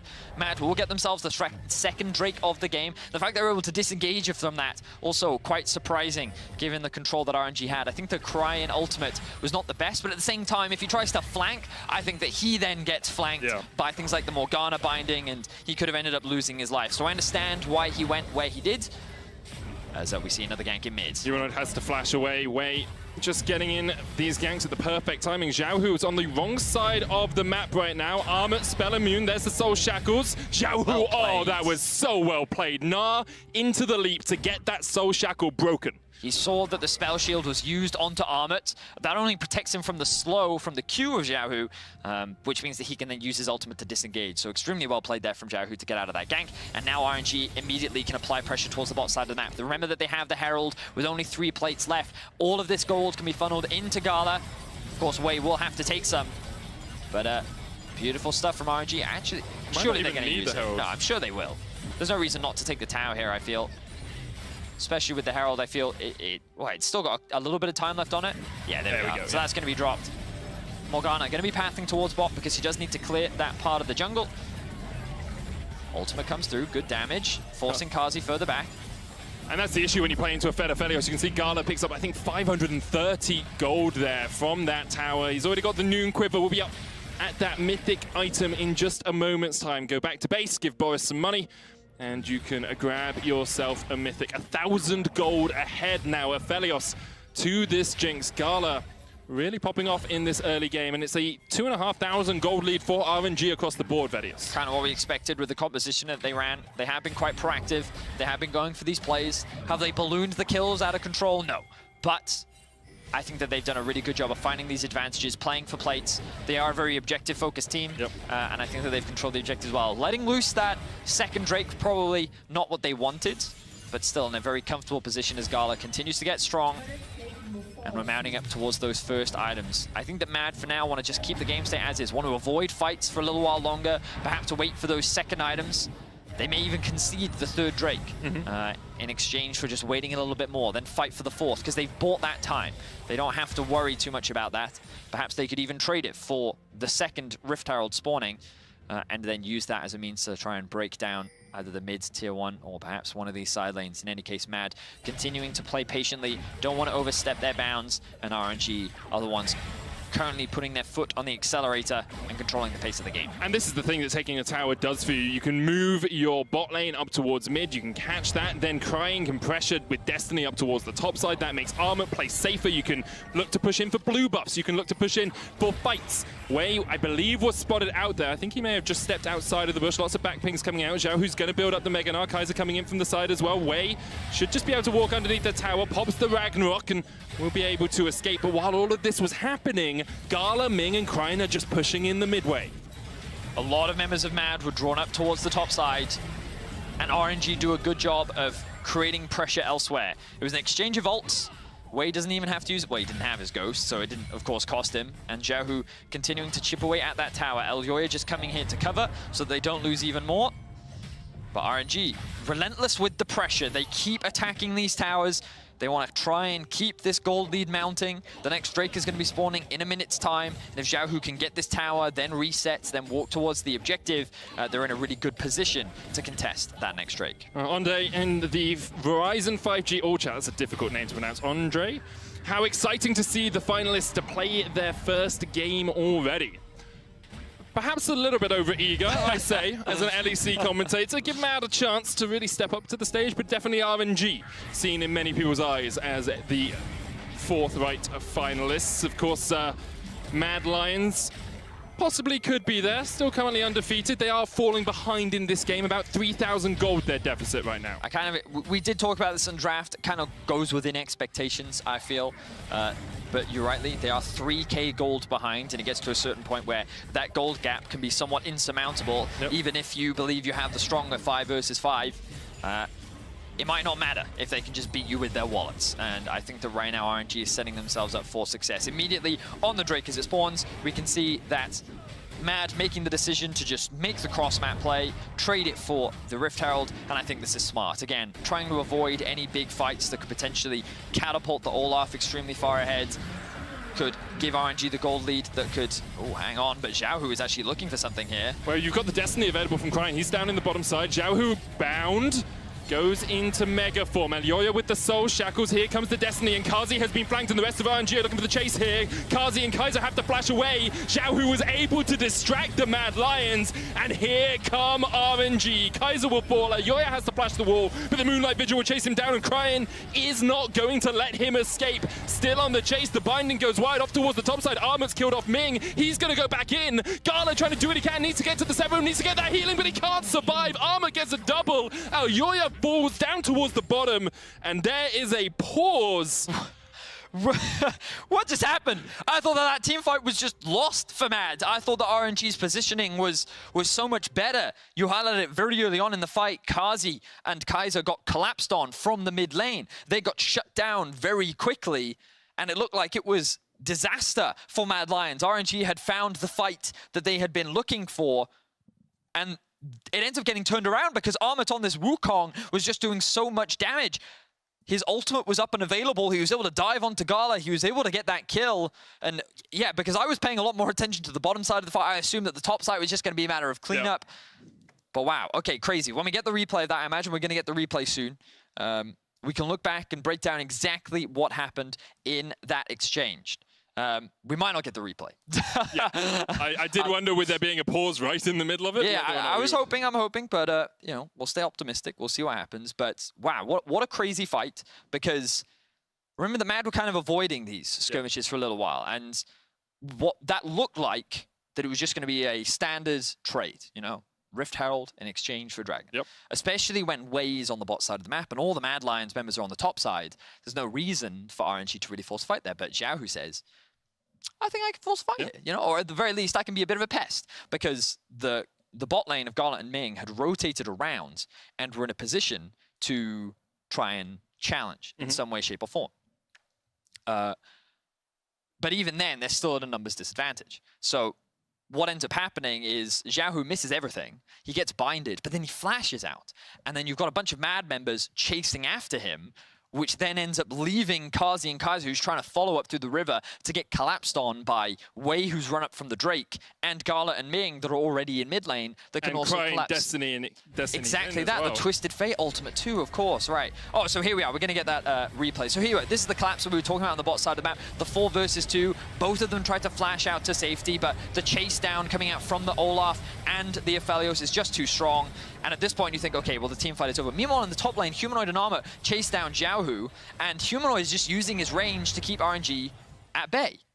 And what then happens next is Ming is very low HP, so Armut is saying, that's a free kill. Yeah. So he dives in onto that, and then Gala's like, it's fine. I'm Aphelios. I have an item. If this guy comes into me... I think we're going to drop in quite hot into this fight, by the way, so I'm... Okay. Let's get ready for it, Medic. Here we go. Here we go. Okay, so wait, Armut's jumped onto Wei. Cryin trying to join the fray, but he hasn't got much mana. Triple kill for Armut. Cryin, does he have the mana to do anything here? Humanoid, no shockwave. Armut, no flash. Cryin dodging around as much as he can. Armut goes in, uses the clone. Cryin pops the stopwatch, gets a little bit more mana. The TPs are coming in. RNG over-investing into this play. Xiaohu will not be able to chase. And Betty, the scoreline now reads 5-4. So, I believe that was an ace for the Mad Lions. Yeah, just super delayed. And a quadra kill for Armut.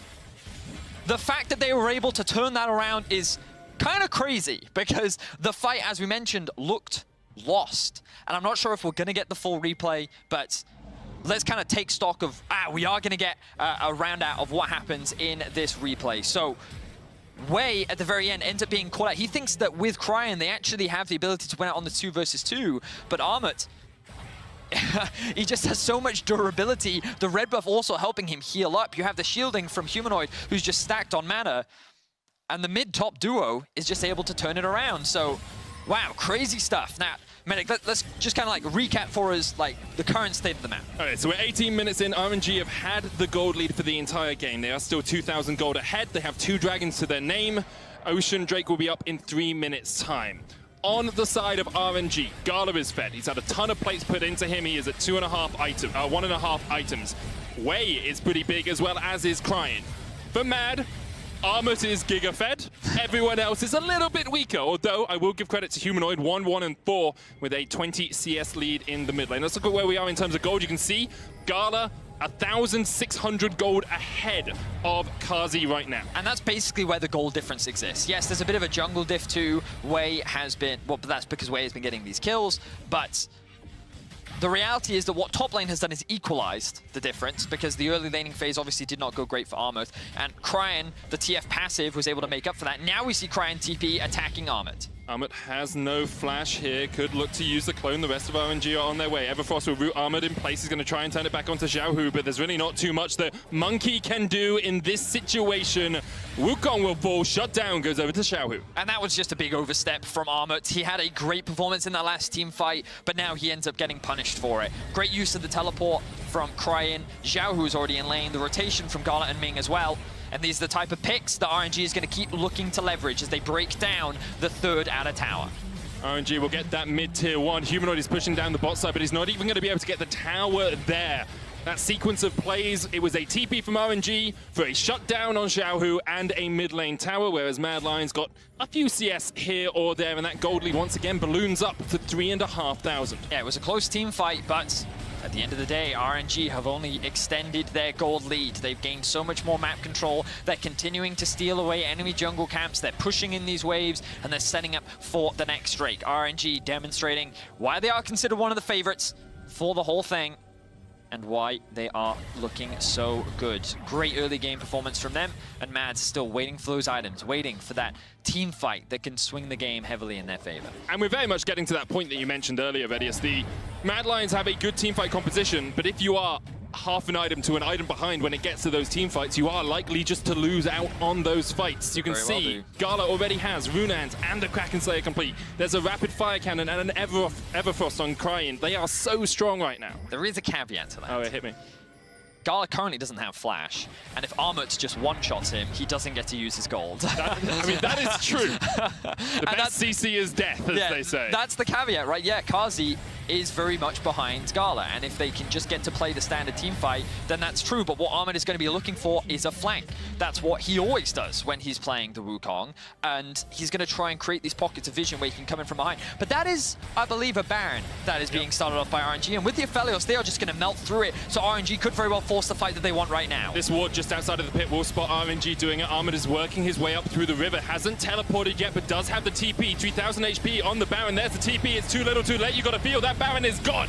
RNG secure it. Moonlight Vigil coming in. The Shockwave only hits onto a Ragnarok target, and they're trying to dive onto Gala, but Armut is already dead.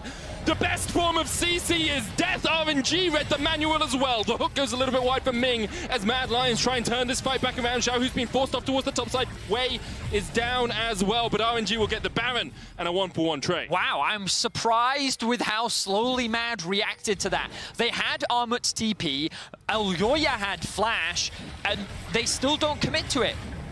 They have their eyes on the Drake now. They're going to try and get something back at the very least, but RNG with an extremely confident Baron take. They were like, listen, we know how far ahead we are. We know how quickly we take this Baron. You either fight us or we get this objective for free. And they're going to walk away with the Baron. Beautiful execution from the side of RNG. Elyoya has to flash out of the back of the pit because RNG were on their way to take names. Humanoid going in here. Armut's going to jump forward as well. Does have the flash, but doesn't have the Cyclone, so doesn't really have a way of locking Xiaohu up, and Xiaohu can just jump away as the Gnar. A 50 CS lead for Xiaohu in that top lane, and we'll have another look at this Baron play. So Elyoya chooses not to flash in. He may very well just lose his life if he takes the gamble, but then Armut commits to the fight anyway. They look for that wombo combo of the Orianna ultimate into the Wukong ultimate, into Kazi's ultimate, but they've already disengaged. It only lands onto the Olaf that resists the crowd control, and then the rest of RNG disengage. So the fact that they're able to get a Baron, end up trading 1-for-1 overall as well, RNG are looking confident. They're just looking to continue this snowball against Mad. Already got 2,500 gold out of this Red Bull Baron power play. How much more can they get? Armut is in a side lane, does not have the teleport. This tier 2 in the bottom lane will fall. RNG going to get 2 more towers to their names in just a couple of moments times. Gold lead ballooning once again, 6,000 ahead. And RNG are in just such a strong position to win this game. The only saving grace for Mad Lions is Armut, 4-2-2 on this Wukong, but even he is 1,000 gold behind Xiaohu as RNG continue to step forward into the faces of Mad Lions. Yeah, Kazi is also just so much further behind. Like that gold gap, or that 3K, it's just absolutely crazy. Gala having an incredible performance. RNG successfully played through bot lane. We haven't really seen a huge amount of early game presence from Elyoya, and the difference is really starting to be felt right now. If Kazi can get a kill or two, perhaps get that shutdown off of Gala, there's a way for him to bounce back into this game, but it feels like that it has just been RNG's game from start to finish. Yes, it was a little bit of a slow start, but overall they took every single plate, they used the Twisted Fate ultimate well, they had good control over the dragons, while they are 2-2 right now. They also had strong control over Rift Herald, and they got a very clean Baron. I just don't want to see RNG now go for a poor 5v5 fight, because that's how they lose. The way that they've been controlling this game is by playing the waves well, by utilizing Cryon in the side lane, collapsing, perhaps using numbers advantage. I do not want to see them just... I know they are ahead, but that's how they throw that game. Yeah. Just trying to go for a 5v5. They almost did that earlier on in the day as well against Pentanet, and it is a risk that they need to be mindful of. I mean, they almost did it versus C9 yesterday as well. They got aced, even though they were quite far ahead in the game. Way here, looking for the Steel Strike Breaker Smite. Nice. Will secure it. And the issue, I think, for Mad Lions is the further we get into this game, the more gold RNG are accruing, and the harder it is to find a good fight for yourselves. Because even if you catch out Cryon, you have to deal with Gala, who has 3 items and Infinity Edge complete on this Aphelios. Even if you catch out Xiaohu, there's still Wei and Ming there to follow up and get the CC down. Mad Lions are looking for picks, are looking to make catches, but RNG are advancing their vision line here and making it harder and harder for Mad Lions to see anything on the map. Armut jumps forward with the Nimbus strike, and here comes Wei. Armut does have the flash, gets away with the clone, the decoy used, and the Abyssal Voyage from Kaiser will bring Elyoya across as well. Destiny was popped by Cryon for the vision, I believe, as he just went straight to the side of the bottom lane. An exchange of ultimates, of course Cryan using that ultimate as well, but RNG just keeping all 3 waves pushed in, want to maintain control over Mad's jungle. There are no real objectives for them to play for right now, so they're just trying to deny more jungle camps. Make sure that whenever Mad try to enter their half of the map, they feel stressed, they feel nervous, there's all this vision that they have to try and clear out. The RNG can then reset, restock, replenish, come back for the Drake, and know that Mad Lions is going to be on the back foot. Just very clean execution so far for RNG. The only blunder they've really had was that team fight up towards the top lane, which again initially looked very good, and then it just kind of ended in disaster. So beautiful stuff overall from RNG, really cementing themselves as right now the best team at this tournament. If they do win here, they'll go to 4-0, and they could be looking to end, I believe, well, there's 5 games each team play, and then you do the second round robin, so 10 total. 10 altogether. Very close to that 5-0, obviously. And it's great to see from RNG. You've got 3 players who haven't been on an international stage before. Wei, Crying, and Gala have never played internationally. Of course, Xiaohu has literal years of experience, 7 different tournaments, meaning, of course, an MSI title back in 2018. But the question is, well, the question that I had was, could they continue their form that they had in the LPL on the international stage? And so far, they are doing that and more. They are looking stronger, in my opinion, than they did in the LPL. As Mad Lions look to try and make a Baron for Ocean Drake trade. Gala will secure the Ocean Mad Lions, stepping forward here. They're on Scuttlecrab vision. Xiaohu almost got that Mega Gnar bar up. The Baron goes down to about 10,000. Mad Lions have to choose, do you stick or do you flee? Wei caught out with the Zap. Mad Lions will disengage, and they lose the Ocean Drake and don't get anything for it. Xiaohu having Mega Gnar is probably what makes that play so scary for Mad. That's a good binding though. Shockwave used as well. Xiaohu down to about half HP, so Mega Deathhook not going to do too much. The Moonlight Vigil with the Infernum will take Armut down to half HP. However, RNG still looking for the hook. Armut, the one caught out. He's going to try and get away. The Cyclone Pop, the Ragnarok used as well.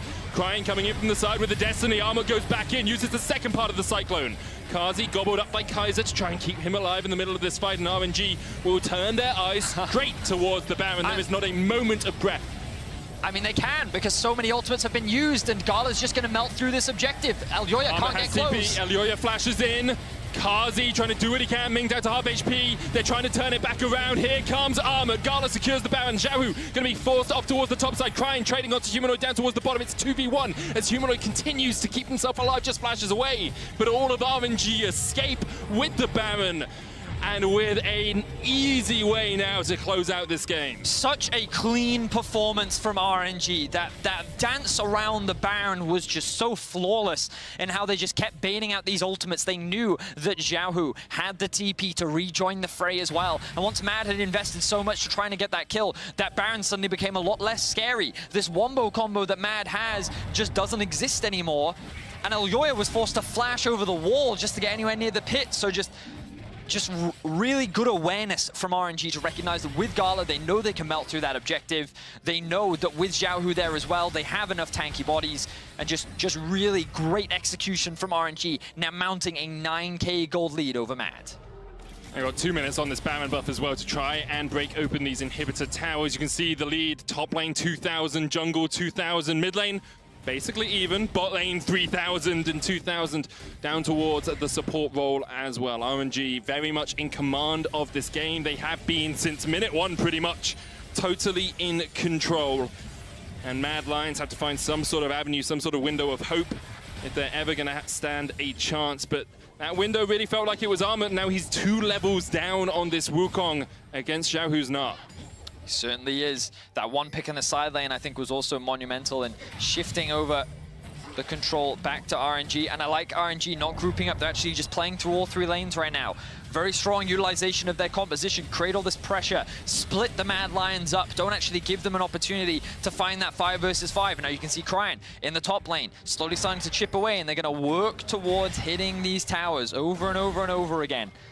and just slowly breaking their way into the base. Here comes the Tahm Kench ultimate from the flank. Cryin doesn't have flash. He hasn't got it on his unsealed spell, but the Cyclone coming in as well. Cryin will pop the stopwatch, and RNG are looking for inhibitors while this is happening. Cryin is down, but the inhibitor tower is also down in the mid lane and in the bottom lane. Zhao, who's going to look for this bot lane inhib. The rest of RNG have disengaged. Ming's going to have to try and get himself away, but he doesn't even have the flash. Mad to pick up 2 kills, and RNG have not taken an inhibitor. TP behind them. Humanoid has the shockwave. Xiaohu and Wei, the targets. Gala pops his stopwatch, but he's in the midst of 4 members of the Mad Lions, and that's another shutdown. Humanoid pops a stopwatch of his own, tries to keep himself alive as Xiaohu will take him out, building up that Mega Bar as well, and Mad Lions will disengage. Xiaohu can try and turn it back, but Mad Lions have held on.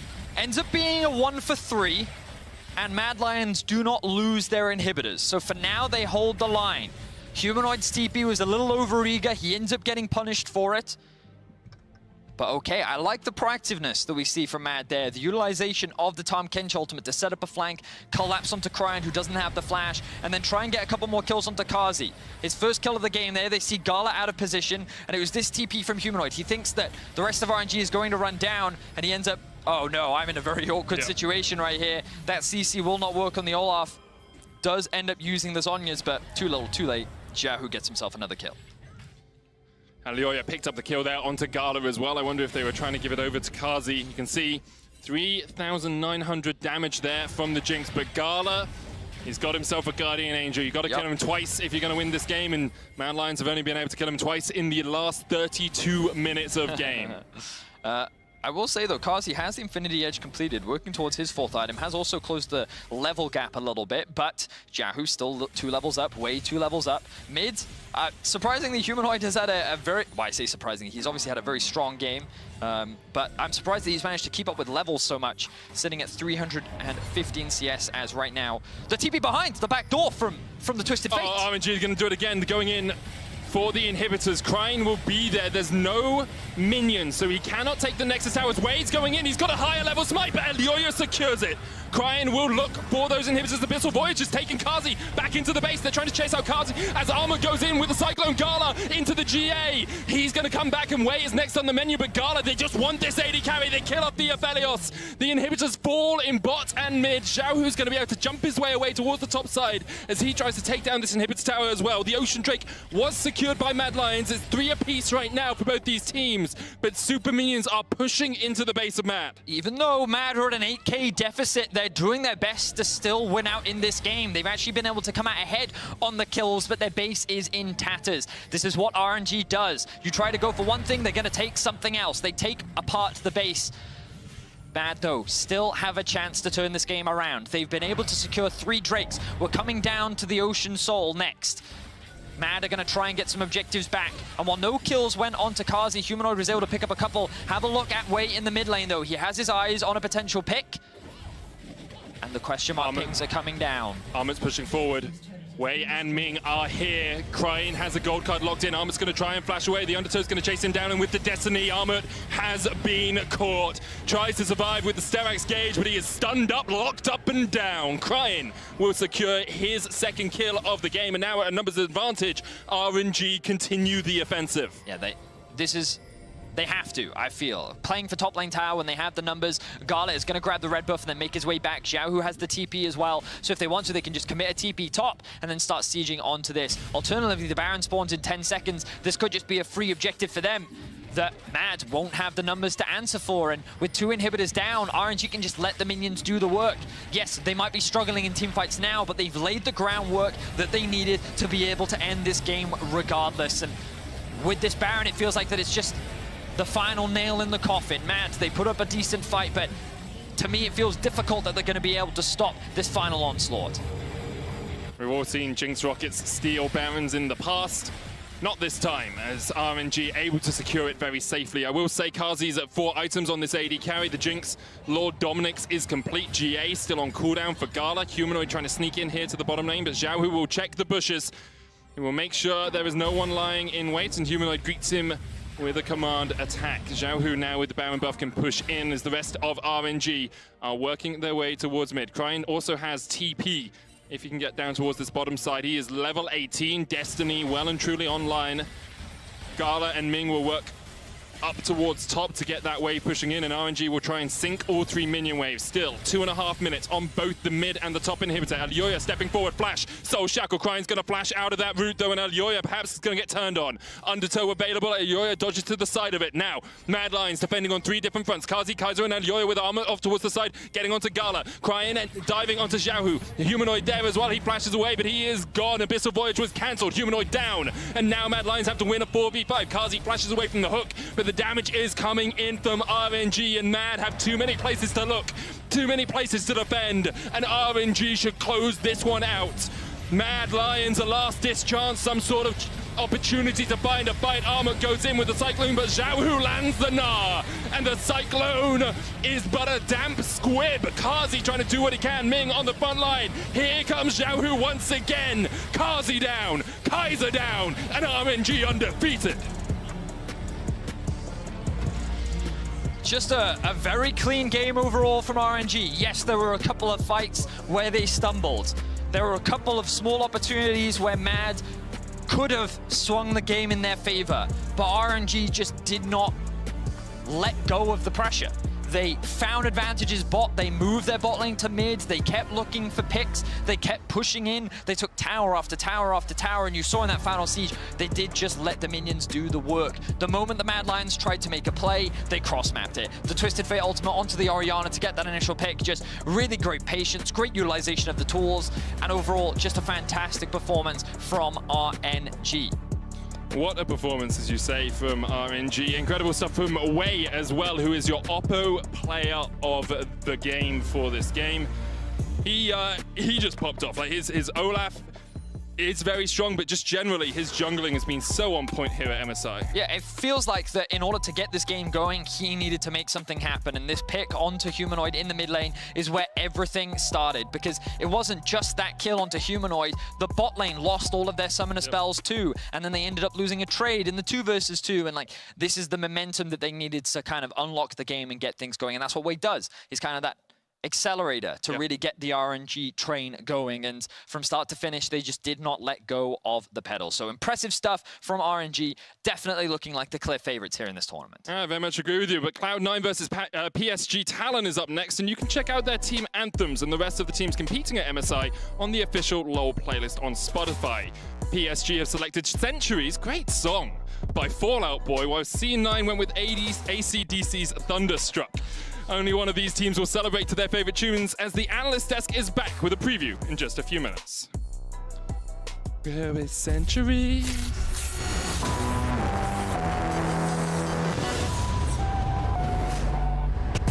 Welcome back, everyone, to the State Farm Analyst Desk, where we are gearing up for a pivotal matchup in the race for a semifinal spot as the 0-3 Cloud9 look for a much-needed win against PSG Talon. And the way things are looking, these could be 2 teams that are expected to be in a close fight for the top 4 spot in there. Yeah, I mean, these were the teams that were trying to battle it out to go to the knockout stage, you'd assume, but so far the start from C9 has been pretty tough with 3 losses in a row.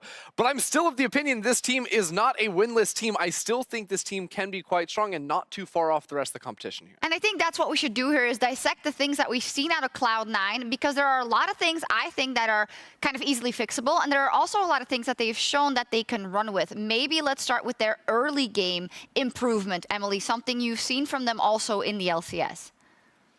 Yeah, so I think the big thing for C9, and I've repeated this ad nauseum, is that they really need to get ahead early around their mid jungle. So get a really strong pushing lane for Perks. Make sure he still will have something that he has side lane pressure on. Obviously, they've been using the Lucian a lot for this. And then additionally, make sure Blabber is comfortable. And I'd even argue that their previous draft, although it was difficult to execute, it did do these things, right? They had a great 2v2 bot where they looked awesome, as you can see here with Sven and Vulcan.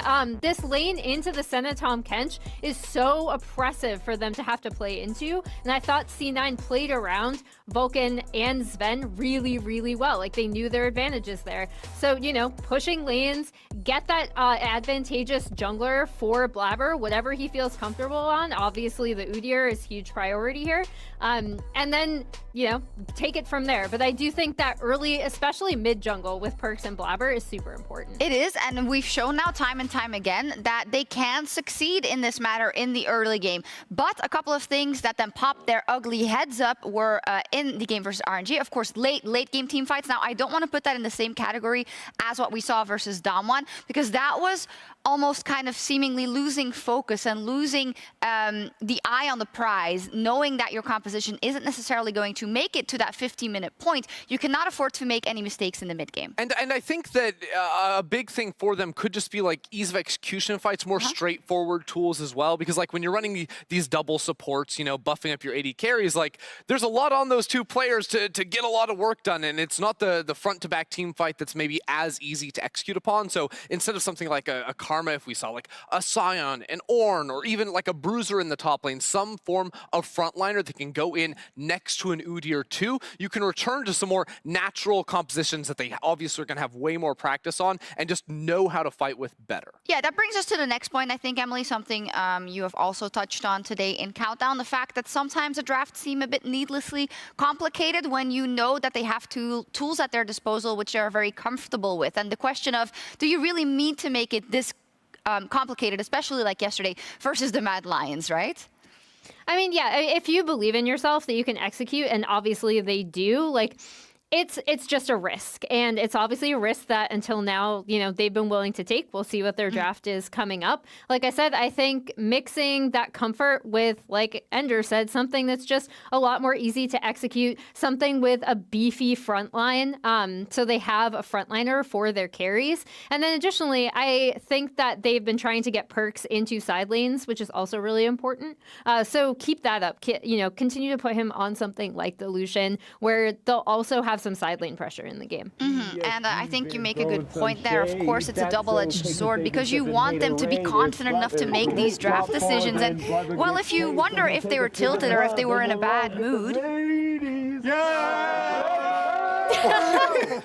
I couldn't make out what they were saying, but I'm all for it. Let's go. Yeah, actually, I didn't realize they were singing. I would have shut my trap earlier. Too bad. Maybe someone can get us the text of what they were singing. But I think this is a pretty important point as well, because we heard an interview with Blabber after they beat Damwon, I believe, or the day they went 3-0, and he said, I think people overestimate how tilted we are. Or I think people overestimate how affected we are by these losses. We are professional players. This is what we do, right? And I think you got to give him that credit as well going into the rest of the Rumble stage. Absolutely. And if C9 have proven anything, it's that they have remained very competitive with the top teams at this tournament. I think, like, even looking back to their big win against Damwon, like, they always had some, like, form of reliability. You had the anchor in Perkz and his scaling Victor. So I think also making sure you have an anchor on your team, someone that is going to carry you into the later stages where it's been a little bit dodgy for them, that could be critical. Yes, and then let me relay that question to Emily in terms of the mid lane matchup and Perkz, who has been performing phenomenally. You said it's nice when he's in a side lane, but we do have to also highlight he got caught out a couple of times versus Damwon, maybe trying to do too much. So is a Victor then not a better choice, or how do you see that matter?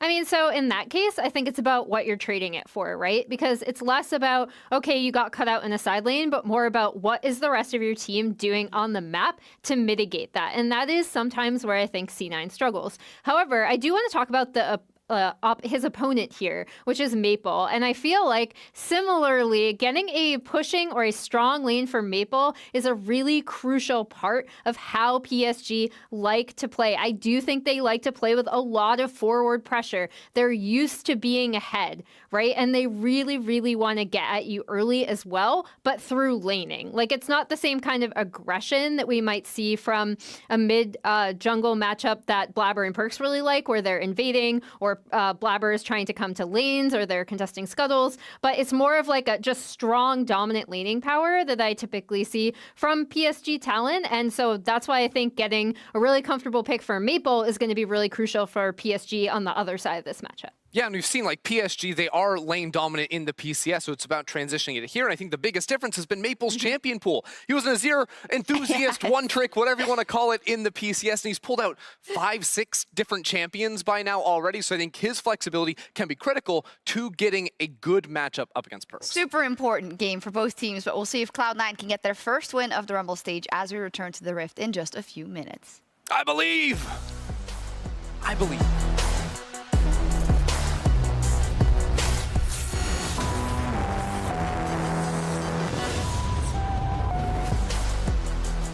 Welcome, ladies and gentlemen, esports fans, back to MSI 2021 here in the Rumble stage. My name is Captain Flowers, and once again, I'm going to be taking you through some games here at MSI with my good buddy, Mr. Azael. And starting off here on the second half of the day, we got Cloud9 going up against PSG Talent. And this game is absolutely huge for both of these teams.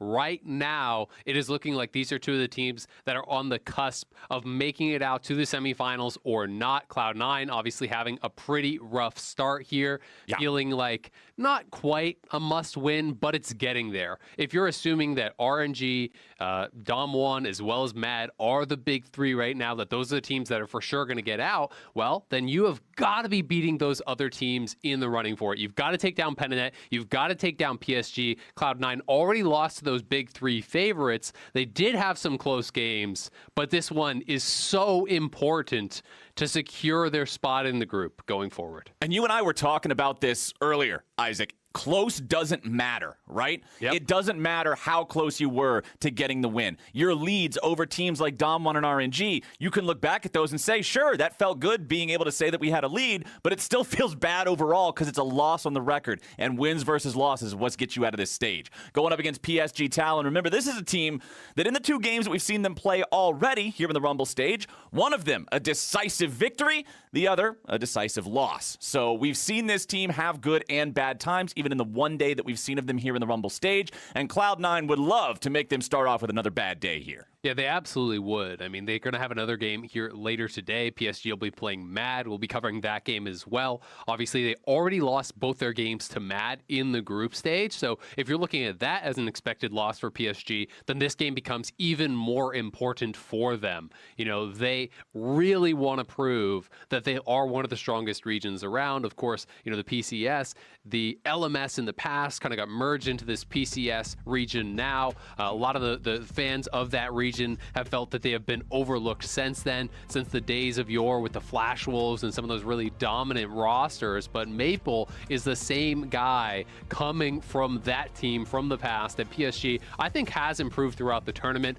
Their first showing against Mad in that earlier group stage was poor, but from there they got better and better. They were very competitive in the second showing against Mad here, and they're going to be looking to take down Cloud9 here, move to 2 wins, and more importantly, put Cloud9 to 0-4. Yeah, this is such an important game for both of these teams for the reasons that you already talked about, with these two competing for one another for that 4th slot if you're considering Dom1 and RNG and Mad to all be those top contenders. If you're not going to knock one of them out, Cloud9's the one that it's got to be. Yeah. So the head-to-head means so much in terms of tiebreakers, in terms of that close race fourth. It absolutely does. And the one win that PSG has so far in the group stage, albeit they have only played the 2 games, is against Pentanet. And that is kind of the more expected win in this group stage. So though they are sitting at 1-1 right now, they have yet to play a number of the other top teams. So this is a big game for them. Very big for C9 as well. You have to think even just for momentum, for state of mind.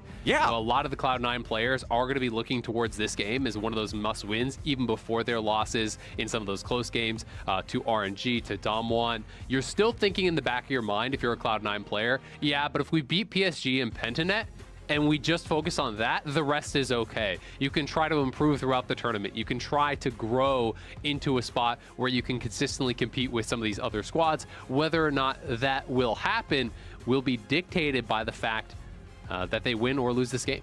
Yeah, Cloud9's losses, I'd say each of them is very frustrating in their own way, right? The RNG game, they're down, they start to come back into the game, they lose to a team with superior macro. In the game against Mad Lions, boom, triple kill in the top half of the river at level 3, game's over, GG go next. Game against Dom1 today, looked like they might have been able to do it, might have been able to have that powerful protective comp with the 2 supports, doesn't work out. Dom1 outplays them, outscales them, beats them. So Cloud9, North American fans want to see this team be able to put something together that works. And now that we're into the draft, let's see what that is going to end up looking like. We have Gnar, Varus, Thresh, Senna, Tristana, and Renekton all banned away. It is an Udyr for Blabber first and foremost, and they grab the Victor for Perks in the mid lane. Over on the other side, PSG Talon's first 2 picks will be the Kai'Sa and Lee Sin.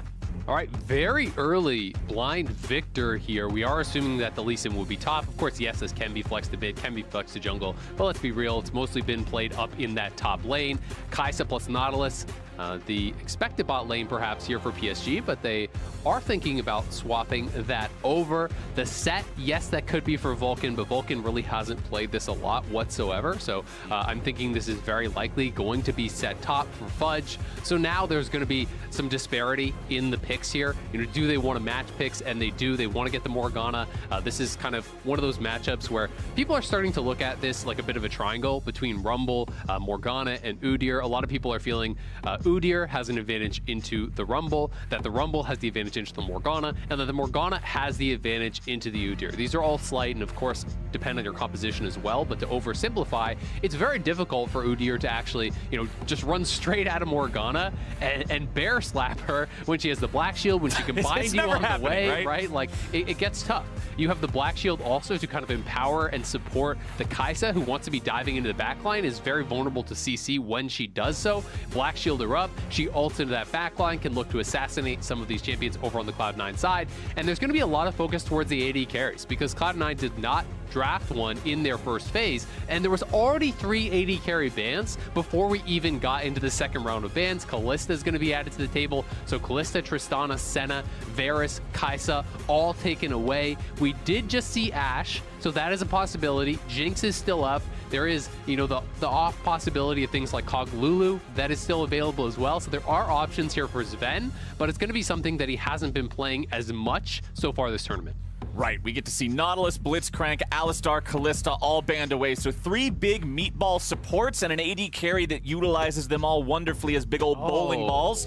And now, ooh, are we going to get that locked in? No, maybe not, maybe not. Hold on, let's see. PSG Talent still has a little bit of time to think about this. All right, it's Kai'Sa, Leona. Yeah, it is. Okay.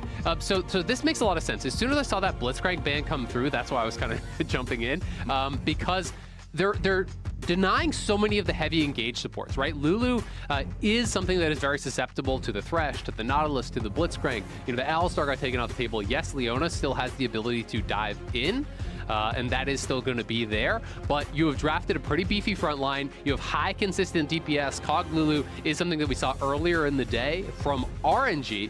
Only once before that, if I'm recalling correctly, did we actually see it in the tournament. And it's going to be a Kali. So very aggressive picks here over on the PSG side. I feel they must snowball this game to really be competitive. Yes, there is, of course, always a miracle chance of that perfect kick, that perfect flank. But when you are looking at solo laners here of a Kali, of Lee Sin, when you're looking at the range of a Kai'Sa, of a Leona compared to that of the Kog'Maw, with 2 big beefy frontliners, the Set, the Udyr, consistent magic damage, good range and zoning as well from the Victor. Cloud9, I feel like, has the late game in spades. So it's going to be up to PSG to really push the pace of the game, to be either escalating their lead through objective control or through taking early towers, getting early kills, and really extending that advantage, because they want to be playing the true position of power. If you fall behind this Cloud9 composition and you are having to walk towards them in a 5v5, there's no way. There really is just no way.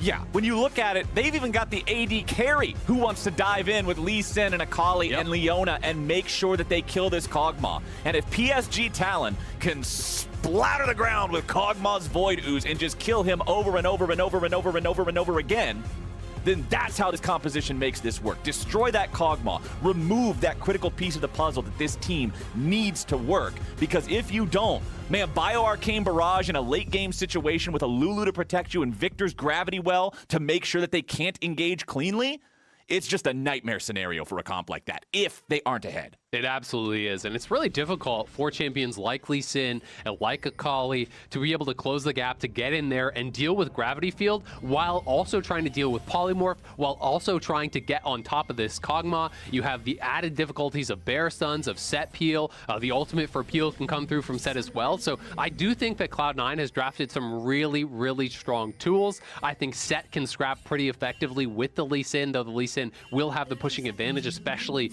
in those earlier levels. You're expecting the EMAC from him. You're expecting him to get dominance from that lane as a result.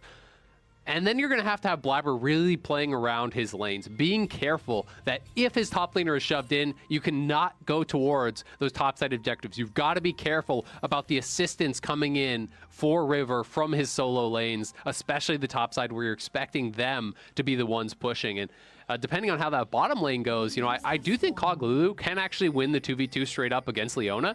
That is really just dependent upon execution, because if the Leona can find engages, then you can really start to win in that 2v2. But if the Leona is getting whittled away on, if you can't find those Zenith Blades, you can get outranged as the Kaisa, and every time the Kog W is up, shield up the Kog, he walks forward, gets a few autos down, and it can get to this difficult situation where you're getting outranged and punished even in the early game by someone that outscales you. So that is always scary, and we're gonna have to see these junglers playing appropriately around their pushing lanes, making sure that they're not repeating the mistakes of the past, especially on the Cloud9 side, who has had a tremendous amount of errors, mistakes around these Scuttle Crabs, you know, even sometimes the decisions to go for them. Yeah. And in the bottom lane, I like the fact that you bring up, hey, it's a skill matchup in the 2v2. It could go either way, because remember that Doggo is a substitute player for the side of PSG Talon. He was originally from the second place team in the region, Beyond Gaming. He had to be the sub here because their original AD carry was not able to attend. So that just means we'll have to see if these two want to go for that skill matchup in the 2v2, if they feel like they have enough practice and they got enough reps to be able to outplay in this situation, or if they'd rather opt for playing a less aggro game, being able to just farm it out, and then see if they can work together in those team fights to find those dives. Exactly, and the other thing you always have to be worried about, when you are playing double range on this bot lane, when you're playing Lulu Kog, even if you're winning the 2v2, you must be sure that A, you know where Morgana is, and B, there's no wards behind you, because you are going to get attacked. That is generally one of the weaknesses. You know, to win the lane as Kog and Lulu, you've got to be pushing, poking, harassing. You know, Cloud9's bottom lane, I would say, has been the most consistent part of their entire squad throughout this tournament. I think they have played very well through both the group stage as well as the early games in this Rumble stage. So they've got to be aware of the potential of ganks from River, and this is a nice ward to spot any potential moves out from Fudge, who had the push at level 1. Very hard to contest at level 1 for the Lee Sin. So, you know, you start the E on the set, you get the push, he bounces the wave, he takes that time to ward up the Morgana. So he can back off without any punish as well, which is so critical. And that's why in top lane, minion management is so important. You know, you have to have it timed out. When do I think the jungler is going to be here? And make sure that the wave is moving towards you at that time, right? If the wave is frozen outside the turret and Morgana's up on the top side, well, all of a sudden you're losing so much. But because he got the bounce, yes, Lee Sin can push in and reset here for free, given that the protection of the Morgana is there, but Set is always going to collect this and doesn't have to put himself at risk whatsoever. Yep, easy farming up there for him. And Cloud9 has now made it past the most difficult point in the game. Level 3 Scuttle Crab has come and gone. Let's go! And no one is dead just yet. There is no first blood over a damn Scuttle Crab. We got to see junglers pathing towards opposite ends of the map. So it was PSG Talon with the top side Crab. Cloud9 getting the one there in bot as Maple just shoves in Perks here at mid. Yes, Perks has the higher health right now, but no mana as Hanabi gets found here in the top side River. Blabber going after him. Flash already coming through. Blabber decides to go after him, and ladies and gentlemen, Blabber with the first blood. Nicely done. The big play there from Blabber, killing Lee Sin as he moved down towards mid lane. I think that was a roam on an attempt to actually punish Perks, who's out of mana. And that is even bigger because now it means Maple has got to play it careful here. Perks is not going to get attacked, is going to be able to reset this wave very likely and get back to base here. Has to be careful about any potential trading, especially around this Shroud, but Maple doesn't have eyes on the Udyr, so you always kind of have that in the back of your mind that he could be coming over here. And you've also got to remember that PSG, I really do feel, are on a clock. We're, of course, not even 5 minutes into the game. That is not relevant just yet. Right. But every minute that passes in parity is in the favor of Cloud9. And back there in the mid lane, yes, Perks not having the mana. Yes, he might have a little bit of a health advantage that's sort of evaporated since then, since we started talking about it, just because the nature of a mana champ versus an energy champion, right? Once Perks runs out of that mana, he will have to go back to base, does have to refuel there. You can see him going ahead. 3 different starter items just to make sure he's got as much presence in this lane as possible. He'll teleport back in now. We'll see if he decides to interrupt the back of his opponent. No, Maple should just be able to back nice and easy here as Hanabi shoves in the top lane. Fudge will be left to farm that one out. This farm is going to come out roughly even after he farms up these couple of minions. Should be no reason why he misses much here. But what we're looking at is where's the action going to happen next. You can see both mid laners have now used their teleports. Both of them now trading aggressively back into the PvP. Maple getting the better of that one, finding another 5-point strike at the very back end of the trade onto Perks, who's now just barely over half HP. And you can see, thank you very much to the wonderful people behind the scenes showing us the XP per level. We're starting to hit level 6 on some pretty big champions. Maple and Fudge already have have it. Blabber, Perks, Hanabi, all very close. River just slightly behind there, about halfway through level 5. Bot lane going very well, though, for Cloud9. There are a couple extra minions for Doggo to collect, but about a wave ahead, probably all things considered. Perks, though, they're looking to attack. He has no TP, so this is the most vulnerable. It's often not when you get pushed out of lane the first time. It's the second time that you are most at risk. I think they know a dive is coming here, though. Maple is on his way. There is no TP. Can they kill him first? All right, they're already after Hanabi. A little bit more damage coming through. Nice phase breaker. Flash for the haymaker, and there's your play. Maple's rotated up, but now he finds himself in a 1v2. Fudge and Blabber underneath the turret. Fudge just taking the extra auto attack to guarantee that he gets the plate. Maple steps forward, but he knows there's no way to find a kill here. Not in this situation. Well played from C9. But PSG Talon sees the opportunity to take the Drake on the other side. They do lose the Dragon, but you really favor the gold at this point in the game, especially because you outscale, especially because you are a 5v5 composition. You are fine giving over an early Dragon or two and showing up to those 5v5s later on, maybe Dragon 2, maybe Dragon 3, down the line here. They are already over 1,000 gold ahead here with this composition that scales incredibly well. It's the move up to the top side, very well timed. Maple had a good read, but he spent his TP back to mid lane, so no one could respond. The Morgana is down on the Dragon. I'm not sure if Cloud9 had a read on that, but Fudge with the nice haymaker flash, redirecting, making sure that damage does land. Blabber is there, no way out for Hanabi. He saves the TP because the wave was bouncing, but he's going to be falling pretty far behind off that because not only did Fudge get the kill, Fudge also got the plate. So you can see already a 600 gold lead between these two top laners, which is pretty significant. You know, generally the level 1 is going to go to set, but you would hope as the Lee Sin that you are winning in those subsequent levels when you get a few points in your E, you're pushing out, you're really kind of being able to use that priority to move around. Because if you fall behind, if you're stuck at your tower, it's really tough. Then you're depending upon those kind of highlight Lee Sin plays. And that's always your fallback. Like, it's always possible that you find the angle, you know, you get the Q, ward hop, kick flash, knock in Sven and change a game. But the floor for Lee Sin is so much lower than it is for Set. You know, Set can enter a team fight, ult someone, just kind of run around. Floor for Lee Sin's the basement. Yeah, you're going to be pretty valuable. Whereas that Lee Sin, you gotta find a big play if you're behind, you know, and he's moving towards tabbies, he's moving towards a more defensive build, so your damage is not gonna be threatening whatsoever. And this is something that you could expect if you look at PSG Talon and how they played their games back in the regular season, right? This is a team that would often leave top lane as an island, allow River to build leads elsewhere on the map for the team. And so Blabber playing around this top side, being able to intercept Hanabi as he goes for a rotation play in the mid lane, being able to facilitate a dive together with his own top laner, they're targeting the part of PSG Talon that should be vulnerable based on the information they have about how this team plays, how they played back in their own home region. And if you're a Cloud9 fan, you like to see that because it shows that the team's doing their homework. It shows that Blabber is able to keep a cool head despite having those bad games that you already talked a little bit about earlier. And C9 has themselves a solid early game here so far. But now it's PSG Talon going in. Kaiwing here with a little bit of lockdown, a lot of damage coming through. And River finds the kill into Perks, but now it's a return 1-for-1 as the PSG Talon support falls. Fudge is still here in a little bit of danger, but considering the fact that that's set, they won't try to pursue this any further. Perks does fall, but the answered kill makes it an even trade. Yeah, and I'd even say it's actually positive for PSG because that's mid laner for support, right? That's just your level 4 Leona dying here. It also means they have priority over on this Herald. We'll see if C9 wants to get over there and try to re-engage, but I don't think it's going to be the move here with Kog'Maw heading back towards bot.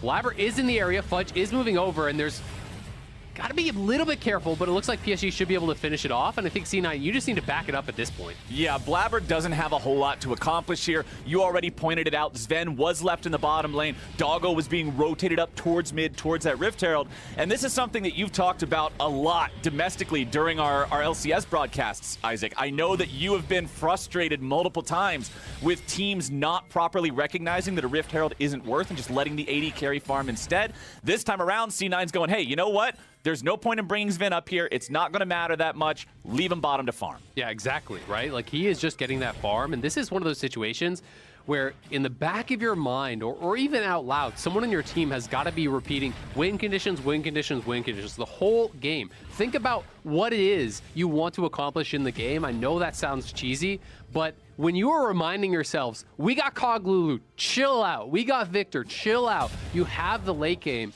It becomes much more clear from that point of view that guess what? you do not need that Herald. It is not a game-deciding play, right? Sure, it's a nice to have. You'd like to have that gold and not give it over to PSG, but it's not important in the big picture here. So that's what Cloud9 needed to keep in mind, and I think in this case, they did a good job of it. Okay, back in top side, Fudge will continue just trying to trade nice and aggressive here with Hanabi. When you have a champion who's a juggernaut and a champion who's a playmaker, the juggernaut will always win out in the just stand and slap the guy type of fights, so Fudge taking full advantage of that one. Back here in mid, Perks versus Maple. The CS just dead even between these two. Maple doing a good job of making sure that he's always maintaining presence against the powerful wave control of a Victor. Now going in for the 1v1, forcing the flash out and getting the kill anyway. Maple just taking down Perks. Easy peasy. Blabber makes it even. Rivers here to grab a bit of extra damage on the back end of the fight, but that was some fancy movement there from Maple. Really nicely played there by Maple, getting the kill over onto Perks. But thankfully for Cloud9, Blabber is there for the return kill here. We are going to go into a pause, and hopefully this one will be quick, but we'll see exactly what the reasoning is, and we'll let you know as soon as we do hear anything. Either way, a pretty even game here in the early stages, but given the compositions, given the gold lead over on the Cloud9 side, you really have to favor the way they are looking right now. And PSG, I think, is going to be looking towards these next objectives to really be able to get a lead. We have to remember they have the Herald, so they could be looking to drop Herald, try to play towards the next dragon. It looks like it's the ref working with Hanabi there, so maybe a bit of an issue for him. Yeah, so one thing that I want to ask you, one question that I want to pose since we have a little bit of time to dive into it a bit more. You talked about you want to see PSG get an early lead. They need to be able to play from ahead with this divey assassin-style comp with a Lee Sin, with an Akali, with a Kai'Sa, with a Leona. What does that lead look like now at this point? Because they do have the Rift Herald locked and loaded. You already said that. They've got the first Drake for themselves. They earned that off of the play that their opponents made in the top side when River was able to grab the Drake. What does this lead need to look like by, say, 20 minutes into the game for you to feel confident about PSG's chances to win this game against the powerful scaling of C9? So, I mean, it's kind of a difficult question because I think a lot of it depends upon, how the fights are set up. So do you look just purely at gold? And if it's just gold and it's walking straight at each other in a 5v5 and you're talking 25 minutes, you need to be probably 3 to 5K ahead at least, I would think. But if you can actually dominate the vision game, if you can be the one set up earlier and really get that perfect engage where Akali is coming from one angle, Lee Sin is behind them potentially, you're fighting in division, you're trying to walk in blind, then I think the requirement for that gold lead becomes a lot lower because PSG has the ability to create advantages just through positioning, right? So I think the setup for these dragons and the setup for the fights is so important. Where Cloud9 really wants to play is where the map is completely lit up, where they see where these flanks are coming from. They have their frontliners mark them. You see the Lee Sin, all right, set, you go walk at him. All right, there's the Akali, okay, Blabber, Udyr, you go walk at him, right? Because if those guys cannot get into the back line and actually, kick in the Victor or assassinate the Victor or the Cog right off the bat, then I think it's pretty much a one fight there for Cloud9. So much of it really is going to come down to the setup. And of course, the gold does play into that because if Cloud9 are way ahead in gold, well, it's a lot easier to set up and get that vision around Dragon. If you're behind, well, PSG is probably going to have first move towards that Dragon, going to be able to set up more easily and going to be able to perhaps find that team fight. Right. You have a lot of pick potential there with PSG talent if they're ahead, but you can see now the tweet on your screen. We've got, man, I remember the lock-in tournament just a few months ago. No one believed in Fudge, but man, is he playing so well at MSI. It's been a pretty interesting journey for Cloud9's top laner who started off his time in the LCS with a little bit of trash talk and then a not-so-impressive performance in the lock-in tournament at the beginning of the year. But then he just stayed with it. He kept grinding. The team had faith in him. His teammates had faith in him. And he's grown quite impressively overall. But now let's take a look back at the play that was made here in the mid lane. Our outplay as Maple goes in, decides to go for the 1v1 against Perks, and he finds it in what looks like just an absolutely effortless play. Of course, he does die at the end there because Blabber's ready for the follow-up. But Maple being able to recognize these windows, being able to say, okay, you're dead, and then execute on it, That's the kind of play that I need to see from this composition to have faith that they would be able to take down a Cog Lulu Victor in the late game. Absolutely. And you can see he played that very, very well, kind of effortlessly dancing around that gravity field, never really staying in it long enough to get stunned up, steps in, gets the empowered auto, backs back out, knows the range for the flash ulti, for the ulti one as well. Very, very clean stuff there. And when you're going to play one of these assassin-style champions at this level, you have got to have that confidence, right? Because if you're going to hesitate when these minute opportunities do show themselves, well, the opportunity is going to be gone. You're going to end up pushed in, stuck under your tower. You've got to have that killer instinct, and that's something that I think Maple has had throughout his entire career. Okay, so update on the pause. Hanabi is reporting that his champion moved while he was frozen. League officials are investigating if this is true and if it impacted the game at all. So no update on how long this is going to take. Usually if league officials have to investigate something, the pause will be a little bit longer. So once we have any more information, we will let y'all know. Hopefully not going to be too long. I'm not sure if I have a bit of a goldfish brain here, but I don't think he just died or anything, right? Nothing really recently happened before we went into the pause with Hanabi, so hopefully it wouldn't need to be a chrono break or anything like that, but of course league officials have ruled that it did not impact the game, and we are good to go. We are ready to continue. We are back in action. Now let's see how the game is going to look from this point as PSG Talon do secure their second Drake of this game. Second Drake, again, not really an issue. Where it does become a problem is number 3, and that's where Cloud9 will have to be ready to fight. It's not about just showing up. It's about showing up a minute early, getting the vision. Everything we were talking about, prior during that pause is really going to shine through here, I think, at this next Infernal Dragon. You don't want to be giving a snowballing comp Infernal Soul. That is really, really scary. This comp that needs to hit a threshold to be able to assassinate you, to be able to, get into the backline and burst someone down. Well, Infernal Soul is pretty damn good at helping you out. When you're playing these shielding, peeling comps, it's really about kind of staying above that threshold where you can't instantly die, and then all of a sudden they don't have enough damage to actually break through all the Lulu shields and deal with this Cog right off the bat, and then your fight starts looking pretty rough. So PSG going to be setting up for this. They will be playing very heavily towards it. I expect Cloud9 will as well. And really, even from 2-3 minutes before that dragon spawns, you can expect these teams to start playing for river control, to start playing to deny wards. Even these entry wards in the jungle, Kaiwing moving up, knocking that down. He's trying to deny the ability for Cloud9 to even take a peek into the river and slow down their vision control, because Vulcan can't really do it by himself. He needs his top laner or his jungler there. When you are playing an enchanter, you can't face check like that. This Rift Herald does get dropped down. Should get the charge. Yeah, the charge will find the plates, but after that, Shelly won't get too much more value. And I like the fact that you bring up the shielding and the kinds of difficulties that they have to work through. Never mind, we got to dive here in the bottom lane. The shields, the wild growth, none of it's enough. 2v1, the dive comes through, and PSG Talon find their third kill of the game. River coming around now, looking for maybe a chance to use that Predator, pick up another one on Sven, but he's aware, and he's keeping himself safe. Yeah, but that's actually a really big deal here. That could eliminate the gold lead. This tower likely going to go down, and Vulcan was trying to hold that by himself. He just needed to show a little bit more patience, allow the tower to take some damage so that Sven can arrive. Maple looking for another kill here on Perks. He goes again. All right, not quite going to find himself the setup for a second solo kill. But the point that I was going to make, we're getting to the point of the game where a lot of first items will be coming online. Yeah. And once Doggo gets his mythic done, I want to see Serpent's Fang second item on him. I cannot think of a single reason why you wouldn't. When you're up against Set, when you're up against Udyr, Victor, Kog'Maw with a Lulu, there is so much shielding on the Cloud9 composition. I think Serpent's Fang's got to be the most valuable item in the whole damn game. Yeah, I agree. Especially if you're trying to go that lethality route, right? Like, if you're already going towards a collector, it's just, I think, the better option in this case. Of course, it did get some changes on this patch. I can't remember exactly what they were, but I think the TLDR is like it's easier to use but does less burst or something like that. Excuse me for not remembering the exact patch notes. Shielding. It halves shielding. Okay, like if If you are struck by a target or by a person who has Serpent's Fang, all shields on you are reduced by 50% of their value, and all shielding that would be applied to you for the next 3 seconds will also suffer the same Fudge penalty. in trouble. Okay,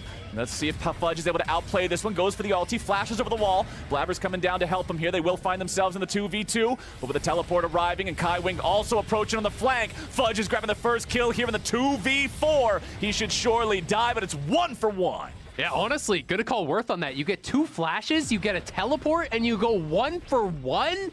That is huge for Fudge. Yes, they get the shutdown, but Leona flashed, Morgana flashed, Lee Sin TP'd, Doggo even used the heal, I believe, down there. So, you know, a lot of summoners actually expended on the way. Excuse me, that heal must have been used somewhere else, but either way, really big there for Cloud9, and they're going to be able to get this Rift Herald. If you can get this right now, you can drop this mid, use it to set up for the Dragon. Fudge will be up, he will have his TP, so he can go up topside if he wants, or even just group up with the team to have those frontliners there to be able to help you set up vision. Sven has his first item complete. It is the Wit's End. There's a lot of magic damage over on this side from PSG. He's most worried, of course, about the Akali, about the Morgana, but there is even some magic damage coming through from the Kai'Sa. The Emax, oh boy. Oh no, this is bad. Dying 30 seconds for that Dragon. Bye-bye, little Bumblebee. Buzz, buzz, buzz all the way back to the spawn platform, buddy. Maple with a nice pick up there. 3-1-1 here on this Akali. You're talking about Wit's End helping protect you from some of the burst, but Kog'Maw alone versus Akali, there's not an item in the world going to save you from that one. Fudge in a 1v1 against Hanabi while the 3v3 happens back in the mid lane. Hanabi losing this duel rather decisively, but the rest of his team rotates over in time. His life will not be in danger. Shelly summoned up here in the mid lane once again. We'll see how much value that gets. Careful. I think the charge should be enough to take this turret down here since it is second Rift Herald. They just need to, not quite enough. They just need to play it slow. You need Sven back here. So the Rift Herald bought them a little bit of time, but you've still got to be playing it pretty careful. Akali has no ulti though, so if they do start as soon as Kog'Maw arrives, there's no ultimate on the Akali, so I don't think PSG can even fight. And you took the Rift Herald, so there's no option on the top side. So PSG actually have to just give this up. It was a good kill from Maple over on Kog, but because of that one duel by Fudge that sends Hanabi back to base, because of the ulti timer there's not even a contest from PSG, so pretty big for Cloud9. But Cloud9 have lost their gold lead. You know, a couple plays that did not go their way. Some really nice stuff from Maple. The dive on the bottom side where Vulcan was trying to hold the tower, loses that and the tower itself. So the gold is now even. Which is slightly concerning for Cloud9, but again, given game state, given the composition, as long as Cloud9 have the setup, you really do favor their composition. And Kog here is closing on his second item, you know, building towards what is likely going to be a Hurricane, I'm assuming. Could be Rapid Fire or a different route, and then he'll go towards his Mythic third, it does look like, and he's going to be pretty powerful when he does hit those 2-3 items. Yeah, that's always the name of the game for Kog'Maw, right? We talk about the scaling, we talk about the range and the power, but it does take usually those 3 items before he really feels like that absolute win condition that he's meant to be. Also do want to point out, shout outs to the guy in my stream a month ago that told me this. Because Kai'Sa is a ranged champion, the Serpent's Fang shielding reduction will only be 25 instead of 50. I completely forget about the ranged champion difference in items because I only play Skarner and he's not ranged. But Kai'Sa will only have 25% shielding reduction if she goes for that item. However, 25% reduction against this many shields still means a lot. Gore Drinker done for the Lee Sin to provide him some extra sustain tank, drain tank ability there in the middle of those fights so that when he jumps in, he might just not have to die after making that huge kick. Leandri's online for Morgana. We know how powerful this champion is when she stacks those dots on dots on dots. And a Proto Belt giving Akali even more playmaking. Maple's the guy to be afraid of if you're on C9 this game. Yeah, absolutely. He is very strong right now. It looks like Doggo will be going PD second, but he could still go back towards that Serpent's Fang next if he doesn't want that as the third item. Maybe wanting some attack speed here, get that E upgrade. The invisibility on the E is really, really big for team fighting, so maybe just trying to prioritize that. PSG should take the gold lead with this tower going down here, has played the map well, has been able to continually keep threat up. And while there is, you know, a lot of strength in the side lane with Fudge, you know, Fudge has been continuously winning this 1v1, he has to often group up to help them contest for vision. Again, you know, when you are at the Leona, it's more safe to walk in and try to sweep out some wards than it is as the Lulu, and that's always a concern. But PSG, they're on the Baron. And I don't know if Cloud9 even know about this whatsoever. Now they should know about it, and it won't go down fast enough. So C9 will be able to ward them off, and the question is, do C9 want to commit to a fight? I think they should just back off and be happy with the fact that you got PSG off of that Baron, but Blabber is playing this pretty far up. Yeah, Blabber's playing aggressively. Blabber's about to die. Blabber trying to get himself away. Hanabi in the middle of 4. Cloud9 taking a ton of damage. Blabber's going to be shut down, but PSG Talon are absolutely tearing Cloud9 apart.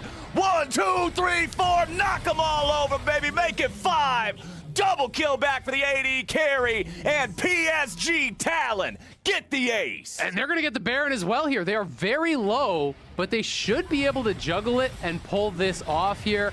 No one's going to be up in time to actually prevent this from Cloud9.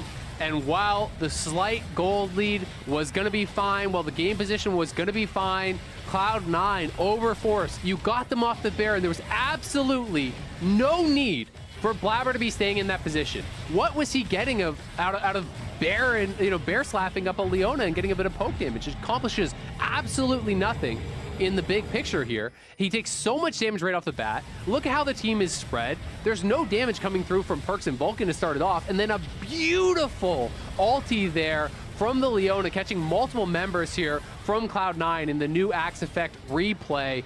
They all pile in, they take down the Cloud9 backline, and that was just atrocious from Cloud9, but a beautiful play here from PSG, capitalizing on it.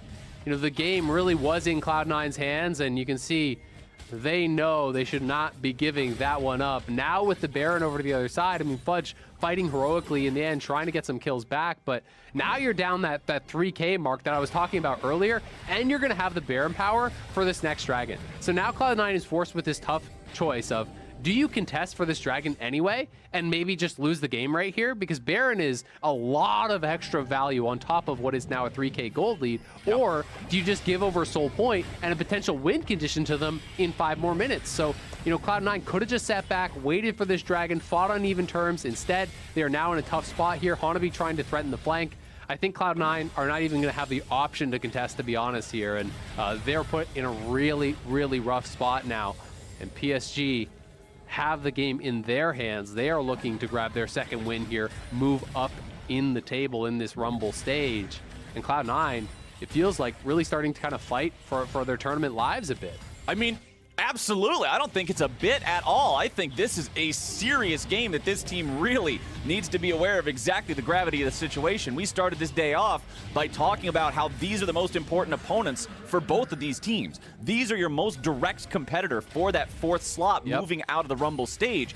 These are the guys that you need to be able to take down, and right now, PSG Talon is showing us that they have exactly what it takes, executing on this dive assassin-style comp against the powerful protection of a Cog Lulu, but now we need to see what they can get with the Baron. There's still that ever-present timer that you mentioned earlier. Kog'Maw only gets stronger as more minutes are added to the clock, and so every win that PSG gets, every Dragon, every Baron, every minion wave, we want to see them making the most out of it. Yeah, and so far, so good. They're going to be able to grab this mid lane tier 2. They should be able to push back up and grab this bottom lane tier 2. Cloud9 are trying to defend it, but a lot of the scaling becomes less of a concern when you're looking at Infernal Soul here potentially for PSG, and that's really the biggest problem, is that not only do they lose the fight, not only do they lose the Baron, they lost access to the 3rd Dragon, they lost the flash off of the Kog'Maw, so the gold lead extends, and there's that ever-present win condition now of Infernal Soul. Cloud9 will have to get 3 straight Dragons to even remove that from the equation here. Trying to chase down Hanabi, but will just use that kick in retreat, and that buys them the time to grab another tower on bot side. The Baron gold is going to extend this up to a 5K low. Yeah, it's getting pretty problematic here for Cloud9. So when I asked you earlier during the pause, and I said, what kind of a lead do we need to see 20, 25 minutes into this game for you to be confident about PSG's state in the game? You said that even if PSG aren't finding the best angles, you would want to see 3 to 5K. Yeah. Well, here we are at 5K, and we've been shown that Cloud9 will give them those angles, and as soon as they have them, they can make that big play. Having the Leona ulti hit everybody, having Maple just dive into the backline knowing he's got the damage. This is a scary spot to be if you're Cloud9, and PSG, they played the early game well, they played the mid game well, and now they're in a spot of power here 25 minutes in. Absolutely, and Sven is also down about 2,000 gold plus 2 levels on Doggo, which is, a significant amount of base stats that you're missing out on on as well. So the gold lead is actually, the difference in power is actually equal more probably to like 3,000 gold between these two ADs. You can see a full third item plus the QSS. Doggo is going to be incredibly difficult to deal with, is going to have the Black Shield, the Morgana behind them. And Cloud9, potentially their lives are going to be decided in this tournament at this next fight. There are many games to play. So, of course, there's always the possibility of a comeback, but this does feel like such an important game for them. And this Soul fight could very well decide it. Cloud9 will have their summoners unless those get blown prior to the fight, but... Okay, Doggo taking some damage here, River the same. Leona ulti used defensively just to keep Cloud9 from finding anything else, potentially going after a kill here. Hanabi's on the flank, but wards are going to spot him out, make it so it should be impossible for him to find a move here. Perkz walking up towards the top side, but considering River is around, he's got to be very mindful of his own positioning.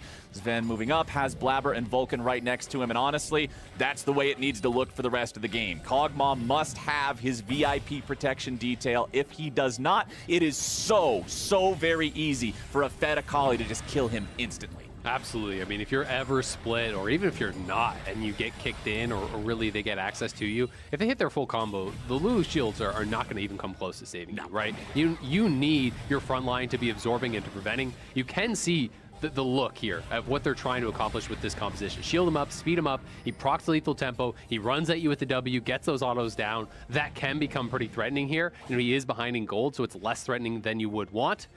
But Perkz gonna have to be really careful in this side lane. You cannot afford to get picked here.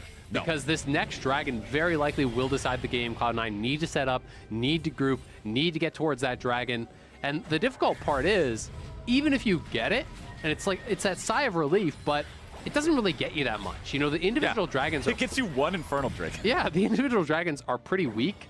In this current state of the game, it's so much about the soul. So you've got to show up every single time, no matter what, or PSG gets this permanent buff that maybe just ends the game. And on PSG's side, if they don't like the fight, they say, who cares? I'll just take a tower here. I'll pressure your inhibitor there. No big deal. So we'll see if Cloud9 can withstand the onslaught here, and if they can actually play a really clean game, because they're going to have to be playing, very mistake-free game. Well, Fudge is not in a great spot here. The extra CC coming down with a haymaker going out. Stopwatch from Kai Wing buys him an extra moment, flashing away to guarantee you won't die now. Fudge trying to back up. There is 14 seconds until the Infernal Drake, and Cloud9's top laner has 15% HP. He can TP. He's got a TP. He can come back into the fight with a teleport, but that means that they won't have their biggest meatball to try to face check and move forward here on the positioning. It's PSG Talon with priority over the pit. Maple's behind them. Maple's ready to go. He is not seen by that ward because he is sweeping it. The dragon is now under pressure. Blabber must go for a steal here, otherwise they give over the Infernal Soul. Hanabi running away. Remember that River's the man to watch. That's the Morgana. There we go. Blabber with a hero steal. But what's the team fight going to look like? Blabber tanking up here in the front yet again. Hanabi going into the back line. They're going to kill Sven. They're going to kill Perkz. They're going to kill Vulcan. They're going to kill everybody.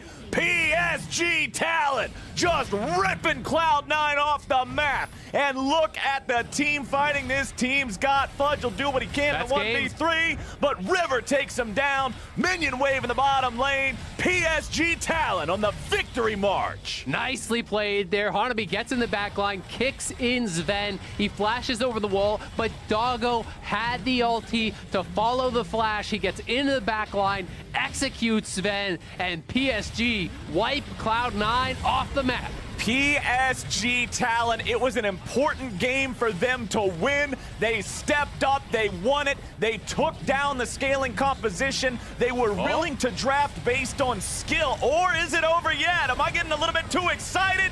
Sven's able to find one. Nope, there's another kill. Maple just doing what Maple does, baby. 5-point strike. Look at the damage this man's able to provide. PSG Talon padding the stats a little bit more. Triple kill for the mid laner, and they take their win over Cloud9. Almost for a second there, Cloud9 get the respawn, but PSG just kill him again. Triple kill for Maple to finish it off, and now PSG, they have beaten the two most important opponents for them. They are 2-1. They took down Pentanet GG. They took down Cloud9. So even if they struggle against some of these other teams, which they may be able to take them down, they have been looking better and better throughout this tournament. More than a match here for Cloud9, finding the angles in the 5v5, capitalizing on the mistake, from Blabber over by the Baron. They had that killer instinct that you must have with this type of composition, and they really made the most out of every opening that was given to them. They're so deserving of the credit for that. Maple having a hell of a game on the Akali, getting the individual outplays on Perks, showing up huge in the 5v5. Doggo was absolutely massive for this team as well, saving his ultimate to be able to actually jump in on Sven after the flash, Hanabi getting the kick to apply the plasma and force the flash from Sven. These things were absolutely huge. And the fact that they actually caught Fudge prior to the Dragon, so Cloud9 didn't have the proper setup and had to rush in there to actually stop the Dragon with Maple on a flank, right? Cloud9 never got to have that setup that they really were looking for. So well played game by PSG here, and another heartbreaker for Cloud9. A lot of people, again, you're going to be looking towards Blabber in the river when you force him off the Baron, you refuse to back up. That to me felt like it turned the game. Well, PSG Talon just played some better League of Legends today, and we'll still be seeing them later on in the day for their second game. But now it's time to toss to a break, after which we'll take a closer look at PSG's win and hear from Hanabi. Don't go away.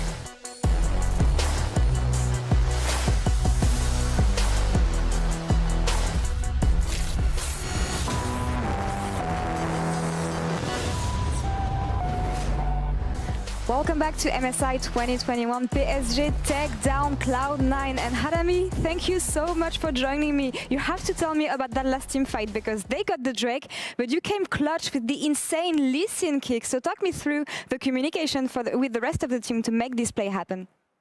首先恭喜你们是拿下了 C9 这场比赛嘛。先来聊一下最后那波龙团，其实他们拿到了龙，但是你盲僧的一个非常漂亮的踢，可以说是踢最关键的踢，把这个胜利拿下来了。那波的一个沟通以及说是怎么样去决策的？那边的决策就是我跟阿卡丽去绕侧嘛，然后抓他们 AD 跟中路的失误，然后发现他们 AD 被我 Q 到了，所以就把他踢回去了。Q 到 AD 是不是？Q 到 AD 了。So me and Maple wanted to flank the enemy teams, especially their AD carry, and I found that I successfully used my Q on their AD carry, then just killed it back. That was beautifully done. And it is the play that won you the game. I want to roll it back here and talk about the composition you got against Cloud9. Can you talk me through the drafting choices you made here and why you decided to run this comp against Cloud9? 来聊一下阵容的一个问题好了，就是你们今天的对上 C9 这样的一个阵容的一个安排、一个布置是怎么样子的呢？我觉得就他们不选李欣，我就选嘛，就大家都觉得我不玩李欣，所以就选了，然后他们可能吓到了。Because they don't play Lee Sin, then we will just go for it. And I think that everybody just don't believe me that I can't play Lee Sin, so we just went for it. You proved them wrong, indeed. Last question for you. You're going to play Mad Lions in the last game today, Game 6. What do you think of the team and your chances of beating them? 最后一场是要跟 Mad Lions 对战嘛，然后你觉得打败他们的话需要注意什么，以及要做到什么？就在先前的对战，我们已经输 Mad Lions 2场了嘛，但是我们有看出他们强的地方，还有他们的弱点，我们会往他们弱点去打他们，让他们打个措手不及。So before this matchup, the sixth game of today, we actually lost to them twice. So we already knew their strength and their weakness in the actual games. Then we will try to focus more on the weakness, try to just to fight with them off guard. Focus on these weaknesses. I lied, actually. I have a last question because talking to PSG earlier in the tournament, you guys told me that you felt like this time you had actual chances to make it through and to the knockout stage. How do you feel so far with the teams you faced and the rest of the tournament? 因为之前在采访当中嘛，其实你也提到说，这次好像真的很有机会打到淘汰赛，就是6进4就4强里面去。然后现在打了几场比赛了，你觉得说可能性怎么样？以及说对上剩下的几场比赛几支队伍来讲，你觉得可能性有多少？怎么看的？我觉得接下来比赛就是我要把自己的失误就降低更多，然后因为我队友状态都非常好，所以我只要打得好，我觉得接下来比赛都蛮好赢的。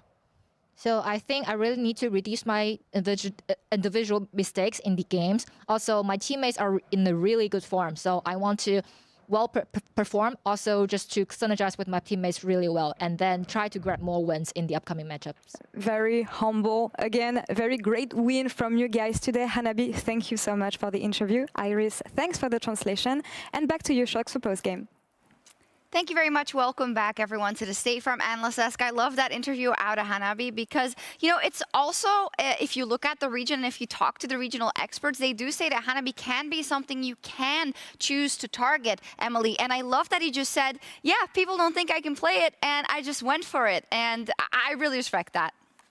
Well, and also he's pretty unflappable, right? Because he doesn't necessarily get a lot of jungle help all the time. So it's just kind of like, I'm used to it. And, you know, what matters with this Lee Sin is can you get to a point where you make a huge difference in team fights? Now, I will say I'm not the biggest fan of PSG's draft here. When it compares to C9's, I thought C9 had a superior team fight and better late game scaling. It actually reminds me of a draft that I saw from C9 in a way, with Gragas Zoe into a superior team fighting composition from Team Liquid in the NA finals. And what happens in a lot of these fights, as we'll see, is that they get separated into smaller skirmishes. And that is where Maple is going to go off, and that's where the Lee Sin kicks came in absolutely crucial for PSG. They did. Before that, though, as we're going to see here, everything's fine and dandy for Cloud9, and we talked about proactivity, and they give it to us. Yeah, I mean, the early game was going to be great from Blabber.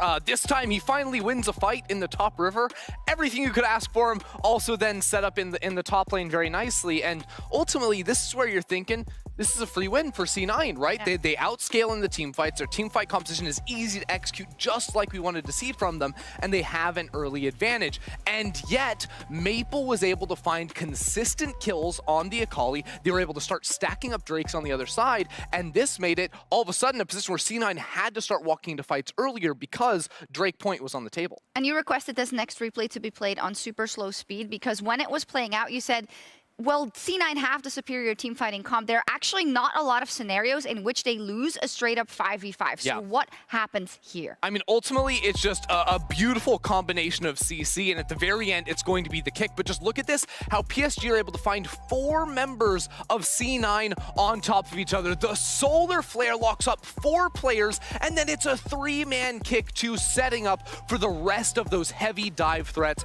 to come in. And this was probably the only time you could see this composition from PSG actually pull off a wombo combo, because they don't have a wombo combo, but somehow it showed up there. And Emily, this is the kind of thing that analysts hate because they're like, this is the worst draft in history. Why does it work? Well, sometimes comfort wins you games.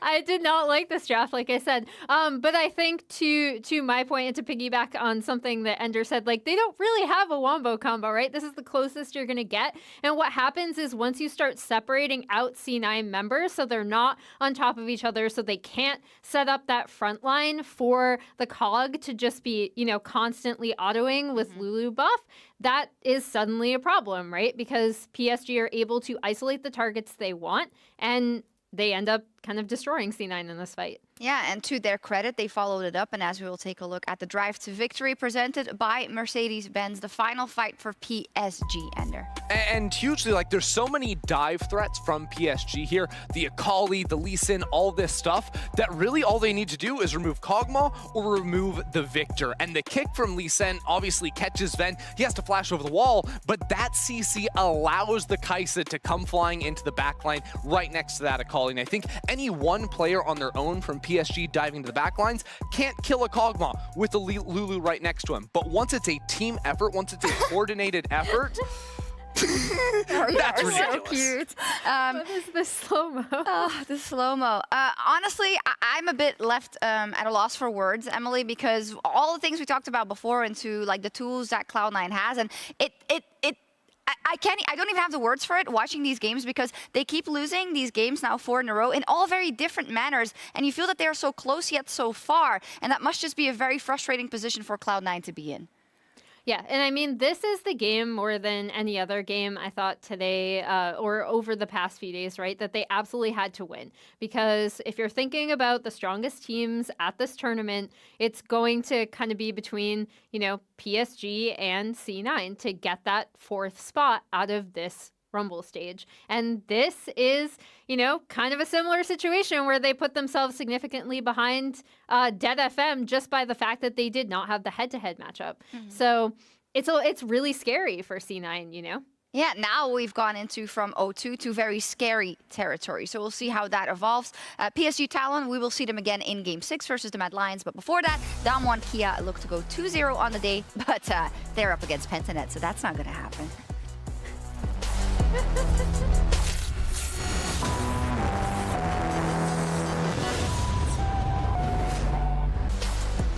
Welcome back, League of Legends fans, to MSI 2021 here in the Rumble stage. 2 games left to play here today, the first of which hits Pentanet.gg versus Damwon Kia. Now, Damwon currently tied for 2nd in the 6 teams remaining in the competition here. Pentanet, one of the only 2 teams still without a win. But looking to pick up a big upset win here.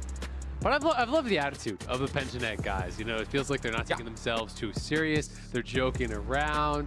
You know, the coach was giving an interview earlier today. He's like, yeah, we got RNG and Damwon, so it should be 2 easy wins here today. You know, like we see them in the tease for the MSI Rumble stage.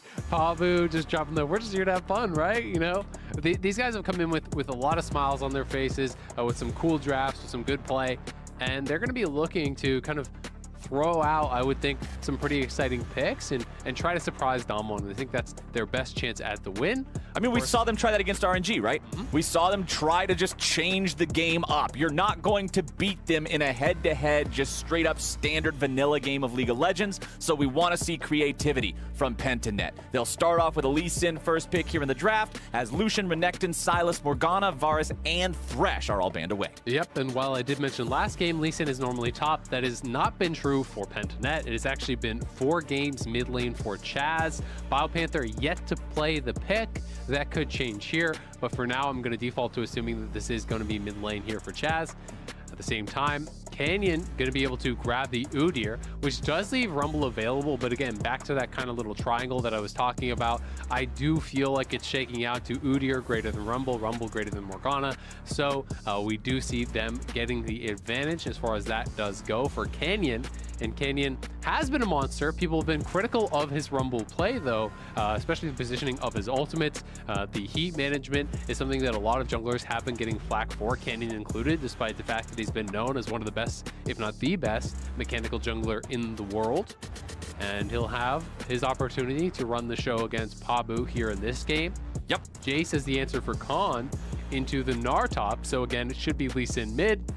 That is going to be in the favor of Khan. This is an advantageous matchup. You also have the jungle 1v1 advantage. You should have a 2v2 advantage. So this is going to be a tough one for BioPanther. But I will say, I think BioPanther has been the standout for me from this PGG team. It always feels like when they're falling behind, you're looking at a lot of deaths across the board. You look up to the top side, and BioPanther's having a pretty good game, generally speaking. So we'll see if he can hang on here, withstand the onslaught against this Jace, against Canyon, if he wants to get up there and try to really pressure this Gnar. Okay, so let's see what the bans will look like here in the second half. We already got 2 of them. It's Senna and Leona banned away, as Samira is taken off the table here as well. Samira, one of those 80 carries you don't see as much in competitive play, but she's also very different compared to most 80 carries. She likes to dive in. She can do that I'm Katarina and Yasuo and everything else all put together, spin around with the resets, blocking all the projectiles. So take that sort of wild card out of the options of what you have to play against. Try to make them play something a bit more standard. Nocturne being banned out by Pentanet here, and it's back to Damwon for their 4th pick. Exactly, and Praedyth played Samira twice already in this tournament, and if you're looking at it from the side of Damwon, that is one of the best snowballing marksmen in the game, if not the best. You know, we've all had those games where Samira gets an early double kill, all of a sudden she's on shield bow, she's not losing health while you're focusing her, she's pentakilling your whole team with the ultimate. Keyboard breakers, yeah, I've had some of those. Yeah, so those are the kind of games that Damwon looking to avoid here. Xayah going to be the choice over on the side of PGG. They could pair that with the Rakan if they do so choose. They will be going into the Nautilus plus Kai'Sa as the bottom lane over on their side. We're expecting 5th pick to probably be AP here for Showmaker. He's got a lot of options over there. will be Alistar, looking like the choice here. So definitely a lot of engage there on the Alistar, and he's going to be most of their primary engage. Of course, there is the possibility of a flank from the Gnar, from the Lee Sin, but generally speaking, a lot of pressure here on Decoy to be able to start those fights, to be able to find the combo. And there is a good CC chain for kill threat that you can actually pull off here with the Alistar plus the Xayah. You combo in, the Xayah throws the feathers through, roots out of the stun, then you have the Alistar trample stacked up, so you can stun there right after that. So that's what they're looking for over on the Kai'Sa. Showmaker are going to go for Zoe here. Fits really well with their composition. Traditionally, you do see Zoe with at least one additional poke style of champion. That's how most people like to draft her. In this case, they have the Jace, early pressure up on the top side, winning matchup there.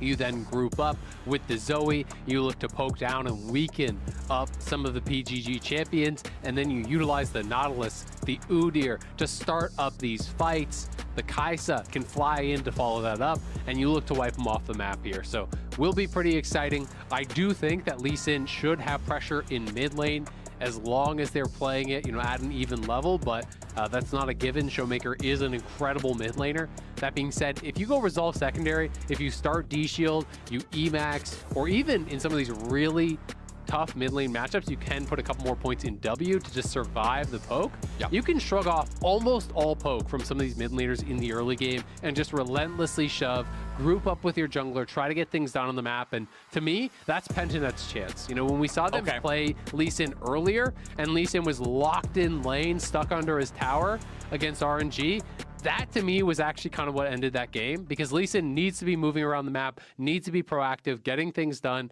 And I think especially against a team like Damwon, you can't be comfortable when you're at parity. You've got to create and snowball a lead. So that's what we're sort of looking at here compared to last game. Because the question that I wanted to pose you is, we literally started this off by saying Pentanet is looking for an upset here in this matchup. Yeah. I think most people that are approaching this game from looking at the numbers, looking at the stats, would expect Damwon to be able to win. So I've been told that we have a pause as the game is starting, so I'm just going to ask this question that could have a potentially longer answer since we have the time to ask it. Along with Lee Sin in particular being able to not be stuck under the turret and sort of unlocking him to roam around and be that playmaker, what does this early game need to look like for Pentanet specifically for you to believe they have an honest chance against Damwon? I mean, it's tough, right? Yeah. If you're closing your eyes and turning off the nameplates, the answer is very different than if you're answering for Pentanet versus Damwon. We have nameplates enabled in this question. Nameplates enabled. I'm not going to start believing unless they're like 5K up in the early game, right? Like Damwon has not had a good early game and has been able to pull off so many wins despite having poor early games against stronger teams than Pentanet. And that is my honest answer, is that I think it needs to be a monumental lead for Pentanet to really have a good shot at closing it out. I think that when you look over at the other side, Damwon is going to be tough to deal with in the later stages of the game. A lot of poke. There's only really the Alistar for engage. So if the Alistar engage, gets kited back or stifled in some way, it's going to be really tough to actually close the gap to the Zoe and the Jace, and very likely Pentanet gets poked out and then taken down. So I do think they need an enormous lead given the compositions, but also given the players here, because Damwon is so adept at playing out the mid and late game team fights, even from a deficit against the best teams in the world. Yeah, Pentanet definitely has their work cut out for them here. But honestly, once we get past the pause, I am looking forward to seeing what sort of creativity they bring to this game, because I don't expect them to just walk quietly to their lanes and say, all right, guys, let's have a normal laning phase, shake hands and everything. I want to see Pentanet really try something wacky again. I want to see this team experiment. When the deck feels this stacked against you, when you're up against the team that everybody had as number 1 or number 2 coming into this tournament, you've got to be able to try something new. Yeah, absolutely. And so Pabu is reporting that his runes did not save. League officials are investigating. We will give you an update as we receive more info ourselves. But that is what we are waiting on. So I assume Pabu has the wrong runes, unfortunately for him. But hopefully that'll get all fixed up. Anyway, yeah, I mean, you can look towards some of the crazy stuff. I'm not expecting a lane swap because Sion's not in the game, right? Sion, I think, was the key part of what enabled them to go for that earlier today against RNG. You know, have the Sion execute on bot side, take a buff, so you 3-buff to start it off. You go down, you get dove, who cares? You're Sion, you clean it up with a zombie, you TP back to lane. You know, that you can really pull off. If you try to pull off like a lane swap here with a Gnar, who's going to be down on the bottom side, zoned off all XP in the dove level 1, it's probably not going to look that good. No, probably not. So I don't think we can get those kind of shenanigans. So then it becomes about, you know, where is the playmaking? It's not from Rumble early game, right? It's not really from Gnar in a losing matchup early game. It's not from the Xayah. So to me, that's why I focus on the mid lane, because that's the only kind of point of inflection that I really do see. You know, Alistar, I don't think, you know, when you're talking about especially the level 1, level 2, is going to be able to get that much done against the Nautilus and the Kai'Sa. So I think so much comes down to, can Chaz lane well enough against Showmaker here to get the push, to create opportunities to swing the jungle matchup, right? You know, you're thinking Udyr has an advantageous matchup 1v1 against the Rumble. You're thinking Jace has the advantage against the Gnar. So that is where it's really tough, and we're in the game, so... Okay, I have an update. League officials determined that Pabu did not save his runes. It was user error, not an error in the client or in anything else. They have determined that it was Pabu's bad. It was his fail. So the game is going through without the rune changes. Now, fortunately for Pabu, it doesn't seem completely disastrous. It's not like he took Grasp of the Undying or something. Conquerors, I mean, I think it's still pretty bad compared to Dark Harvest, but it's not the worst possible thing. Yeah. Yeah, sorry, I was just cracking up to that barrel hook. not what you expect to see. I was like, well, they're gonna get decoy splash here. That sucks. Just face plant straight into a wall. Sometimes it happens, man. You can't always be. Who put that wall here? Who did that? Let's get a pause. That move, the wall move for sure. Unlucky. Just a little bit of unlucky here early on. It's before the minion spawn. He's getting the bad shots out of his system now. But let's see if Damwon decides to go for anything super cheeky here. The ward will be left by Pentanet at their own. They're going to start blue. And they're okay. They can see Khan. They can see Canyon. They know what's going on. Yeah. Now the question is, do you agree to split map, or do you try to contest in some way? Because you have the losing jungle map up here matchup for Pabu, I don't think you actually get an option. So I think it's like, sorry, bud, you know, you now have to play bot side, and good luck, BioPanther. You know, you're now going to be stuck on this island in a losing matchup, losing jungle matchup.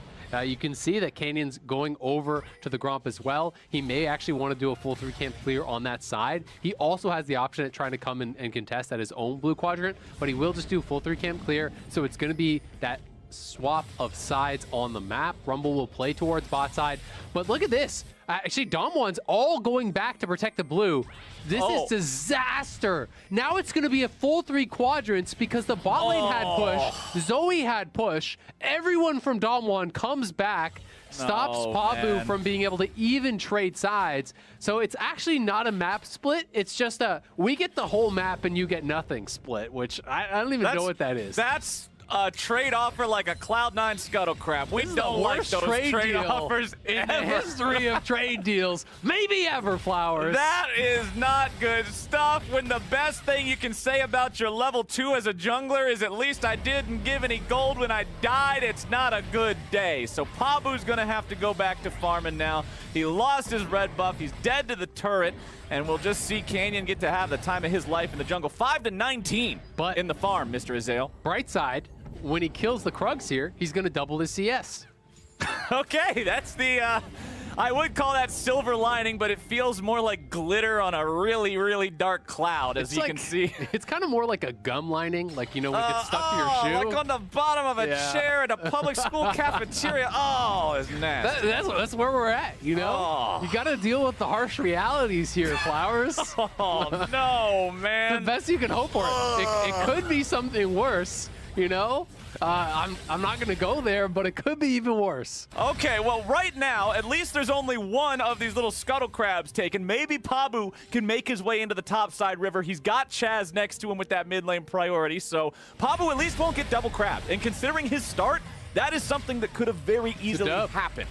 So we call this a dub here for Pentanet, grabbing that crab there in the top side. Khan's just playing back here, allowing BioPanther to shove out the lane.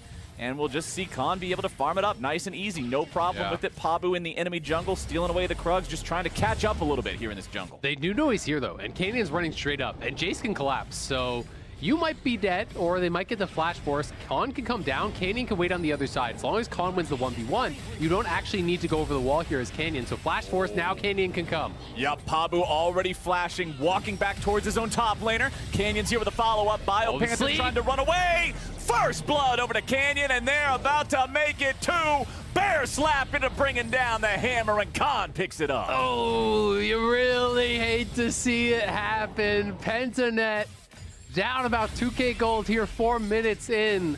This is looking like a toughie here for the OCE boys. This is not the ideal state of the early game. Pentanet down 6.8 to 8.5K here in the gold. Showmaker has control over the mid lane. Khan has control over the top. And here is how the 2v2 went down. Khan just not afraid to throw it down here at the very start. Yeah, I mean, this is just really smart, right? If Canyon flashes over the wall, Pabu flashes out, it's not really a big deal. Showmaker actually had prio. You know, I talked about the importance of Lee Sin being able to move to try to make this composition work. Lee Sin could not move. He was under his tower. It's Showmaker that makes the first move. Khan forces out the flash. Canyon is there to follow it up, and Showmaker is there to secure that second kill. Dom1 playing this early game out so smart. You know, and one of the things that's always so interesting is a lot of times in these kind of map trade situations where one team's like, all right, I take top, you take bot, you both kind of high five and you just agree to it. You don't always have to agree to it, and Dom1 definitely didn't this game. Well, we got Decoy getting away here with a headbutt as an escape mechanism back on towards Canyon. So Dom1 try to make a move here on the bottom lane, but they will not find any kills from it here so far. Back up in topside, it's Khan continuing to just dominate the lane here. Canyon, after having the success in his first bit of jungling, was able to go back by the completed Ionian Boots of Lucidity. During the great run at them fast jungle meta of 2021 spring, we got to see these items be incredibly important for these champions where movement speed means so much, like Udyr. And so Canyon will be all over the map, picking up the first Drake here 6.5 minutes in for Dom1. Yep, I think it makes a lot of sense here as the early purchase, not feeling overly pressured to go for the tabbies or anything like that. So just grabbing Lucidity, grab that early bit of move speed, and you can see he's about 800 gold ahead here. Chaz getting pushed in. They're looking for a re-engage bot side. Okay, the 2v2 is going all the way. Decoy taking a lot of damage here at the very front line, having to flash away. Stays alive. Ignite won't kill him. Outplay maybe from Praedyth, but no. They're stacking up the plasma. They're going to be taking him down too. Dredgeline comes out. Praedyth goes down. Praedyth trying to go for the big play there. They needed something special. They know they need some winning lane to swing this back because top lane is doomed. Jungle is doomed. Mid lane has been under his tower the whole game, so Praedyth going for what I'm sure he knows is a risky play. It's a flash blade caller for the redirect over onto Barrel, but he can't get it. He just goes down as well. So it's now 3 heavily winning lanes plus jungle advantage, all on the side of Dom1. And this one, I think, is about to start snowballing out of control. Yeah, 3,000, 7.5 minutes in. Look at the plates just being slammed here in top lane as BioPanther arrives back to lane now. Still about 25 CS behind his opponent. Khan's just going to continue keeping the tempo high, keeping the wave shoved in, making sure that Dom1 has control over this top side of the map, because look at Canyon. He's in the enemy jungle doing whatever the hell he wants. Yes, it's the Pentanet jungle, but when Dom1 has control over both of the lanes around it, all of a sudden Pabu's the one who's afraid to walk into the fog of war. Yeah, absolutely. And I mean, Chaz has farmed well, you know. So as far as the farm goes, as far as the gold goes, he's almost even, I believe. He's very close there. But the bigger deal is the fact that he can't get any pressure. He can't move around the map. Showmaker is always the one to push then roam. That is the reason that Chaz is actually up in farm here. And that is really problematic because it's the same thing that happened to him on the Lee Sin against RNG. And when you cannot be proactive on the Lee Sin, this pick just does not have as much value straight up as a lot of the other meta picks, such as the Zoe. I mean, you know, it's even Zoe with Spellbook, utilizing that to get more utility towards later stages.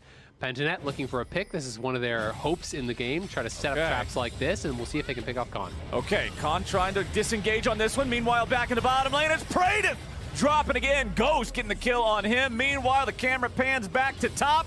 Khan's still alive, didn't even use the flash. Yeah, he's got phase rush, and there was no CC. You don't have level 6 on the Rumble, so I think he actually just got that after the gank.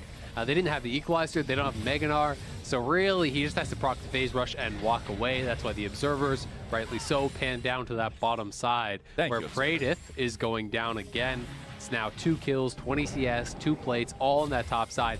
And BioPanther, you got a Herald behind you, bud. And Pabu is here.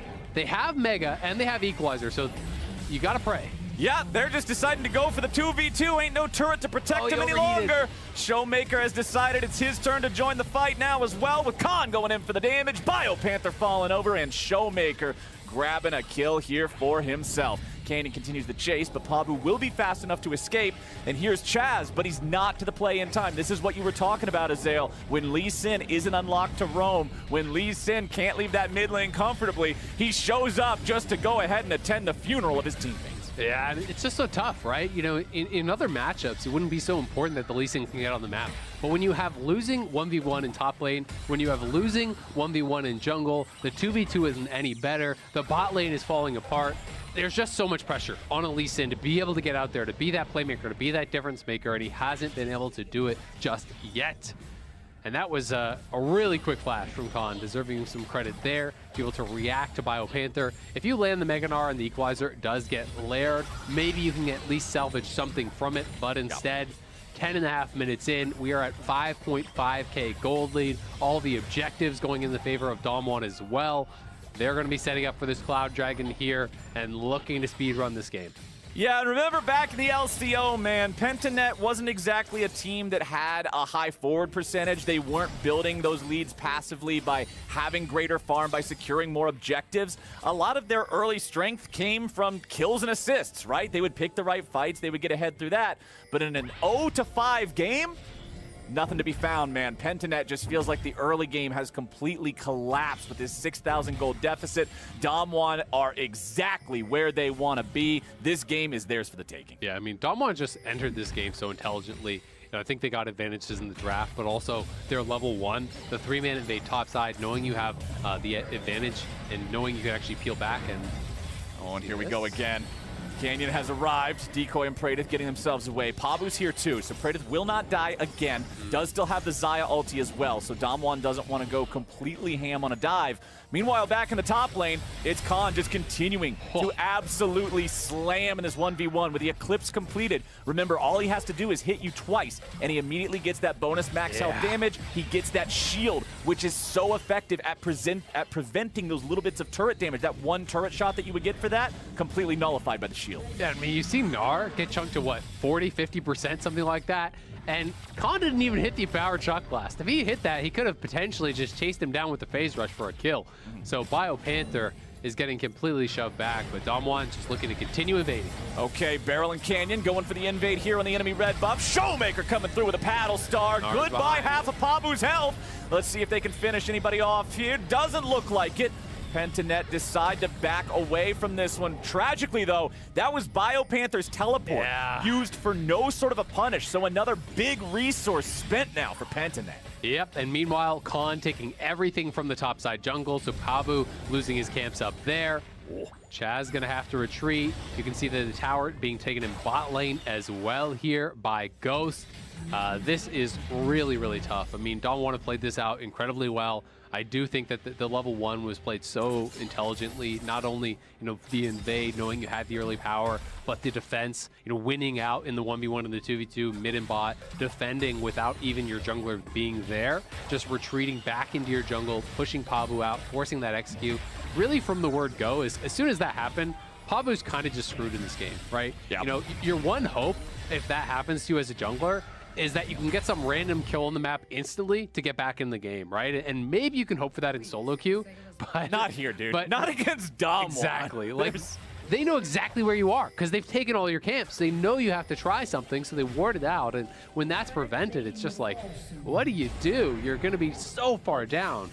Here comes Udyr, and he is ready to fight. Chaz tries to get away. Dashes away with a safeguard to the ward. Because Pabu's there, they decide that they don't want to chase this any further. And we'll see if Damwon goes for anything back in mid. Doesn't look like it.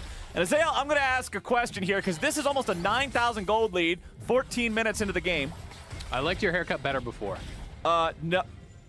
Well, that just means you don't like my haircut. I'm going to pretend. No, your haircut now is great. Well, your haircut before was majestic, and I know that's what you're going to ask. Okay.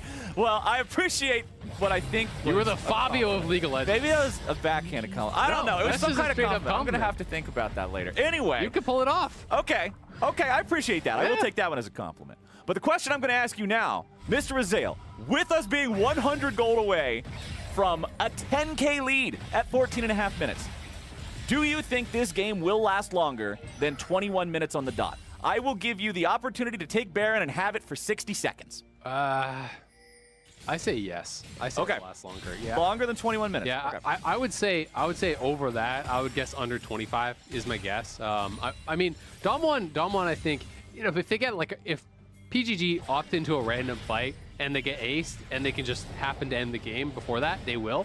But my guess is that knowing Dom1, they'll just create a massive lead, force it Baron early, you know, get the ace around there, and then look to actually push and end the game with the Baron buff. Of course, I could be wrong, but that's kind of my assumption here, just based on what they've shown. Oh no, Pabu, there's an Udyr in your jungle, and he's not leaving anytime soon. Barrel's right next to him. Nautilus and Udyr roaming around together. That is such a scary combination. It would be so difficult to be able to not only outrun Udyr, but then dodge all the CC coming out from Nautilus as well.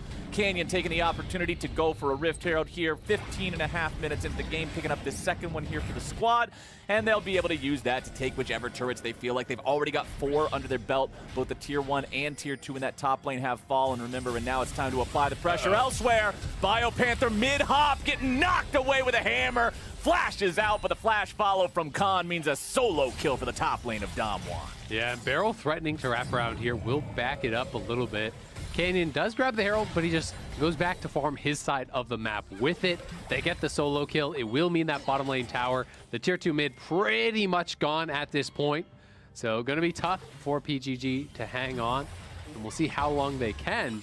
I mean, if they get another kill here and Canyon drops Herald, I mean, they could just honestly maybe end the game right with that, but it just feels like Dom1 don't want to take any risks. As much as they are so far ahead and this game is pretty well decided, it's really important for Dom1 to pick up the wins here too. Right? Oh boy. You know, they're looking to secure their spot. Well, we already got the fight with Pabu being taken down to about 10% HP. Canyon grabbing the kill back on him. Barrels over the wall, staying safe there with a flash, but Khan on the flank is guaranteeing everybody from Pentanet's being sent home with a black and white monitor. Look at that, 4 for nothing for Dom1 Kia.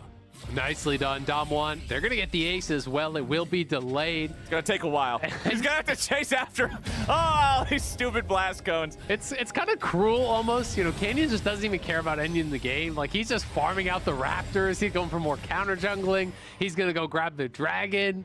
He has the Herald. He could have just dropped it. Maybe end the suffering. We got to here. pad those stats, man. They got to make it so in their next games we can bring up these crazy numbers about how I've actually... if anybody on the observers, spectator team can answer this for me, does Barrel have more money than Pabu at this point? Because with all the turrets, with all the plates and everything, I'm pretty sure Barrel has more money than Pabu. 42.59 versus 45.29. Yeah, Pabu is about 300 gold behind Barrel. That is the current state of the game here for Pentanet.gg as the world is just melting around them. Any sort of chance to compete against Dom1 has almost completely evaporated at this point with a 14,000 lead. 17 minutes into the game. They are so close to 1K per minute, Isaac. Yeah. I mean, Khan is more than doubling Pabu's gold. It's like, let me just gank this Jace here that's 2 of me. Yeah, he's actually worth it. He has Eclipse, he has the Dirk, he has completed boots, he has his Muramana about to evolve into the Manamune. Pabu's got shoes, a Lego set, a stick, and a ring with no stacks on it. This is... It's just not comparable. Oh, that shock blast, and that was through a scrap shield. This... Okay. All right, we got Dom1 sieging up outside the inhibitor turret of the bottom lane. Still 1.5 minutes before Baron is even allowed to spawn.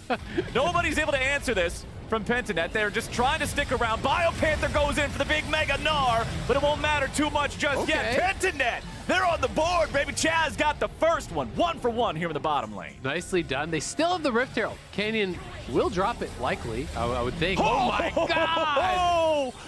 Oh, that was the classic Zoe experience right there. You had a health bar, then you didn't. See you later. Damwon. They're going to pick up their first inhibitor turret here for the mid lane now. I believe they might be saving that Rift Herald for the end of the game right here, going after the Nexus turrets. There are 3 players dead on the side of Pentanet, and Damwon are pushing towards that Nexus. Shelly will find the first Nexus turret. Second one's going to be the target now, but we will not see the Rift Herald charge yet again. The remaining turret's about to fall. Nexus now exposed.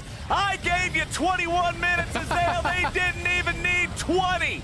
Damwon in 19 minutes and 30 seconds looking to take down the Nexus. Padding the stats a little bit more first. Plus 50 gold over to Ghost, and Damwon Kia win their game easily. Nicely done, Damwon. Perhaps the most dominant game here we have seen thus far in the tournament. Incredible display from them. Great early gameplay, great execution, winning their lanes across the board. You know, Pentanet looking for those fights, not afraid to go for them, knowing that really getting some miracle kills would be their only option. But Damwon, too strong, too clean. Really well played game from them. And they are climbing their way back towards the top of the table here. Remember, you want to be getting the best matchup that you possibly can for the knockout stage. So getting every single win here is important for Damwon, especially when Mad have had a good start, when RNG are looking really, really dominant, and Damwon have had some shaky performances. So, you know, you can expect them to really be bringing their A game here and trying to pick up every single win to get them that much needed advantage going into the knockout stage. And you mentioned shaky performances, but I have to make the opposite argument of the same thing I said earlier about Cloud9 when I said that they had some tragic losses, but they're still losses. Win by an inch, win by a mile. Doesn't matter, you still won. And Damwon are currently 3-1 in the standings. The only team that they have lost to here in the Rumble stage is RNG. They're feeling pretty good about these first couple of days of Rumble stage play. Absolutely. You know, really, you're just looking at that one RNG loss. You're looking at the Cloud9 loss in group stage. But we got the new Axe Effect replay here. That paddle star does not feel good. No. Abu losing pretty much all his health. Easy finish there for Ghost, getting it on top of him, bursting him down. These poke champs really just aren't even poke champs when you're that far ahead. It just becomes an assassin from across the screen. This is a shock blast that is basically like a full Zed combo at that point from 2 screens away. So pretty frightening stuff there from Damwon, using that gold to the most effect that they could. And in our next matchup, our last matchup of the day, we're going to see the Mad Lions return to the stage along with PSG Talent. So let's go ahead and check out their comms versus Cloud9 in the Sounds of the Game presented by Bose.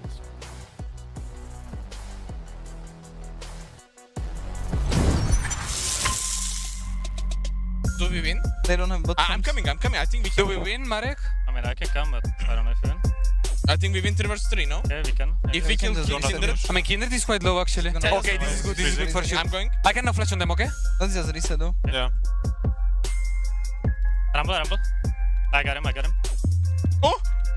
Oh my god. I can get him, okay? I can flash on Kindred. I'm gonna do it. I'm going for Rumble. Oh, nice. Yeah, boys. No flash. Oh, what? Oh my god. Yeah, they're triple kill. Oh my. What's going on, guys? I don't know what's going on. Okay, calm down. What are we doing now, boys?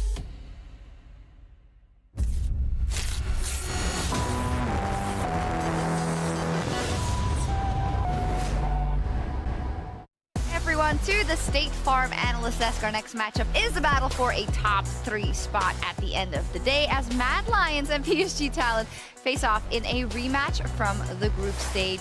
Armut, he got a quadra kill earlier versus RNG, but it wasn't enough, but clearly still in good.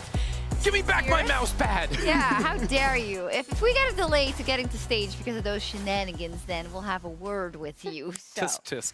No. So this is, of course, a matchup we have seen before. Mad Lions got the upper hand over PSG Talent when they rumbled in the group stage. Sorry, that might confuse people because now they're in the rumble. But also Champions Rumble, it's a little all over the place. It's all confusing. Emily, and we heard in the interview from Hanabi saying, well, hey, at least we've played versus them, so now we can have different strategies and we can maybe find opportunities. So where do the opportunities lie here for PSG, and how do you think Mad Lions will do? Well, I hope PSG go in a different direction than their draft, their most recent draft, because I do think that they play best when they have lane priority, when they have the ability to kind of just lean and accrue advantages that way early on. Mad, I think, do have a lot of opportunity areas in the mid game, but I also think this against PSG, when PSG seemed to be stuck in terms of what they wanted to do, Mad were really, really quick to make a play and kind of force PSG to meet them at that play, right? So I think we saw an improvement from some of Mad's trying to either cross map or trying to trade something on the map in the RNG series. I just think RNG ended up playing that out better, even with Mad's draft advantages, in my personal opinion. So if Mad bring that same kind of measured play to this game, I think they should be able to beat PSG. Yeah, and I think when it comes to like getting advantages in the lane and like pushing lanes and this is something that Mad Lions were able to do against PSG the 2 times they faced off against them. Humanoid, of course, a big focal point. Armut was a little bit off and on when they played up in the top side, so I think making sure he's on a very strong laning pick can be important for the Mad Lions as well, because I think there is a big difference in Armut's play when he's on something he feels very comfortable in, when he sees the matchup he's going into, and then other times when he rolls up in a matchup that maybe he doesn't want to play against. Yeah, fair. For PSG Talon, though, of course, just 2 games ago, they took down Cloud9. And with that, they take a huge step forward, because then all of a sudden, you're in the conversation for getting that 4th spot going into the semifinals from C9. Emily, what impressed you the most about the way they took down C9? What do they have to channel again here? I mean, they were really able to capitalize on some of the mistakes that C9 made, right? So here, Blabber kind of sticks around to try to go for this fight, and the rest of C9 end up going into the fight as well. As we already talked about, how this composition kind of is able to separate out and isolate the targets that PSG want to go for. And I think, again, this is really where both Maple and Doggo were able to pick off the damage dealers on C9. Yes, target selection was on point and a big win for them. And in terms of Mad Lions, Ender, you've watched them now for a year and a half, and now, of course, most recently when they became champions in the spring split. And it is still very hard for me to have a read on what this team can do, because versus RNG, we saw that they actually got played off the map quite handily because of the macro moves, and it's very difficult for me to see where their ceiling is. But what we do know is that they are able to outplay PSG in the last couple of games. Yeah, I do feel like Mad Lions are a team that if you give them tempo, they're gonna know how to use it, and they're gonna be very good at it. When you get into sort of like mid-game lulls, and when it's not as like the flashy plays that you need to like, oh, we need to go for a fight around this objective or in this wave, and it's just,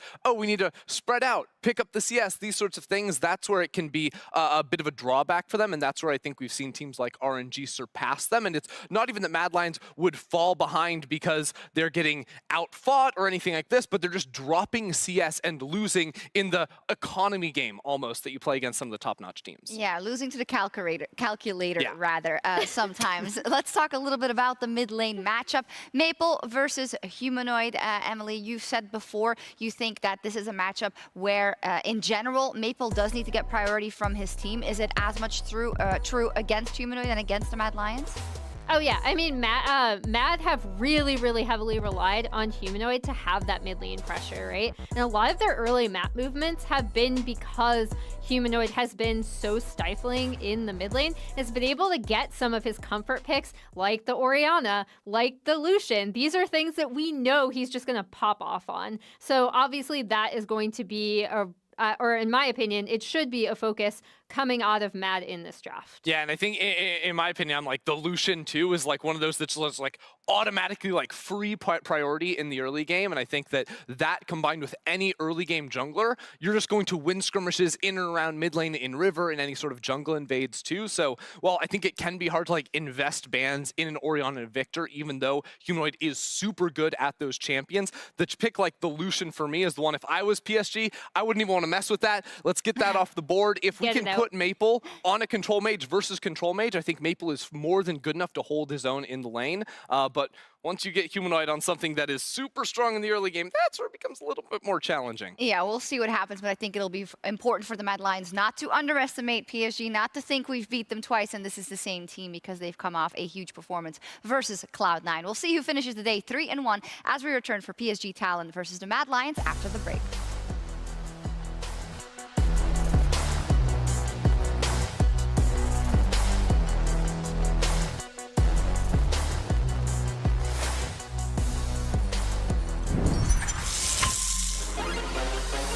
A lot of teams are going to stand up and recognize that this team has come to play. That away, waiting for the exhaust timeout, will now leave in, into trouble, and that's just Silas thinks he's so strong. Everything is falling apart for Cloud9. That's a double for Elyoya. The rookie jungler, his first split, he makes to MSI, his first he makes to NA, he's killing everybody.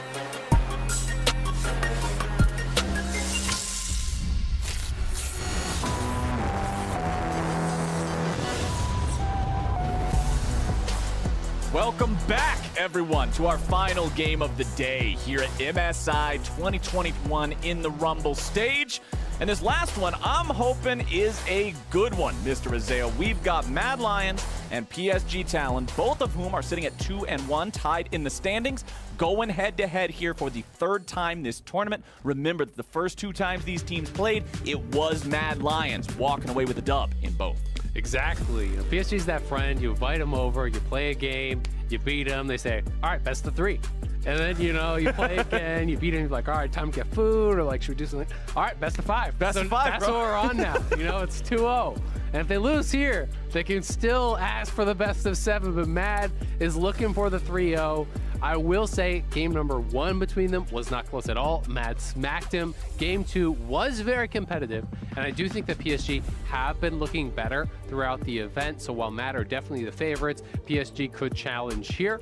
And it would be, you know, really good for them in this group to get another win here from one of these teams that are challenging for those playoff spots. They already beat Pentanet, they already beat Cloud9, and they're searching for an upset win here over Mad. Yeah, I think this will be, I mean, obviously this will be the most challenging game it'll be much more challenging than those previous 2 that they have got the wins on. But we were talking earlier about if you're looking at Mad and RNG and Damwon as those like big 3 that everyone's expecting to very clearly take a spot out of the Rumble stage. If PSG Talon then can turn around and beat Mad Lions, who they struggled with in the previous group, that bodes very well for this team and for their fans to say, hey, we're not just competing for 4th. Yeah, absolutely. I mean, both of these teams have their wins in the Rumble stage against Cloud9 and Pentanet, right? Yeah. So your 2 easiest wins are already gone. You know, based on tournament expectations, based on performance, Cloud9 and Pentanet are the worst teams in the group, at least right now. So those teams have already been beaten by both of these teams, and now they have got to set their sights higher on some of these really tough opponents here. If they want to continue collecting wins, you know, the second part of this round robin for them is going to be more difficult because they obviously are facing up against each other here now, and then they're either going to have Damwon or RNG remaining. One of them has played each, so that is what they are facing here. And I'm going to be excited to see the draft. It is a first pick Rumble. Because the Udyr was actually banned out, I think this is a really good pick. Again, I'm going to keep referencing it. It's kind of this triangle of junglers where it is the Rumble, the Morgana, as well as the Udyr. I do think that Rumble has the advantage over the Morgana, whereas Morgana has the advantage over the Udyr. Udyr has the advantage over the Rumble. So as soon as PSG ban out that Udyr, but don't ban out another, you're always going to grab the Rumble here, and Elyoya should be very happy to grab this pick. You have the Trist here early, you grab some engage with the Leona, so this could be mid-Trist, this could be bot.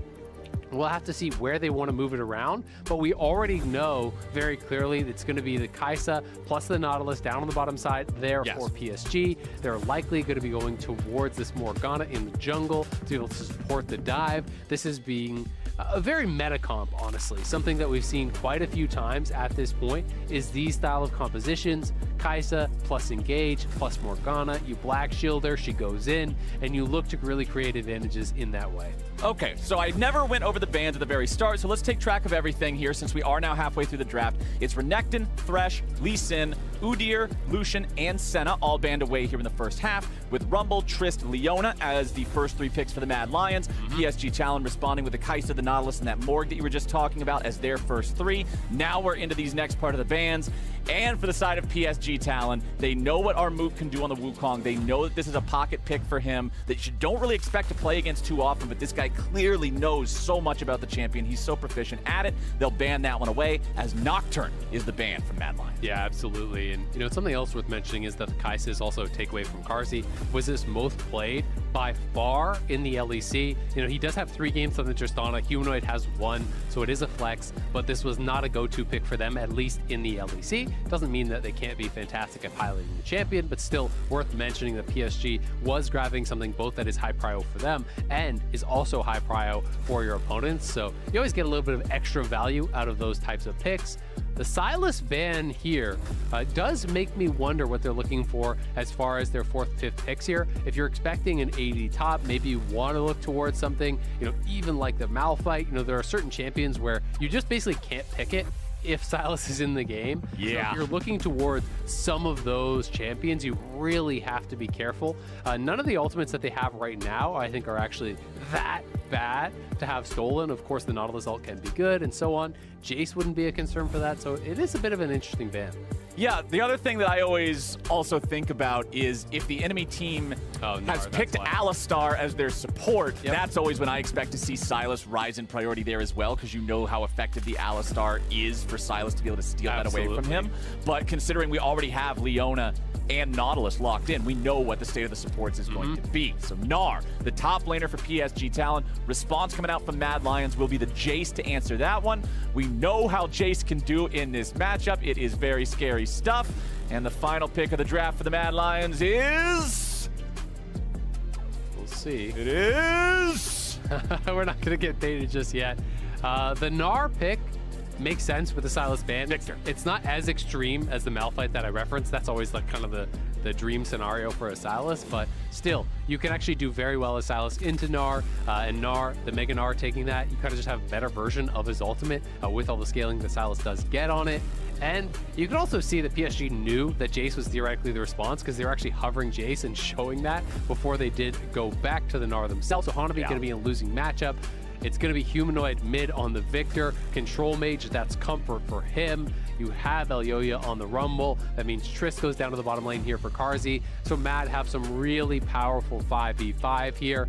And on the other side, it's going to be Galio for Maple. So they're going to try to be able to answer in some of these side lanes, right? There's a lot of ways that you can utilize the Galio, both to answer dive, but more than likely, it's going to be to follow up on the Gnar, diving into the backline, the Nautilus diving into the backline, and also to try to support Hanabi from getting picked on by this Jace. You do not want the Gnar getting pushed in and dove and constantly taken advantage of. So the Galio will put a little bit of a wrinkle in the plans here potentially from Mad if they're looking to get aggressive, because anytime Maple is missing from lane, anytime he's moving up into fog, you've got to be worried about the potential roams, about the potential of that Galio ultimate. So pretty interesting comp here overall from PSG. I do think that they have got to be more proactive with it probably than their opponents. You know, overall, they've already showed us that they can do that against Cloud9, right? We saw this team taking a Kali and a Lee Sin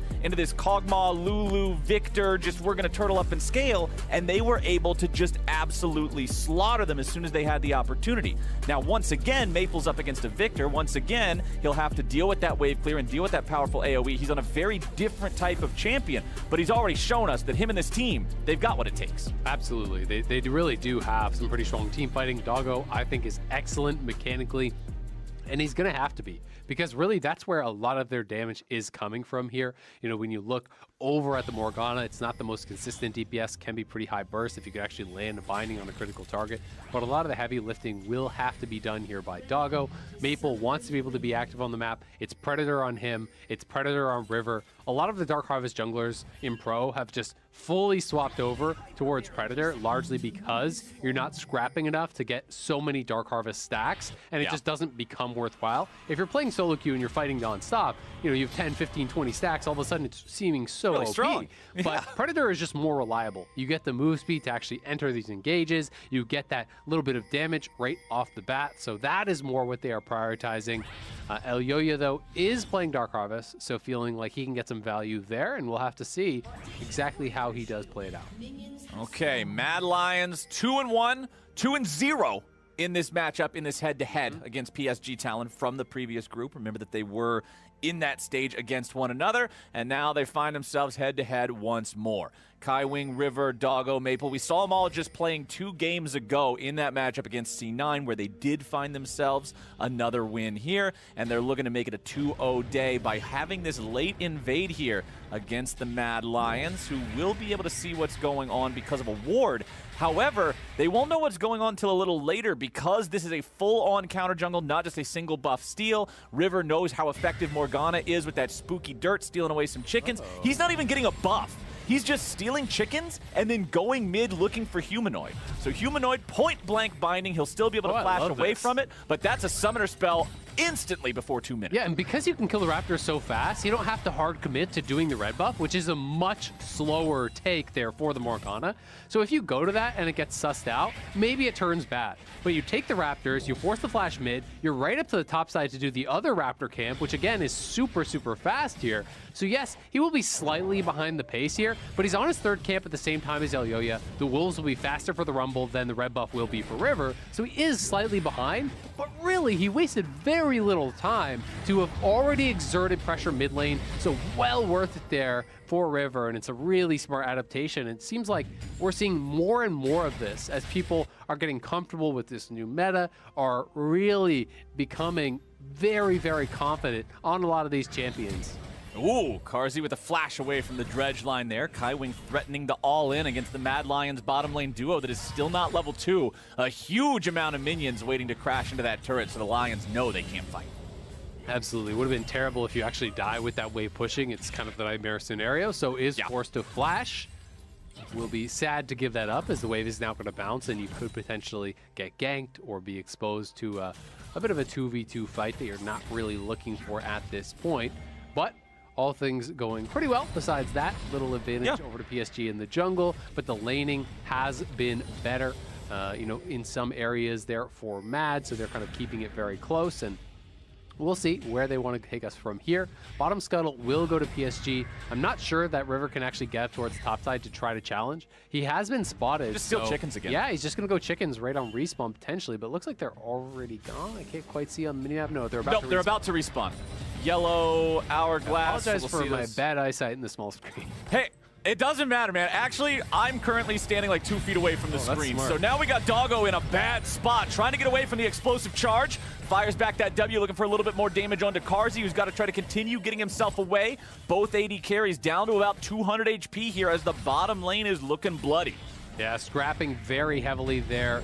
Hanabi finding Elyoya, but with the smite, he heals right back up. But it's Hanabi that's going to take the worst end of this. Maybe able to grab his first Dark Harvest proc, but not quite.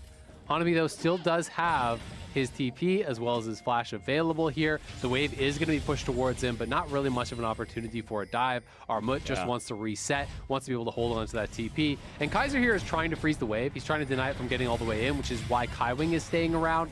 And you can see Doggo heading back, and the wave will largely reach. The cannon should... Oh, it's not quite in range, so that actually really sucks. Really big. That's going to change things by, you know, about a swing of like probably 5 or 6 minions, because you can see the blue side minions are now going to die to the red side minions. So that's going to be a denial of some of them. Unfortunately, Carzzy playing the Tristana does kind of auto push, so it swings things back a little bit. So likely it will only result in maybe more like 3 or 4. But still a nice little play, right? And that is one of those things that you should always go for. These incremental advantages, because that is a low risk and low reward play, right? But it's one of those things where it's like almost no risk, really. Like there's no chance that Leona can die standing by her tower like that and you get something. It's almost guaranteed. Yeah, there's no world where Kaiwing is able to actually kill Kaiser through his shield, through all his powerful defensive abilities of just being Leona that close to a turret. It's never happening. But PSG Talon in the enemy jungle and setting down plenty of vision too. You can see him placing them in both of those brushes, the one next to the red and the Krugs, as well as the one next to the chickens, making sure they have early sight on Elyoya whenever he goes into this bottom half of the jungle. Man, I really like the vision that Matt have had around mid lane. This is actually one of those things that's easy to overlook because it's like nothing happens, right? So it's fine. Of course it's supposed to be like that, but they got his flash at level 1, and they have actually tried 2 to 3 return ganks now on Humanoid. Every single time there has been a ward over to the side. This ward that just expired right there was what prevented this time. Last time there was another one in that area, because it's not as though PSG haven't been trying to return to punish. That's something that I often criticize pro teams for, is when you force a summoner, it's not an advantage until you capitalize on it, right? It doesn't actually mean anything until you can either get a farm advantage from it or pressure them off or regank and kill them. And PSG was trying to do that, but because of good vision and correct positioning in the lane, they got nothing. And now Humanoid has his flashback. So really, at the end of the day, that flash being forced at level 1 did not make much of a difference whatsoever. Okay, bottom side, we got the Drake being taken now as well. 6.5 minutes in, PSG Talon grabbing that one for themselves. Nice, close early game here for the first few minutes. No first blood on the table yet, as we're just about to hit that 7-minute mark. Looking back towards the top lane, Hanabi having a great time here in the Gnar versus Jace matchup. Our Moot, remember, was the one picking the Jace into this. He chose this as the counter pick. And honestly, it's not going that great for him. No, he's actually behind in the matchup, of course, very slightly. So you have to keep that in mind. It's not a big deal. But he also went for the Vamp Scepter instead of his tier, so he's going for less of a scaling matchup. A lot of players do like to grab the early tier, then go into the Eclipse and get the Romana Maunamune later on. In this case, he's itemizing towards the Vamp Scepter, which will be more lane power right now, but means your scaling is going to be set back. And with the early tabbies, as well as the Grasp, Hanabi has been able to keep parity in this lane. Maple is up here, though, so if he can close the gap with the Mega Gnar and kind of Gnar him back in, there was a chance of a play there, but you can see the question mark pings were going on around Maple. They know he's missing from mid lane, so if you play safe top lane, this allows Humanoid to shove in the wave mid and get some tower plays. Ooh, we got some aggro in the bottom side, and Carzzy gets the first blood. Tristana making it happen on the other end of things. We got the kills being traded back and forth. Maple with the teleport into bot, forcing Carzzy to just run it down underneath the tier 1 turret, give the kill over to Kaiwing instead, make sure Maple doesn't get it. It is a 2-1 score for PSG Talon, but it was first blood and a gold lead for the Mad Lions. Nicely done there by Mad Lions, getting that 2v2 kill coming into the tournament. You know, Carzzy, Kaiser had been receiving some criticism for some of their inconsistencies. Going to be able to actually delay the base here too. That's pretty annoying for Maple, as mid lane is not only already losing minions, he lost 1 tower plate off that roam towards top side. I'm not sure how much additional damage has been done there by Humanoid, but Mad getting the most of that. Elyoya going to be able to take down the Rift Herald here on the top side as well. And now we're going to get to see what happened on this other side in this replay here. Mega Gnar coming out, scoops him back. The stun lands, flashed with the ultimate from Morgana. You chase him down. You get so much move speed once you have that Soul Shackles on him. And Carzzy, realizing Maple has him dead to rights, is TPing in behind. It's better to just execute and give that gold Kaiwing than it is to allow Maple to get something out of his TP play. Right. You want to keep him at that 0-0-0 level. There's no world where you can escape the two of them together anyway, so you just have to make the less feels bad of a play. Exactly. Right? So that's what the choice was there for Carzzy. Still sitting on 69 versus 79 in terms of the farm, but having that extra kill is going to do wonders for making sure that he stays ahead of the tempo of the game here in terms of gold. 33.55 versus 31.38, so that is still a minor gold lead for Carzzy there in the bottom lane. We've got 2 minutes until our next Drake spawns. First one was Infernal, second was Ocean. So those two powerful souls that everyone usually prefers will not be on the table this time around. It will be a Mountain or a Cloud. Hanabi continues to maintain control over the top lane here with a 1v1. Farm is even between the two. Our Moot will find himself a slight advantage now, but Hanabi is taking plates. Taking plates. He got the kill with that gank coming up there from River. They forced the flash as well, and Hanabi still has his. So there's an opportunity to potentially make a roam play happen.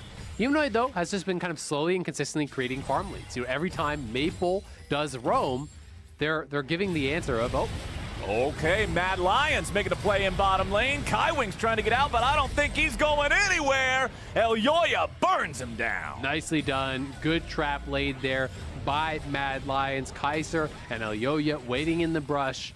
And Kaiwing just assuming that he has roamed elsewhere, that he's looking towards mid lane, that he's looking for a play somewhere else on the map. And this is actually terrible for PSG because this means you probably just lose the whole tower. Potentially the whole tower. At the very least, you're going to lose 4 plates, I think. So a lot of gold going the way of the Mad Lions. It will survive. They're getting TP'd on. They got to back it up. Hanabi is in Mega, but there's no one in range to back him up. Yeah, he's just going in alone down here. Not really the best place to be. The teleport for PSG Talon just ends up amounting to a whole lot of nothing. And Mad Lions, man, a nice sequence of events, puts them almost 2,000 gold ahead. I mean, you can see in the player camps, Mad were kind of having a laugh about it because now you've TP'd down to the bottom side and you're losing plates top side after just losing 4 plates bottom side. And PSG, you know, we're kind of going toe-to-toe here for a bit, but it just feels like it's going more and more in the favor of Mad now. A 2,000 gold lead here created in those last couple minutes. The early laning advantages from Hanabi, or at least early laning parity. He had done well in that matchup to stay close. Now means he's behind with that plate going down. Every time Maple roams, it's not like the sexy answer. It's not the cool answer of Humanoid, you know, counter roaming and killing him off or having a big fight, but Mad backs off. Maple gets nothing. Humanoid takes a plate. Humanoid pushes in a wave, creating incremental advantages there. And it's getting to this point where I feel like PSG are feeling the pressure a little bit. They're saying, all right, we got to get something done. All right, I'll TP bot. We'll go for this. But every time they go for these overforced plays, Mad is responding perfectly, backing up, giving them the respect, and giving them the minimum, and slowly eking out a larger and larger gold lead. The tower will now go down, and they're going to get the dragon to boot.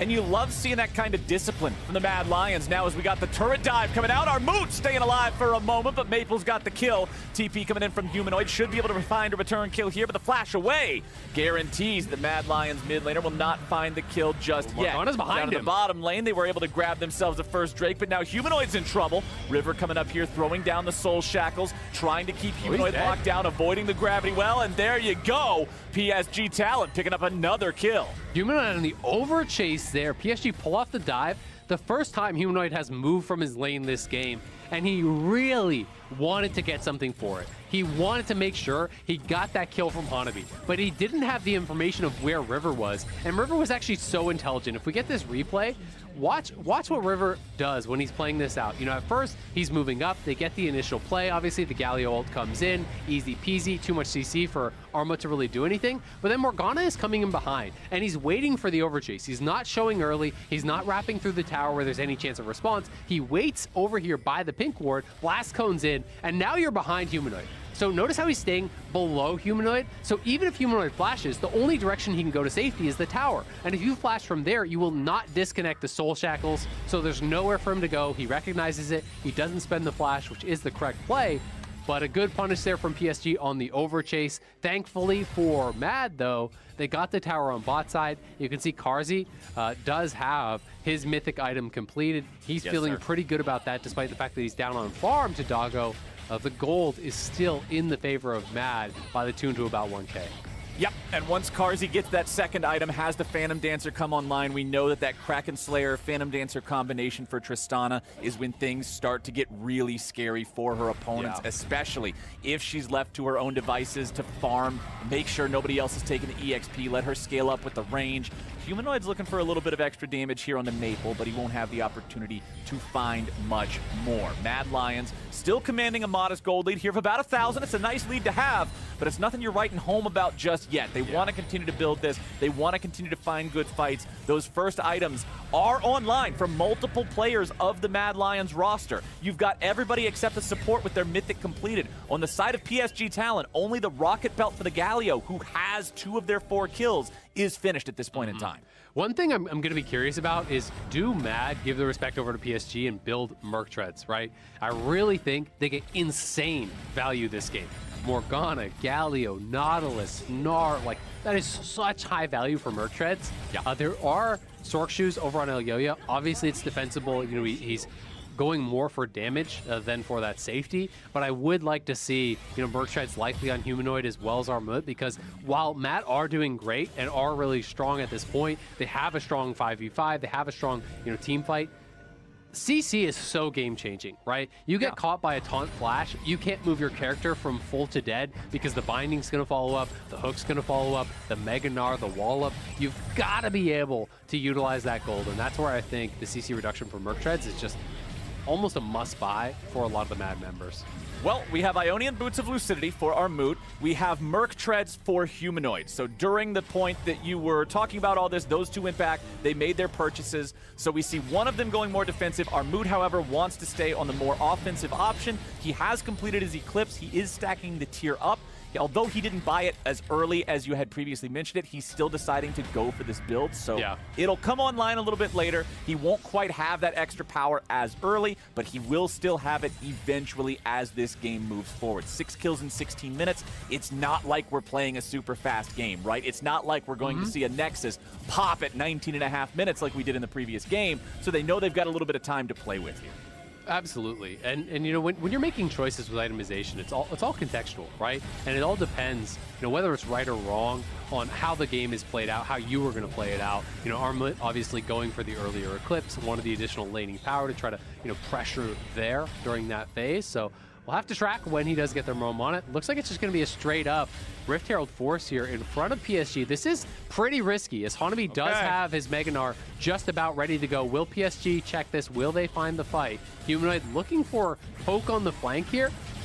Here we go. Okay, Kai Wing's going in. Here's your fight. Equalizer coming down. Doggo having a flash away. Kaiser's down to about 1/3. Armut dealing with Hanabi here on the side.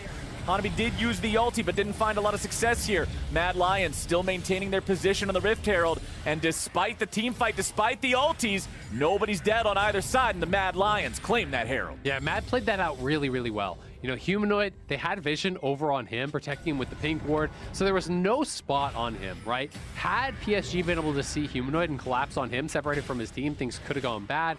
Had Hanabi got all the way through on the flank, things could have gone bad, but they cleared out vision around Humanoid. He was safe, not spotted, poking away as they try to enter. And on the other side, Armut marked Hanabi. He never let him really get a juicy Mega Gnar. Yes, the Mega Gnar went off onto the Jace, but it was just him. He didn't catch the carries. He didn't catch those all-important members. And in that, again, Maple looking. Oh, nice taunt. Carzzy taking a lot of damage here, down to 200 HP, but he still lives. And considering PSG Talon is trying to focus that mid lane, trying to make a play there, they lose their top lane tier 2.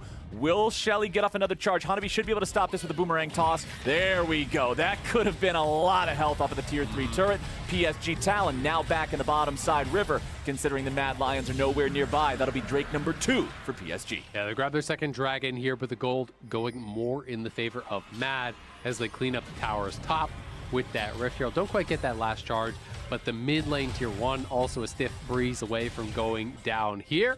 Carzzy completes his second item. He is without summoner, so that is kind of one of the big things that they did get, is that Mad is going to be much more vulnerable in a big team fight, during this phase, during this next couple minutes here where Carzzy has no flash. If he does get dogpiled on, we talked about how much CC there is. You can get locked down, burst down, and he is the strongest member on Mad. So we may see them play very passively for this next 4 minutes or so.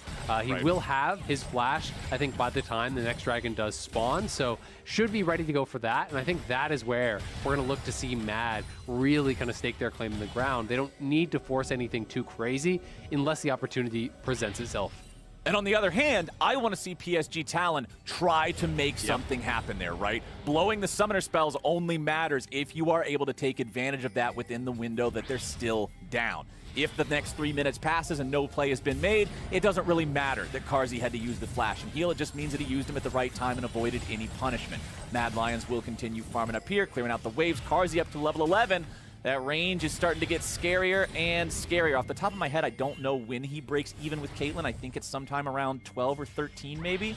But either way, the Tristana is starting to become a serious, powerful ranged threat. Mad Lions know that they're able to play around that. You've also got so much damage just across this entire roster, Azael. With Victor, Tristana, you've got Rumble in the jungle and Jace in the top lane. Anybody that's out of position on PSG Talon, if everybody from the Mad Lions is able to collapse, there's no way your health bar is enduring. Yeah, absolutely. absolutely. And Hanabi moving down here has been really good with his Meganar timings, I've got to say. You know, it feels like he always has it ready to go when a fight is possibly brewing. Maple going to be bailing out, heading up towards the top side to push this out. He had been waiting to see if there was any potential fight. You know, PSG were expecting Mad to push heavily for this mid lane tower. So PSG was waiting around.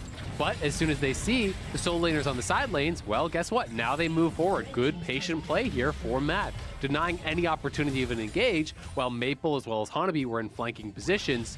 They see them in the side, they take the risk-free turret, and now they will be able to go up to top lane, down to bot lane, answer these waves. Maybe going to lose one minion here, but Mad, I think, is playing this out very intelligently, just kind of bouncing PSG around the map, knowing that PSG are the ones that really want to force and just never giving them the opportunities they need. And I want to praise Mad for that, because remember, this is not one of those old school rosters. This is not a whole bunch of players that we've seen for so long, right? You're looking at Humanoid, Carzzy, and Kaiser that were part of that Mad Lions roster that went to Worlds last year and had that unceremonious exit. The first time that a major region got knocked out in the play-in stage, it was Mad Lions. But now you have these three players coming back. You've added Armut, who was on the roster that knocked them out of Worlds, by the way, in that 3-2 best-of-5 against Supermassive. And Elyoya coming in now being the rookie of the split here in spring. This is an impressive squad of younger players that have this level of discipline and have this level of control, and they're a lot of fun to watch. And Carzzy jumping away now, surviving the flank attempt from Hanabi, staying cool. Yeah, Doggo takes the shock blast to the face there, the explosive charge up as well. That ends any sort of forward movement there from PSG, as he lost about 70-80% of his life, and now, knowing he goes back to base, Mad can feel confident. They move forward. They start to clear out some of the vision, take control, trying to steal away this jungle camp here. Are able to do it, and now they have Baron vision pretty much fully set up, and the further you get that vision in, the harder and harder it gets for PSG to actually check, right? If you have that first line of defense as PSG, you can just walk through safely your jungle, pop a ward in the Baron pit, but when you lose full control, you can see how nervous PSG is to even check that brush before the Baron. We know that Mad aren't on it, but PSG are always going to have that in the back of their mind that this very high damage comp could be on Baron anytime they're off the map. Okay, PSG Talon will shove out the mid lane once more, clearing out the waves along their way. We have 30 seconds until our fourth Drake of the game spawns. The score so far in that is 1 for Mad Lions, 2 for PSG Talon. You would expect the Lions to probably want to fight for this one. They don't just want to allow their opponents to hit that soul point super easily. They've got a 3,500 gold advantage, so they should have the edge here in one of these neutral team fights. Maple's available on the flank. Kaiwing trying to go in. Carzzy's been caught. Nicely done by PSG Talon, picking off the most important player on the Mad line. The go-go gadget arm there, the max range hook from Kaiwing, snapping Carzzy back in. He thought he had the timing on the jump to get out. Unfortunately, he did not. And he held on to the summoners. He could have flashed that, but thought he was going to be able to avoid it. And this does put PSG at soul point. Yes, it is not the Infernal. Yes, it is not the Cloud, or rather, excuse me, the Ocean that a lot of people really do prioritize, but Cloud Soul is still very powerful. Not only is it the alt CDR that really can be actually quite nice for this type of composition that is looking for hard engages, it's the flat move speed that I think is criminally undervalued, and also the burst of move speed here, as you can see, just snapping him back in. A little bit of a visual freak out there during the replay. But the burst of move speed is really good for some of these champions specifically. Like Maple entering the fight with his ulti with a huge burst of move speed, then chase down for a taunt. Hanabi, obviously less valuable there as you more want the move speed to get in initially. Morgana, I think Cloud Soul, the proc is really, really nice because you already get bonus move speed when you pop your R, and now you're just going light speed and they can never escape. Morgana becomes Udyr when she has the soul shackles on you. Once you have Cloud. Doggo as well is like, it's really frightening when a Kai'Sa with Cloud Soul ults into the back line, then goes into the E, and they're just zooming around at 10,000 miles an hour. I mean, if they're good enough to control their character, they can pretty much dodge outside of everything. If you cannot drive it into the ditch, it's really good. But it's like one of those Ferraris, right? You got to get used to it. All right, let's see if they can find a fight here in the top side river. Armut's taking some damage. Maple with a nice stasis to survive. Shock Blast without the acceleration is going to put some hurt on him. We can see our blue trinket placed down with the Mad Lions, but Kaiser's in a bad spot. Kaiwing goes right back in for the CC here. Equalizer nearly finding enough damage to kill Maple off. Doggo looking to turn the damage back around, but a nice shutdown coming out from Humanoid. Mad Lions looking for even more now as Hanabi goes right back at him. Humanoid falls, but it's a trade 1-for-1 yet again with Kaiwing taken out of the picture. Mad Lions, it is a 2-for-2, but they're the ones feeling better at the end of the fight. They absolutely are. They are still out on the map here. But critically, PSG got a couple kills back there. If they don't kill off Humanoid, if they don't kill off that mid laner, it's likely Mad going over to the Baron. So that counter kill was so big for PSG because it could have been so much more for Mad. And PSG, we're just fighting tooth and nail here, constantly looking to scrap, constantly looking for engages. Maple finds the Jace here, but then Kaiser flashes in to stun him up. Doesn't have the timing perfect, as I believe there are Merc Treads there, so that CC ending pretty quick. And as a result, Maple was able to stopwatch the Leona ulti. Then Kaiser gets taken down, but in the new Axe Effect replay, you can see Maple retreating here, Carzzy pushing forward, but this kill over on Humanoid as he steps forward gets bound up. The Mega Gnar from Hanabi, the follow-up there on the nice pick from River, gets that kill and prevents the Baron from going down there. This is a fun game. This is exactly what I was hoping we were going to get from Mad Lions versus PSG Talon. A close contest between these two teams. PSG Talon still behind in gold. It's felt like about a 3,000 gold deficit for quite a while here in this, but it's not getting smaller and it's not growing into something that they cannot handle. They're still just sort of stuck in this limbo, but we're getting closer and closer to that Cloud Soul that you already pointed out the synergies with their champions, with their composition, and in 2 minutes from now, we're going to see if they can secure it. Right now, there is only vision from PSG Talon in the bottom side river, but the top side river, that's the story for the Mad Lions. Going after the Baron, down to half HP or so, and we'll see Mad Lions back it up. Taking a couple of extra auto attacks from it, they'll finally back away all the way now. They do get Hanabi's teleport for this stuff. Yeah, they get out the TP. That's pretty good.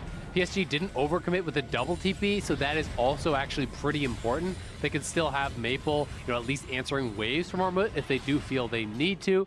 Right. Pretty calm, measured response, but still, small win there for Matt, getting out 1 TP. I think the name of the game here, though, is going to be this Soul Dragon. And the question will be, will either team be attempting to actually trade for a Baron to commit to the other side of the map? Is it going to be a full-on brawl? Because if it is that full-on 5v5 brawl, so much comes down to the disengage from Mad. Can they actually peel back? Can Carzzy stay safe? If you can absorb the ultimate coming in there from Maple, from Hanabi, and kind of survive through that first big punch from PSG, I think Mad should be able to kite out and win that fight in the long run. And as we are approaching the next big 5v5, it's time to check in on my favorite, JK, I hate this thing, item in the game with the stopwatches. Who's got these to make the big outplays? Humanoid's got the one ready to go here on Victor.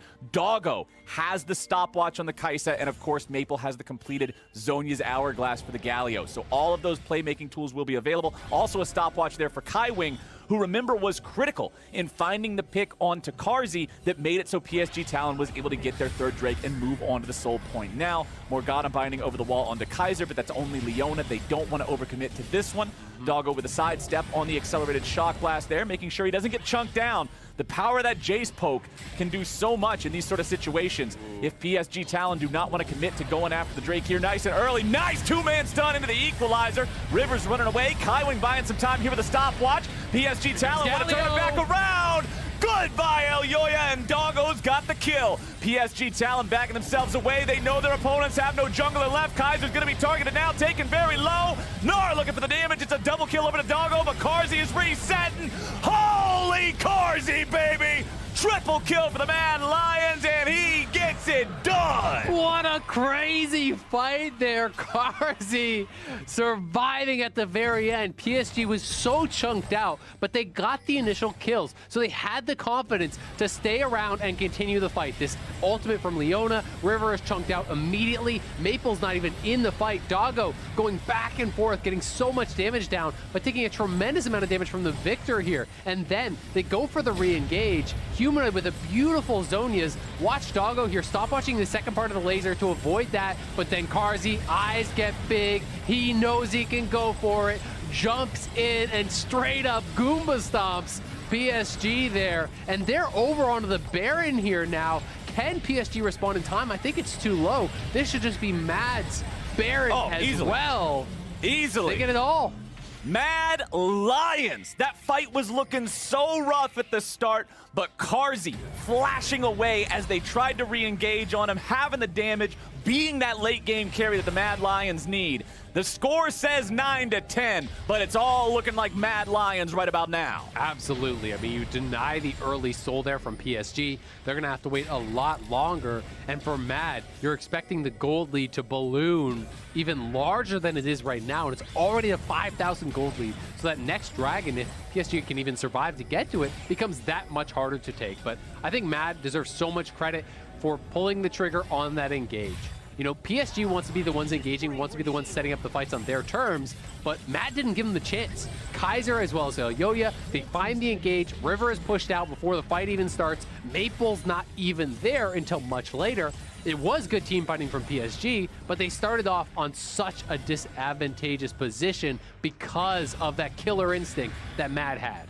And getting that kill on Oyoya at the start, yeah, that feels good. You're fighting over a neutral objective. The enemy jungler's dead, but the follow-up just wasn't quite there. And now we'll see what else Mad Lions can get with this Baron. They will get their 5th and 6th turrets of the game. 6-2 in that turret count is a big reason for the gold lead that you're seeing the Mad Lions have while in a kill deficit, and they're looking to take it even further. 90 seconds remaining here on the Baron. River's at a quarter HP, so they know that PSG Talon can't make an honest 5v5 fight out of this, and that's a free inhibitor in the bot lane. Yeah, Arma just poking him out there. River has to go back. They force out the locket from Kaiwing as well.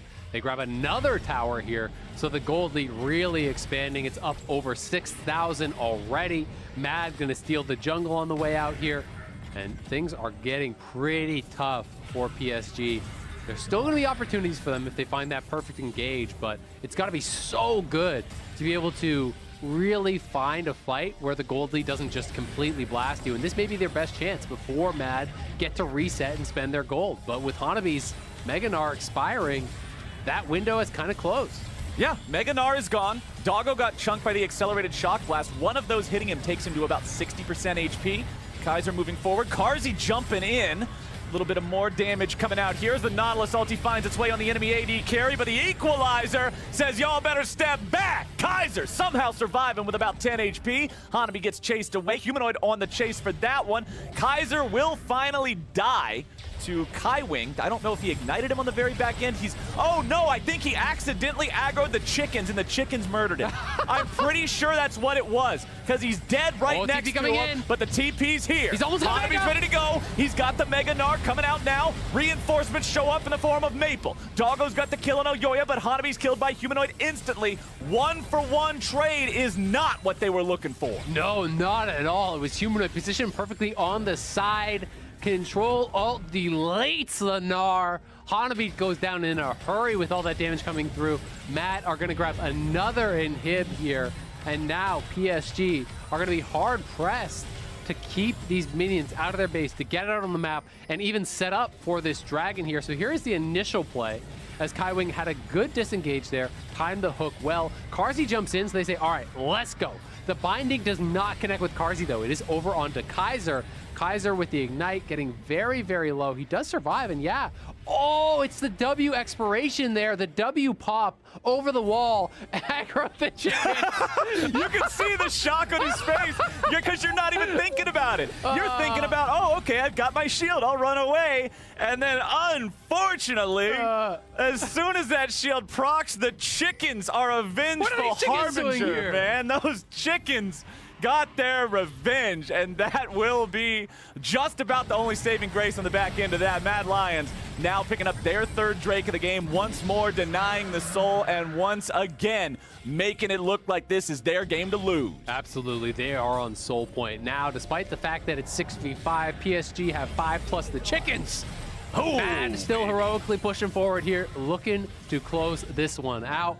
Very far ahead as far as the gold lead goes. No one's behind Kaiser, so I think Hanabi's going to be just a-okay. But they've lost control of the jungle. The gold lead is ballooning. there are still some strong members. You know, Doggo has been getting fun with all the farm. You know, notice how low the Soul Laner's farm is. So Doggo is very, very much relevant. You know, he's almost full build.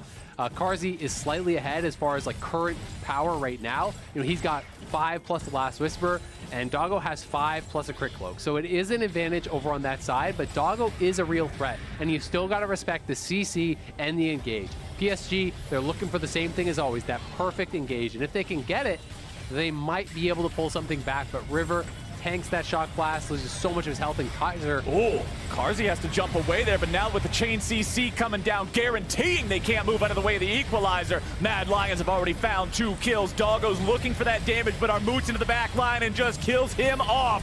Granted, it's Guardian Angel. They've still got a little bit more work to do. Doggo comes back to life and immediately goes right back to death. Ace for the Mad Lions. And for the 3rd time here at MSI 2021, they will defeat PSG Talon. Nicely played here by Mad. A really strong showing from them. PSG had their moments, but Mad played so smart around the plan that they knew would be coming out from PSG. They always respected the roams from Maple. Anytime he's missing from mid lane, they back it up. They created slow incremental advantages that they extended into large advantages, and they were able to come up big when it mattered with the team fighting. Carzzy, spectacular game from him. Humanoid, I think, as well. I would think had a lot of damage this game because it felt like his positioning was always solid in the team fights, and he really was maximizing what he could get done on that victor. Mad Lions are such a fun team to watch. Again, going back to the praise that you were giving them in the early game when PSG Talon was trying to roam around and make these bloody plays and force some of that bigger skirmishing in the bottom side of the map or in the top side of the map or wherever. It was always the Mad Lions who were allocating enough resources to get away from it, but then also not over-investing and just continuing to build up plays, continuing to get farm, continuing to have pressure. That's why for so long in this game, the turret count was 4-1 because Mad Lions just understood where they had to have their people positioned better. And then watching them team fight is always such a treat. This team is definitely one to keep your eyes on here. Taking out PSG Talon yet again, moving up to 3-1 here in the standings. Very exciting stuff.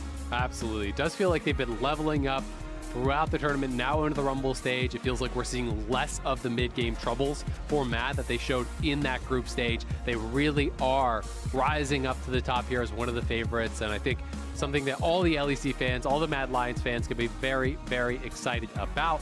PSG, they still do have their 2 wins. They're going to have a chance to try to pick up another in the first round robin. But PSG, while they do fall down, are still in control of their fate. As long as they beat Cloud9 and Pentanet again, PSG are out, right? So losing to Mad Lions, losing to RNG, losing to Dom1, while you don't want it to happen, it is still okay. Because they already beat Cloud9, because they already beat Pentanet, they should be feeling more comfortable than some of those teams below them in the standings. And Matt continues their climb towards the top.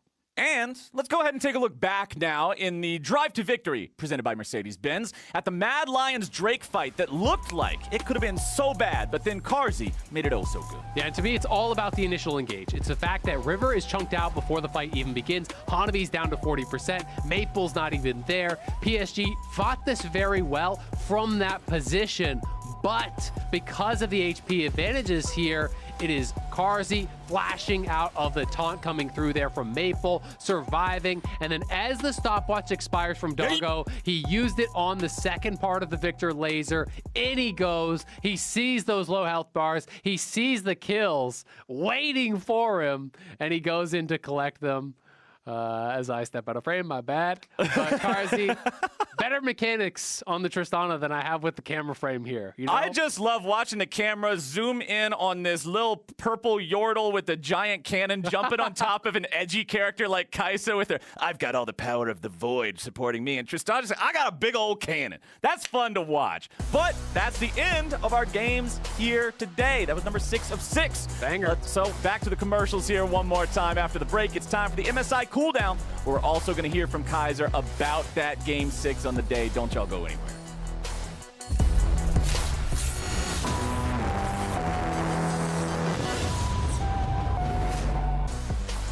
Welcome back to MSI 2021. Mad Lions won again against PSG and Kaiser.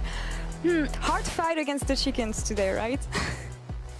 I mean, a harder fight than against C9, that's for sure. Oh my God. I mean, sorry about that, but I had to say it. But yeah, I mean, PSG, like they played it really well. I think we struggled a lot against them. I think our comps were like pretty even actually. I liked our comp a lot more than the comp against RNG. But yeah, like I'm happy we pulled through because like we just won some like dragon fights, you know, and yeah, we just ended the game with Baron. That was a super fun game. How much stronger did they feel compared to the time you faced them in the group stage? I mean, they played more cleanly, I would say, like especially in the early game, I would say. They didn't really fall behind. They even got like some advantages in the top side. And yeah, I mean, I think they really fixed their early game mistakes, I would say, which didn't really allow us to like snowball the game like we did in the group stages against them. So yeah, that's for sure something that made it harder against them. And I think they also rotated a lot better around the map. Like we didn't really get like any free turrets, free heralds, free dragons, you know. Like they literally like fought for everything. And yeah, they got like almost to Cloud Soul, which was like really close. I think if they win that dragon fight, maybe the game is entirely different, right? I think it really came down to some minor like mechanical outplays or something like this. And yeah, I think that the game was like really winnable for both sides. Interesting. Well, you still came out on top. In the end, you were mentioning the RNG game. I want to talk about this one because you had such a close fight against them. What happened? I mean, I think we took some bad fights in the early game, that's for sure. Like we had to, I think we had 4 flashes forced in the level 4 fight or something. Like when we were outscaling, I think we should have just not tried to help maybe Merrick. I'm not sure like what happened there. I think he just got yanked or something. So maybe we should have just like dropped one member and just gotten out because after that like we got out-traded on bot lane as well because we didn't have sums, so we can't play as aggressive, and they played it really well with the Herald as well. They got Aphelios so ahead. Then even though we were like still winning, I would say, like from the Herald fight, I think we could have played, for example, the Herald fight a bit better as well. I think we could have snowballed from that because I don't think we got Herald actually. So I think if we got Herald and won that fight more cleanly, I think we could have snowballed the game as well. I mean, late game they just completely out macroed us, I guess. I think they had like a really good comp with like TF and Na. They could just split push us to death, and we didn't really have any engage. So like engaging on the Thresh Aphelios was like kind of impossible. Engaging on the Na when he was like super fast, like super tanky, was also like a lost cause. So the only one we could really like take down was TF, but like even taking down TF, I mean, they just took all inhibs and yeah, the game was just over. Well, you seem to be very aware of what went wrong, so hopefully next time you face off against them, it will be better. Last question for you. You have Damwon to play tomorrow. I talked to Canyon earlier today about the matchup, and I know you were really looking forward to facing up against them. This is going to be a fight for second place, actually, after today's result for you guys. Any words about this matchup, and what are you looking forward to when it comes to Damwon Kia? I mean, I'm just looking forward to like a lot of mechanical like outplays because like I think they're mechanically really strong. I think like sometimes they like make mistakes like positionally, like some of their players like get caught before objectives or something like that. I think that's maybe their biggest issue right now, that they don't play that cleanly. I think maybe they're overconfident, I guess, and I think they haven't really fixed that in the last recent games. Like I think you even saw it in group stages. They had like some problems with that. So unless they fix it by tomorrow, I think we can like for sure with our like brawly style, we can for sure like take the game off them. Well, I can tell you they're very hyped when it comes to playing against you, and it's going to be a banger game for sure. But Kaiser, thank you so much for the interview. Thank you for also the punchlines, and yeah, have a good evening and good luck tomorrow. Thank you to you as well. Thank you, and back to you, Shox in Cooldown. Thank you very much, Laura. What a wonderful interview with Kaiser. And welcome to MSI Cooldown. I'm Shox, still joined by Ender and by Emily Rand. He gives a lot of info in these interviews. Yeah, I love it. I'd be like, come on, dude. I like it too as he tries to like remember what happened and like figure out, and he's like learning. He's like, oh yeah, we did mess that up. Oh yeah, this is how we're gonna fix it next time. You know, it's refreshing to hear so much information. It is. And Emily, he lost to the chickens, but Matt overall, I think, had a pretty good showing versus PSG. What was your take on the game? My favorite part of that was just his face, because he was not expecting it, right? He's just like, whoa, and then just starts laughing. I do think that PSG played Mad as closely as I've seen them in this game. However, I still think that Mad, it wasn't even necessarily mechanical outplays, but I do think that Mad were still better at trading. Whenever these fights were happening, they were either getting more, or they were getting something across the map, or they were getting the objective in question.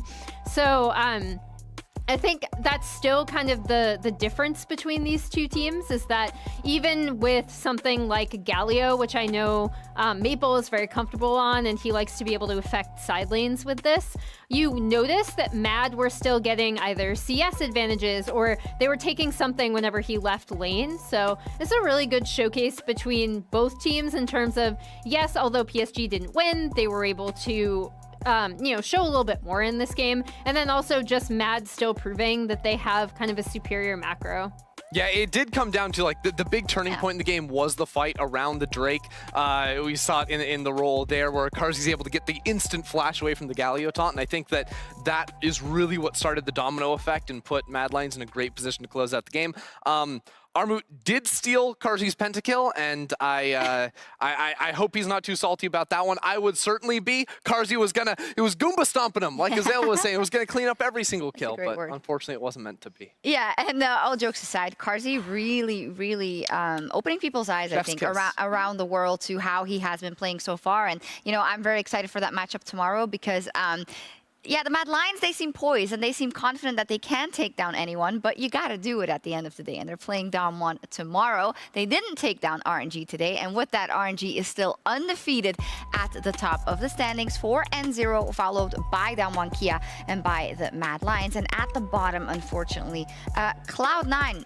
Emily and I'd love to know, because we spent so much time in Countdown setting up kind of what our focus was for Cloud9. And I think as the day progressed, it just got more frustrating, I think, right? Because yes, they kept doing things correctly, but then they kept doing other things incorrectly and sometimes new things. And I don't know, it's a very puzzling one. What's your take?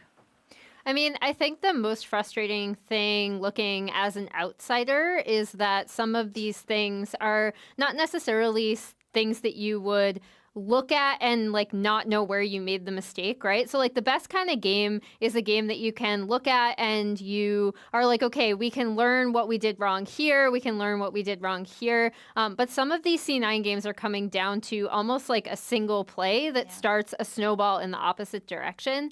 And that just feels really bad, because the moment you lose that fight, or the moment you fight over the Scuttle Crab and lose that, like exactly what went wrong, right? So then it's a matter of trying to find out, okay, what's our strategy for the next game? And yeah, C9 pretty much have a lot of pressure now going forward because PSG are in a better position than they are.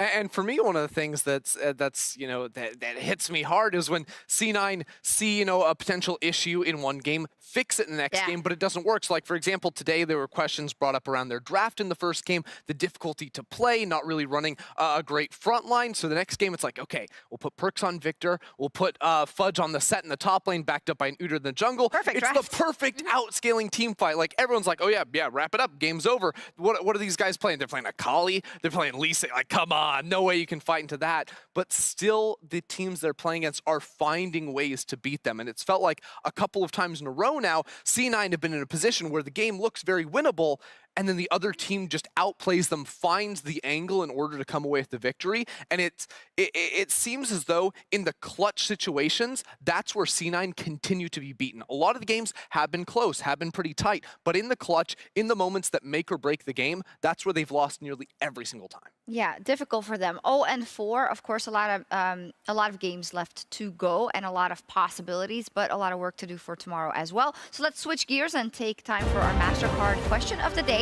And this time it is Diohans who asks, is there a chance that we'll see the return of enchanters in pro play, especially with the recent changes to Shurelius and Moonstone? And we had a little guest here on the LEC a couple of patches ago. It was LS, and he was then already saying, yes, they're back. You're going to see nothing but enchanters. But the big enchanter revolution never came. It never came. They've been sprinkled in here and there. And like today was a great example of like we saw C9 rocking the Lulu in the bot lane, the Karma in the top lane. And I do think that enchanters can be very strong situationally, but ultimately where we are seeing enchanters not really come into a lot of play is the fact that, well, you need engage in other areas. You need frontline in other areas. If you're not going to be rocking an Alistar, a Nautilus, Leona, something like this, then you need that Scion in the top lane. You need the engage CC threat in the jungle too. And frankly, as we see the rise of AP junglers, we're not seeing a lot of the engaged tanks. You know, we see like an Udyr, but even he isn't the best when it comes to actually starting fights off and setting up CC for the rest of his team. And in the top lane too, we see some Scion sprinkled in there, but if we continue to see Lee Sins, Wukongs, you know, bruisers of all varieties, we're never going to see enchanters fully come online. Emily? And to piggyback on that, I think we saw them sprinkled out today, and it was like to middling success, right? And I think on top of what you just said, Ender, about actual like full team compositions, because we can't just think of this in a vacuum. We have to think of it as how these teams play and also how these teams got here. And a lot of these teams have supports that are integral to engaging for some of these team fights. So they're either roaming and picking skirmishes along with the jungler to either, you know, contest for camps or contest for scuttle or set up vision or, you know, gank mid or whatever they're doing. And you need a tanky initiator. It's so much easier to check for vision if you are a Leona or a Nautilus or an Alistar as opposed to, you know, a Karma or a Lulu. And I think we saw the incredible laning power of Enchanter supports, right? But then on the flip side, to point to C9's composition, which I actually really did like. I just think it's difficult to execute. And that's the other part, is if you are on an Enchanter, it just gives you a lot, less room to make mistakes. And that's exactly what we saw, in fact, in that game. But RNG so far, they've not made a lot of mistakes when it comes to draft or 2 games. They are 4-0 in the Rumble stage. And earlier today, Laura caught up with Gala for more on his first international event. Gala, thank you so much for joining me. 4-0 for RNG so far in the Rumble stage. Do you have any words about the dominance you had so far, and how do you explain that you didn't lose a single game in the Rumble stage? 首先恭喜你们对抗赛是全胜的这样一个状态嘛，4-0。然后目前为止，你觉得你们感觉怎么样？以及说你对刚刚这场的自己的表现感觉怎么样呢？感觉我们4场就是打下来。也不算特别顺利吧，就是中期总会犯一些失误什么的，希望就是可以改一下，然后打得更好。I won't say it's a very dominant 4-0 victory for us so far because we still made some mistakes during the mid game, so I think there's still room for us to improve. Could you maybe mention something specific when it comes to the mid game? Because I actually wanted to mention the early game for RNG and how it's one of the strongest from all the teams at MSI. But what could you improve on your mid game per se? 那刚刚也提到了这个中期的问题嘛，可不可以再多说一点点这个问题呢？因为你说中期说好像是有可以提高的部分嘛，那你觉得是说你们在中期哪一个部分可以提高一点点呢？就是不管我们是中期，就是一些边线的一些，就是被抓，还有一些团战中的一些失误，就上头感觉最近变多了一点，然后希望可以减少一点。So in the recent games, sometimes we'll get pick up in the side lanes during the mid game. Also, there are several mistakes happen during the team fights. That's the part that I think we can improve. I see. Well, you know what you have to improve on, so we'll see on the next game how it goes for you. But focusing on you, Gala, this is your very first international event with RNG and in general. How has it been for you? 这是你的第一次 MSI 赛事嘛，跟 RNG 一起的，所以目前为止的话 ，MSI 这个体验感觉怎么样呢？体验还是挺好的，能跟各个赛区的，就是顶尖选手交手嘛，还挺开心的。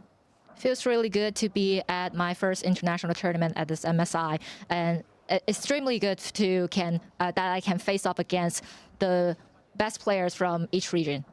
And when I talked to Xiaohu and Ming earlier during the tournament, obviously Uzi came in the discussion because, yeah, he was the very known ADC player for RNG. Do you often think about you versus Uzi and the legacy that you have to follow on? 之前他在跟小虎以及明的这个采访里面，其实有提到嘛，偶尔会提到就是小狗的这个点，因为其实他也是一个非常非常出名的 ADC， 所以在你看来的话，会不会觉得说你也有这一份的责任，以及说去延续他们这样的一个辉煌呢？就 RNG 这样一个辉煌，以及说 RNG 个 ADC 的这样的一个辉煌。因为他之前也在 RNG 打 AD 嘛，然后他打的也非常好，然后也打的就是成绩很好嘛，然后希望我也可以做到。since Uzi is a former AD carry in the RNG and had a very splendid result and achievement in the team. So I really want to be like him and just prove myself to be a very well-performed player. And you did amazing so far. Thank you very much, Gala, for the interview. We'll catch up later. And Iris, thank you so much for the translation, as always. Thank you very much, Laura, for that as well, even though it was a bit earlier. But thank you for all your work you do. Anyway, you've had fantastic interviews. Interestingly, I think when it comes to RNG, Ender brought up the clutch factor maybe lacking a little bit here and there for Cloud9. Emily, I think it's a completely different story for RNG, where if there's anything that is working, it is that clutch factor. Yeah, I mean, I think RNG are really good at recognizing how they can win. I'm not saying they always make the correct play, because anyone who watched them in the past LPL split knows that that's not true. But what I do really, really absolutely love about this team is that they're always looking to trade. They're very rarely going to give up something for absolutely nothing. And they're really, like, they've become increasingly good at recognizing their own win conditions. I'm not even a huge fan of some of their drafts today, yet I think that they were really, really on point in terms of recognizing how they had to win, even when they were presented with curveballs, like, for example, the Pentanet early game, right? So this is a team that knows how to trade very well. They seem not only very confident, but very self-aware in terms of what they want to do. When they load on the Rift, I think they have an incredible game plan. And, like, I know we've talked a lot about Elyoya and how well he's performing, but, like, I cannot give Wei enough credit for how amazing he has been at this tournament thus far. I think he's been the best performing jungler here, and it's really great to see him come on the international stage and have such a solid performance thus far. Yeah, and I just think seeing RNG as a whole, from the individual players stepping up to also, like, the points you made about figuring out their win conditioning and how to close out a game, the adaptability within a game and the flexibility. Like, if the base rush taught me anything about RNG, and hearing them talk about it in interviews afterwards, realizing, wait a second, we don't win team fights. How do we win? Oh, let's rush the Nexus when they go Baron. If I learned anything, it's that they will adapt and overcome within a game, and that's something that I think a lot of teams really do lack. Like, you'll see teams that slowly start losing fights. It's like, well, maybe we can win it around the Baron, but not this team. And that's something that's very scary, especially the deeper we get into the tournament, when their backs are against the wall and they figure out the way to beat you. That's the clutch. Yeah, that is great. And that's also what makes them, for me, one of the most interesting teams we've watched so far in the Rumble stage. Let's check out the games tomorrow and see who RNG is facing, and another round of who's going to take down the undefeated team.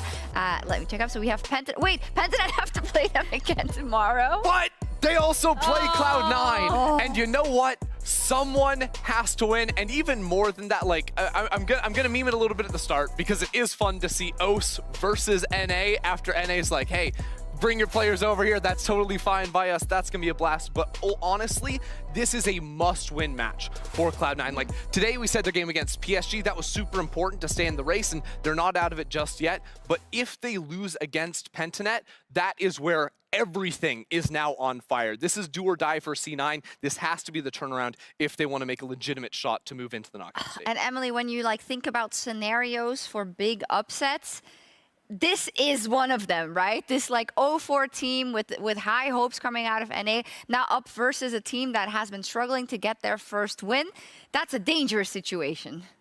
Yeah, it's a particularly dangerous situation, because I do think that Pentanet are playing very fast and loose right now, right? And sometimes it works out and sometimes it doesn't. So, you know, even though they didn't get the win, I really appreciated what they did against RNG, right? Like, they were like, okay, you know, this is our game plan. We're going to go in. If they execute on that a little bit better, they win that game, actually. I thought that was great. I really, really loved what I saw from them there. And they're going into this game against C9 without the same amount of pressure, right? Because C9 have an added burden of expectations. Now, I do think that C9 are a very loose team generally. I do think they recover very well mentally. We've already seen that. It's just that they do have a lot more expectations and a little bit more on their shoulders going into this match than Pentanet, who are just kind of going in with, they have nothing to lose. Exactly. But rightfully, you called it out. In the group stage, we were equally worried, and then they 3-0'd, right? Cloud9. So we're going to sign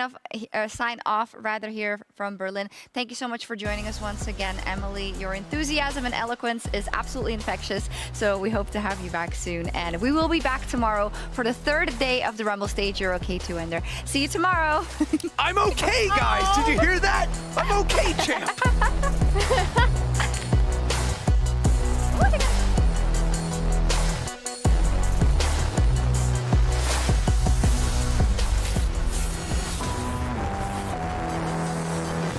Where were you when the West rose up? SK Telecom continue to rule the world. Fuzi goes godlike. This is what peak League of Legends looks like.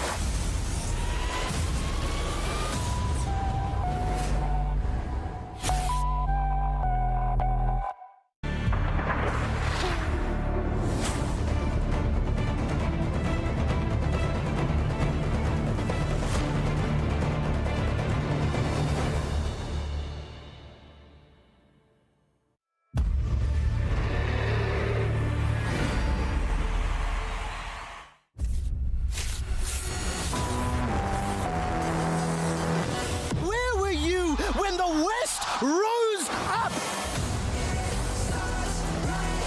SK Telecom continue to rule the world! Fuzi goes godlike! This is what peak League of Legends looks like!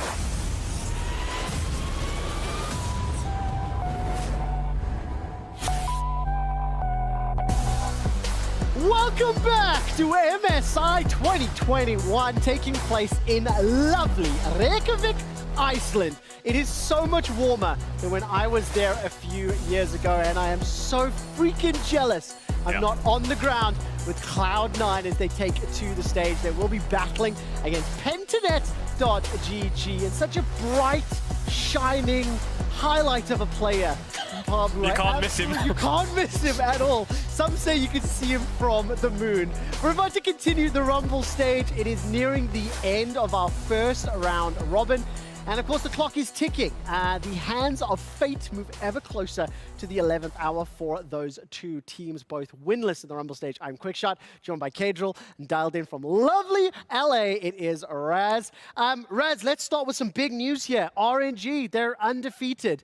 The top 4 teams, of course, looking like RNG, Damwon, Mad, and Talon. All 4 of the top-ranked teams will advance to the knockout stage next week. Raz, RNG, they're just unstoppable, undefeated. Will anyone take them down? Yeah, they're a teamfight powerhouse at the moment, RNG. And I think for me, taking a look at them, I'm a little concerned about just like overall laning phase in mid lane and top lane.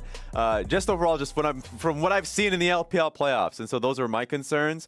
We haven't seen it just yet, but we have great players specifically in Showmaker. And so that's something that I'd love to see, later on in the tournament. It's a best of 1, so they might be able to get a draft. I think some of their drafts have been bad, so that's what I'm looking forward to. Yes, in particular, right? Yeah, definitely. I think another weakness that I saw in the RNG versus Damwon game in particular is that Damwon really had a good, strong early game against RNG, but it was team fighting that got them back into it, like Raz said. But this team's looking strong. I think if anyone's going to take them down, it's probably our tied for second teams in Damwon and Mad Lions. I mean, Damwon and Mad Lions. I mean, yesterday the draft from RNG discussed a lot. Many people felt that Mad Lions draft was good, but ultimately they couldn't close it out. I'm going to turn to you, Kadril. Let's talk a little bit about those two teams tied in second.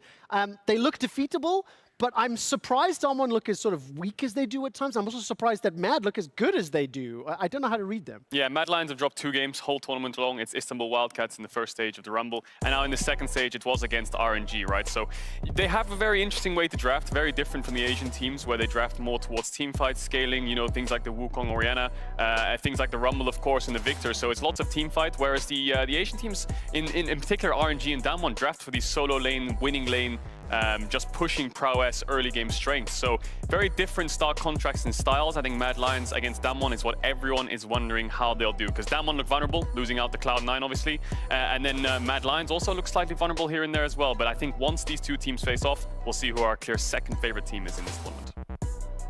Yeah, 100%. I think, like, from Damwon's perspective, even though, like, you know, only losing 1 game versus RNG, the results aren't too bad for them. It's actually looking quite great. But yeah, in terms of quality of play, I'm looking towards players like Khan throughout the entire tournament. Like, in the very beginning, you know, it was quite shaky. I think now he's pretty sturdy on the Sion pick. But then, like, towards bottom lane, that when they went up against Cloud9, actually, they got dominated in the 2v2 and were focused by Blabbers. So I think they're very core points in the game where they're getting picked off that I think they can clean up very easily going into the rest of the tournament. Raz, I've got a challenge for you, and maybe this is a little bit bold of me, but let's All just right. assume my next 2 statements are true. Damwon are underperforming to expectation. Mad Lions are looking impressively good.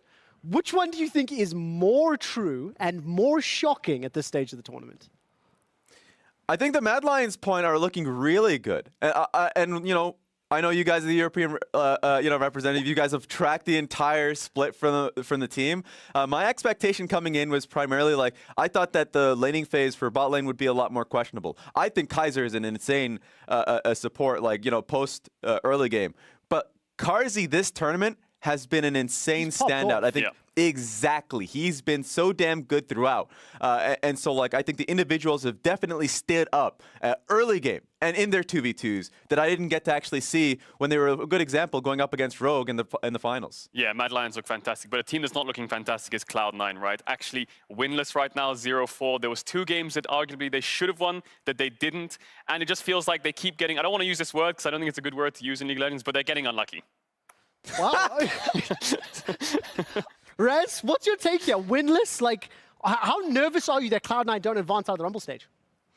Very nervous. I mean, it's not in their control anymore in the sense of, like, if PSG are just growing and growing and getting better and better, like, Cloud9 need to be able to convert the wins that we're seeing. Like, example are the 2 times in which they went up against Damwon throughout the tournament wide. And, of course, like the RNG game that they had. These are games that, yeah, they're looking good at the very early portions of the game, but then they're getting picked off and keep moments before the actual team fight. The team fight themselves have been quite poor from them. So, like, there are a lot of points within the game that are just bad that I didn't get to see those moments in the regular season. So I think it's looking tough. Yeah, it's looking tough, and the fact that they lost to PSG is also a big deal, right? PSG and Cloud9 are like the tied for 4th kind of teams, expected 4th teams, and you've got the clear top 3, right? So PSG obviously doing fantastic so far. They're yet to take a game from one of the top 3 teams, but taking down Pentanet, taking down Cloud9 really helps them secure this 4th place spot, which will be the last spot getting into the semis. Technically, and I like to be the technically correct guy, Talon are the 4th best team in Rumble right now. I would say so far PSG looks the best. Yes, they've lost all 3 games they played against Mad Lions, and they got handily destroyed by Mad Lions, I must say. But the only real good things for Cloud9 so far is taking down Damwon. Barring that, if they even lose today against Pentanet, that'll be an even bigger disaster. And PSG, this game in particular, I think people were kind of, even myself, unsure about the draft. You know, they have such a weak draft when it comes to just pure assassin, engage, dive comp against Kog'Maw, Lulu and stuff like this. So I thought C9 would take that game handily, outscale, winning lanes, but they didn't. PSG, mechanical outplay, and that's what got them through that game. Yeah, and it was through Maple. Like, Maple was the player that I was looking towards, like, coming into the tournament. Like, a lot of the analysts were really excited to see him play and have that resurgence because I saw him and I was casting his games in the LPL, and, like, I knew what he could do coming in from the PCS, and he's able to do that here today, or at least, like, when he went up against Cloud9. So, like, individually, yes, have those pop-off moments. And then, like, team fight, yes, I think they're a strong team fighting team. We got to see what Hanabi was able to do on his Lee Sin. Cloud9, if they want to be able to match that strength in team fighting, of course, have to, create some upsets. They just need to show some form that we've seen in domestic play. So it's going to be really tough in terms of just looking at the schedule from this point forward. and also just like tough seeing the trajectory in how I think PSG have been getting better throughout the tournament, and I haven't been seeing that necessarily from Cloud9. No, and of course, if you assume that PSG and Cloud9 are supposed to be battling for fourth and that Pentanet will go winless, that is where that battle for that fourth seed into the bracket stage will come from. We've set the stage quite a lot. Let's have one last interview from yesterday where Law spoke to World Final MVP Canyon before we look forward and find out what else is happening today. Canyon, thank you for joining me. 3-1 for Damwon Kia so far in the Rumble stage. And yesterday, Khan was telling me about the issues you've been having, but I want to have your opinion. How is this MSI different compared to the experience you had in the LCK? 일단은 메타가 확실히 바뀌었기 때문에 좀 좋은 티어라고 해야 돼. 좋은 티어의 챔피언을 찾는데 좀 걸렸고 이제 거의 다 찾아서 저희 경기력만 보완하면은 될 것 같습니다. So first off, I think because of the meta change, well, there were some difference in terms of the tier list, and it took us a while in order to get our own tier list completed. But I think we're almost there. So I think from now on, we should just focus on our own performance. Almost there, indeed. And yeah, we're halfway through the tournament, so it's a good thing that you guys did. About the meta, though, what do you think of the others' team understanding of the meta? How do they play the game? 그냥 경기에 나오는 대로 이제 거의 AP 정글이 대세로 나오고 있고 그리고 바텀 쪽도 이제 나오는 챔피언들이라고 해요. 그냥 나오는 챔피언 나오고 뭐 코고모 막 사용하는 팀들도 있고 약간 팀마다 다 다른 것 같아서 그런 것도 좀 어려운 점인 것 같습니다. So as we could see from other games, mostly AP junglers are on top of the tier list, and also in addition to that, on the bottom lane, we're seeing almost every champions, in every game, the same champion in every game. But some teams do play Kog'Maw, for example. So it's really different because of that. Some teams kind of try something new. Yeah, and that's what you get from playing against other regions that you're not used to seeing usually. Which brings me to my next point. Your next match is going to be against Mad Lions. And I know that Alioya, Mad Lions jungler, looks up to you and he watched a lot of your games. What's your take on this jungler and are you looking forward to facing him? 일단 제가 LEC를 막 다 챙겨보지는 않는데 플레이오프는 거의 다 챙겨봤거든요. 근데 엄청 깔끔하고 약간 영리하게 잘 하시는 것 같아서 또 이번 매드와의 경기가 엄청 기대되기도 하고 또 떨리기도 하고 그냥 재밌을 것 같습니다. So I didn't watch all of the LEC games, but I think I almost every playoffs games. So based on that, I think Alioya, his playstyle is really clean and clever. So I'm excited for our matchup, but at the same time, a little bit nervous. But yeah, I think we're going to have a banger game. Oh, he's going to be very excited to hear that. Last question for you, Canyon. There's a big discussion between RNG and Damwon Kia right now and how they're the big favorites for the tournament. What do you think makes you different from them? 저희만의 특별함이라면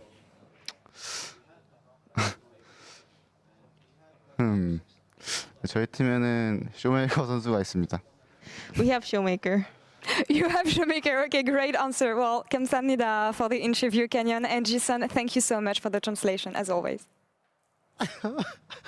I absolutely love that interview. And you can hear Canyon smile. You can actually hear him grinning through the mask. We have Showmaker. But the thing that I love is that when he was asked about Alioya, his exact words was, he plays pretty clean, he plays pretty smart. Like, we actually branded Alioya as a cerebral jungler at the beginning of the year. That has to be huge praise for a rookie jungler now impressing the defending world champion. Yeah, we had Alioya a couple times on Euphoria, and both times he said, there's a huge gap between us and Canyon right now. EU junglers versus Korean and Chinese junglers, there's a big gap, so he's got something to prove, I think, in this game. I mean, he really does, because today, Damwon Kia and Mad Lions, they face off in a battle for technical control of second place as we close out the first round robin. So after game number 3, all of our teams in the Rumble stage will have faced each other once, and we will start the rematches as they go head to head. So we'll take a look at who's, going to have a shot in the bracket stage, and one of the teams that I think is going to struggle, that needs to win today against Pentanet's Cloud9. They took to the Rift yesterday, they struggled against RNG, and I said to Kajal, how? Why? What did RNG do to beat Cloud9 so easily? And he's going to help me and hopefully you understand the importance of seizing the moment. Yeah, this might be a bit complicated, but I'll try my best to help him, keep up. So we'll start start with this clip of RNG versus Cloud9. So just for a little bit of context before I play, actually, Xiaohu's taken 2 towers top. It's around 14 minutes in the game, and we're going to teach you how pressure translates from one winning lane to another. Okay. So, Xiaohu pushes out top, and he bases. Where do you think he's going to go, Trevor? Where is the wave set up? So the wave's actually pushed in all the way to tier 3, and that means Fudge has to catch it. So Xiaohu gets a lot of free time. That means he can run towards mid. Now, because Cloud9 are probably saying in the comms, well, I have to push out top, Fudge is saying Xiaohu can be missing. He has TP up, and Fudge doesn't. So they have to react to whatever RNG's going to do, right? Exactly, but Fudge doesn't have TP, so he can't actually join a fight. So that means they have to give up the bot push. And now if you just watch what happens on the map, I'll just bring up the minimap a little bit more here. You can see what happens on the minimap. They get the bot push, they get the mid push. Xiaohu's behind mid to secure the mid push, and bot lane already has the push because jungle's there, and Fudge is pushing out top with no TP. So now you've got almost like a split map going on here. The problem for Cloud9 is the split map's not going in their favor because the Malphite's sitting top tower, whereas Gala's already got bot tower. So Gala's got the tower bottom, Fudge can't do a lot top. I also noticed that Vulcan was obviously not with Sven at that time. So now Gala starts to back in. If I look at this mini-map, now there's more pressure for RNG mid. Fudge isn't even hitting the top tower. Yeah, Fudge was hitting it, but doesn't have the damage to take it down, right? So that's the biggest problem he has. And now RNG translated their jungle support pressure from the bot side of the map straight into the mid lane, and that means that they took the mid tower as well. So you can see on the minimap, that one's taken down, and Xiaohu can go back towards base, whereas Gala can catch out top. So RNG have net themselves a mid-tier 1 and a bot-tier 1 and a dragon that we saw off screen. And now when Gala pushes this in, he's going to do the Herald as well. I mean, so they get absolutely everything. If I'm looking at the mini-map, Cloud9 trying to make a play down bottom. Okay, wait. Re-rack it. Reset this. What should Cloud9 have done? Because it looks like they did nothing and RNG got everything. Yeah, RNG got everything. And just before we go back to see what Cloud9 should have done, we'll just look at the minimap one more second and just see that this bot tier 1's not going to fall. They're going to defend that. They're going to get the Herald. And then what will happen with this Herald is this mid tier 2 will fall. So what RNG would have got? 3 towers, a dragon, and a Herald. So let's go back. Let's see what Cloud9 should have done. I think Cloud9 had one small window to answer this play, and it was on this next bot wave, where you can see, look at the minimap again, push out in bot, right? Sven and Vulcan have the push, and now they have an option to base. And you can see Vulcan actually starts recalling on the bot side of the map, but Sven stays. Now, the biggest problem Cloud9 have here is because their jungle support base and go top side, it's almost like a split map. And if you just keep your eyes on Sven here, you'll see he goes back off the wave, doesn't actually clear it out, and now he's just asking himself, like, wait, why am I here? Maybe I should just base and go top, try to make a play top side, but at this point, the cross map's not in time, your AD carry's not top side, you can't start the Herald. It's basically a disaster for Cloud9, Trevor. They lose 3 towers, they get nothing. I mean, it's really difficult because one of the things that you know, I've seen this clip now several times, and you highlighted, you discussed to me that one of the small windows of opportunity was that decision to back. You know, not having teleport, not having Sven with Vulcan, etc. Is it like it's really difficult to understand and comprehend that, right? But the problem is you make that bad call and then it cascades. It's a very complicated situation where you can't really put the blame on Sven, right? His team's basing going topside. It should be a team decision that he should go with them, and they just split the map topside because Xiaohu's missing and the pressure bot fades. And I think they got nothing from this. Sven lost bot waves. He had to go mid. And RNG had a 2k gold lead at 14 minutes. By about 17 minutes when this mid tier 2 fell, they had a 5k gold lead. So disaster for Cloud9. Really good advantage from RNG using these pushing lanes, using this transitioning top winning into other lanes just to get them snowballing. And the thing is, it's so difficult to recognize. Like, we've got God view. We can see absolutely everything at all times. So it's a difficult situation. They had one small wave of opportunity to try to cross map. Unbelievable. All right, so let's see whether or not RNG and Cloud9 can figure this out. We're going to head over to the analyst desk because at the start of the Rumble stage, we asked all of our viewers who they thought the most stacked role at MSI 2021 was. And bot lane was a flame horizon behind all of the other lanes. Over the last few days, we've seen some great performances from supports in particular. So we want to take a moment to highlight a few of them. I actually started this segment planning last night with Kadriel and with Raz and said, okay, what's the most stacked lane? What's the most impressive thing? And without even a moment's hesitation, both Kadriel and Raz are just like, it's support. There's no doubt about it. It's support. Support is the most stacked. Kadriel, why? Well, if you look at throughout the historic international events, you had like the AD carry era in 2017 with like Reckless and Uzi. Then you had the solo laner era with Rookie and Deshai. And even last year, you had Canyon, World's MVP, the jungle era, right? Now I think it's the support era. And the reason I think that this tournament's so stacked on support role is you've got players like Ming in the actual lineup of RNG who won MSI in 2018. And he's just pulling Nautilus bans left, right, and center. He roams the whole map. He wins his lane. Him and Gala look absolutely fantastic, diving 2v2s in bot. And he just translates his pressure from bot to other lanes so fantastic. I read this awful dad joke with Ender saying he's not even a bot laner or a support because Ming spends most of his time outside of that lane. Yeah, look at this, just pure mechanical class on these engages, right? On the Gragas just catching out Sven there you saw, and I think when there's a meta of engaged supports and you have such a player with so much confidence, this helps you a lot. Yeah, and it's just been through tournament wide for him. I felt like Ming coming into this tournament was the best support in the tournament. Was honestly vying for best support in the world. Like being able to cover top lane dives and great timers. Working with Wei has been a primary success for him. And finding hooks like these, Ming is a playmaker, and that's what you love him for. I mean, Raz, when you think about Ming as well as a player and the experience he has, there's no doubt he can have a huge influence. Raz, who's your support to watch and why? So, man, Kaiser for me is definitely the support that I'd go towards because I do think the support pool is stacked. I was excited about Vulcan coming into this one. I was also excited, of the overall support pool of the tournament. But for me, Kaiser has always been an incredible jungle, working with rookie talent like Shadow last year, but also this year coming in with Alyoya, being able to set up Vision really consistently. The team fights that he has have been fantastic. His Leona games, double Leona games so far in the Rumble stage, and in both games, the team fights have been started and ended by him. And so I think when we look towards Mad Lions and talk about how strong their team fighting has been, I look towards how he's able to set up playmakers like Karzi and Humanoid to succeed. Yeah, definitely. I completely agree. And we've mentioned supports. We haven't even talked about Beryl, right? He's a world champion. I think he's been having a bit of a shaky tournament, but then you look across the board. C9, even Vulcan, I think has been playing absolutely fantastic. You remember their win against Damwon, I believe it was, where the Alistar clutch engage got Ghost with no flash. Even though they were down 5k gold, they were losing the game. They just got ace, they lost Baron.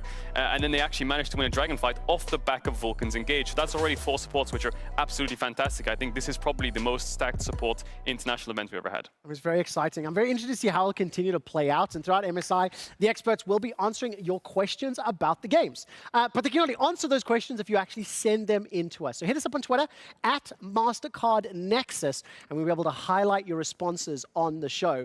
I actually do have a quick fan question. It's from @QuickShot on Twitter, and it says, okay, Raz, why are you such an EU Mad Lions fanboy? Every time I hear you talking, you're just like, Mad Lions are the best, Mad Lions are amazing. He's speaking the truth. I mean, that's all I'm hearing. Well, no, because I was that was coming counter to my expectations of the tournament. I think a lot of fans out there think I'm an EU hater and a Mad Lions hater because coming into the tournament, I was really high on the experience advantage that Cloud9 had. Bringing in perks is definitely a huge feat. And then you have PSG that you hear the scrim rumors and everything, and the fact that they were, I felt really strong team fighters. And then Mad comes into this tournament and for me, I talk about Karzi a lot. I was already pretty hyped about Kaiser, and I felt like he got a bad rep in the last tournament when Mad Lions dipped. Now I'm a fanboy, all right? All right, so now it's coming to fruition. The thing is, at international events, if NA ever drop out, they can always join the EU hype train. That's all I'm saying. And vice versa. Vice versa. If you drop out, we join the hype train. Well, everyone sends in those MasterCard fan questions. I would like to talk about what trends we can see on the Rift. Let's start with Kedril. I think starting from the bottom lane, starting from the support pool, talk to him about the meta and maybe how the champions have evolved over the course of the tournament. Yeah, so the bot lane champion pool right now is a bit of a mix and match. And I think that you've seen the most banned out supports right now are Thresh and Senna. Senna obviously really powerful in the mid to late game paired with the Tahm Kench. Doesn't have to farm, soul stack up. And then Thresh is actually an interesting ban because that unlocks things like Aphelios and Jinx, right? Immobile hyper carries that need to reposition, especially in the meta when there's Lee Sin, Rumble, these kind of champions like Olaf as well. So these are really important champions. Thresh, always banned out. And then when those champs are banned out, it opens up more engaged supports. And I think what you've been seeing majority of the time on red side, teams 1-2 Kais Nautilus pairs really well together, really good synergy, early bot push, and really good engage, right? So it feels like the supports role now is revolving around a lot around engage, right? When you have these bruisers in top side, these carry junglers, which AP junglers, right? You really need engage. So it all comes from the support pool, and that opens up things like the Alistar Nautilus. But the problem is once those things are banned out, because the meta right now is all about solo lanes and jungle, right? I want to, I don't know, Tristana Lee Sin with the Morgana, right? I've got my top side. Now the supports get banned out. Where can you get the engage if they're banned away, right? So it makes the meta kind of lean towards enchanter support sometimes. We saw Kog'Maw Lulu, we saw Karma as well, paired with things like Jinx. And now it is really good to have these because you get early bot push and you can scale really well into the late game. Problem is contesting dragons is hard. You lack engage, especially if you only have an Udyr who's your primary source of engage. And I think the one team you can attribute having those enchanted supports is Cloud9. It's so difficult as well because it creates kind of like a rock, paper, scissors diagram in draft, right? Where you have different style, like such drastically different styles of play that is just influenced entirely by the draft. Yeah, you have to pick up engage in certain roles. You have to pick up supportive champs in certain roles, hyper carries, wherever it may be. You have to kind of leverage the draft and balance it out, right? That's where it gets complicated when support gets banned out towards the 4-5. Now, of course, we focus a lot on the bottom. Casual already set some expectations around how the champions that are locked in the bottom lane or your initiation or whether you're going, AP damage. Raz, what impact does that then have on the jungle role? You know what's hilarious? Like, if you're finding difficulty in getting a support, be the Enchanter support, just put that straight in towards the jungle. I was like the Morgana pick, I know a lot of people expected Rumble being like the go-to pick with how much of an impact that it had in the first stage of the tournament, but the Morgana comes out and it just literally fits all of those questions and answers that within the draft. And I think that's been the major winner. If you look towards the draft that I really loved in the Mad Lions, I think there are a few great examples of it, like putting the Morgana shield on towards a Kai'Sa and have that dive straight into the back line or the Akali. But when Mad Lions showed that draft, and I really enjoyed having the Morgana paired with the Jinx and all of that, like that's a composition that I really enjoyed and that we can focus on. But yes, currently the meta has been dictated by those Raz, I think junglers. we do actually have the graphic. You're allowed to say, hey, can I have the RNG Mad team composition graphic? All right. Let's pull the one up so you can actually explain a little bit more clearly what it was that you wanted to highlight in terms of that Morgana. So yeah, looking at it right now, like it's the Tom Kench that you see in the back wall over there with the Morgana and Jinx, like being able to support it. You're blind, Trev. And so that's the thing, because I talked about the fact that you can put it right on towards the Kai'Sa, but then when Mad Lions went up against RNG already showcased that they had the Thresh. I mean, later on, they went up to have the Twisted Fate. I thought that was quite questionable. But it goes on towards like how good Morgana is in being able to fit into whatever your composition desires in like having a hyper carry. Rez, now that I can actually see the draft behind me, apologies. There was a lot of chatter, a lot of discussion that this draft yesterday from RNG was bad, was not something that they liked, right? However, they still managed to pull it off. Is that just because the RNG players are exceptionally better than everyone else they're facing, or could you point to some mistakes that Mad Lions did during the course of the game? There was one key mistake that happened in the 2v2 mid when Elioya was clearing a control ward, and at the same time Humanoid was getting his wave in, so like they were just on this different wavelengths, and that was a perfect time for Humanoid to get ganked. And what happens there goes straight back to what Cajal actually showed in terms of you make one mistake, and then RNG will get everything on the map. That turns into a bot lane shove, and they have like now Prio in the bot lane that turns into a great 2v2. That turns into a Rift Herald topside. I think RNG, when they find those windows and get a mistake off the enemy team, they turn it into a landslide. Yeah, and just one more point on this draft, right? If you just look at it holistically, this is a very common thing between West and the East, right? You've got the Western draft where it's like more team fight, more scaling, more just 2v2s in general, whereas the Eastern draft, in terms of RNG and Damwon, they like to play these solo lane pushing lanes with maybe a global or just pick comps, or things like the Gnar, TF, Olaf, which stand out in the early game, right? So making sure they push out sides and collapse on the objective first, rather than the Western teams, which like to just get the objective first and set up, right? So two different playstyles, and that's why you can see RNG backdooring C9. Even when they lose team fights, they find their way through side lanes, and that's what I think is the difference between the West and East right now in the drafts. Just playing the map significantly better, as well as having the ability to outperform at the individual level, right? It's been such an interesting tournament when we look at the draft, we look at the different styles, as well as how the teams have played. And just before we get to Cloud9 versus Pentanet, I did want to take a moment to hear what Vulcan had to say after yesterday's games. Heartbreaking ways. We know that we can fight these teams, we can win against those teams, so there's still hope. We assume PGG is going to be last, and then after that, or in first place is like RNG, Damwon, Mad, and then the fourth place is what we're fighting PSG for, right? So it really sucks to lose to them because that's like the biggest match of the week. But we have a chance to get them back in the second round robin. The team morale is fun. Obviously, sucks to lose 4 games in a row, especially the kind of games that we lost. But there's hope. Welcome back. A difficult situation, of course. Cloud9 now facing off against another 0-4 team in Pentanet. Both teams are edging closer and closer towards being eliminated. But honestly, for Cloud9, there should probably be 2 wins in that W column. It's been an interesting ride. There are some mistakes on their side. I think you said this earlier. Unlucky was the professional analysis. Yeah, unlucky is one way to say it, right? They've had games where they're just kind of flipping the game level 3 versus Mad Lions, top and bot, the game's over, right? We've seen the Scuttle Crab memes. The only real Scuttle Crab meme I can attribute to the C9 loss was the Mad Lions game in general, right? The RNG game was just a backdoor. The Damwon game was close, but yeah, they never really stood a chance in general. And I think that C9, this is the game that they have to win if they want to stand a chance against PSG. Now, just before we dive into it, the reason for that, of course, is assuming Pentanet will not be able to cause any upsets, and assuming Cloud9 can get revenge against PSG Talon, and assuming PSG Talon do not pick up any wins against the teams currently ranked 1st, 2nd, and 3rd, it could set us up for a tiebreaker between 4th and 5th. All of those things combined will now ask the question, why are C9 losing? Let's start, as we always do, with the draft. One of the things we talked a little bit about was obviously the execution. I think this is something that has been discussed extensively and heavily, but based off the yesterday's draft with the double ADs, the double enchanters, as well as some of the other trends we're seeing, I'm going to go to Raz first. Let's talk a little bit about this draft and what you want to see from Cloud9 to improve. So I actually did enjoy this draft. I think conceptually, a lot of the times, like putting the resources in the bot lane is a positive. Like Vulcan and Sven right now are succeeding. They're doing incredibly well.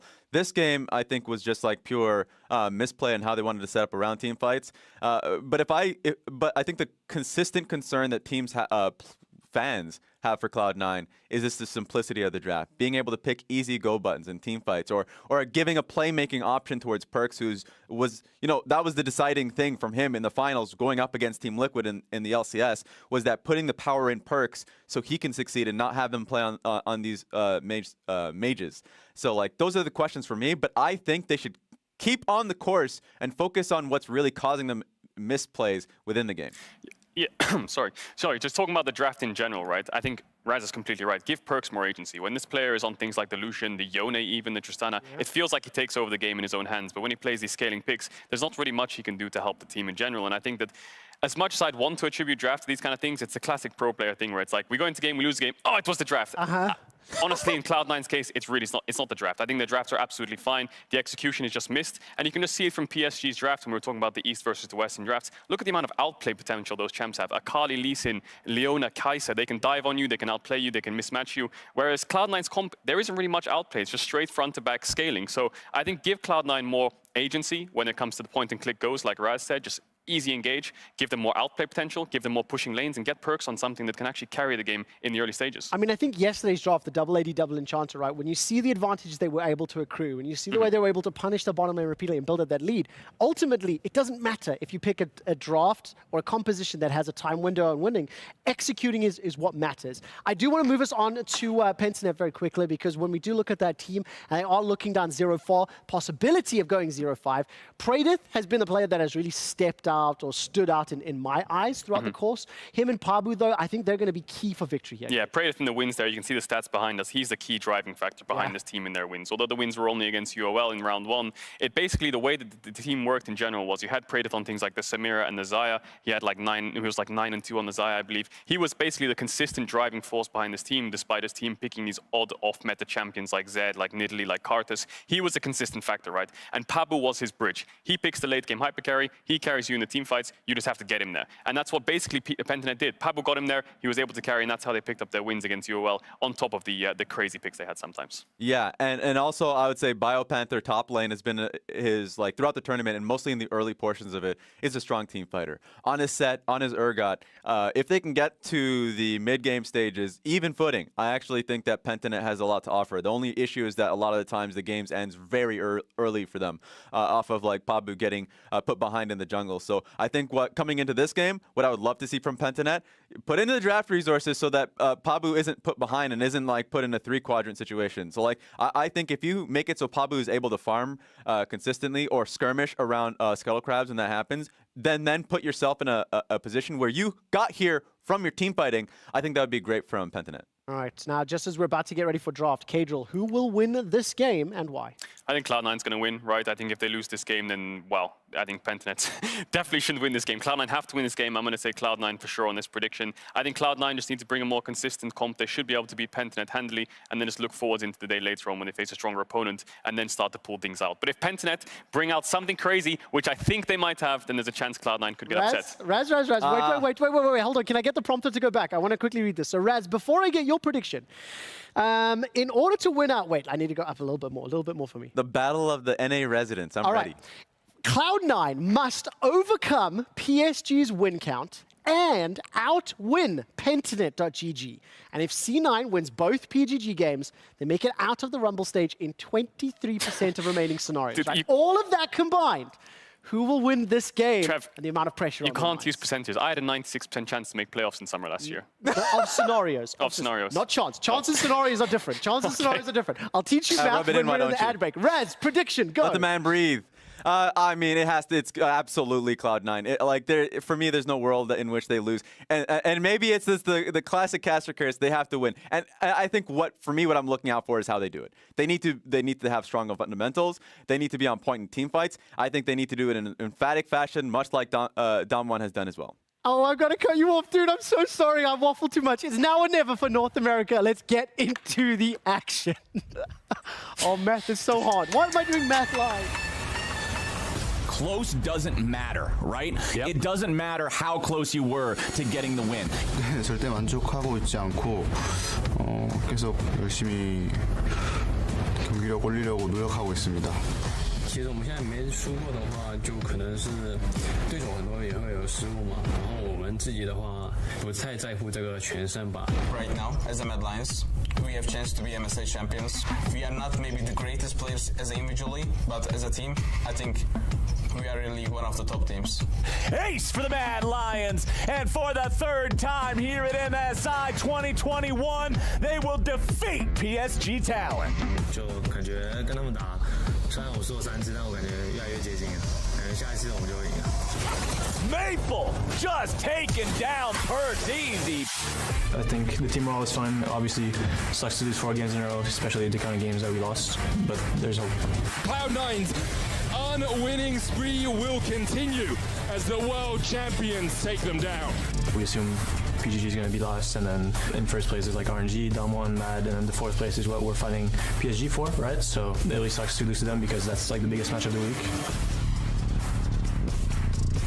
We've already achieved what we came here to achieve for the most part, so everything here on is pretty much a bonus. For the moment, Pentanet able to survive. Xiao Hu dives in, Praetor's going to kill off Ming as well. Gala and Wei, the only 2 left alive. Any experience we get, anything we learn, any adaptations we learn to make, it's all towards like the ultimate goal of like worlds.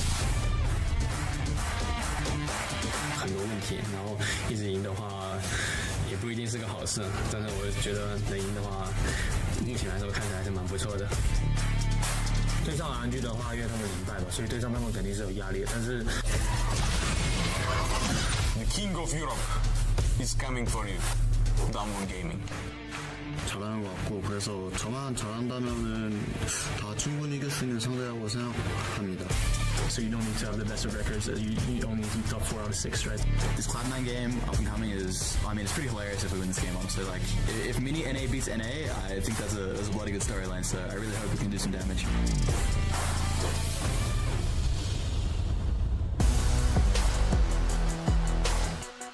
Welcome, ladies and gentlemen, to the caster desk here for day 3 of the Rumble stage here at MSI 2021. I'm Atlas once again, joined by Chronicler as the 2 most unwinningest teams about to battle it out to see who can get a 1 at the start of their scoreline. This, I mean, I entirely agree with Kadril, by the way. I think it's been super unlucky for C9 so far. I think that they're a much better team than what a 0-4 is going to say. And we'll see whether they can prove it up against Pentanet.gg right now. They basically have to, because the level of expectation for this team coming into the tournament was pretty hot. And as you said, I saw the Damwon game, and I was fairly certain that was going to be a straight-up, easy-peasy win for them. And there's been multiple of those, right? And you got to imagine at some point, their luck's got to turn around. And of course, it's not luck. Of course, it's all these elements that were really dove into expertly by the desk. Yeah. And for this draft, I'm going to agree with them. I just want to see something comfortable here for C9. I want to see a draft. Sure, pick up the Udyr, early power coming through here for Blabber. Give them a front line, give them an easy go button, a composition that can do multiple things, doesn't shoehorn you into a specific playstyle, so that even in the unlikely scenario with how dominant C9 generally have been in the early game, that you fall behind, you can still come back and not have to worry. Well, let's see how it does go, as we are very well and truly into this pick and ban. Already the Gnar, Varus, and Thresh banned away on the blue side by C9, and we've got Lucian, Lee Sin, and Renekton taken off the board. The answer, of course, will be the Udyr, who has pulled ahead of the other powerhouse junglers in the Rumble and the Morgana. That one's going to be locked in first up. The center here next for C9 is something that we saw them fall prey to in the hands of Damwon Kia yesterday. And the Nautilus that has been certainly surging into the top of priority alongside the Morgana, as there is Praetor Samira. This is his most successful pick so far. And that is a big statement to make. The one thing, it's into Tahm Kench, and that is where I'm a little bit scared. I think that as a whole, the Samira can do really nicely into Senna, because once you're actually on top of Senna and you can blow her up, you can tone down the scaling that we did so, as you already pointed out, come into action against C9 specifically, right? When Ghost finally hit those 120 souls, it was basically over. There was nothing they could do, and Samira, in theory, is really good at counteracting that. However, I don't know with that Tahm Kench whether or not C9 are going to let that happen. Really happy with this Urgot banner. I think Biopanther has actually really positively surprised me with how consistently he's been able to play. His Urgot in particular was super good, and this Sylas ban is also, considering the final game of the finals in the LCS, I'm like, yeah, that Sylas ban feels good. I understand that one. Yes, certainly is. And we've seen some pretty ridiculous Sylas pickups as well. The Gnar already banned out, of course, one of Sylas's favorites when it comes to stealing away ultimates. As, like you were mentioning, it is a bit of a Biopanther focus here from the top side of the map. Maybe Fudge is sort of remembering some times where him on Mammoth played up against Direwolves. Not entirely sure, because that was quite a bit ago now. As that will be the Syndra locked in, so pretty standard stuff there, as Morgana Syndra definitely a lot of pick potential if we move into the mid game as far as the jungle mid duo is concerned. This is setting up for a better situation for Pabu than we've seen in the past, where there is a lot more prio already on the map, right? The Samira Nautilus has a lot of early game power. The Syndra, we have seen many a team prioritize that. It's fallen off a little bit already. Of course, we still see it a lot because Showmaker loves it. Yes. But it can still, against basically any pick, if you play it well, get early prio, and that should get Pabu in a better position, because he's had some, we talk about unlucky for C9. Pabu also had not had the greatest moments, you know. I think that the game against DK, where his entire jungle basically got taken, and then he also tried to counter-invade, and it went very, very wrong. It certainly did birth some fantastic memes, though, about Pabu not heading towards enemy blue buffs, which is a lot of fun. Yorick is going to be locked in. We forgot about Yorick, Maury, but he's back again. And Biopanther is going to be taking that one into the Jace. Now, Yorick's been... he went through a bunch of different nerfs and buffs and all sorts of crazy stuff. And where did he land, Chronicler? Do you have any Yorick... dark technology that you've figured out? I wanted to talk about the Zoe Jace, because that's a combo that I really like. The C9 composition, it is execution heavy, but the Yorick here is really interesting. I kind of would have expected PGG to go with a continuation of what they've had so far, which is just a lot of early game power, a lot of team fighting. However, I have heard that from a very, very reliable source, which is just a Yorick one-trick that was very high up in the US ladder. And you need to kind of one-trick Yorick, right? Because it's such a unique and it's a weird champion. Has an incredible matchup into Jace. Like, once you get some levels, in general, Yorick in a 1v1 is an absolute nightmare. And it's something that we haven't seen in competitive for so long because of how strong the Drakes are, right? And I think it's a big risk, but I'm all there for Pantana taking big risks, because I think that we saw it do them against RNG, where they went for the lane swap, and sure, it didn't work out in the end. It didn't get them the win, but it got them an early lead. It allowed them to play their game, and this Yorick might just do the same thing. I'm incredibly excited. I've been a massive fan of Yorick throughout my entire League of Legends career. I admit it was largely when he'd just drop ghouls on people. That is no longer the case, really. But with all of the changes that have happened over the past couple of patches, it is going to be very interesting to see how that matchup has evolved. Of course, Graves everywhere towards the top side of the map as Pradith already under a little bit of fire here as Vulcan and Sven just moving on forward. Pradith will be okay, but softened up for the moment as C9 patrolling over a ward, but will get the initial aggression out.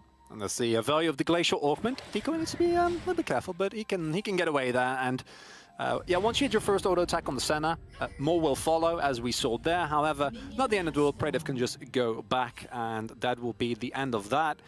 I want to see a lot of attention being paid towards his top side, though, because I do imagine that a Biopanther on the Yorick, one of his most definite weak spots is in the early game, he's super susceptible to ganks, right? He doesn't really have any way of getting out of them unless he can somehow trap both Fudge and Blabber in a cage and run away like that. That's not the greatest evade strategy, I'd personally say, though. And as a whole, I can't wait to see this. I just love seeing new picks, and we have not seen a Yorick in competitive in a very long time. It has certainly been a while. I liken Yorick's playstyle very similar to that of an Alawi, which we have, you know, in the past had a lot of Alawi players as LCK people. However, even that, with Ixu leaving the league, has come to an end. So this is really cool. Sort of the dedicated split push, pulls out the Maiden, who we used to very affectionately call Julia. Not entirely sure why. I'll have to have a chat to LS about that, because he came up with it, and I'm just not sure why her name's Julia, but it is. Okay. I think that's canon now, as well, as we like to just decide things like that over here. So far, though, I mean, of course, Biopanther is going to struggle in the fact that it is ranged versus melee for the majority of the time into a chase, but he's going to happily pick up this wave underneath the turret. Yeah, the early game isn't great. It's not until you get a couple of levels and get a little bit more damage under your belt that you can actually start threatening. And with this Pantanet composition, I personally would have loved for them to go for something like a Wukong, which is something that Mad Lions have used repeatedly. Armut has had great performances on that, because I feel like it fits a little bit better into the team composition while still being a super strong counter into the Jace or a Malphite. But this does give Biopanther a lot more abilities. What I am a little bit sad to see is the fact that both Chaz and Pradith and Deco are getting aggressively pushed in here, and that means that Pabu's possible contention on this bot side Scuttle crap is basically not going to happen, and that might lead to a double Scuttle situation, which I said in Champ Select, I was kind of happy that they had lanes that allowed them not to have that to happen, and now it's starting to look like it might still very much happen. Yeah, Pabu actually going to throw out the Dark Binding, miss it, and then walk away. That is the plan. And of course, not going to be able to fight Blabber, as you mentioned. Bot prio is very important there, as now you've got Blabber running all the way towards that topside Scuttle. Now there's a few people getting a little bit nervous here, as Biopanther's going to lose out on that trade right there, as that's another binding connecting here. Perk's going down very low. First blood after the flash, and Pabu picks it up. Now Blabber will start on this Scuttle, and it looks like Pabu might let him live just this time around. But a great beginning here for Pentanet.gg. I'm just baffled, Atlas, because we've seen the fights around Scuttle. This is not even around Scuttle. This is about securing priority so he can fight for Scuttle. And an overstep from Perks, not something we're really used to seeing from him. And it means an early kill for Pabu. Sure, he gets double Scuttled, but if you get a free kill to go, then you're still going to be more than happy, as Morgana keeps him relevant in terms of XP. And yeah, I'm pretty sure here in the new X-Fax replay, it literally just a scatter into a binding, and that's it. It's like it's really not.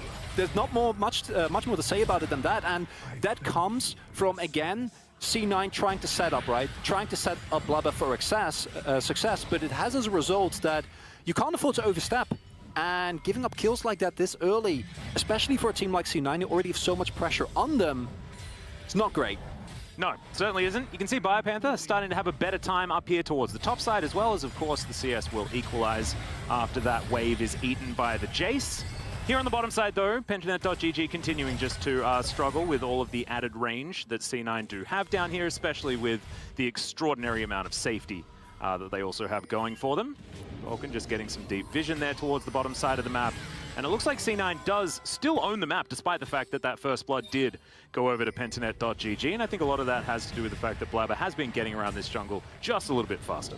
And it's of course not the end of the world, right? The kill was unfortunate, but C9 clearly not really getting thrown off by it. They still have prio in basically every lane, Biopanther notwithstanding. Vulcan and Sven have been laying so much pressure on Praetive and Decoy, and Blabber is actually able to play around it, right? Sure, Perks died, but he still got a double scuttle. They will get the first Drake here, which puts them in a much happier position than they would otherwise be, although Decoy might be looking for him here. Oh man, he needs one extra link on that anchor's chain, and he would have been able to pick up the Udyr there with that one. Not sure what would have eventuated, as of course it is just the Nautilus there, but still very, very close. Praetive was standing at the blast gun and was like, can I?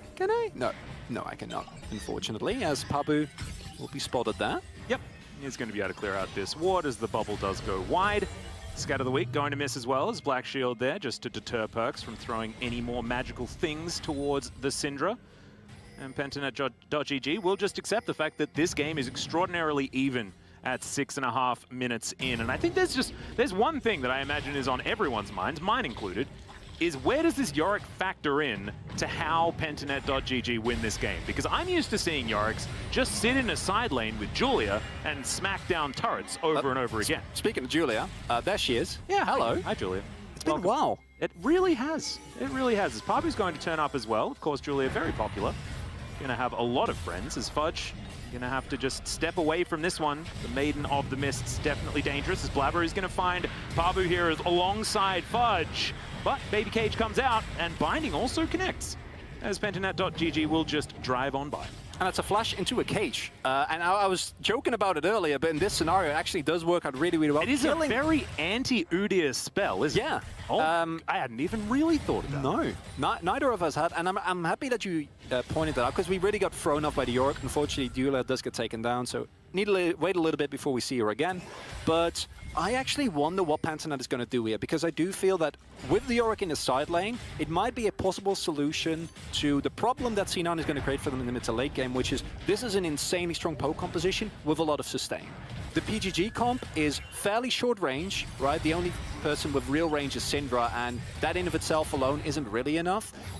So you're basically looking to go hard, to go in as hard as you possibly can, but doing that into a Zoe, into a Tahm Kench is really hard.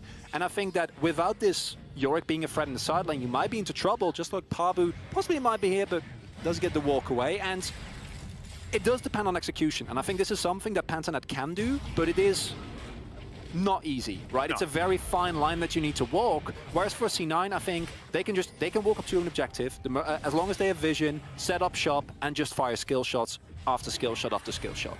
Yeah, and I think the side lane being a threat is going to be extraordinarily important, like you say, as the bubble is going to connect. Chaz just going to have a little bit of a snooze here, but Perks is going to let him, as the sphere is going to come down. Actually, a pretty nice scatter of the week there to guarantee the stun and some extra damage, as there's the Dark Procession once again. Biopanther not going to be able to trap Fudge, as he can just head towards the skies, and will be okay for the moment. But you can see the Yorick having a much better time as the game goes on. Really cute from Fudge there, able to jump out with the ghouls. However, if the ghouls are in the cage, you have a really big problem there, because I think in that scenario, Biopanther just walks up to you, shovels you in the face, and there's really not a lot you can do. And that's why I expect C9 to try and get Fudge out of that lane as soon as possible. And that's why that first Dragon pickup from Blabber was really, really key, because it means that there will be much more pressure on Pentanet if C9 pick up a subsequent Drake to actually deal with it, right? You can't give up a soul for free. You need to actually be able to get something sizable for it. Wasn't there a superhero called the Shoveler? I actually don't know, and generally I'm fairly up to date on superheroes. I don't know whether it's like, you know, one of the classics, but I think there was an old superhero called the Shoveler. Oh, okay. Oh, you learn something every day. Yeah, if you guys know, if you could pop over onto Twitter and let me know, that would be absolutely fantastic. We could possibly update next time Yorick is played, so maybe never, not entirely sure. As Biopanther up, yeah, exactly. Maybe Biopanther just shows how completely busted this champion is, as there's a hook connecting onto Vulcan, and not a lot of eventuating, as is basically what happens in this situation. As, oh, another beautifully placed Dark Procession. Basically, Udyr has the worst time ever trying to get through this Yorick, because he just puts walls up. Oh my goodness. I said it as a joke, but it's starting, like, this is the second time this has happened, and now I'm just starting to wonder, like, is this actually, is this just a hidden tech against the Udyr pick? Like, have we finally found it after he's been nerfed time and time again? It could be the case. I think the problem with Biopanther is going to become, or with the York pick rather, is going to be a lot more apparent once you get into team fights, right? Because now we're still in the laning phase. Yes. As mentioned before, Sven and Vulcan have been impeccable with applying this pressure on bot side. Either due to the top side pressure, it's still relatively even, but I think once the actual team fights break out, I want to see how they use it, because Biopanther just teleported to the top side, right? Like, he's very clear. He's not leaving this lane. Like, he's not going anywhere. And I don't think he should. I 100% think that, like, if Yorick's going to be effective, then you need to play the one-man army game, and I guess it's not a one-man army. It's Biopanther up there with Julia, but still, that's how they're going to be able to win this one out. And as whether Pentanet.gg can actually weather all of the poke, all of the siege that C9 has available, not to mention the fact that they're picking up Drake after Drake after Drake as well. As our soul will, of course, be a Cloud. It's my birthday. Even on your birthday. I need Cloud Souls for my birthday. Everyone knows that they're my favorite. And that is what's going to happen here. Of course, if C9 grab it, they only need to go through one Drake that doesn't feel super great before they get the soul, which feels actually pretty amazing, as Azael, of course, taught us yesterday, which is fantastic. As the Dark Binding is going to miss, but still decent amount of CC as Pabu chasing after Vulcan. There's the Grey Health pop down to about 400 as the S rank is a little bit too late, and the Dawning Shadow comes down, and that's going to keep Vulcan alive. C9, that's exactly what this lane is designed for, and now Blabber's going to come in, and they're going to try and turn on the aggression. The anchor is going to go wide as now Praetor's trying to get some damage down. Decoy with the Black Shield, and now the teleport to come forward. Chaz looking to try and turn up. Can he land the spears is the question. Vulcan is the target, and they do manage to pick it up after finally one of these anchors lands, but now Perks comes in, and it's a shooting gallery for C9. Exhaust comes through. Blabber picks up the first one. Praetor still dashing around, though, trying to get more. Another hook is going to connect. Perks might be going to 0-2, but no, able to get himself around, has himself the stopwatch as well, as Chaz, desperate for it, waits for him to come back, and he does manage to pick up the kill, but now Sven picking up so much in this bot lane fight. It's a fiesta, but it's fun, and C9 walk away ahead. What a bloodbath in the bot lane here from C9. It starts out as just a Pentanet play, but it devolves into something much more than that here. Atlas, I'm going to be honest, I'm going to need to check the replay to see who actually gets the better end of this, because I'm not entirely sure. All summoners get focused or get used here by Vulcan and Sven, and that in itself is a big win for Pentanet. However, they smell an opportunity here. The teleport comes in, which means that Chaz does have Pry on the play. Perks, however, had already been roaming at this point, right? And that's why Pentanet recognized, okay, we actually need to get out of it. We know that the Zoe is coming. But then the subsequent execution here from either team on this skirmish is beautiful. Praetor here able to block the Paddle Star, the hook on top of Perks, which means that in the end he will go down. And I agree with you. I think you benefit from the C9 by forcing out so much more from Pentanet. But it's not a very one-sided trade. Both teams walk away with something here. Yeah, I mean, to be perfectly honest, I just read the difference in what the numbers said at the top of the screen. That's what led me to the conclusion. So certainly C9 picking up the extra kill in the trade certainly feels good. However, like you say, certainly some positives here, especially with the fact that Perks is sitting at 0-2, and he is someone that C9 have leaned on all year long.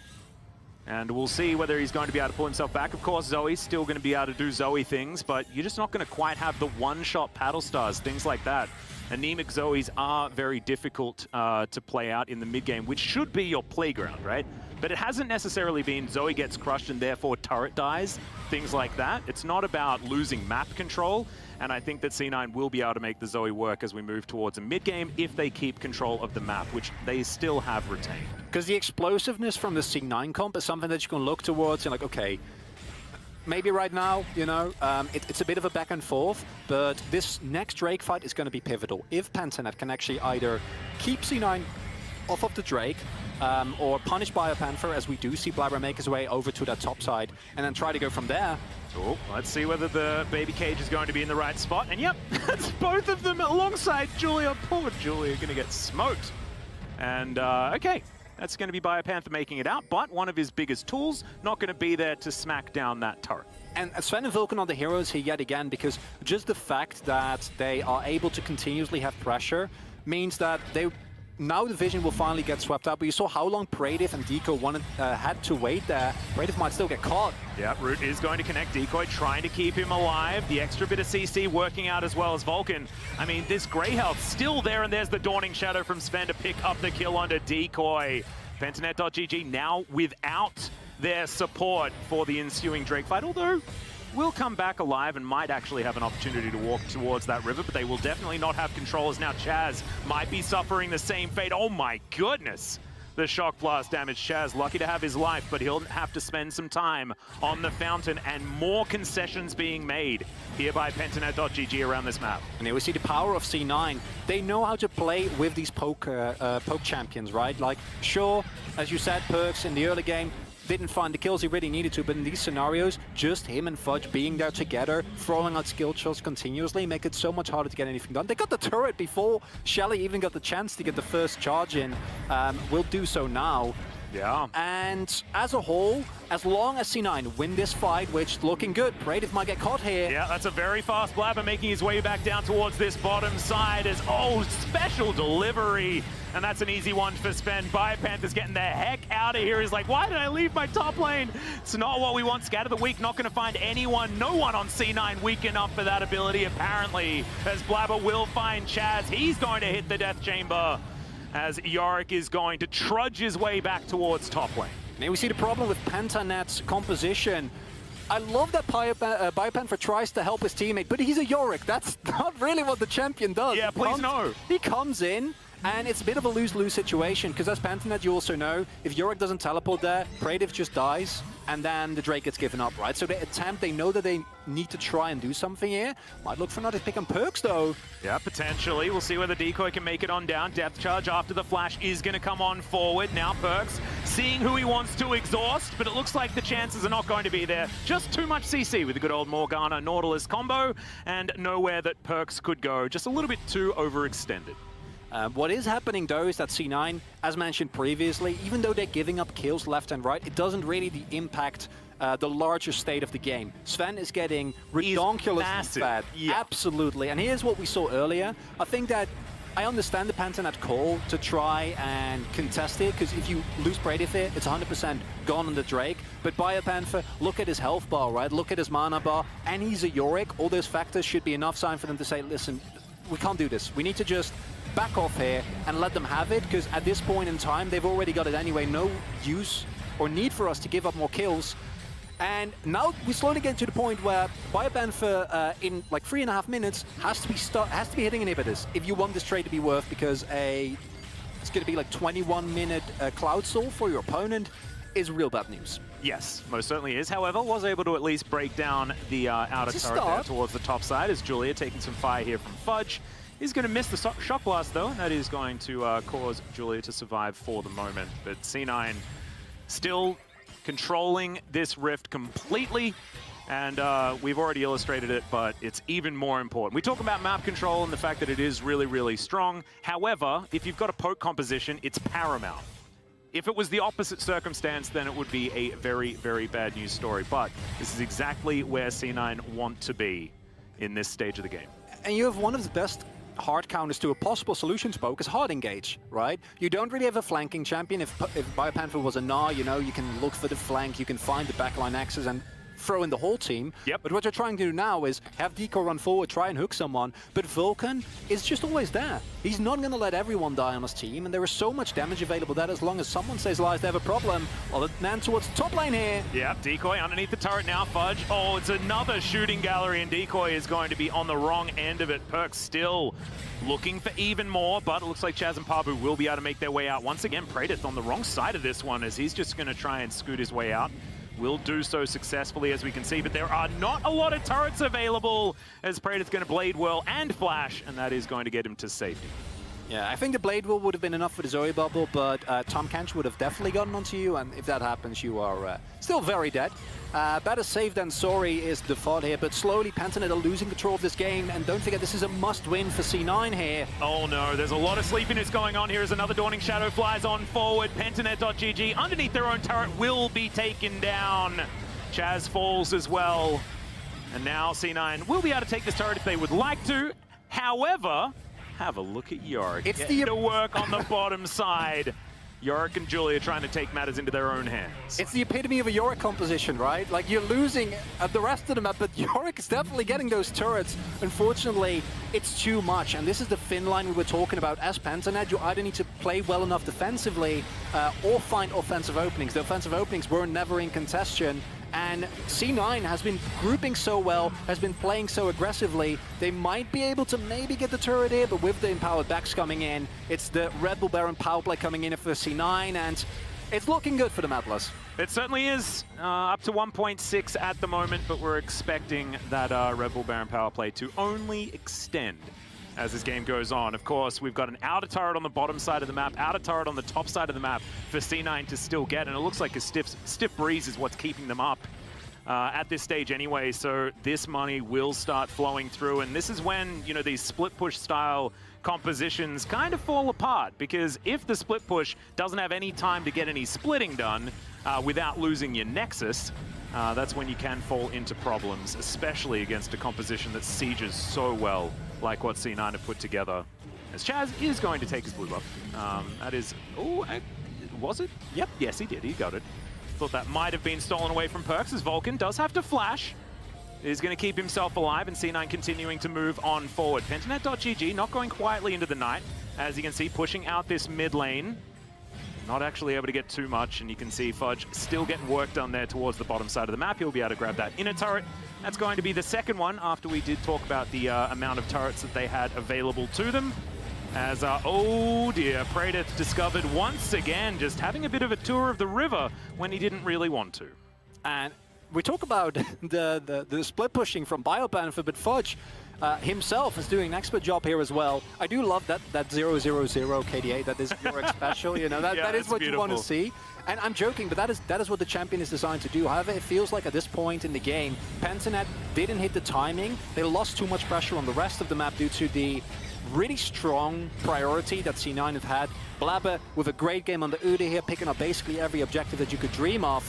And there you see it again, right? Like every opening that might happen, Vulcan is there to make it work. And now you force the team fight. With a Yorick, you never want to be in that position. Yep, Pabu's still struggling here as well. Loses half of his health bar to an empowered Shock Blast as C9 are relentless on this inhibitor turret in the mid lane. Decoy down to half. They managed to take down that turret, as you can see.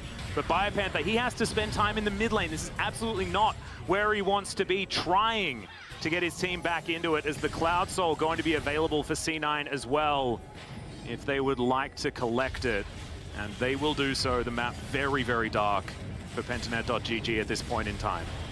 And it's one of those situations where, in terms of ultimates, you know, movement speed after ultimates is not that amazing, but in terms of just general movement speed that you get, it's really good for Blabber. It allows C9 as a whole to also keep doing what they're doing. On one hand, respond to Biopanther if he does actually push too far up, but simultaneously weave in and out of Pentanet's effective range, kite back when they try to engage on you, which, again, really, really hard. I'm not sure how many Soul Sven is at the moment. I think the last time we saw was like 80, 100. I wouldn't be surprised if he's approaching that 120 mark. And I feel from this point in the game, Pentanet need an absolute miracle, and this is the real problem to me, is I don't think that their comp really facilitates that. This is not the miracle that we were after, as at least Black Shield is going to get Pabu a little bit further away, and thankfully that Spell Immune is going to survive through the bubble. However, not through all of the damage that was coming down. Sven, once again, another fantastic ultimate in that last auto, just to take down Decoy, as Chaz gonna get mown down as well. Biopanther wondering why there are more than one other person in the game alongside him. The Arc is also going to fall, and unfortunately for Pentanet.gg, they've just fallen too far behind, and C9 will be able to dot some I's and cross some T's, and most likely take down this Nexus as well. And I think for a lot of C9 fans, this is a little bit too late. when it comes to picking up the wins. However, every single one is important. They need to basically win everything else that they possibly can. They want to try and challenge PSG for that 4th slot. But it's a start, and that's the important thing, right? They needed this win more than anything, and Pablo and Bradiv, it's the last Hail Mary attempt, but I don't think it's going to be enough, Atlas. No, it's just not going to happen. Sven is absolutely massive, and Chaz flashing onto his fountain, not wanting to be a statistic as the Nexus does fall down. Yorick just going to try and get a bit of damage here, but he's also just going to be sitting on his fountain as Sven. Okay. Bites off a little bit more than he can chew as C9. They'll get to work on this Nexus eventually, and C9 just savoring their first victory here for the Rumble stage. And look, it's not exactly against RNG, but they will take it and keep their hopes alive moving forward. It's an incredibly vital win here for C9 because Pentanet comes into this game with really no expectations, no pressure, right? And I love the Yorick attempt. I think we saw what they wanted to do with it, but C9 identified that correctly, plays so well around the pressure that they're able to generate in every other lane. And there's really not that much more to be done then from Pentanet as C9 really pick up every objective in the early game, and then your split push, it doesn't really bring a whole lot to the table.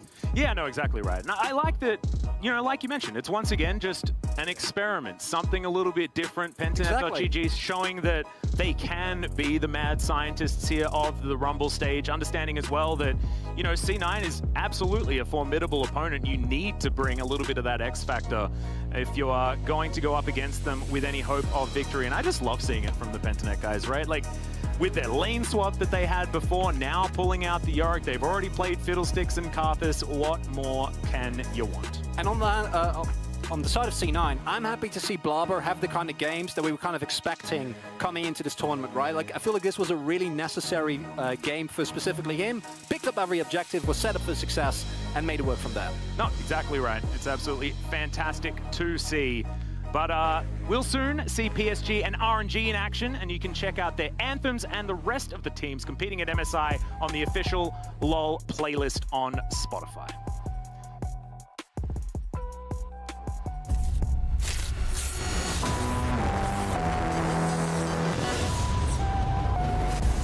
Welcome back, everyone, to MSI, coming from Reykjavik, Iceland. I'm standing by with Vulcan after a necessary first step in the quest to emerge from the knockout stage. A victory here over Pentanet.gg. That said, I want to dive straight into it, starting with the draft. We saw something a little unique come out from the opposing side in the Yorick up there in the top lane. First off, how much of that was expected? And number two, when something like that comes out, with those few moments you have before the game kicks up, how do you guys kind of assess the situation and how to move forward? Well, we didn't really expect them to pick Yorick. It's like obviously a niche pick, right? So, but anyway, once they picked it, Fudge was like pretty fine in just going down a bit of CS, just trying to scale into the late game or like mid game because Jace is very strong, even though he doesn't need to win lane that hard to be useful. So he was fine with just, you know, playing it safe and not going to the limits of the matchup. I'm sure like he could have played the matchup better, right? But if he plays it first time, there's no need to do that. And yeah, I mean, we talked about like if he uses his wife or his ultimate, we just Barber run top and kill it, and then he's a lot weaker. So we kind of had an idea of what we want to do against Yorick. So even though it was a surprise, I think we adapted well to that pick and played a fun game, I guess. It wasn't like the best of games, but it's a, as you said, necessary step, and we got one dub, so let's go next now. Absolutely. All right. Well, I do want to talk a little bit, a wider perspective when it comes to champion select and the way that Cloud9's kind of been approaching the tournament. We've seen a litany of different compositions come out for you guys. You poke comps, kind of like what we saw just now. We've seen traditional team fighting comps. We've seen the double AD and Enchanter composition. Do you feel like that kind of flexibility is necessary to be successful in a tournament like this versus, the argument that spreading yourselves too thin in attempting too many different styles? Well, for us, it's kind of like we're trying different things because some things aren't working right at the moment. So we're like, okay, well, let's try to change stuff. But we've also kind of realized that we were very close to winning in a lot of the games. So we don't need to be like so drastic in our changes, and we can just stick to our guns. And like on a different day, we wouldn't make the mistakes, like the unfortunate things that happen in the game wouldn't have happened. And then we have a very different score at the moment. We would have a very different score, right? So yeah, we've been trying different things. I think it's valuable to have like a lot of things in your arsenal and be able to play a lot of different comps, but RNG is playing a lot of the same things because they're so far ahead. They don't need to change anything, right? They don't need to do a lot of different things. So it's like it's two sides to the same coins, right? But Yeah, I think it's good for us to do a lot of different things because we have a pretty bad score at the moment, and we need to kind of surprise people, I think, at this point. Let's continue along that line, talking about the score line. Now 1-4. Obviously, it looks grim if you weren't to have seen any of the games themselves. But as you mentioned, a number of those games incredibly close, and some would argue winning positions for Cloud9. So for you, do you take any solace or derive any confidence from the closeness of the games, regardless of the fact that you are fighting an uphill battle at this point? Yeah, I mean, I think the way the games went just proves to ourselves that's the most important, right? It proves to the fans as well, but it proves to ourselves that there's still hope, and we can still be the top teams in this tournament, and we can still advance. And that's the most important thing is that we still believe we can make it through, and we all still think that we can. So we're still here, and we're still looking to be Damwon later today. I was about to say, speaking of which, you got another top team coming up later today, but you've already taken a game off of Damwon before, so we know you can do it again. Vulcan, I don't want to take any more of your time so that you can get back to the team and start prepping for that second match of the day. So thank you so much, and congratulations for the victory here against Pentanet. Thank you. And from here, we're going to toss it back to Quickshot and the guys at the desk to break it down. Thank you so much, Dash. Welcome back to State Farm Analyst Desk. I love the way that interview ended, and I do agree that when you look at the context of the games, of how Cloud9 have played, there is something that you can look back on fondly and maybe be a little bit proud of, but ultimately don't have the wins yet in the column. So today, a poke comp, long-range comp. Let's start with the draft. The Zoe, the Jace to round it out. Did you like what you saw? Yeah, liked it. Good execution. The Yorick pick to me. The reason that this Yorick was picked is because it was notoriously a good pick into Jace into 2019. I think you remember this meta was Yorick versus Jace. Jace wins level 1 to 6, pokes him out a little bit. Yorick sustains, gets to 6, gets his wife buff, and then he just takes over the lane on side lane, right? And he outscales Jace. The difference is I was talking to Wunder backstage during this game, and he was saying, well, this is actually a different matchup now in 2021 because Jace actually scales pretty well into the late game with the new items. So he's comfortable going even against the Yorick. So it wasn't that great of a pick, I think, for Pentanet because the difference in scaling now. Yeah, I was about to kind of make the same point where it's like the Eclipse item, now you have the Vamp Scepter within the laning phase. So like, yeah, at 15 minutes, he was 10 CS behind. Vulcan already stated like the reasoning behind that. And so like Yorick definitely is faded farther in the back because like even how he was playing the specific matchup, using To the Skies to get out of the pen. So he wasn't even actually sitting in there for long. And the strategy that they had at third, the first use of Yorick ultimate, of course, like was leading up to a dive, but Blabu was there on time. And the third time went up there, just smited it, and it wasn't even, really a threat. So I thought it was a great adaptation there from Cloud9 for sure. Yeah, you have a really strong top side, really hard winning early mid jungle. You have the neutralizing bot, which just has the range advantage to win. And even you said, Trevor, backstage, you were like, wow, this comp has so much range. How do you deal with it? It's true. So much poke, so much range. If you get Nash and set up for a siege, you can see they just ended the game. The actual example that I was using, bring this replay up and I'll briefly set it up. Imagine if Dwayne The Rock Johnson was to put his hand on Kevin Hart's head, right? And say, try punch me, and just hold him back. That's what it feels like this composition is doing. Yeah. Kajal, talk to me through this bottom lane replay. Yeah, well, that's the general idea behind the team comp when they get to the Baron. But in the early stages, it's actually kind of weak, right? Morgana Nautilus, really good setup. The Samira is good follow-up, and the Syndra also has a lot of CC to layer. Whereas C9, a bit spread thin, I must say, in this gank, but they answer pretty well. The TPs come in, I believe, as well. It does end up in a 2-for-3 for Cloud9, so actually a good play for them, and a small misstep from Pentanet.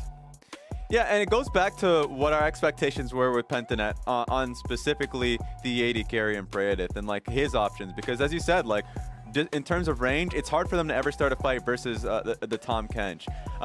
And also like I'm not sure how Predath is ever going to be able to get on top of them. With Udyr being able to slap him. This is just not just specifically to this fight, it's many fights. I think Pentanet definitely got frustrated in how they wanted to be able to get fights rolling for them. Yeah, if they had some more form of hard engage, then I think that this comp would struggle a little bit more with C9, but the only real engage they had was a flash hook from Nautilus, and the only things they have to be scared of are flank TPs, but it's a Syndra Yorick. You saw the Yorick TP in once and had to run for the hills, so I think that Pentanet's comp needed more engage on the last pick rather than side lane push, and I think that C9's comp just had better early, better mid lane, better mid, early and late game. I mean, it worked out very well. So good draft there from Cloud9. It helps them pick up the very first win of the Rumble stage. And this does lead us nicely to our Oppo player of the game. It was Sven playing the Senna. He had a fantastic performance. And when I was backstage, I was like, hey, who should win this? Raz and Kajal were instantaneously Sven. Why was it so clearly him today? Yeah, they're winning bot lane, really good. I think he was part of almost every single kill in this game on the Senna, farmed up really well. His souls per minute were actually phenomenal. And I think it's just overall solid performance. I think the Cloud9 strength in this tournament has been their bot lane, their consistent factor, has been their bot lane winning out in the 2v2s. Not so much in the fights, but just in the lane phase itself. And I think another strong point for this team has been the draft phase, which has also looked really good as well in this day 3. Yeah, that snipe on decoy, their 2v2s, as you mentioned, has been a consistent point, and and how they were able to escape out of that gank really early on. Like overall, Sven has just been a real highlight for the team in this tournament, and so it makes a lot of sense. If there's a succeeding C9, it starts with their bot range. Now, Raz, before we go to an ad break, when we come back, it will be RNG taking on Talent, if I remember PSG, correctly. yeah. PSG Talent, thank you very much. And if you are obviously a Cloud9 fan, if you're hoping for Cloud9 to have a better chance of making it out, you're hoping for the RNG to be taken down. RNG to take down Talent. Man, why can I not read today? So what are the odds of Talent taking down RNG or vice versa, Raz? I think RNG are just looking too good at the exact strength that PSG have. Usually when two teams are just great at the same damn thing, I favor the stronger team, and usually it will look like a slamming. I think that RNG are just a much better team fighting team. I think their bot lane has really shown up in Gala and Ming, and so PSG, if they want to win, I think need to be more creative, and I want to see what Hanabi can do in the top lane. All right, very quick closing thoughts. Last closing call I would say is that RNG's only weak spot has looked like the early game, and PSG's strong point has looked like the early game. And they've got leads against Damwon in the early stages, and they just lost in fights. So if they can get a lead against RNG like Damwon did, if PSG can snowball that lead, then they have a chance. But I think RNG should take it. And if you're a fan of Cloud9, then you want RNG to win, because Talent, if they pick up a win, they put more distance between them and Cloud9. It's the race for 4th place. Talent versus RNG after this. There we go. I got it there. I got it there. Here comes Xiaohu once again. Kazi down, Kaiser down, and RNG undefeated. And overall, just a fantastic performance from RNG. PSG Talent, padding the stats a little bit more. Triple kill for the mid laner, and they take their win over Cloud9. And now PSG, they have beaten the two most important opponents for them.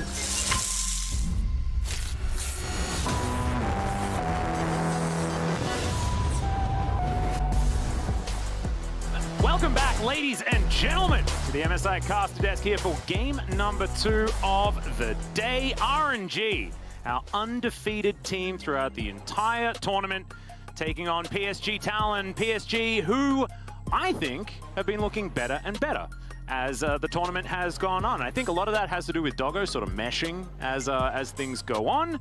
But also, I just like how they play, right? It's a lot of skirmishing, it's a lot of team fighting, it's a lot of fun. But as Raz mentioned, these are a lot of the things that RNG are just better at. And that's, I think, the core problem for this match. I wholeheartedly agree. I think that PSG have been really leveling up as the tournament has progressed. They still have that dominant early game, but they've lost some of the inconsistencies that they're facing later. However, they're playing what, in my opinion, is currently the best-looking team in the tournament, and RNG just don't seem to lose. And they have a strong early game, but they don't need a strong early game. And that's something that we, of course, are very familiar with. That's the Damwon Kia we used to know. Right now, not necessarily the case. And that is what makes RNG, I think, so terrifying, is that even if you do get an early lead as they lock in Gala's trademark Kai'Sa, you're still not there. You need to actually take them down, and if teams like Mad Lions have a difficulty doing that, then for PSG, that's a tall order. Well, we'll see exactly where the picks are going to land. I think picking away Nautilus from Ming is a very good idea, but as you can see, the Kai'Sa priority through the absolute roof here for RNG. I'm actually expecting this to start getting banned away, especially against RNG as the tournament goes on, but not going to happen here today, as it is the Tristana. That's going to be the choice into it. We've seen this many times, but we've also seen it not work. Yeah, and that leaves open Waze Rumble. Yeah. So now you have Gala has Kai'Sa, and we have Rumble, and that's not great. And I'm looking at that Varus ban. I think that Varus is quite a strong AD carry at the moment, but I don't think he's specifically for Gala, right? I think you can argue that Kai'Sa has his place in certain compositions, but for this play in particular, I don't think you can let him have it, right? And especially with how RNG have been playing, they've been playing so decisive, they've been making such great use of the Kai'Sa's abilities to dive the backline now. Literally, already with this cord that they have, it's if you hit a Solar Flare, there comes a Rumble ulti on top of it. Yeah. There comes a Kai'Sa diving in, and it doesn't matter who it is. It doesn't matter that you have a black shield. Unless you're able to dodge all the stuns, it's just over. You just immediately get blown up. I do think, though, that the PSG composition does have a lot of early game prio, does have a lot of ways already, at least in the bot lane, to get that Morgana going, and that might be a possible entry for PSG because the River can get snowballing early. They've been looking really good. Yes, and River has been sort of leaning on the side of ganking more people more often in that early stage as well, and I want to see more and more of that because I think PSG just need to play to their strengths, which is getting early game leads and then team fighting for the rest of the game, no matter what's happening elsewhere on the map. And I think that when it works, it looks so damn good. As the Sylas going to be banned away here from Cryan, the Akali taken from Maple. I was wondering whether that was going to actually cop a ban. Because I think this was already setting up for a Gnar 4th pick here for PSG, right? With the Sylas being banned away, and then it's a blind pick for an Arby, and then you just know that that Maple's going to go for that R5 Akali just because he can, regardless of whether or not it's a good option. With how strong their skirmishing has been looking, I wouldn't be opposed to it, but of course the Akali doesn't necessarily work in every composition, doesn't work really well with the Morgana either, so in terms of ideal drafting, you know, it's not something you'd rather see, but then you think back to the amount of damage that Maple did, and I'm like, I get that ban. I am not unhappy about that, as the Galio also gets taken away, and this, again, ties into the style that PSG have been playing. They've also used the Galio before, and it's something that can provide so much pressure and actually be a problem for the skirmishers that RNG might be looking for later in the game. Yeah, so it's a lot of globals banned away, and potential global there from Sylas as well. For some reason, can't get Twisted Fate out of my mind right now, as the Nocturne ban also one of those things that can stop him. But Lee Sin has got all the way through this draft, so another flex pick going to be locked in here at R4. And the Lee Sin could be going over to Hanabi, but Maple could also decide to pilot if he would like to, as well as LeBlanc being hovered right now for Cryan. But we'll see whether that one's actually locked in, as the Gnar makes a lot more sense. As RNG, it's just another mega RNG-looking composition coming together right now. So much comfort, and it has everything that RNG wants. It has the capabilities for early game skirmishers. You can still win late game team fights. It's a pressure pick for Xiaohu. Crying in this scenario is going to just play the Victor and just play for the late game, you know? Just hold, play it easy, hold back. And I quite like picks like the Victor into the Lee Sin, makes his life a lot harder later in the game. The Black Shield will alleviate that a little bit though, and I think that's a nice little combo that they have.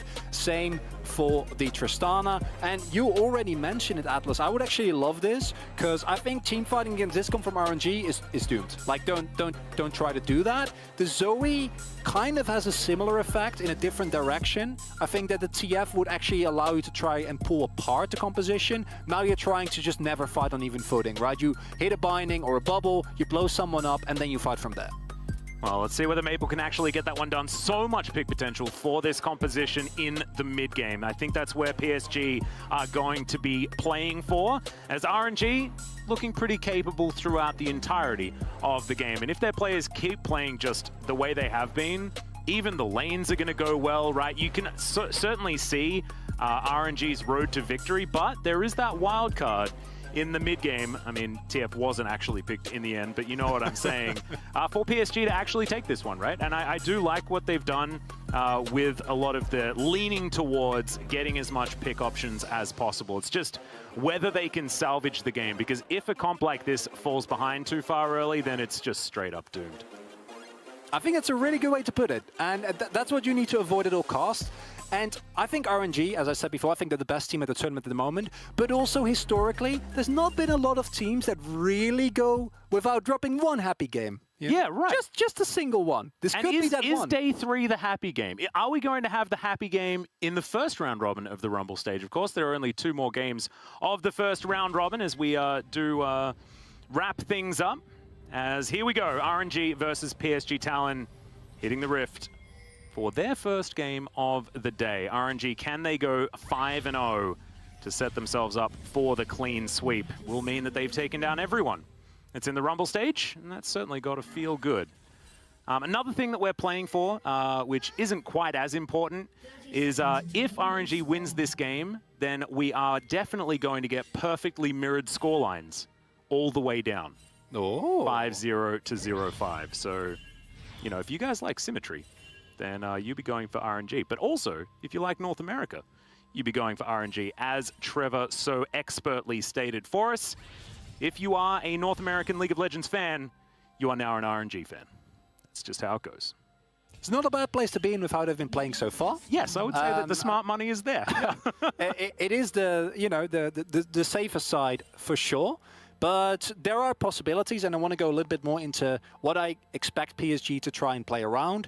Doggo and Kaiwing should be able to reliably get pressured. One of the reasons why Tristana kind of rose up in prominence against the Kaiser is because she can actually win those early fights and then with explosive shot get an early shove and try and play from there. River also starting on the top side, meaning that he might actually be able to also utilize the priority that his bot lane hopefully will be able to secure for him. But Gala and Ming have been playing so well throughout the entirety of the tournament. So even though I feel matchup-wise there is a slight edge for them, I don't know if that's going to be enough just because the execution from RNG has been so crisp. And if their execution is too good in multiple lanes, then that really takes away from the possible pressure and kills and like objectives that PSG might otherwise be looking for. Yeah, also takes away from our sort of conversations of tactics and how to play the map and timings and everything like this, right? If you're just winning too much, then going then to losing becomes very difficult, right? I don't know, that's completely obvious, but it just means that a lot of those conversations about when teams are going to be strong just become completely moot, right?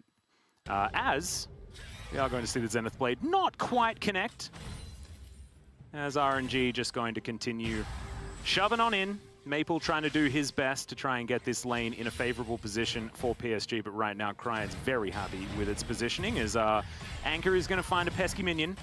Even if that hit, I don't think you go in because you're not level 2 yet. So actually committing there is not a great idea. So I think Kaiwing is happy with that minion. Now they hit level 2, but this is what we were saying earlier. RNG already find the early game pressure, right? They're already underneath your turret, and River not in a position to really do anything about that yet. The wave is going to bounce away, and RNG from minute 1 take control here. Crying is winning here already, right? He's getting the better trades. Of course, his mana is a little bit lower, but with your health bar this full, you're not going to have to be super scared. They have decent vision in the top side, however, bottom side, not amazing, so maybe there's an opportunity for River to look for something there, but this is the problem. If it does come down to a fight over the scuttle, I don't think they can win. Fantastic use of the passive there from Kaiwing to interrupt the Zenith Blade as Wei's going to come on forward, but looks like River was able to secure the Rift Scuttle before the Rumble managed to get there. I actually thought that maybe Scuttle control was going to be in the favor of RNG as that crash looked incoming from Cryan in the mid lane, but wasn't quite able to get it there.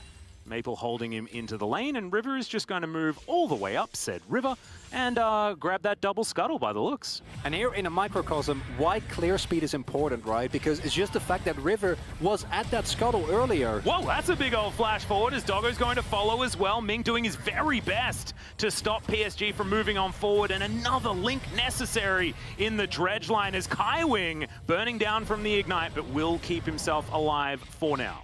And double scuttle has been secured. Really nice play there from PSG, because this means any subsequent plays towards Gala and Ming now have a lot higher chance of actually succeeding. Crying has no mana, so not sure if he can really get anything done here. Yeah, Maple able to make it out to safety as another dredge line going to connect, this time with Ming. As now Doggo jumping on forward. Is it going to be enough explosive shot as Gala wanting to turn this one around, and first blood goes to the Kaiser. Yes, he's going to fall down, but damn! That was beautifully done. It is a double kill in the end, so ultimately PSG do take the advantage. But Gala making the best of a bad situation. And look at who the gold is on. It's on Kaiwing, your Nautilus. Nautilus does not skill very well with gold. If those kills were on Doggo, you'll be really happy with that as PSG, because Tristana snowballs so well, because once she gets the lead, she basically just all-ins you permanently. Yep. But now, in the end, Gala is the one who gets the lead. He will lose a couple of creeps here as the shove was found by PSG, but then the waves will bounce back. They will be able to do with that whatever they like. It was a kill picked up for Gala, getting him his early Dirk. And those 2 kills on Kaiwing aren't really going to change the situation as they go in here. Yeah, Maple flashing on over with his picked up flash from his W. That is going to be a great route to land there as Ming looking to try and lock down Maple. Maple doesn't have his flash actually available as River is not even needed when it comes to taking down that kill, as explosive charge is going to be there. And now Cryan in trouble underneath his turret, down to 100 health. But thankfully he has an inner turret right there, and therefore it's not going to be enough for PSG to grab that extra kill. And it sounds like PSG heard me, because I said I want gold on Doggo, and immediately he roams towards the mid lane, which is not something you'd necessarily expect this early on. A really nice move there from PSG, because initially it looks like a bit of an overextension trying to go for those Raptors, as here we see yet again in the new X Effect replay that play from Kaiwing. And the confidence from PSG is really, really nice. But this is one of the reasons why you always need to be afraid of the Kai'Sa from Gala, is because they know these limits so well, right? And then here, I think RNG commits it because they don't expect a Tristana to rocket jump in out of nowhere. And just gets reset after reset in this replay as well. Explosive charge, able to get that work done onto Ming, as Cryan eventually has to flash as well. So when it comes to summoner spells, it feels like PSG are doing pretty well in that department, as well as Doggo sitting on cleanse and flash still available. I think if River, he didn't expect, of course, his Tormented Soil, or rather his Binding to not be flashed, but flashed into. But I think if he hits a Tormented Soil there, might actually get the kill as we get another skirmish. Yep, grab shield not going to be enough to get the extra movement speed there. As you can see, River just locking way down for as long as he wants, and that's a fantastic cue from Hanabi. He's still looking for more as Ming's going to be taken down for the double. Hanabi survives. They take down Gala and PSG. They're looking to ruin RNG's undefeated streak. What is this for PSG? The early skirmishing, we said it would be good if they can find the scraps, right? If they can play around the early game power that they have with this composition, but then to do it this well. When Hanabi went into the turret, I was like, he's going to sacrifice himself, but he doesn't even die. Yeah? Oh man, let's have a look at this replay one more time as River starts it off with the Soul Shackles just to make sure that he guaranteed locks down Wei for as long as possible. And the confidence here from PSG to go for this play in of itself is just so good to see, because I think a lot of teams are also understandably very intimidated by how good RNG is, right? But PSG, they recognize what their own strength is. It is these early game straps. It's not the late game team fights. It's them making a proactive moves on the map. And now this has netted them with a solid 2k gold lead, the first Drake on the game, gold on Doggo, gold on Hanabi. And that's a great start for this game. It's a necessary one, again. But it's a great one. This is starting to look like the beginnings of a real snowball, though, for PSG. This is, I feel like in the games that they lose, PSG are always looking to try and get to this position. With a lot of the comps that they put together, they often just don't quite get far enough ahead. This is starting to look like it is almost far enough ahead. However, getting a little bit ahead of myself, as of course, PSG still need to take down the enemy Nexus. That is still how you win the game.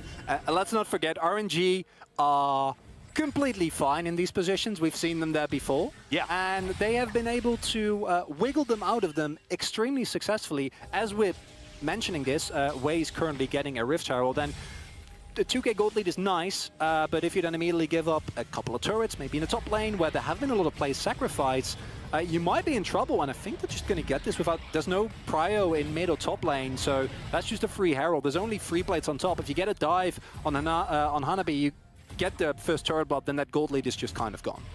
Yeah, it looks like Hanabi should be able to push out this wave relatively effectively, and it looks like Wei's just going to go back home, utilize that empowered recall that Shelly does afford him. And PSG, they're happy to sack the top side of the map because they want to make sure that Doggo is as comfy as possible on this Tristana, wanting to eat through as many of the plates as he can. And he's only got a couple more to pick up from that bottom side before they move the Tristana around and try and continue this avalanche down the hill. The avalanche down the hill? Do yeah, avalanche ever go up? I feel like I've been hills? saying snowball too much, so I went for something else. But I've never seen an avalanche go up a hill. That seems very counterintuitive. Are you saying that I may not have necessarily needed to say which way the avalanche was going? Because remember, I'm an Australian. We don't really know very much about snow-based anything. Okay, so no, it's not my fault. No, it's my bad. I should give you some leeway there. Are you saying that they're 100% affected by gravity? Is that what you're saying? Personally, I would say so, yes. Have you seen every avalanche? I have not. No, I'm not an expert on avalanches. Okay. Who hopefully are experts on, if you want it, avalanches as opposed to snowballing has been PSG. As they're going and crying. That's a big old flash. Depth charge going to come through as well. And this is the layering of CC that PSG have available to them. This is why we said their mid-game was so terrifying. Well, look, RNG, it has come a little bit earlier this time around, as that was fed. There was nothing that Cryan could do. He still has flash. It was unnecessary. And it's been Ming that, I think, justifiably so, has been getting an incredible amount of praise throughout this tournament for his roams, right? Like, he is one of the most threatening supports in at the game in the moment, at just randomly turning up somewhere and finding kills, finding damage, and saving his the rest of his team. But in this game, he's mostly been locked in ever since that early skirmish went the way of PSG. However, they do get this first turret blood, as I was pointing out a little bit earlier. The setup for this was already there, and that does mean that the gold lead, yet again, has shrunk a little bit. That's not the end of the world for PSG, but it does mean that these Drakes are non-optional, right? Like, if you get into the late game on this RNG comp, you're still completely fine. You're still in a comfortable position. You can win any team fight that you put your mind to, especially with how well we've seen them fight, rather. So this next fight, and I think this fight for Soul Point, are going to be pivotal for PSG if they want to keep this avalanche going. And I feel like we talk about this a lot, but like the onus on which team to make the moves around the map, right? And PSG, it's on them. They have to be the one to make the moves. They have to do stuff. And oftentimes, I feel nervous about that. But PSG are a team that are always trying to make a play. As you can see, River doesn't even want me to make my point because he's looking for another binding. He'll find it beautifully as the Drowsy will come through as well. No more Aftershock, but Gala does need to be respected as teleport. Going to come through from RNG. Another Dark Binding's there as Kaiwing curses the newly approaching minion wave that blocked his anchor, and another teleport now from RNG. They're really starting to feel like they can't let these picks go through. And the crucial thing is that two members are chunked. Even if PSG don't find any kills, and I hope they don't go too greedy, because they can just pick up a Drake here. They can get the turret, they can get the Drake, and snowball their objective lead from there. Well, that's a lot of R buttons, and that is going to defend the turret for the moment. But PSG, like you mentioned, able to just to back away if they want to. In 1 second's time, pick up this Mountain Drake. But this is PSG. There are more enemy champions on the map, Chronicler, and therefore we need to make sure that we take down this turret first, make sure there are no more champions to be seen, and then potentially this Drake will be picked up. But PSG have so much control of this bottom side that there's no way that RNG have any hope of contesting this. And from here on out, as RNG, you're just biding your time, right? Giving up the turret, that's fine. Just make sure you don't give up any kills, and we saw there as well the moment that it was clear that River was there, they're like, okay, we need to back off. They can't afford to give away a lot more kills, as now there's a lack of vision here for PSG. Yeah, that back is now channeling.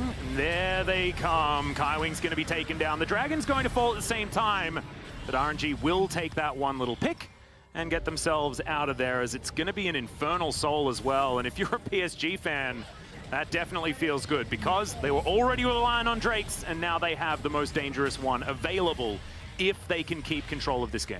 And that pick from RNG, in of itself, might not look like that much, but these are exactly the kind of moments that you're looking for as RNG, right? Kaiwing, there's a complete lack of vision on the top side. You know that you have full control of your bot side, so you can expect the opponent to be there. Backs like that, and little picks can take so much tempo out of the PSG game plan, because now you need to wait for Kaiwing. Kaiwing is one of the main members that you want with you, as Maple going for the 1v1. Yep, teleport here to back him up as well as Hanabi makes his way in. This should complete, and Cryan has absolutely nowhere he can go. Ming's also going to be taken down as Gala's trying to be the hero, but meanwhile we've got fights absolutely everywhere. Way's going to turn up, that Electro Harpoon ain't going to change this story. 1 iota, it's a double kill for River. Have a look at the gold. This snowball is ridiculous from PSG. And they're just keeping it on moving. And RNG getting continuously caught in side lanes is now starting to become more and more worrisome, because I feel like we are slowly getting to that gold and objective lead where PSG are actually able to teamfight on even footing, even though their composition doesn't lend itself as well. River is setting on a 10-stack Dark Seal, might turn it into a Magi's later on, has been having an incredible game.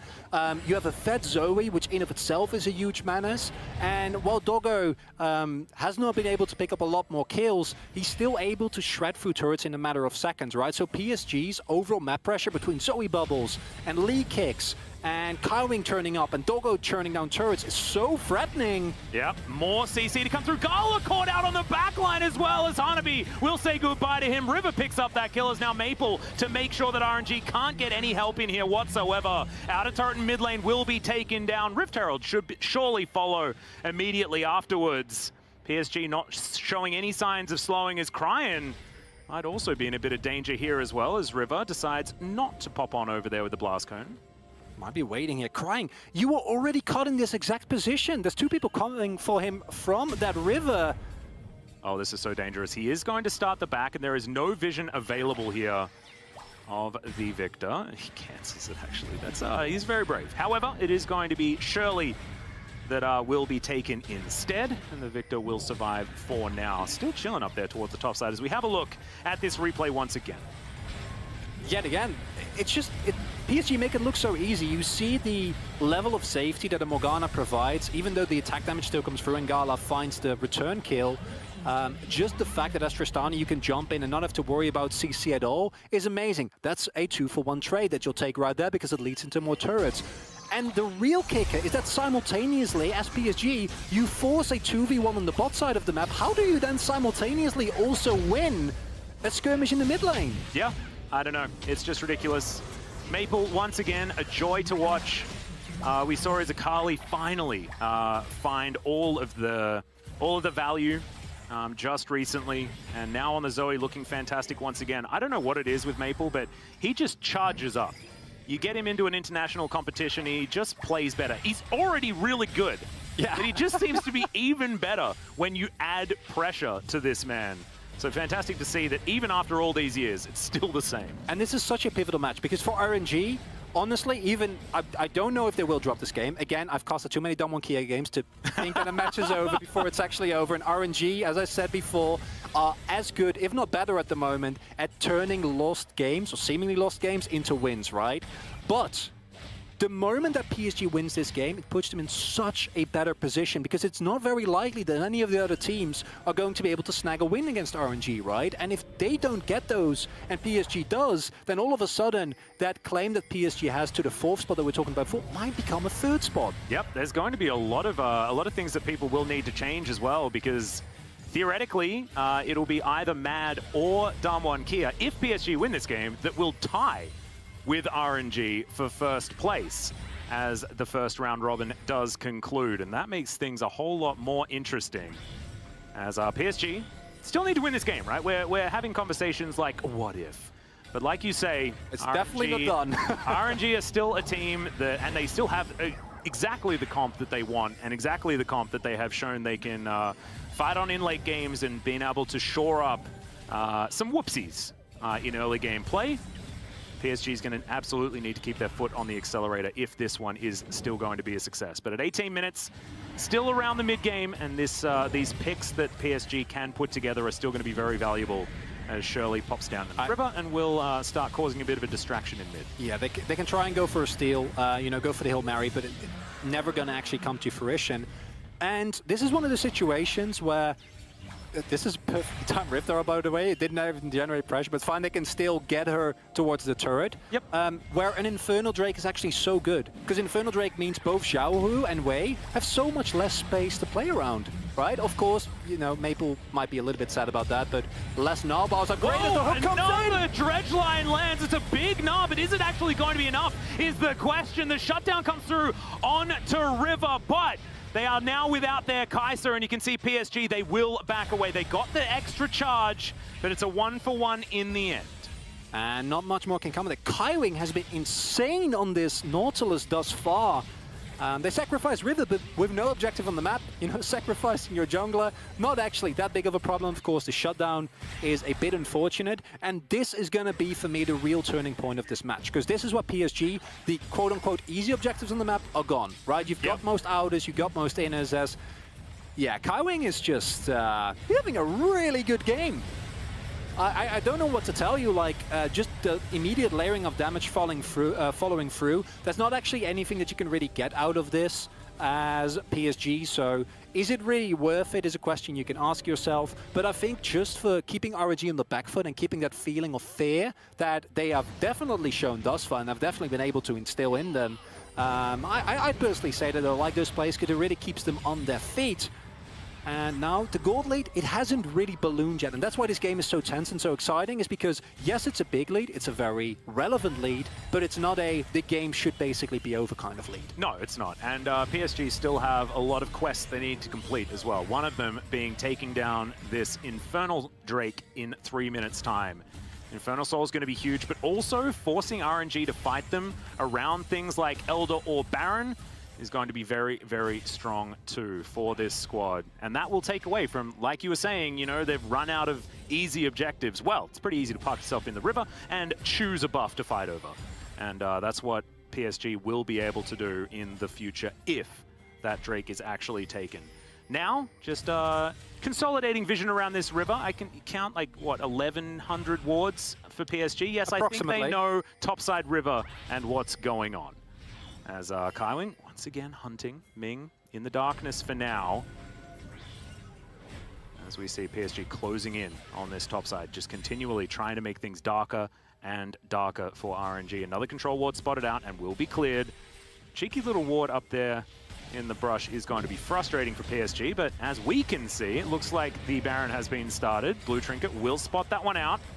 It's PSG now looking to try and pull away. Bubble not going to connect. Maple will need to find more of these if they want to be able to make anything happen. Xiaohu maybe in a little bit of trouble here as PSG do rotate towards the mid lane. It is so tense here as there's the flash over. Kaiwing not able to find it, but the bubble connects and Cryan will be evaporated eventually.